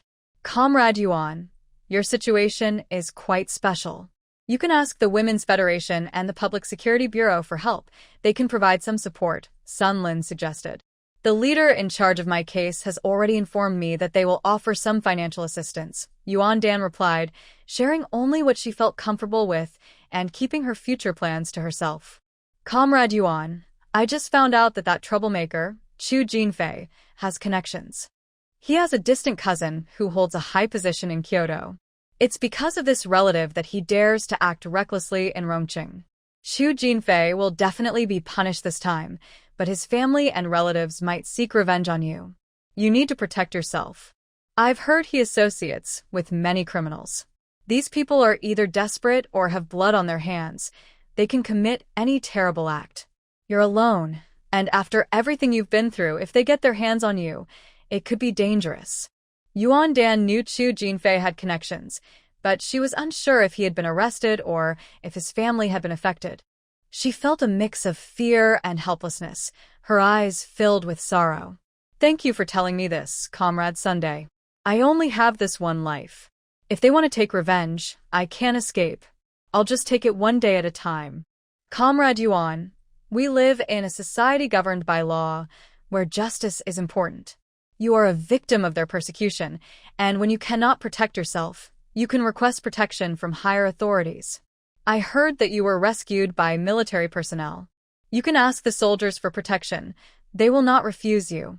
As Sun Lin spoke, Yuan Dan watched her, feeling that her gaze was strange. She remained cautious and replied, the soldiers saved my life and helped capture the criminals, so they have already done a lot for me. I don't want to trouble them further. Comrade Yuan, I'm not suggesting you seek personal protection from him, but rather request it from the military. Only they can ensure your safety. Yuan Dan felt a natural wariness towards her. Even though what she said seemed reasonable, she still politely declined, saying, I'm just an ordinary citizen, and the police are handling the case. If I am truly targeted by the family of the criminals, I will seek help from the police then. I don't want to trouble the soldiers. Seeing that she wouldn't take her advice, Sun Lin's eyes flickered slightly and she continued, that's true. Your case is being handled by the police, so it makes more sense to contact them. The military shouldn't frequently interfere in government matters. Then she smoothly shifted to another topic. By the way, Comrade Yuan, do you know where the soldier who rescued you lives? I would like to arrange an interview. I don't know. Yuan Dan was not lying. She genuinely did not know the soldier's address. Sun Lin frowned slightly, seeming disappointed. I just transferred to Rongqing from Kyoto. On the day you were rescued, I hadn't reported to the Rongqing newspaper yet, so I missed the chance to interview the hero. By the way, Comrade Yuan, I heard that the person who saved you was a female soldier, beautiful and impressive. Is that true? Luo Hansu was indeed beautiful and impressive, but she had been dressed as a man that day. Yuan Dan thought carefully and replied cautiously, Comrade Sun, you might have been misled. Misled? Sun Lin was confused. The one who saved me was not a female soldier, it was a male comrade. Really? Not a woman? Sun Lin squinted slightly, her eyes darting around as she frowned. But I heard it was a female soldier who captured the human traffickers. Yuan Dan had overheard some conversations at the police station and had an inkling of the truth. She said, you might have misunderstood. The one who rescued me was a male comrade. That day, the police seemed to have caught a trafficking gang. I heard it was a female soldier who rescued dozens of women and children in a county below Rongqing and brought the criminals to the Rongqing police station. The county below? Wasn't it caught in Rongqing? At the time of the incident, Sun Lin had not reported to her unit yet and did not go for an interview right away. Much of what she knew was from hearsay, and her information was not completely accurate. I'm not sure about the details. I heard a few things while assisting with the investigation at the police station. Yuan Dan spoke cautiously. It seems I misunderstood again. Sun Lin smiled awkwardly. Since she didn't get the information she wanted, she decided not to waste any more time. Comrade Yuan, it's getting late. I won't disturb your rest. Take care of your health, and I hope we meet again soon. Okay, reporter son, take care. Yuan Dan didn't want to talk to her anymore. She felt that Sun Lin's visit was purposeful, as if she wanted to probe for information. Talking to her felt exhausting, and she worried that saying too much might cause trouble for Luo Hansu. After Sun Lin left, Luo Hansu, who was hiding outside the window, paused to think for a moment and didn't go to greet Yuan Dan in the hospital room. Instead, she quietly followed her. Sun Lin didn't go back to her aunt's house right away, but headed straight to the police station to gather information using her identity as a reporter. At the police station, she learned quite a bit, confirming that it was a man who rescued Yuan Dan, while a female officer was responsible for capturing the trafficking gang in Yang County. However, the police refused to disclose the identity of the female officer, and she didn't get any useful information. After she left, Luo Hansu went to the police station to inquire about what Sun Lin had just learned, and she basically confirmed that Sun Lin's mission in Rongqing was related to her. As for Sun Lin's earlier act in front of Yuan Dan, it was likely a response to hearing about Yuan Dan's rescue, trying to arrange something through her, only to be proven wrong by Yuan Dan and the police, who confirmed that the rescuer was a male officer. So, everything she did today was in vain, and she ended up receiving a lecture for nothing. Once Sun Lin returned to her aunt's house, she immediately borrowed a phone in the study to report the situation and correct the false information provided to her. However, correcting the information didn't help much, as Zhou Moyao was pulling strings behind the scenes, and with the support of Chu Jinfeng and his connections, everything had been cleaned up in just 2 days. Now, confirming whether Luo Hansu was the one who saved Yuan Dan was no longer important. Unfortunate start, Sun Lin felt frustrated, but she had no way to change the situation. The only thing she was grateful for was that she hadn't made an enemy of Luo Hansu and wasn't suspected by her. Once she calmed down, she began to think about her next plan. After confirming that Sun Lin was an enemy, Luo Hansu went to the hospital to discuss a few things with Yuan Dan, then returned to the guest house to rest. She bought a train ticket to Yen City for early morning, taking the same train as Zhou Maoyao last time. Since the journey wasn't very long, she chose a regular hard seat and finished a book by the time she arrived in Yen City. Traveling south for over 200 kilometers, the temperature was noticeably higher, and the climate was more comfortable. Hansu. Zhou Maoyao arrived at the train station 10 minutes early. As soon as she came out, he rushed to help her with her luggage. After placing the bags in the jeep, the couple got in and left. Zhou Maoyao held the steering wheel with one hand while holding her hand with the other. He truly felt the meaning of a day apart feels like 3 years. The 3 days they had been apart felt as long as 3 years to him. Zhou Maoyao, you're holding my hand too tightly. Luo Hansu hadn't pulled away before because she missed him a bit too, but after holding on for so long, her fingers started to hurt. Zhou Maoyao smiled, released her hand, wrapped his arm around her shoulders, and pulled her close, quickly kissing her forehead in a slightly possessive way. We can't be apart for that long again. Is 3 days a long time? Luo Hansu asked with a smile in her eyes. Very long. Zhou Maoyao had never felt this way before. Now that he had a wife and the woman he loved, he truly understood the pain of missing someone deeply. You often go on missions for several months, sometimes even a year or 2. What will we do then? Luo Hansu leaned against him, her cool voice carrying a gentle smile. My wife is a top expert, my strongest support, so I will always keep her by my side. Although Zhou Maoyao hadn't been to Rong City, he had been following the progress of the case there. His wife was truly remarkable. When she took action, she could stir up a whole city and easily catch big fish in turbulent waters. He felt he couldn't compare to her skills. Luo Hansu had no objections to joining him on work trips. She enjoyed the challenges and wanted to see the exciting world outside. Plus, she was confident in her own abilities.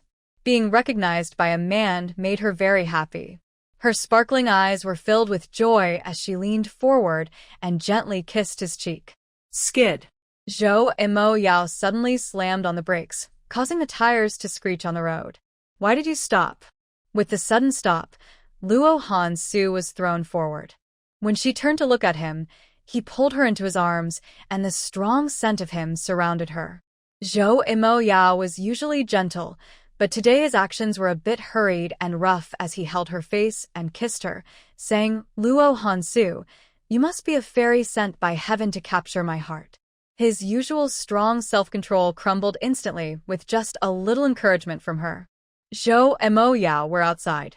Luo Hansu quickly pushed him away and returned to her seat in the passenger side, glaring at him. Drive. Though her expression seemed fierce, Zhou Imo Yao found it charming. He released the brake and continued driving, reaching for her hand with a smile. Let's go home, and we can continue later. Luo Hansu tried to pull her hand away, but he held on tightly. She had no choice but to change the subject. How long until we reach the base? Half an hour. The road to the base was unpaved but wide and smooth, with no winding paths, allowing for a smooth ride. On the way, Luo Hansu mentioned Yuan Dan, and Zhou Imo Yao immediately arranged. I'll find her a safe place to stay. She's had a tough life, and if possible, I'll help her find a job to support herself. Okay. Luo Hansu had only met Yuan Dan a few times but knew she was a sensible and smart person. Life was already hard for women, and after enduring so much pain, Yuan Dan now had the courage to live. Luo Hansu wanted to help her have a smoother life ahead. The jeep soon stopped at the entrance of the base, and the guard immediately saluted. Hello, sir. Zhou Imo Yao returned the salute and introduced her. This is my partner, Comrade Luo Hansu. Hello, ma'am. The two guards greeted her loudly. Luo Hansu politely replied, Hello. Hansu, since it's your first time here, we need to register your information. After this, you won't need to register again, Zhou Imo Yao said as he led her to a nearby room. After registering, they got back in the jeep, and once they entered the base, Luo Hansu asked, Comrade Zhou Imo Yao, may I ask what rank you hold? She had never actively asked about his job before, only guessing it was a high position. Now that she was here with the military, she felt it was time to learn more. Zhou Imo Yao smiled at her and replied, just below one person. Second in command? Luo Hansu's eyes brightened, and she asked, what is your boss's rank? Seeing her surprised expression was rare, Zhou Imo Yao smiled more. My boss's last name is Luo. First name is Hansu, and she calls the shots at home. Luo Hansu replied, you're not doing better than me. Ha. Zhou Imo Yao chuckled, feeling great, of course, at home. The wife's position is always above the husband. Outside, well, cough, I hope my wife gives me some face and doesn't perform too well, just a little less than me will do. Luo Hansu bit her lip to hold back a laugh. Are you afraid I'll take your job? Yes, a little. If I can't keep my job, that would be embarrassing. Zhou Imo Yao usually didn't joke, but today he was in a good mood and leaned in to kiss her, his voice filled with laughter. My leader, do you agree? Give me an answer. I'll see how you perform. If you don't do well, I might take over and make you work hard. Luo Hansu looked serious, but her eyes were full of laughter. Deal. Zhou Imo Yao wrapped his arms around her neck, pulling her close for another warm kiss. In just 3 days apart, their feelings had clearly grown warmer, sweet, and affectionate. We're back, get ready. As the jeep entered the family area, a loud announcement came over the loudspeaker. Luo Hansu leaned out to see the family courtyard decorated with red banners and asked him, is this a welcome ceremony?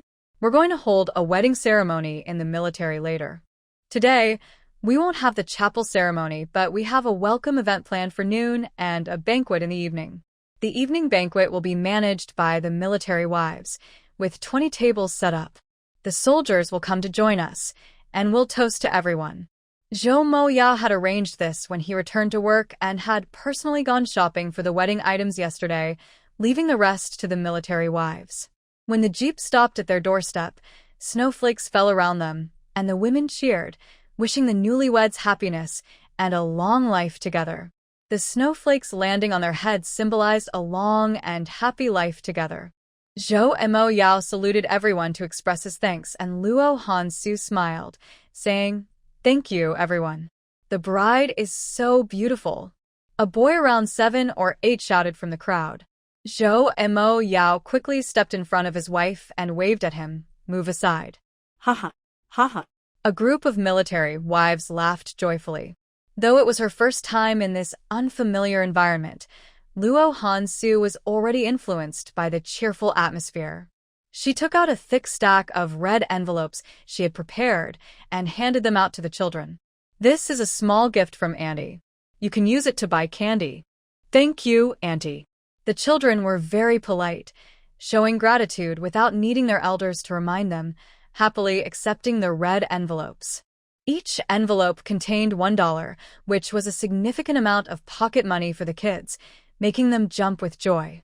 After they finished receiving their gifts, the political officer's wife sent the noisy children away and approached the newlywed couple with a smile, saying, "Mo Yao, your sister-in-law has had a long journey.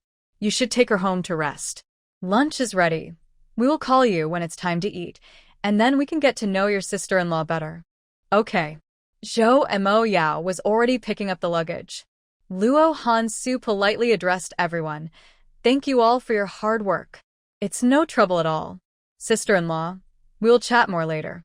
The political officer's wife left her to rest and took the other women with her. Most of the military wives in the unit came from rural areas and generally had lower education levels, but their husbands held significant military positions. After arriving here, they actively participated in various cultural education programs and learned many skills. They had already integrated well into the community, living in harmony with one another. The wedding banquet was held in the hall, and they were busy preparing the dishes. Once everyone arrived at the kitchen behind the hall, the conversation naturally turned to Luo Hansu. The situation in this military unit was special, with a limited number of soldiers, each carefully selected as top elites. The officers lived in small red brick houses, while ordinary soldiers lived in red brick buildings, all residing in the same area. Zhou Mo Yao, as the highest-ranking leader in the unit, lived in the best and most spacious house, which had 2 floors. Their bedroom and study were upstairs, while the downstairs featured a large living room, kitchen, and bathroom. Before he got married, he often held meetings with the officers at home, setting up a large square table in the living room that could seat about 10 people. Luo Hansu only took a quick look downstairs and then followed him upstairs to pack her bags. She had sent many items from Haicheng, and they were all upstairs, still in boxes. "Ah Yao, you go ahead and handle your work. I can take care of these things," she said. Zhou Mo Yao did have things to do, but he wasn't in a hurry. He sat on the bed with her, continuing what they had started in the car until she was nearly breathless. "Wife, feel free to change any furniture or bedding in the bedroom that you don't like. The room next door is for your clothes and shoes. The wardrobe and shoe cabinet are new, so you can use them for now. If you need more space later, I can buy a bigger set. The room across from us is your study. I bought a new desk and bookshelf, but they haven't been delivered yet. They will come in a couple of days. I'll go take care of my work now. You can slowly unpack your bags at home. I'll take you out tomorrow." After giving her these instructions, he hurried out. Luo Hansu lay on the bed for a while before getting up. She touched her lips, which were slightly swollen from his kisses, and quickly went to drink some water. She had quite a few bags, with 5 or 6 packages sent from Haicheng, and there were still many items in her space. She spent time organizing everything by herself. Around noon, a child called from downstairs, "Aunt Luo, it's time to eat." "I'm coming." Just as Luo Hansu finished packing, she washed her face and grabbed the gifts she had prepared for the military wives, then hurried downstairs. Zhou Mo Yao returned quickly after finishing his work and met Luo Hansu on the way. "Hansu, let's go eat at the hall. We'll have a simple lunch." The military wives had already prepared the meals, with each person having a lunchbox filled with a meat dish, a vegetable dish, and white rice. If anyone needed more, they could go back to the kitchen for seconds. The other officers and soldiers ate separately in the mess hall. Zhou Moyao introduced his wife, Hansu. This is Sister Fu Yao, the wife of Political Commissar Peng, and this is Qin Yulan, the wife of Li Huai. There were only 20 officers here, and only Yang Pu and another newlywed deputy battalion commander were unmarried. The other officers' wives accompanied them in the military, with 6 or 7 of them working, while the others managed the household and took care of the children. Luo Hansu had a good memory and remembered all their names after just one introduction. She also handed out the gifts to everyone. These gifts were bought by her when she was in Haicheng, a small wallet and a belt for each person. The gifts may not be expensive, but they show her thoughtful intentions. The food in Yanqing is quite spicy, but Zhou Moyao had already told the military wives that she couldn't handle too much spice. Sister Fu Yao kindly prepared a less spicy dish just for her, while everyone else had already gotten used to the heat, even the children who loved spicy food, eating rice wrapped in chili. Zhou Moyao had a lot of work to do in the afternoon. He finished his meal first, put down his bowl and chopsticks, and hurried away. Once he left, the military wives and children visibly relaxed. A bold child sat next to Luo Hansu with his bowl and asked, "Annie, my dad says you're really skilled, and he can't beat you. Can you teach me?" Luo Hansu looked at him and thought he resembled Li Huai a lot. She smiled lightly and said, "Your dad also asked me to teach him. Should I teach him first or you?" "Teach me. Teach me. My dad is old and can't learn anymore." Li Qin was only 6 or 7 years old, but was very clever. The other military wives laughed, and Qin Yulan rolled her eyes at her son. "No matter how old your dad is, you still can't beat him. You can't escape his grasp. If I learn a few moves from Andy, I can escape." Luo Hansu, who had interacted a lot with Li Huai and Haicheng, asked with a smile, "Your dad is very capable and knows a lot. Why don't you learn from him?" "My dad is amazing and I do learn from him, but he says your skills are really impressive. I want to learn from you, Auntie." Li Qin looked at her with bright eyes. Luo Hansu understood and agreed. "All right, I'll teach you a set of martial arts when I have time." "Auntie, we want to learn too." A group of children surrounded her, both boys and girls, chattering nonstop. Luo Hansu had never been around so many kids before. Feeling a bit overwhelmed, she nodded repeatedly. "Sure, we can all learn together." Okay, everyone go back to your seats. Don't scare Auntie." Fu Yao hurried to send them away and smiled at Luo Hansu, saying, "These little rascals are so noisy every day, shouting and playing around. It can be quite annoying." "It's fine. They're very lively," Luo Hansu replied with a gentle smile. Although it was their first meeting and they weren't familiar yet, Luo Hansu made an effort to fit in.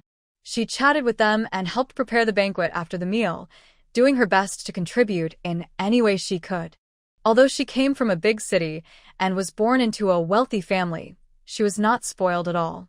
She spoke politely and was humble, which made Fu Yao and the others like her very much. They quickly became friends in just one afternoon. Around 5 o'clock, Luo Hansu asked, "Sister Fu Yao, when does the dinner start?" "It starts at 6, Fu Yao replied. "Okay, I'll leave the kitchen to you. I'm going to prepare some snacks and go decorate the hall." Zhou Moya had already prepared some treats and had several large bags at home. Luo Hansu also took a big bag of peanut candy she bought in Lin City and went to the hall to set things up by herself. After arranging everything, she went home to change into the cashmere coat she wore at her wedding, fixed her hair, and put on a light, natural makeup. Hansu. When Zhou Moya returned, she had just finished tidying up. She stood up and replied, "I'm upstairs. Do you want to come up and change clothes?" "Yes, I'll change into something more formal." Zhou Moya quickly went upstairs, gently held her beautiful face, and gave her a warm kiss before heading to the bedroom to change. When the couple arrived at the hall, all the soldiers were already seated. Upon seeing the beautiful bride, the young soldiers cheered and clapped, but they didn't dare to be too rowdy in front of Zhou Moya. They quieted down after a few playful shouts. Zhou Moya led his wife to the stage, introduced her formally to everyone, and thanked the military wives for their help with the wedding.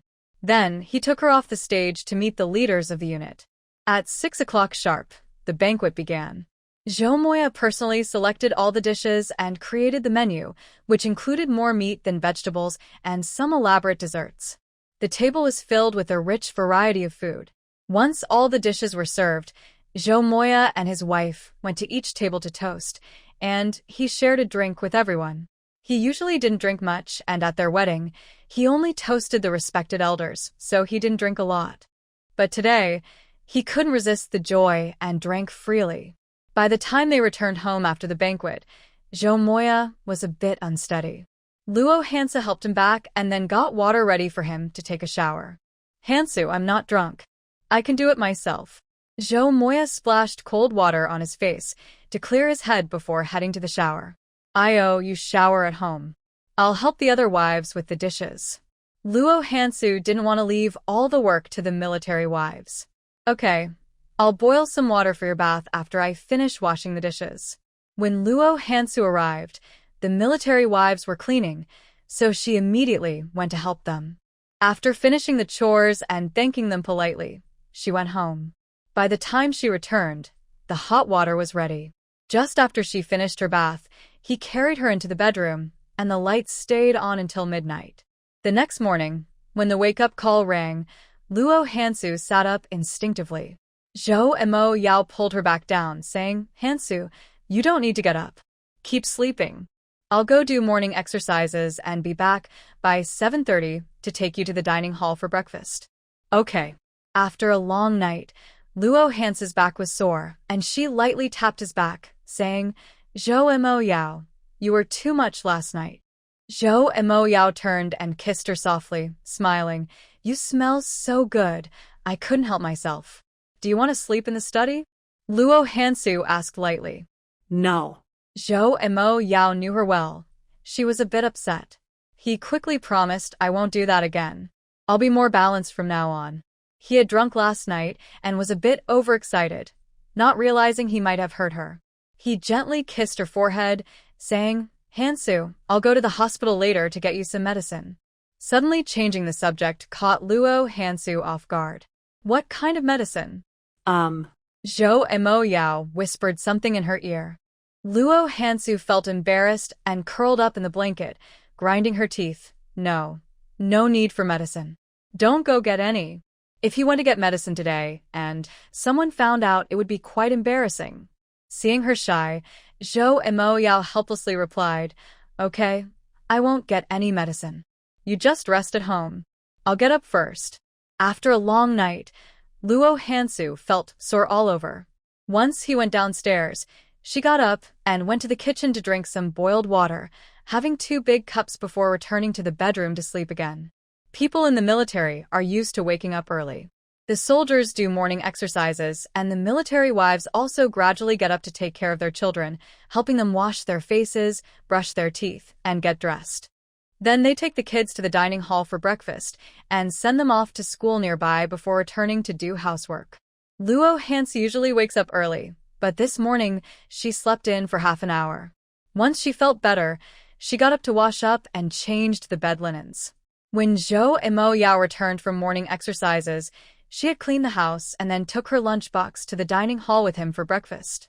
The cafeteria has a wide variety of breakfast options, including unique rice noodles and various types of buns, porridge, and soy milk, all available for selection, though there are limits on portions. Luo Hansu ordered a bowl of meat soup noodles and 2 fried dough sticks. She sat down and asked the man, "Yao, when will I take the assessment?" Take a break today. "In the afternoon, I'll help you with the paperwork, and the assessment starts tomorrow. Our unit has special circumstances, as I mentioned before. The assessment here has many components, and you need to score over 85 in each section to pass." When Luo Hansu first arrived at the cafeteria, she noticed a training ground behind the family building with dozens of acres of space and many interesting training devices. There was also a training base on the nearby ridge, which piqued her interest. She said, "Can you help me prepare a list of assessment items?" "Hansu, I can't help with that. I need to avoid any conflicts of interest," Zhou Mo Yao replied with a smile. Luo Hansu responded with an "oh" and then asked, "Are you the main examiner?" "Yes, and there are 5 assistant examiners." 80% of the assessment items are mandatory, covering both cultural knowledge and practical skills, which account for 70% of the total score. The remaining 30% consists of items that the examiners will arrange on the spot to evaluate personal potential. Okay, I'll take a break today and start the assessment tomorrow. Luo Hansu felt confident that she would do well. The next morning, after warming up at home, Luo Hansu dressed casually and headed out with the application form Zhou Mo Yao had asked her to fill out for the assessment. Pang Zhen, the son of the political commissar across the hall, was eating steamed buns at the door. When he saw her, he asked, "Aunt Luo, are you going to take the exam?" Yes. Today was Saturday and there were no classes, so Pang Zhen had come over after hearing from his dad that she was taking the assessment. "Aunt Luo, we'll come watch your exam later." Luo Hansu welcomed them to watch but added, "Today, there might be a cultural knowledge assessment. My dad said you're a high school student with excellent grades, so you might be exempt from the cultural assessment and just need to write some materials," Pang Zhen said, though he hadn't caught all the details. "Okay, I'll go find your dad now."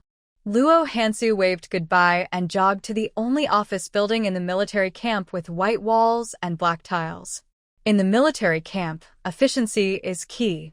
The main examiner and the 5 assistant examiners arrived on time at the training ground, and all the other soldiers paused their training to come watch the performance of the commander's wife during the assessment.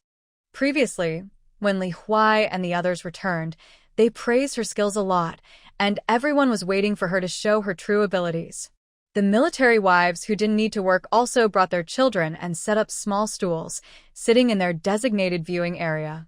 The first event is shooting: handguns, rifles, machine guns, and rifles. Let's begin.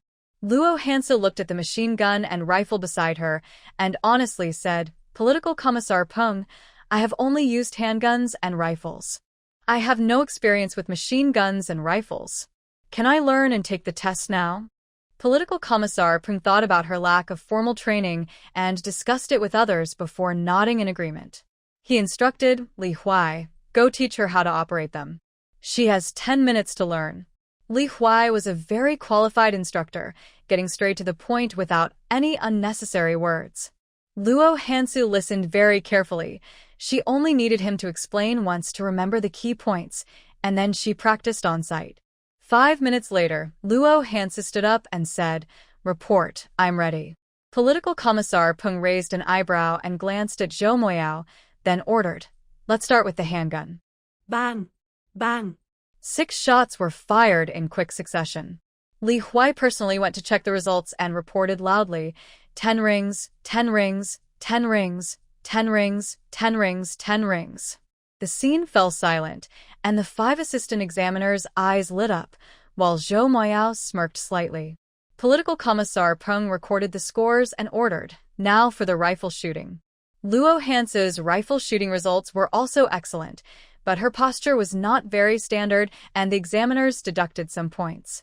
However, since she had never undergone formal training, this minor flaw was negligible. Her positions for the machine gun and rifle were very standard, and she scored full marks, easily passing the first round of assessments. The second event is combat sports. You can choose from boxing, wrestling, martial arts, or judo. You can decide how many opponents to face. The more opponents, the higher the score.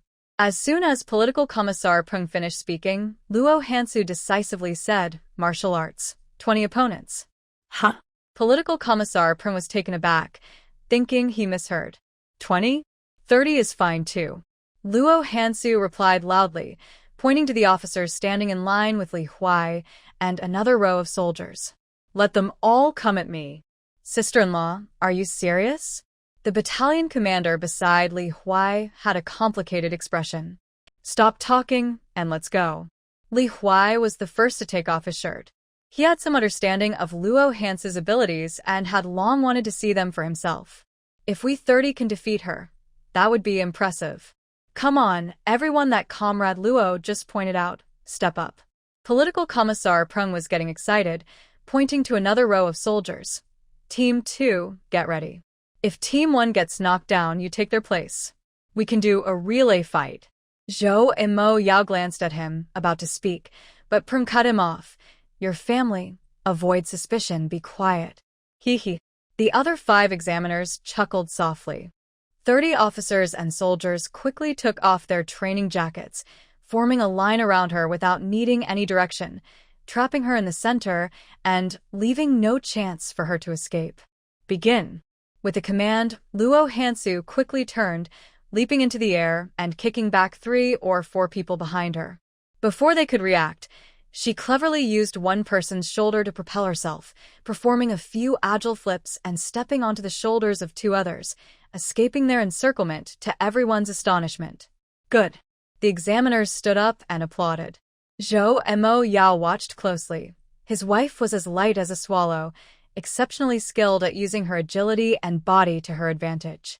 Such skills could only be developed by a true expert. The 30 people, momentarily stunned, realized they were truly facing a master. In just a few seconds, she had easily escaped, providing them with a profound practical lesson. They now understood her nimbleness and should never underestimate her in a fight. They quickly adjusted their tactics, forming groups to spar in close combat. Initially, they thought she was just a woman, and even with good strength and stamina, she couldn't match them. But once the fighting started, her punches and kicks felt as heavy as lead, causing real pain. Aunt Luo, go for it. Take them down. Beat my dad. Li Qin shouted loudly from the audience area, and other children joined in cheering for her, none supporting their own fathers. Oh my goodness, Hansa looks delicate, but she's so strong. My Li Huai really wasn't exaggerating. I think even if we added 20 more, they still couldn't beat her. Wow, look at her waist. She bends easily to dodge punches. How does she have such flexibility? My waist would probably need a hammer to break it to bend like that. Haha, haha. The military wives watched with great interest. There were a few female soldiers in the unit who were also impressive, but compared to Luo Hansu's skills, they still fell short. The examiners were watching closely as they saw her constantly changing formations and attack methods. They couldn't touch Luo Hansu at all. Instead, she pushed them back, and several of them ended up on the ground, struggling to get up, their eyes shining like light bulbs. 15 minutes later, all 30 were defeated. The eager second team didn't even need a command from Commissioner Prung. They rushed in immediately. Third team, go, all at once. With 15 people in a team, even the next team couldn't defeat her, so Commissioner Prung called for another team to join. Zhou Maorao didn't stop him but asked, "Are we not testing the ones below?" "They can skip the test." Commissioner Prung waved his hand and asked the other examiners, "Do you all agree?" Agreed. All 5 nodded in unison, and one joked, "If the leader can't win, what's the point of testing the others?" Zhou Maorao replied, "If you don't speak, no one will think you're mute." Haha. Though they were joking, they were all watching the match closely. Luo Hansu had already exhausted a lot of energy after defeating 30 people, and she found it a bit challenging to face the next 30. However, she changed her fighting style and didn't engage in direct confrontations like before. After all, 2 fists can't fight 4 hands. With so many opponents, she had to use her advantages to counterattack. In this assessment, she didn't use any internal energy, but relied solely on the martial arts techniques created by her mother. The greatest advantage of this martial art was its speed, making it perfect for women to practice. Her feet moved quickly, so fast that others couldn't see her clearly. She skillfully darted among the crowd, shifting from the inner circle to the outer circle and back, taking them down one by one. Strong. Strong. So strong. Li Huai and the others sat nearby, completely amazed by her abilities and readily acknowledged their defeat. After the last and strongest opponent was knocked down, Luo Hansu was also a bit unsteady, breathing heavily as she leaned against a training post, her legs visibly trembling from exhaustion. Zhou Maoyao rushed over with a bench, helped her sit down, and quickly began to massage her legs. Seeing the worry in his eyes and his furrowed brow, Luo Hansu smiled lightly. "I'm fine. I'm not hurt, just a bit tired. I'll be okay after a moment. The ones behind don't need to test anymore." As a top expert, she could take a special route, and the 6 examiners had already agreed on this. Luo Hansu saw that she had passed the assessment and glanced at the other training activities on the field, asking him, "These training activities everyone does are all part of the assessment, right?" "Yes, all of these are part of the assessment, along with vehicle driving and maintenance, which is scheduled for another day." "I can drive, but I don't know how to do maintenance," Luo Hansu admitted. "No one is perfect. If you can't do something, we can arrange for you to learn it later."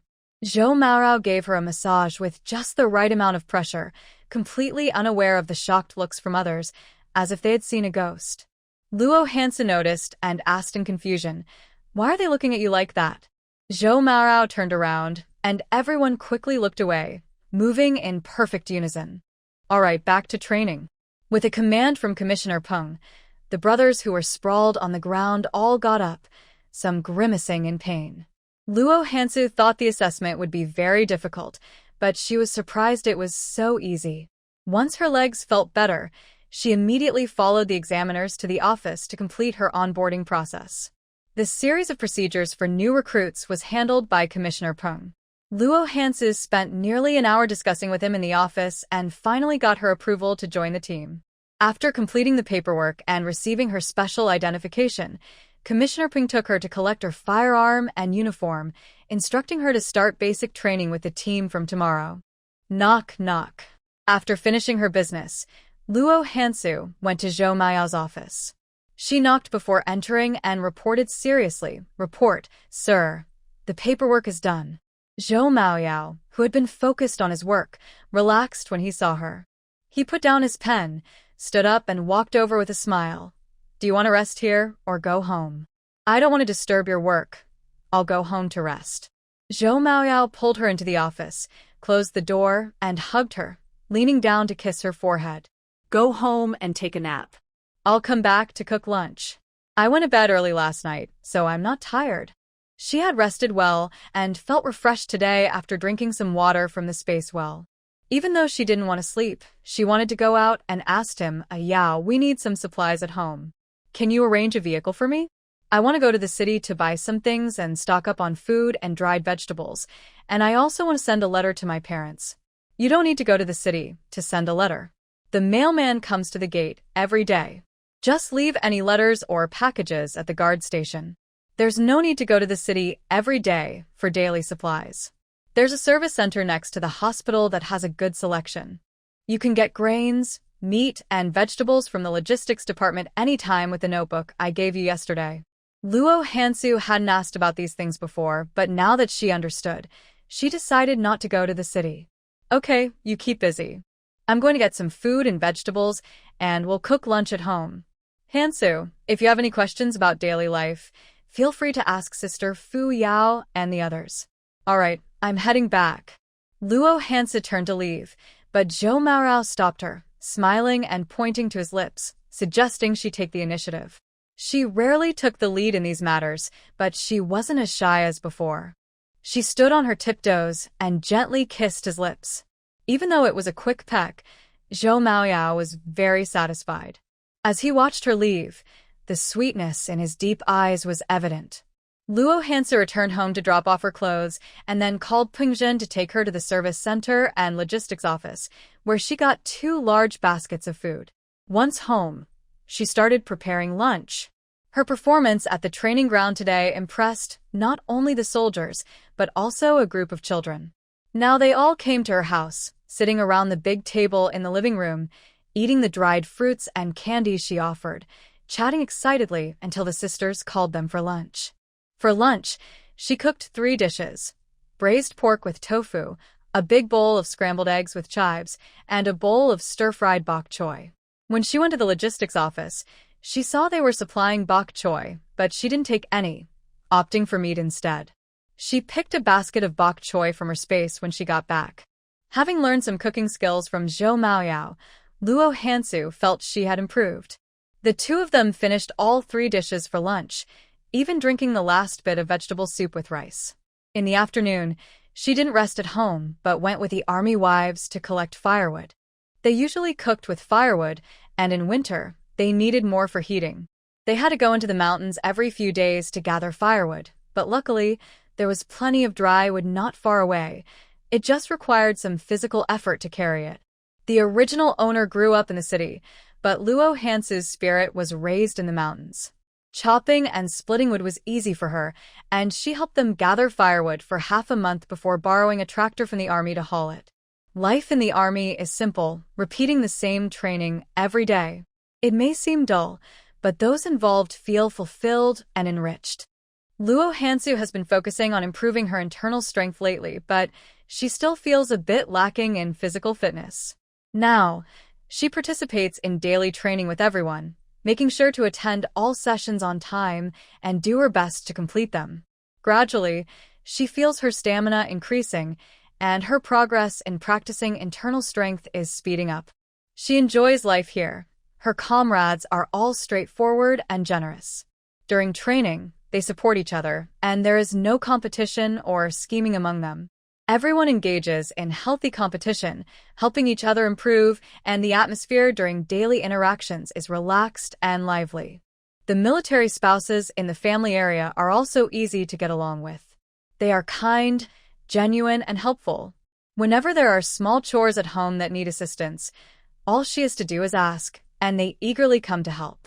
Zhou Maorao initially thought she might struggle to adjust here, but he sees that she manages her work and home life very well.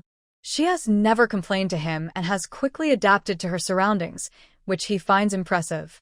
Luo Hansu usually finishes training at 5:30 p.m. and gets home earlier than Zhou Maoyao. As soon as she arrives, she starts cooking. Today, Zhou Maoyao returned home earlier than usual, bringing back a prepared old hen. As soon as he entered the kitchen, he said, "Hansu, I received a call from Yuan Dan this afternoon. She said she has been discharged from the hospital and has taken care of everything in Rongqing. She will take the train here tomorrow morning." "Oh, then I'll ask Comrade Zhao for leave to go to the city tomorrow morning. I've already taken care of that for you." Zhou Maoyao washed his hands and grabbed a knife to chop the chicken. Her accommodation is arranged, so she can move in directly when she arrives. "I'll accompany you to pick her up tomorrow. You've been busy lately. Just give me the address, and I can go by myself," Luo Hansu said, not wanting to delay his work. "I happen to have a short meeting in the city, so the timing works out. I'll take you to pick her up, help her with the registration, and then you can visit her for a bit. After my meeting, we can meet up again." Zhou Maoyao had it all planned out. Okay. She has been training hard lately, and tonight, this chicken was specially bought to make soup for her.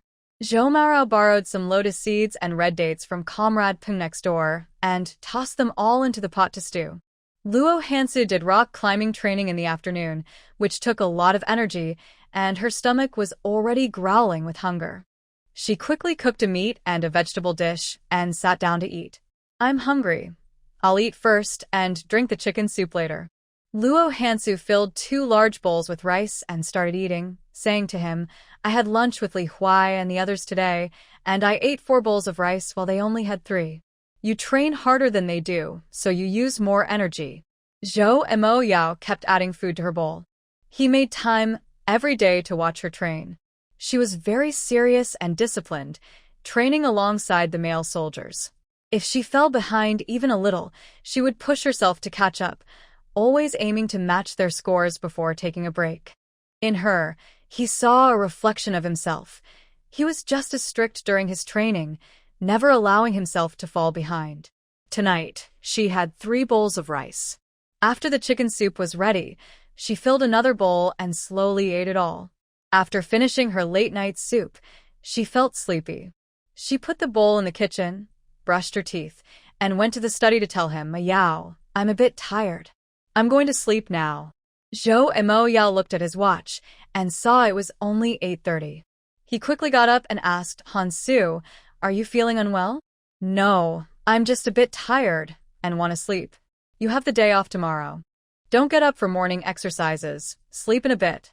If you feel unwell, go to the hospital right away," Zhou Maoyao said as he took her back to her room. Okay. Luo Hansu usually didn't sleep until at least 10 o'clock, but she was really tired tonight and started yawning before even getting into bed. "Go to sleep." Once she lay down, Zhou Maoyao tucked her in and quietly closed the door as she fell asleep. He had a lot of work to handle lately and didn't turn off the lights until midnight. After quietly going downstairs to take a shower, he finally went to bed in the early hours of the morning. Ugh. Go away. Ow. As soon as Zhou and Mo Yao lay down, he felt a slap on his chest that made him gasp in pain. The one who hit him was, of course, Luo Hansu. He hadn't disturbed her. She was just dreaming. Now awake, she sat up and stared at him. Yao, did I just hit you? Zhou and Mo Yao chuckled, rubbing his sore chest. Hansu, what were you dreaming about? Did someone bully you in your dream? I was dreaming, but no one was bullying me. There were just two annoying snakes that kept chasing me and wrapping around me. No matter how hard I tried, I couldn't shake them off. Luo Hansu recalled the dream clearly. Zhou and Mo Yao replied, there's a saying that what you think about during the day, you dream about at night. Have you been thinking about snakes lately? No. Luo Hansu also found the dream strange. She snuggled into his arms and mumbled. One was a black snake, and the other was a patterned snake. So annoying. Zhou and Mo Yao tucked her in again and held her close. It's just a dream. It's winter now, and snakes are hibernating. Let's sleep. As soon as she closed her eyes, her stomach growled again. She opened her eyes and looked at the man. I ate a lot tonight. Why am I hungry again? It seems like you've been using up too much energy lately, Zhou Maorao said with a smile as he got out of bed. I'll make you a cup of milk. You should make one for yourself too. The couple each had a cup of warm milk to calm their growling stomachs before they embraced and fell asleep. Yuan Dan took the same train they had traveled on before. Since it was not far, there were no delays and they met her on time at the exit. Comrade Luo. Yuan Dan had been recovering in the hospital for a week and looked much better, with a bit of color in her face. When she saw the couple, she didn't examine them closely but immediately approached to thank them politely. Comrade Zhou, thank you. I'm really sorry for bothering you during your busy time to come and pick me up. You're welcome, Zhou Maoyao replied, noticing she had little luggage, just a small bag. Is all your luggage here? Yuan Dan forced a bitter smile and told them, I didn't go back for my old things. I planned to buy a new set here.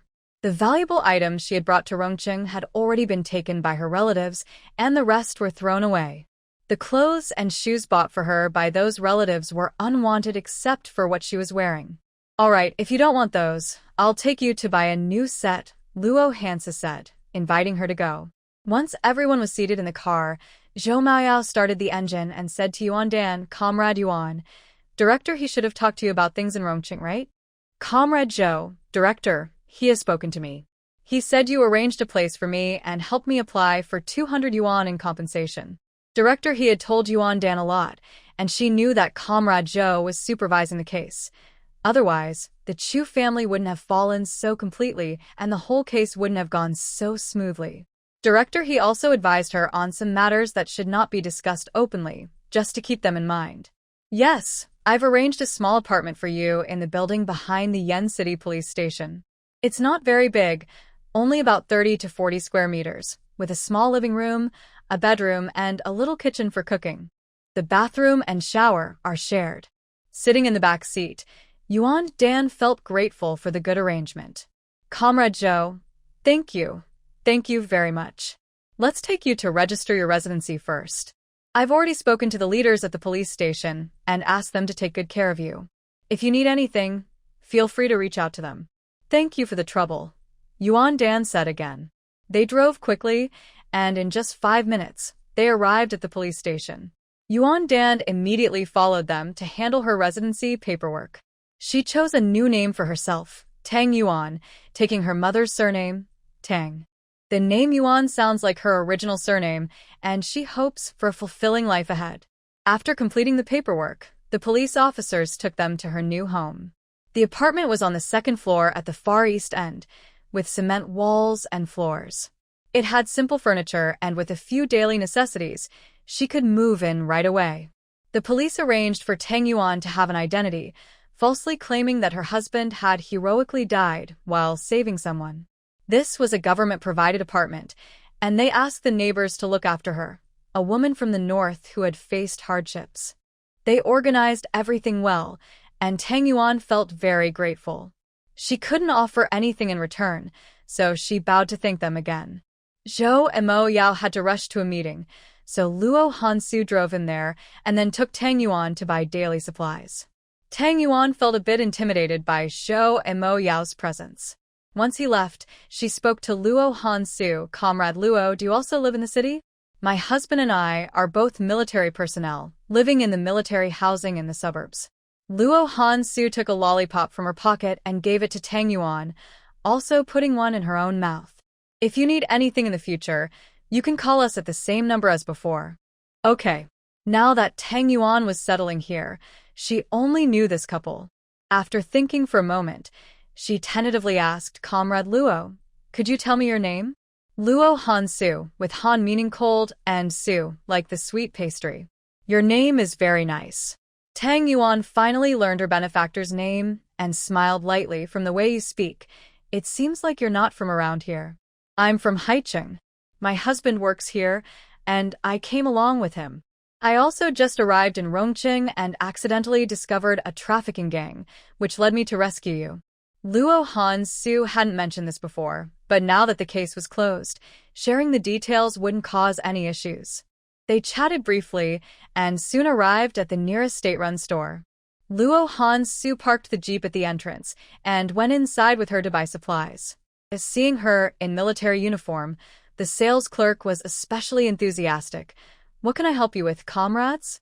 She spoke in the local dialect, which Luo Hansu and Tang Yuan couldn't understand. They communicated with her in fluent standard Mandarin, saying, Sister, we are from out of town and don't understand the dialect here. Could you please speak Mandarin? Okay, the sister replied. Her Mandarin was quite difficult to understand, and her strong accent made the colleagues at the nearby counter laugh. However, Luo Hansu and her friends didn't mock her. Many places have different dialects, some with histories of hundreds or thousands of years. This is also a part of cultural heritage. They couldn't understand or learn it, but they wanted to show respect. Tang Yuan had a lot of things to buy. She got a complete set of new bedding, 2 sets of clothes, shoes, and socks, a full set of pots and pans, as well as oil, salt, soy sauce, vinegar, and enough grains and vegetables for a month. Thank you so much, Luo. If it weren't for your help today, I would have had to make many trips to carry all this home, Tang Yuan said. She was currently resting after childbirth, still recovering and lacking energy. Without Luo's help, she wouldn't have been able to move the heavier items. You're welcome, Luo Hansu replied. She had also bought some snacks, mainly pastries and cookies for occasional treats. After dropping off the newly purchased items at home, she accompanied Tang Yuan to buy a stove and coal, carefully helping her get everything she needed. All right, you should focus on resting at home for now. Don't rush to earn money.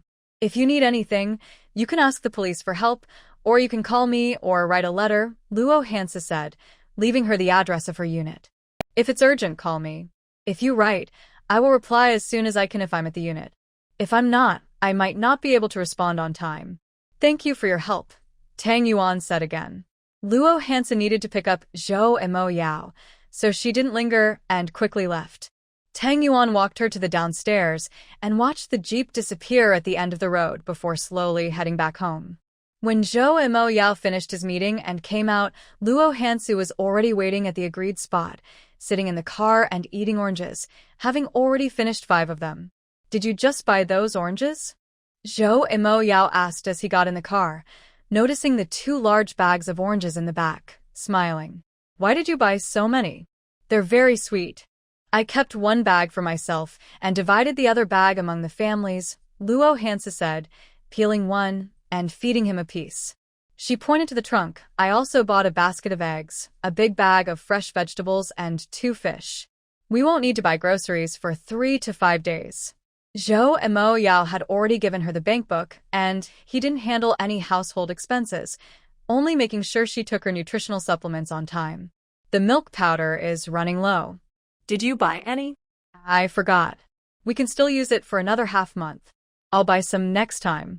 On the way back, Luo Hansu was driving. She drove as fiercely as Zhou and Mo Yao, pushing for maximum speed with the pedal to the metal. When they arrived home, Zhou and Mo Yao couldn't help but joke. Wife, you brought my body back, but my soul is still chasing behind. It's fine, he can find his way. Luo Hansu smiled, got out of the car gracefully, and called over Sister Fu Yao and the others to share some oranges. Beep. Beep. The couple was cooking in the kitchen when the phone rang in the study. Zhou and Mo Yao immediately went to answer it. Hello, who is this? It was Yang Pu calling. By the time he finished explaining, Zhou and Mo Yao's face was as dark as ink, his voice filled with an anger he had never shown before. Tell the local government to handle this immediately. All those who bullied the child from the Zhao and Wang families must be arrested and severely punished. Return what rightfully belongs to Zhao Jie and revoke all privileges for Wang Fang and the Zhao family.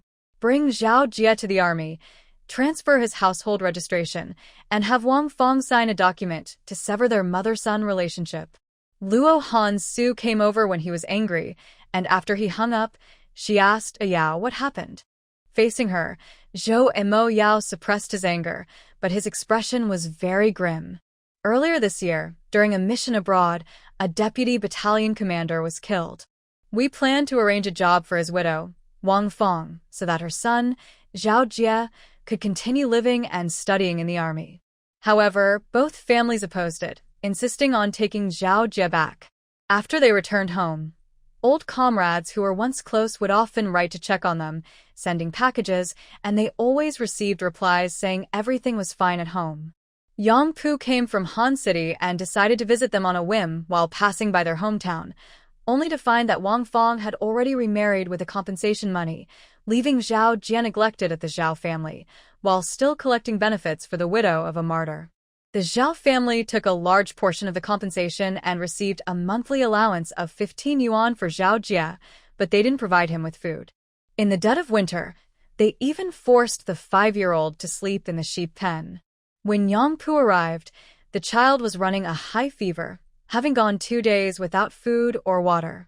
If he arrived any later, the child might have suffered serious consequences. His earlier angry voice was quite loud, and even the neighbors heard it. Fu Yao was already standing at the door and, upon hearing this, angrily shouted, Zhao Yanshan's parents and relatives are terrible. How could they treat a child like this? If they don't want to raise him, they should just bring him back. We can all share a meal. He won't go hungry. They insisted on taking Zhao Jie, likely hoping for compensation and monthly allowances. Zhou and Mo Yao said, frustrated, as he punched the wall, feeling guilty for not taking better care of the martyr's orphan and letting down his comrade. It was just after work when Political Commissar Peng and the others returned and learned about Zhao Jie. They were so angry they nearly smashed their bowls. He immediately called the local authority in Zhao's county, ordering them to fully cooperate with Yang Pu to handle the situation. While they were on the phone, Luo Hansu was busy preparing lunch in the kitchen. After Peng and the others left, she brought out the food. Seeing Zhou and Mo Yao's low mood and pale face, she approached and took his hand, saying, Yao, I want to discuss something with you. Hansu, go ahead, Zhou and Mo Yao replied, quickly calming down and serving her some dishes. Luo Hansu had heard about their plans for Zhao Jie. The current plan was to transfer his household registration to the army, allowing him to study there and arrange a job for him once he turned 18. However, they hadn't considered his daily life. This child, Zhao Jie, is quite pitiful. Let's adopt him, she suggested. Zhou and Mo Yao paused. Hansu, are you serious? Of course, I'm serious, she replied earnestly, explaining her reasoning. I just heard you say this child is still young, only 5 or 6 years old. He lacks the ability to care for himself and needs parental support. Even though there are many people in the army and the government provides monthly assistance, he won't go hungry, but he has lost his father and his mother abandoned him.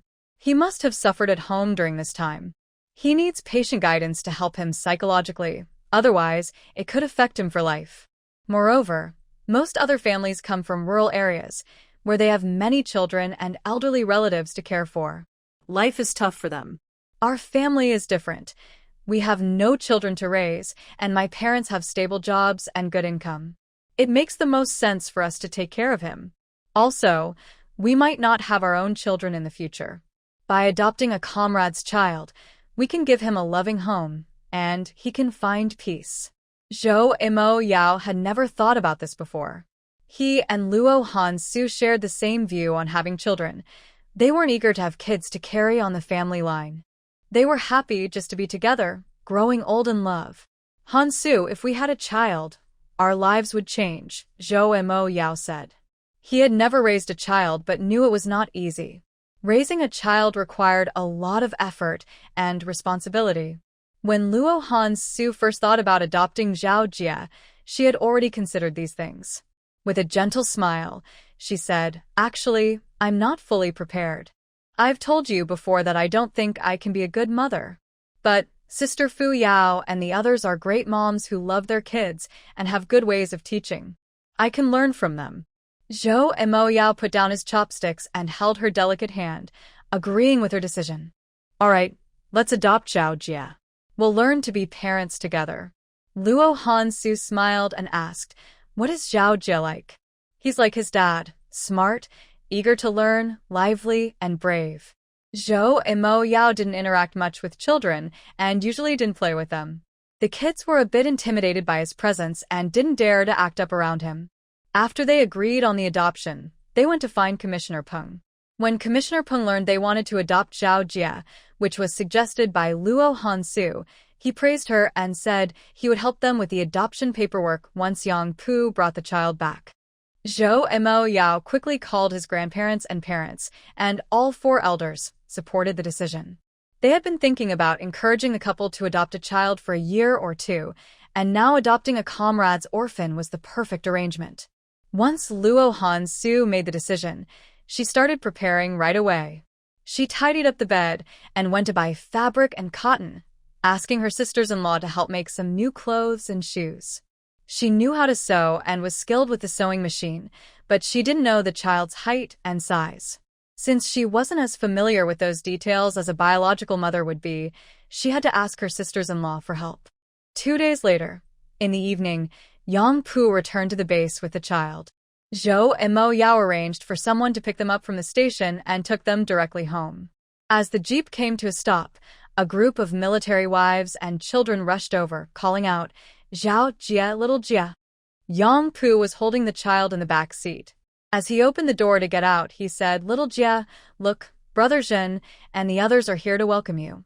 Do you remember them?" Zhao Jie has now changed into new clothes and shoes, wearing a hat, gloves, and a scarf, bundled up tightly. When he sees his old friends, he feels a bit nervous and scared, hiding in Yang Pu's arms and resting his head on his shoulder, not daring to look at anyone. Noticing that he seems shy and unwell, with a pale face, Fu Yao quickly steps forward and says, "All right, everyone, let's not crowd around Zhao Jie. He's a bit sick with a cold. Once he feels better, you can come back to play with him. Yang Pu, why don't you take Zhao Jie inside to sit? It's warmer in the room." Luo Hansu was already waiting at the door and had started the stove that Zhou Moyao had fixed. Outside, it was icy and snowy, but inside, it was warm and cozy. Zhao Jie is very attached to Yang Pu and relies on him. Once inside, he clings tightly to Yang Pu's neck and doesn't respond when Peng Zhen and the others try to talk to him, showing some resistance to interacting with others. "Yang Pu, I made sweet rice wine soup with egg dumplings. You hold Zhao Jie and feed him some to warm him up." Luo Hansu comes out with a steaming bowl and tells the other kids, "Jinzi, we don't have many bowls at home, so please go back and bring one for each of you." "Okay, thank you, Aunt Luo." A group of children quickly runs off, and Zhao Jie, who is resting on Yang Pu's shoulder, starts to move and stretches his neck to watch them. Yang Pu adjusts him to sit on his lap and introduces Luo Hansu. "Zhao Jie, this is Aunt Luo, someone you haven't met before. She is Uncle Zhou's wife." Zhao Jie glances at her, but feels shy and burrows back into Yang Pu's embrace, hiding his face against his chest. "Zhao Jie, don't be afraid. The uncles and aunts here are all good people. They will protect you." Seeing him like this makes Yang Pu feel very sad. He scoops a spoonful of sweet rice wine soup, cools it slightly, and feed it to him, saying, "Come on, take a bite." It's really good. Xiao Jia, try this. It's sweet and delicious. The kids love sweets, and Luo Hansu had added extra sugar along with some red dates and goji berries, making it very appetizing.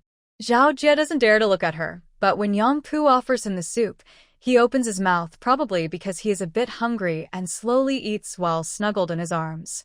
Soon, the other kids come back with bowls, and Luo Hansu divides the soup among them. The oldest, Peng Zhen, is very considerate and hands Xiao Jia the boiled egg and a big white rabbit candy from his pocket, saying, "Xiao Jia, this is for you."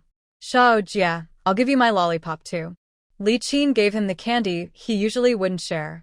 This lollipop was a gift from Aunt Luo when he first joined the army. Normally, his younger siblings wouldn't dare touch it, but today he generously offered it to Xiao Jia. Yang Pu, who had tried this candy in Haiqing, said, "Wow, Xiao Qin is very generous today. This lollipop is not available here. You can only buy it in Haiqing. Aunt Luo gave it to you, right? The candy was given to us when Aunt Luo married Uncle Zhou. We each got 2, and they finished theirs. I still have 1 left," Li Qin said as he handed the lollipop to Xiao Jia, his eyes fixed on it with a bit of reluctance, but still willing to give it away. "Xiao Jia, this lollipop is super delicious. The best candy I've ever had. I'm giving it to you. When my dad goes to Haiqing again, I'll ask him to buy more, and I'll share with you." Seeing Xiao Jia holding the candy and looking excited, Yang Pu encouraged him, "Xiao Jia, drink the soup first. Finish this fragrant sweet rice soup, then you can have the candy." "Xiao Jia, this sweet rice soup is really tasty and sweet. Hurry up and eat it, and then we can go have a snowball fight together," Peng Zhen invited. "We're not going to have a snowball fight today. Xiao Jia has a cold and isn't feeling well," said another child. Fuyao brought over a plate of freshly made egg cake and noticed the other kids gathering around. She waved them away, saying, "Go away, go away. This egg cake is for Xiao Jia today. I'll make more for you another time." With so many delicious treats, Xiao Jia was clearly less resistant and more open than before, but he still snuggled against Yang Pu, unwilling to join the other kids in play.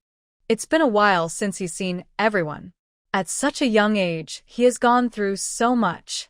He needs time to adjust, Fuyao thought, feeling a pang of sadness for the child who lost his father and had an irresponsible mother, with relatives who are unkind. Luo Hansu had also experienced family troubles at his age. She understood the fear and confusion that came with such changes. In times like these, only the people around him could provide the care and warm guidance needed to ease his worries. Everyone should be patient and supportive. In time, he will open up, she said. Just after finishing the sweet rice soup, the announcement for the end of work rang out, and the men from each family began to return home. They all came to visit Xiao Jia, and Luo Hansu invited them to stay for dinner. Zhou Mo Yao was handling some work today and returned 10 minutes later than the others, carrying a bag of popcorn. Seeing Xiao Jia sitting on Yang Pu's lap, enjoying a lollipop, he smiled gently and asked, "Xiao Jia, do you remember me?" Xiao Jia didn't remember and nervously shrank into Yang Pu's embrace. "Don't be afraid. Look, Uncle Zhou brought you something tasty." Yang Pu took the popcorn and placed it in Xiao Jia's arms. "Uncle Zhou knows you like popcorn, so he got you a big bag. Your older siblings just brought you a lot of snacks too. You can share with them, okay?" "We don't want it. Give it to Xiao Jia." Peng Zhen was sitting by the warm stove, folding paper airplanes with an old newspaper, while a group of kids played on the floor. It was specially bought for Xiao Jia, so let him have it. Zhou and Mo Yao noticed that Xiao Jia had lost a lot of weight during his time away, looking pale and undernourished. The once lively child had become quiet and timid, and his face didn't look good. However, he didn't say anything for now and went to help in the kitchen. The men and children rested and played in the living room while Luo Hansu prepared meals in the kitchen, with Fuyao assisting her in cooking. They quickly prepared a rich dinner with 2 pans cooking at once. This morning, Luo Hansu made a special trip to the city and brought back a lot of meat dishes. She also took the opportunity to gather several bags of vegetables and fruits, sharing some with the other families and keeping most for themselves. Tonight, They had 8 dishes with a mix of meat and vegetables. Shao Jie, the chicken leg is yours. Aunt Luo specially steamed it for you. Zhou Imo Yao placed the chicken leg in front of Zhao Jie, who looked at it with bright eyes, swallowing hard as he clearly wanted it. He handed the chicken leg to him, saying, "Here, hold it and eat." Noticing Zhao Jie seemed a bit shy and hesitant to reach for it, Yang Pu encouraged him, "Zhao Jie, take it and say thank you to uncle and aunt." Thank you. Zhao Jie listened to Yang Pu well, whispering his thanks and carefully taking the chicken leg. "Zhao Jie, the chicken leg isn't hot anymore. Eat it, and after that, you can have your meal." Luo Hansu brought out the dishes and called the other kids to sit down. "Jinzi, you help your younger siblings find seats. You can sit at your own table." Thank you, Auntie. Peng Zhen and the others, with their loud voices, quickly found chairs and sat down, with their bowls placed on the table. Zhao Jie gradually adapted to the environment and recalled memories of playing with Jinzi and the others. He was no longer as shy and scared as before. While eating a chicken leg, he occasionally glanced over at Peng Zhen's table. "Zhao Jie, do you want to eat with Brother Zhen and the others?" Luo Hansu noticed his subtle change. Yang Pu looked down and saw him retreating again. He gently patted his shoulder to encourage him. "Zhao Jie, Brother Zhen, and the others want to play with you. You haven't seen them in a long time. Why not go and get to know them again? Zhao Jie, be brave and play with your older brothers and sisters," encouraged Peng Zhenwei from the side. Luo Hansu set down her bowl and came over to hug him, trying to comfort him gently. "Zhao Jie, don't be afraid. Auntie will carry you and stay with you while you eat with your brothers." Feeling her kindness and warmth, Zhao Jie struggled a little but then calmed down, staring intently at Yang Pu. "Zhao Jie, Auntie will carry you to eat. I have some things to discuss with the other uncles, but I'll come back to hug you later." For the past few days, Yang Pu had held him close, even while dealing with troublemakers from the Zhao and Wang families, allowing Zhao Jie to witness how they were taught a lesson, which made him rely on and admire Yang Pu greatly. Fu Yao brought over his bowl and added a small portion of pork and fish. She gently teased him, "Zhao Jie, eat with us. The uncles are drinking, so we women and children will sit together. Auntie cooked a lot of meat just for you. It smells delicious. Finish your chicken leg, and then we can eat meat and fish." The 2 women were taking care of a table of children while Yang Pu discussed the situation of Wang Fong and the Zhao family with the men at another table, keeping his voice low. Wang Fong and her son returned to their hometown less than a month ago, and now both families are fighting over the death compensation from Yanshan. They are also contesting for Zhao Jie's custody for money. Wang Fong remarried 3 months later. The Wang family helped her find a new husband, who worked at a state-owned factory in the county. He was also on his second marriage. His first wife had tragically drowned, and he had 2 daughters. She became a stepmother. When he married her, he offered 2 choices. One was no bride price, and she could bring Zhao Jie into the new family, and he would treat Zhao Jie as his own son. The second option was that if she did not bring Zhao Jie, he would give her 100 yuan as a bride price and 5 yuan a month for Zhao Jie's support, promising to cover the expenses until Zhao Jie turned 18. This man is quite decent. I met him the day before yesterday, and he seems nice. He said that Wang Fong and the Wang family chose the second option. For the past 6 months after their marriage, he has been giving $5 a month for child support, but later it was found that Wang Fong gave all that money to her mother, and not a single cent went to Zhao Jie. After Yanshan passed away, the family received monthly support payments, and Wang Fong always took her share on time. Just 2 days ago, she went to collect this month's money. She kept this matter hidden from everyone, including the Wang family, Zhao family, and her current husband. Since remarrying, she hasn't visited Zhao Jie even once. Her family home is only about 5 or 6 miles from the Zhao family, and the county town is just 10 miles away. She has never returned or sent anything, but she often takes things from her current husband's house, claiming she is going to see her son, when in fact, she is sending everything back to her family. Yesterday morning, she got divorced again. The husband initiated the divorce and took back the bride price and the $30 meant for Xiao Jie, sending her back to the Wang family. On the Zhao family's side, the two elders favor their eldest son and daughter-in-law.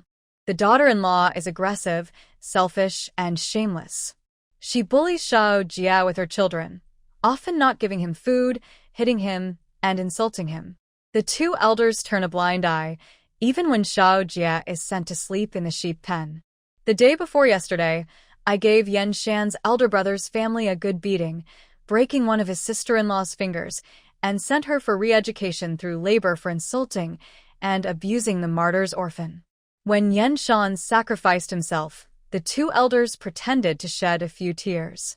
When the eldest son's family was taken away for punishment, they threw a fit, crying and begging.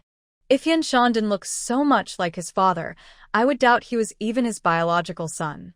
I transferred Xiao Jie's household registration to the military and retrieved his share of the support payments. All other paperwork is complete, and the remaining matters will be handled by the local county authorities. I also forced Wang Fong to sign a severance agreement, relieving her of child support obligations and prohibiting her from seeing Xiao Jie in the future. He is reliable in his work. Zhou Moyao nodded slightly and said, "Hansu and I have decided to adopt Xiao Jie. Please give me all the necessary documents later, and we will take him to handle the procedures in a couple of days." Big brother, you and sister-in-law are adopting Xiao Jie? Yang Pu just returned and hadn't heard about this. Hansu suggested it. Zhou Moyao looked at the table next to him and saw Luo Hansu patiently feeding the child. Xiao Jie was sitting on her lap, no longer as nervous and scared, quietly saying, "We don't have children, but adopting Xiao Jie will allow him to rest in peace. Xiao Jie being raised by you is a blessing for him." Yang Pu understood the status and financial strength of both Zhou and Luo families. Having Xiao Jie under their care would ensure a bright future for him. After discussing Xiao Jie, Zhou Moyao asked about his personal life. "How are things going with Sui?" It's great. My parents really like her. We've agreed to get engaged before the new year and plan to marry in the spring. After the wedding, I will help Sui transfer to work in Yen City. Also, I took Zaiming to visit my dad and brother's workplace. He is very interested in military research. We discussed that after he graduates high school, he can work at my dad's place, learning from the experienced leaders. If he likes it, he can settle there and my family will help take care of him. Pooh, I heard your future sister-in-law is your sister's cousin. Does she look like a fairy too? Another comrade asked him. Of course. The two beauties of High City have been picked by me and the boss. Yang Pu raised his eyebrows, excitedly saying, "When I brought Sui home, my mom was overjoyed. She spent 2 days showing Sui around the entire family compound. Now everyone knows the most beautiful daughter-in-law is from our Yang family. When I go out, people look at me with envy and jealousy." His boastful voice was loud enough for everyone in the room to hear. Even the kids at the next table were laughing. "Don't laugh. I'm telling the truth. Ask the boss." On his wedding day, my goodness, when the bride was dressed up, all the old and young men were stunned, and the looks they gave the boss were filled with jealous daggers. Now that the sister-in-law is married, they have no chance, and all eyes are on Sui. Neighbors have been asking me about her family situation right in front of me. After finishing the wedding banquet, I quickly took the siblings away. If I had waited any longer, someone might have snatched my bride. Fu Yao, listening nearby, couldn't help but tease him. "Yang Pu, now that you've married Hansu's cousin, you'll be the brother-in-law of a high-ranking officer. Your status has definitely risen." Ha, ha, ha. The other brothers hadn't thought of this before, and now everyone burst into laughter. Yang Pu laughed so hard his teeth showed, raising an eyebrow at Zhou Moyao. "Please show some respect for your cousin-in-law when assigning me tasks in the future." "Cousin-in-law, I will respect you well. During holidays, I'll even bring you gifts," Zhou Moyao replied with a forced smile. Yang Pu sensed something was off, and his smile stiffened, while everyone else was still laughing. Luo Hansu stayed out of the men's jokes, focusing on feeding Xiao Jie. putting rice and meat into his mouth. Xiao Jie, do you want some vegetables? Auntie, I want that. After spending some time together, Xiao Jie relaxed and spoke to her, pointing at the braised tofu on the table. You like tofu? I'll get you some, Luo Hansu said, serving him 2 pieces. She encouraged him, Xiao Jie, sit on the stool like Brother Zhen and serve yourself. Take what you like, okay? Xiao Jie nodded shyly, saying softly, I can eat by myself. Xiao Jie could hold his bowl and eat by himself since he was over 2 years old. He uses chopsticks well and is very good, Fuyao added, moving a slightly higher stool for him and helping him sit. Xiao Jie is a little man now. You don't need to be fed. Just serve yourself, and if you can't reach, stand on the stool. Xiao Jie, meat is the best. I'll get you some, Li Qin said, bringing him a piece of meat. Chicken is good too. Tofu is tasty as well. Xiao Jie, hurry and eat. When you finish, I'll get you more. The children from each family were well-mannered, kind, and caring. A group of little ones quickly piled food into his bowl. Children are sensitive to kindness and cruelty. Here, he was surrounded by goodwill. Gradually, he became less shy and timid, and when he saw other kids talking about fun things, he started to smile too. After dinner, Peng Zhen and the others invited him to play, sharing various toys with him. With encouragement from the adults, he took steps to join them. As the men stood up to leave, Xiao Jie thought Yangpu was going, so he immediately dropped the toy he was holding and ran over to hug his leg. Xiao Jie, Uncle isn't leaving. Uncle will stay with you tonight. Yangpu patted his head. His house was diagonally across the street, and he hadn't been back in 2 or 3 months, so it was dusty. He had just told Zhou and Mo Yao that he couldn't stay there tonight and would stay with them instead, which would also help Xiao Jie get familiar with him. Xiao Jie, tonight you will stay here with Uncle Yang. Tomorrow, come to our house to play. We live across the street, and you used to come over often, Fu Yao said before leaving. Xiao Jie nodded and quietly said, I've been to Annie's house. There's a fan. That's right. Xiao Jie has a good memory. Auntie's house has a big fan. It's too cold to use it in winter, but when summer comes, you can come over to enjoy the breeze, Fu Yao replied gently. You'll stay at Uncle Zhou's house tonight, and tomorrow you can come to Annie's house for a meal and play with Brother Zhen and Sister Ya. Auntie will make you egg cake and tofu tomorrow. Other aunts, who had just finished their meals, came to visit and greeted him.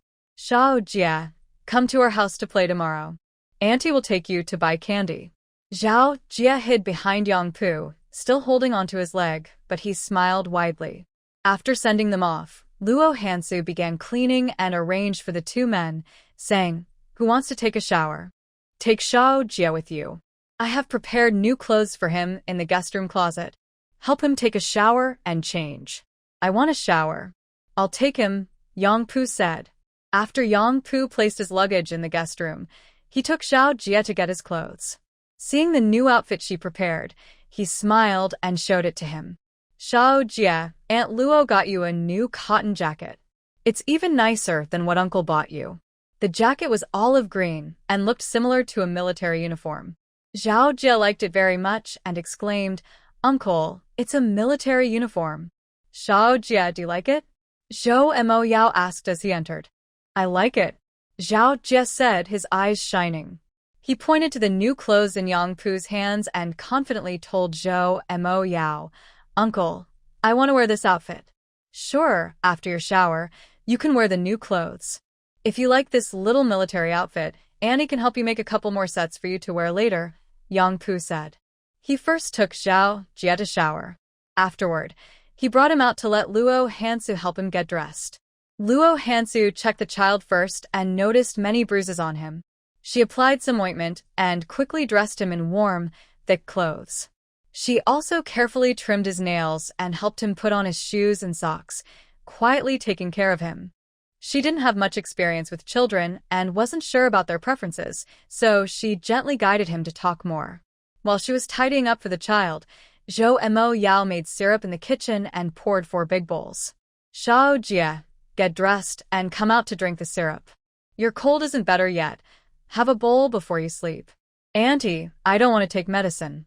Zhao Jia had a fever a few days ago, and Yang Pu took him for N4 and medicine. He really dislikes injections and medicine. The syrup uncle made is sweet water, not medicine. Luo Hansu helped him put on his cotton jacket and shoes, then carried him to the living room. We'll drink it together. If you drink it, you won't catch a cold, and you won't need to take medicine or get injections anymore. When Yang Pu came out after his shower, he saw the couple talking with Zhao Jia. Zhao Jia responded and approached cautiously, suggesting, Zhao Jia, Uncle Yang isn't feeling well tonight. Would you sleep with Uncle Zhou and Aunt Luo instead? No. Zhao Jia quickly replied, fear showing in his eyes, and he pouted as if about to cry. Don't cry, don't cry. You can sleep with Uncle. Yang Pu immediately patted his head, smoothing things over. Uncle has a little cold, so you'll sleep with me tonight. But tomorrow, I need to go to the hospital for an injection. Do you want to come with me? No, I don't want to. Zhao Jia shook his head like a rattledrum, scared of the injection. Tomorrow, while I get my injection, Aunt Luo will take care of you at home. You can play with Brother Zhen and the others. I'll come back to see you in the evening, okay?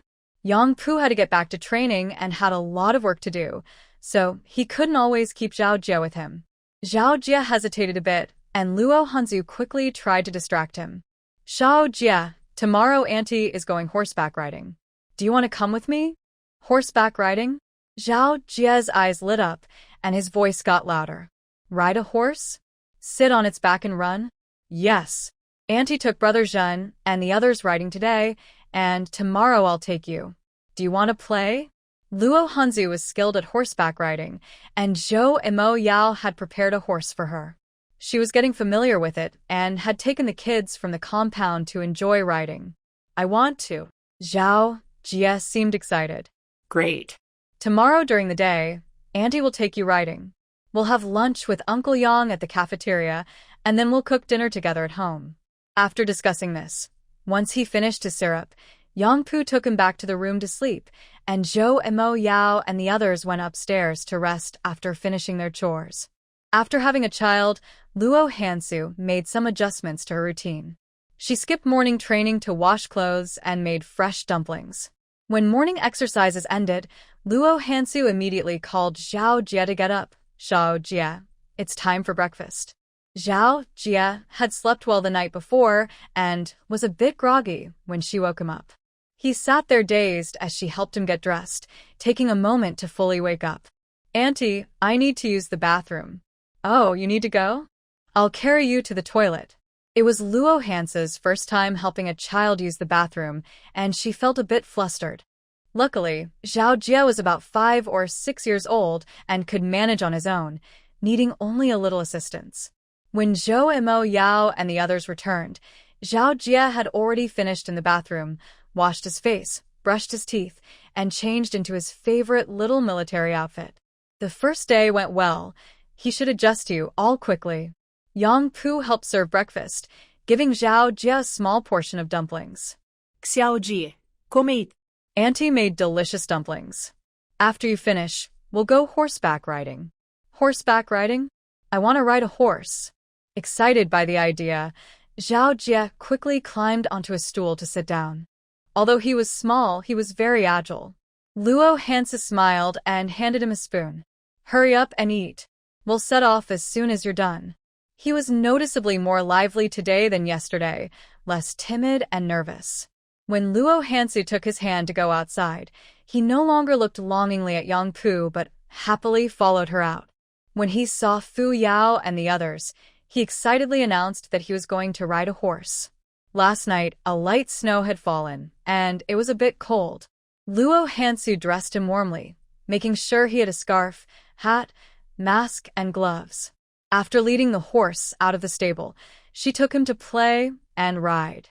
By noon, Luo Hansu had already won Zhao Jia's heart. Wherever she went, he held her hand and talked more. They had lunch in the cafeteria, and when Zhou Imo Yao and Yang Pu joined them, Zhao Jia excitedly waved his arms. Uncle, Annie took me horseback riding. We ran for a long time. It was so much fun.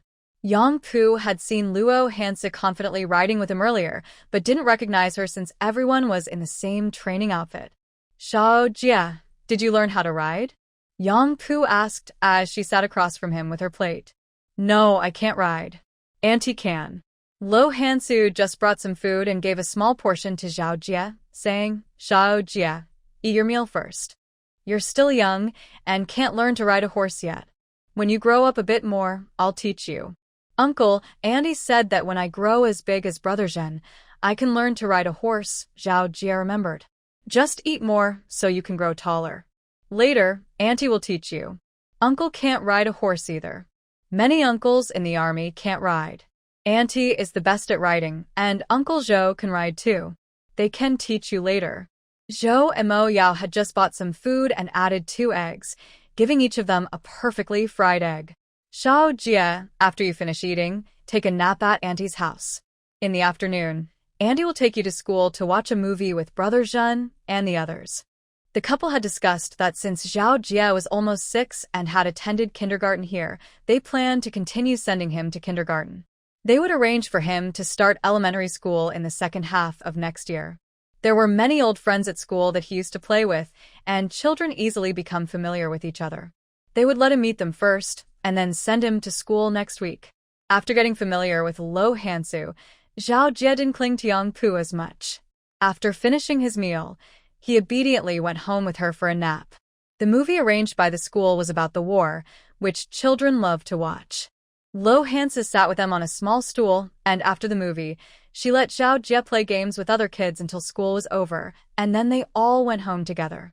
On the way back, Luo Hansu asked him, Xiao Jia, do you want to go to school with Brother Zhen and the others? Auntie, I don't want to go to school. Grandma won't let me. She says it costs money. He was talking about Xiao Jia's grandmother, who was ignorant and foolish. Luo Hansu bent down and said seriously, Xiao Jia, we shouldn't listen to Grandma. What she says is not right. Studying here doesn't cost money. You can play games with friends, join many activities, and learn a lot of knowledge to become a great person. Like Uncle Yang? Xiao Jia remembered how Yang Pu had bravely defended his family, and he admired him. In his mind, Yang Pu was the strongest person in the world. Luo Hansu smiled and said, yes, Uncle Yang is very impressive. He does well in school and always gets first place. He also knows boxing and shooting and has fought many bad guys on the battlefield. Do you want to be as strong as Uncle Yang? I do. Xiao Jia, at a young age, already has an idol he admires and wants to be as strong as Yang Pu. Luo Hansu smiled as she got up and took him home, saying, next week, Auntie will bring you here to study with Brother Zhen and the others. First, you should learn well from the teacher and gain knowledge. Later, Uncle and Auntie will teach you other things. When Zhou Maoyao came home from work, he saw Luo Hansu cooking in the kitchen. Xiao Jia was standing on a stool beside the stove, tasting the food. They were getting along very well. He walked in with a smile and asked, Xiao Jia, is the food Auntie is making tasty? Yes, it's delicious. Xiao Jia had just eaten some pork, and his mouth was greasy. While chewing, he asked, Uncle, where is Uncle Yang? Uncle Yang is busy with something, and will come over a bit later for dinner. Yang Pu had finished work at the same time, and had gone home to clean up. He needed to leave early the next day for work and planned for them to let Xiao Jia sleep with them that night. Luo Hansu prepared 4 dishes for dinner, 2 meat dishes, 1 vegetable dish, and a soup. While washing the pan, she said, Xiao Jia is very well-behaved and responsible. He helps with chores, just help me peel garlic, and can also prepare vegetables and help with the fire. Good boy, well done. Zhou Maoyao patted his head and smiled, saying, Comrade Xiao Jia is doing great. Tomorrow I have some business in the city, and you can go with Auntie. I will take you both to the state-run restaurant for a nice meal.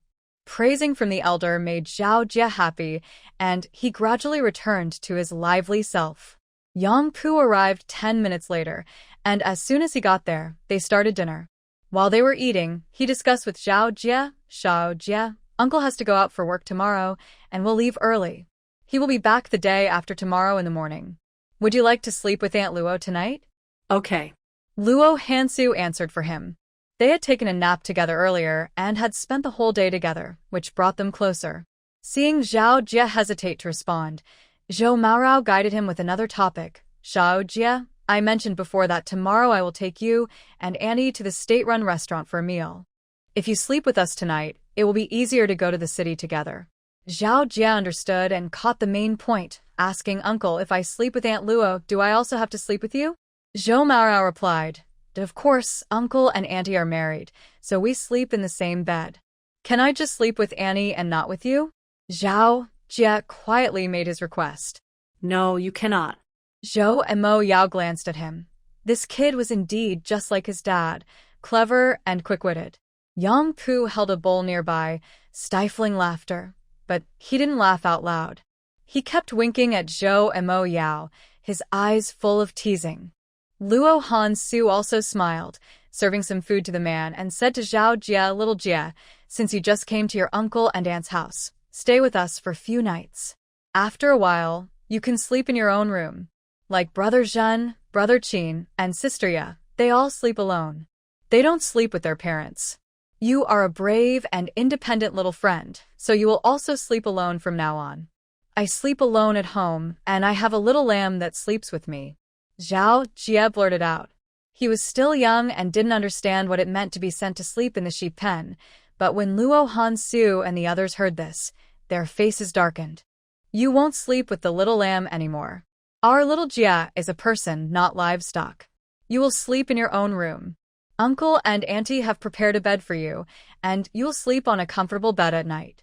When Luo Hansu and her mother escaped to the mountains in her past life, they slept in a cave.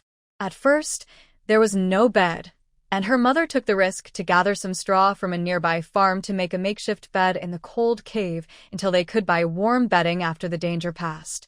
That feeling of living outdoors, although it was a long time ago, still remained vividly etched in her memory. Little Jie, the room you slept in with Uncle Yang last night will be yours from now on. When you go to school, you will sleep and do your homework in that room. You can keep your clothes, shoes, books, and toys there and invite other little friends to play. From now on, you will live with Uncle and Auntie. This is our home for the three of us, and you won't go back to the Zhao family anymore. Zhou and Mo Yao hadn't told him about the adoption yet. He planned to wait a few days, but he was preparing to encourage his independence and instill the idea that this was his home. Zhao Jie understood his words and looked timidly at Yang Pu, quietly asking, Uncle, I'm not going back? You're not going back. This will be your home. You will study and learn here with Uncle and Auntie. Yang Pu had mentioned this to him before. The uncles and aunties here treated him well, giving him all sorts of delicious food, buying him new clothes and shoes, and taking him to ride horses and watch movies. Zhao Jie really liked it here and smiled happily, saying, Uncle Yang, I'm not going back. From now on, when someone asks you where your home is, just tell them your home is in the military family compound, Yang Pu advised him. I remember. Zhao Jie listened to him carefully and felt differently about him. On the way to the military base, Yang Pu had considered adopting him. His family was well off and his salary was good, so raising another child wouldn't be a problem. However, he was about to get married and planned to settle down first before discussing it with Qingxi. Now that the couple had decided to adopt him, Yang Pu fully supported their decision. The Zhou family had much better conditions than his, and Zhao Jie would have a brighter future with them. Shao Jie, hurry up and eat. Brother Qin invited you to play in the snow after dinner, and they're almost done eating. You need to eat faster, Zhou and Mo Yao said, adding some dishes to his plate, both meat and vegetables, along with a bowl of soup cooling nearby. You need to eat more. Both meat and vegetables are important for you to grow tall. With an extra child in the house, daily life had changed a bit. Zhou and Mo Yao and his partner were slowly adjusting and learning how to be good parents. At first, they thought the child might have deep psychological scars and would need a lot of time for counseling, but he turned out to be much stronger and more adaptable than they had imagined, which eased their worries. With Peng Zhen leading the way, Zhao Jie finished his meal and went out to play, running around in the small playground with a group of children, happily shouting and laughing. Seeing that he had adjusted well, Yang Pu took his luggage home that night, feeling relieved to leave him there. Time to go home and sleep. Commissioner Peng called out at the door, and the children, who had been playing joyfully, immediately ran home as if following a command, their running style resembling that of soldiers. Seeing everyone else go home, Zhao Jie stood still, feeling a bit lost. Zhao Jie, come back. Luo Hansu came out of the house and waved to him. Come back quickly. It's time to wash your hands and feet and go to bed. When Zhao Jie heard his aunt calling him back, he realized he wasn't unwanted, which made him happy. He quickly ran toward her, holding the toy someone had given him. Luo Hansu pulled him inside and took the chance to teach him. Zhao Jie, after dinner every day, you can go play with Brother Zhen and the others. When the adults say it's time to come home and sleep, you should come back on time like the other kids. Sometimes, uncles and aunts are busy and can't call you at the door, so you should come in by yourself. Zhao Jie followed her into the house, looking around for Yang Pu. Auntie, where's Uncle Yang? Uncle Yang told you earlier that he is to go out for work tomorrow night. He has a bit of a cold and is not feeling well, so he went home to rest. You will sleep with me and Uncle Zhou tonight. Luo Hansu closed the door and helped him take off his dirty shoes, giving him a clean pair of cotton slippers. Come on, Annie will take you to wash your face and feet. Uncle is busy in the study, and we should go to bed early. Zhao Jie had played well with the children before, but he seemed much more reserved with her and didn't talk much. He just followed her lead. After they finished washing up downstairs, Luo Hansu led him upstairs. Uncle and Auntie sleep upstairs, and you will sleep with us. When you start school, you can sleep in your own room. Is that okay? Zhao Jie vaguely remembered things from before and looked at the layout of the upstairs, as if recalling something. Auntie, I have slept upstairs before. Can I sleep upstairs again? Before his father passed away, he was a deputy company commander, and their family lived in a 2-story small house, with the bedrooms mostly upstairs. Luo Hansu readily agreed to his small request. Sure, tomorrow I will ask some other uncles to help move your bed and furniture upstairs. From now on, we will all sleep upstairs, and Auntie's study will move downstairs. Hansu, take Zhao Jie to rest. I will handle this. Please make 2 cups of hot milk for us to drink before bed, Zhou Mo Yao said from the study. Okay. Usually, Zhou Mo Yao made the milk, but tonight Luo Hansu took over and prepared 3 cups, bringing one to him while she and Zhao Jie sat in the bedroom to drink. Zhao Jie, is it sweet enough? Do you want me to add more sugar? Luo Hansu asked him. It's sweet. Zhao Jie hadn't had milk in a long time and was enjoying it, with milk stains around his mouth. Luo Hansu took a cloth to wipe his mouth. The little guy was thin with a slightly dark complexion, but his features were quite nice.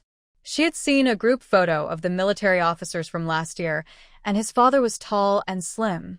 He looked just like his dad, and she could already guess what he would look like when he grew up. After finishing the milk, Luo Hansu told him to take off his clothes and get into bed, while she took the cup downstairs to wash. Zhao Jie was well-behaved, likely due to good parenting and various experiences he had gone through. He was capable of taking care of himself, could take off his clothes and shoes, and would neatly place his clothes on a nearby hanger instead of leaving them scattered around. He waited by the bed for her to return. Zhao Jie, hurry, and lie down in bed. It's warmer under the covers. Don't stand outside and get cold. Their bed was quite large, so adding a child didn't make it crowded. Luo Hansu opened the soft, comfortable blanket and encouraged him to get under the covers. She usually went to bed late, around 10 o'clock, but now that Zhao Jie was at home, she had to make sure he went to bed early. As she lay down and prepared to sleep, Zhao Jie, snuggled in the blanket, quietly said, Auntie, I can't sleep. Oh, you can't sleep yet? Luo Hansu wasn't feeling sleepy either. After thinking for a moment, she sat up.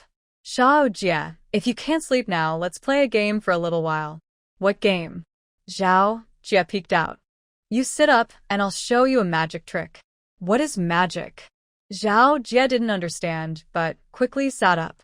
Luo Hansu tucked the blanket around him snugly, then took a pea from her pocket and placed it in her left palm. Watch closely. Later, you have to guess where the pea is. It's right here. Zhao Jie pointed to her palm. I haven't done the trick yet. Wait until I finish, then you can guess. She was skilled at this game and played it effortlessly. After 5 or 6 rounds, Zhao Jie hadn't guessed correctly once, which made him laugh continuously. Zhou Mo Yao heard the laughter from the study, quickly finished his work, and came in to ask, "What are you playing? You sound so happy." "Uncle, Andy can do magic." Zhao Jie was thrilled and snuggled into Luo Hansu's arms, laughing joyfully. "My wife can do magic too," Zhou Mo Yao said, surprised. He quickly took off his coat and pants, lay down behind her, and hugged her. "Hansu, show me another trick." The pea was still in her palm, and Luo Hansu started preparing, smiling at both of them. "Watch closely. If you guess correctly, I'll treat you to dinner tomorrow. If you don't guess correctly, you'll treat me. Let's start." Zhou Mo Yao rested his head on her shoulder, focusing on her palm. Zhao Jie, who had never guessed correctly before, leaned on her other side, his eyes fixed on her hands, filled with excitement and anticipation. Luo Hansu tossed a pea into the air, quickly caught it with her right hand, then tossed it again, switching hands to catch it. She repeated this action several times before stopping, making 2 fists with her hands and smiling at the two of them. "Director Zhou, Comrade Zhao, guess which hand it's in." "It's in this hand," Zhao Jie guessed eagerly, choosing her right hand. "Are you sure?" Luo Hansu asked back.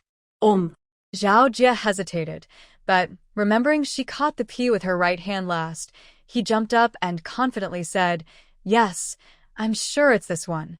Seeing that he was no longer shy, Zhou Maorao smiled and pointed to her left hand. "I'll choose the left hand. One of us has to be right, and Annie will treat us to dinner tomorrow. That's for sure." Hey. Luo Hansu opened her left hand, which was empty. Zhao Jie joyfully bounced on the bed, shouting, "I guessed it right. It's this hand. There's nothing in the left hand, so you're sure it's in the right hand?" "It's in the right hand." Zhao Jie leaned forward, pointing at her still-closed fist, asking Zhou Maoyao, "Uncle, is it in the right hand?" "Let Annie show you," Zhou Maoyao replied with a smile. Luo Hansu revealed her right hand, which was also empty. "Ah? Where's the pea?" Zhao Jie sat up straight, checking her hands with an expression of disbelief. "Auntie, where did it go?" Luo Hansu lazily leaned against the man, saying, "It's in Uncle's jacket pocket." Zhou Maoyao, wearing a jacket with a pocket on the chest, immediately reached in and found a hard pea, laughing as he pulled it out, surprised himself. "Hansu, you're so quick, I didn't even see it happen." "Auntie, I saw it in your hand." "Why is it in Uncle's pocket?" Zhao Jie asked, puzzled. "Because Annie is very fast, so fast that you didn't see it. That's magic." "Auntie, can you teach me?" Kids love games like this, and Zhao Jie looked at her with admiration, his eyes sparkling. "This takes a lot of practice, you can't learn it in just a few days. Auntie will teach you later."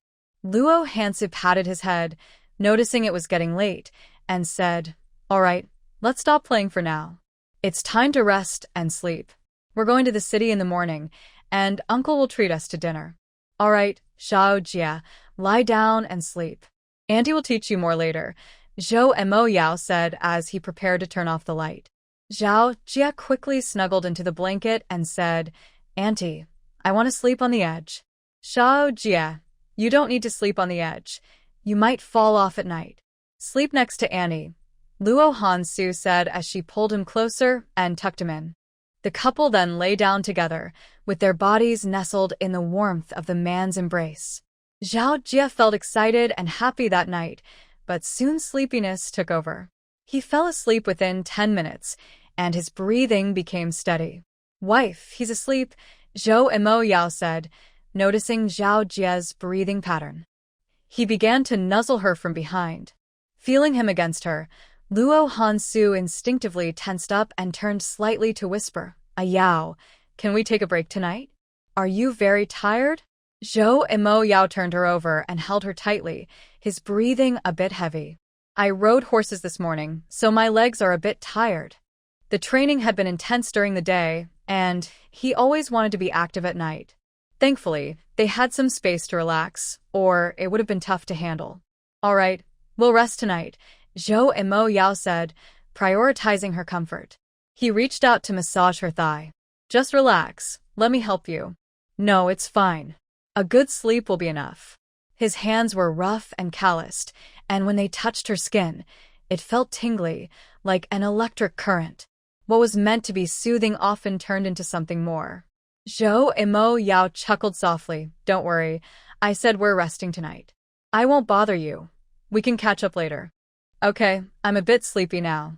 Let's sleep. Luo Hansu wrapped her arms around his waist, enjoying this position. They cuddled like this almost every night. Zhou Imo Yao held her close, enjoying the moment as he gently patted her back, placed a soft kiss on her forehead, and whispered, "Sleep well." The next morning, when the wake-up call sounded, the couple simultaneously threw off the covers and got out of bed to go for a run at the training ground. After their morning exercises, Luo Hansu returned to wake Zhao Jia. The couple then took him to the cafeteria for breakfast. After eating, they set off for the city. Zhou Imo Yao drove to his appointment first, and then left the jeep for her to use. Zhao Jia, let's go.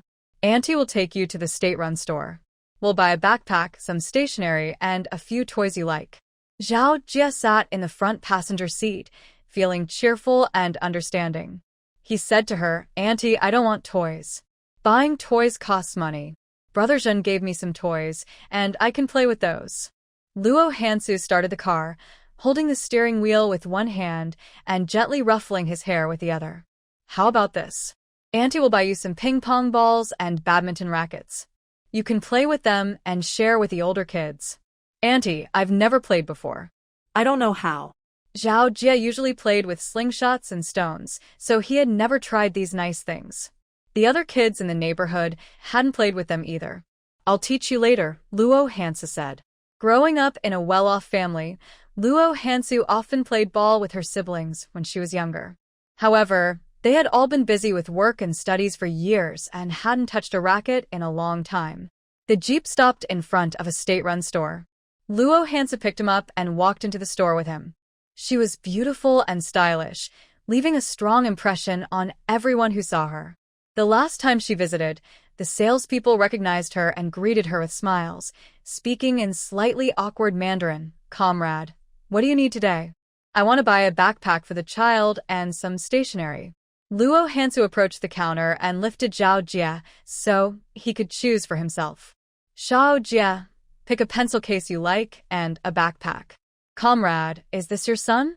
The salesperson asked. The woman next to her nudged her with her elbow and rolled her eyes, saying, Are you blind? This comrade looks under 20. How could he have such a big son? She spoke in the local dialect, and Luo Hansu understood the general meaning. She smiled and replied, He's a friend's child. In front of strangers, Zhao Jia felt a bit shy and timid, holding onto her neck and speaking softly, Auntie, I can't choose. If you can't choose, Auntie will help you pick one, okay? Okay. Luo Hansu chose a blue pattern pencil case and a small star-shaped backpack commonly used by elementary students. She also bought pencils, notebooks, and a box of watercolor paints, along with a set of badminton and ping-pong balls. She even got kites for the other children in the neighborhood. As she was about to buy some cookies and snacks, Zhao Jia politely shook his head, saying, Auntie, no more. We shouldn't spend so much money. It's okay. Uncle and Annie have jobs to earn money. There were 3 or 4 types of snacks, and Luo Hansu bought half a pound of each. Once they were weighed, she handed them to him, encouraging him to hold them and eat. Zhao Jia took the cookie, but didn't eat it himself. Instead, he brought it to her mouth and said, Auntie, you eat first.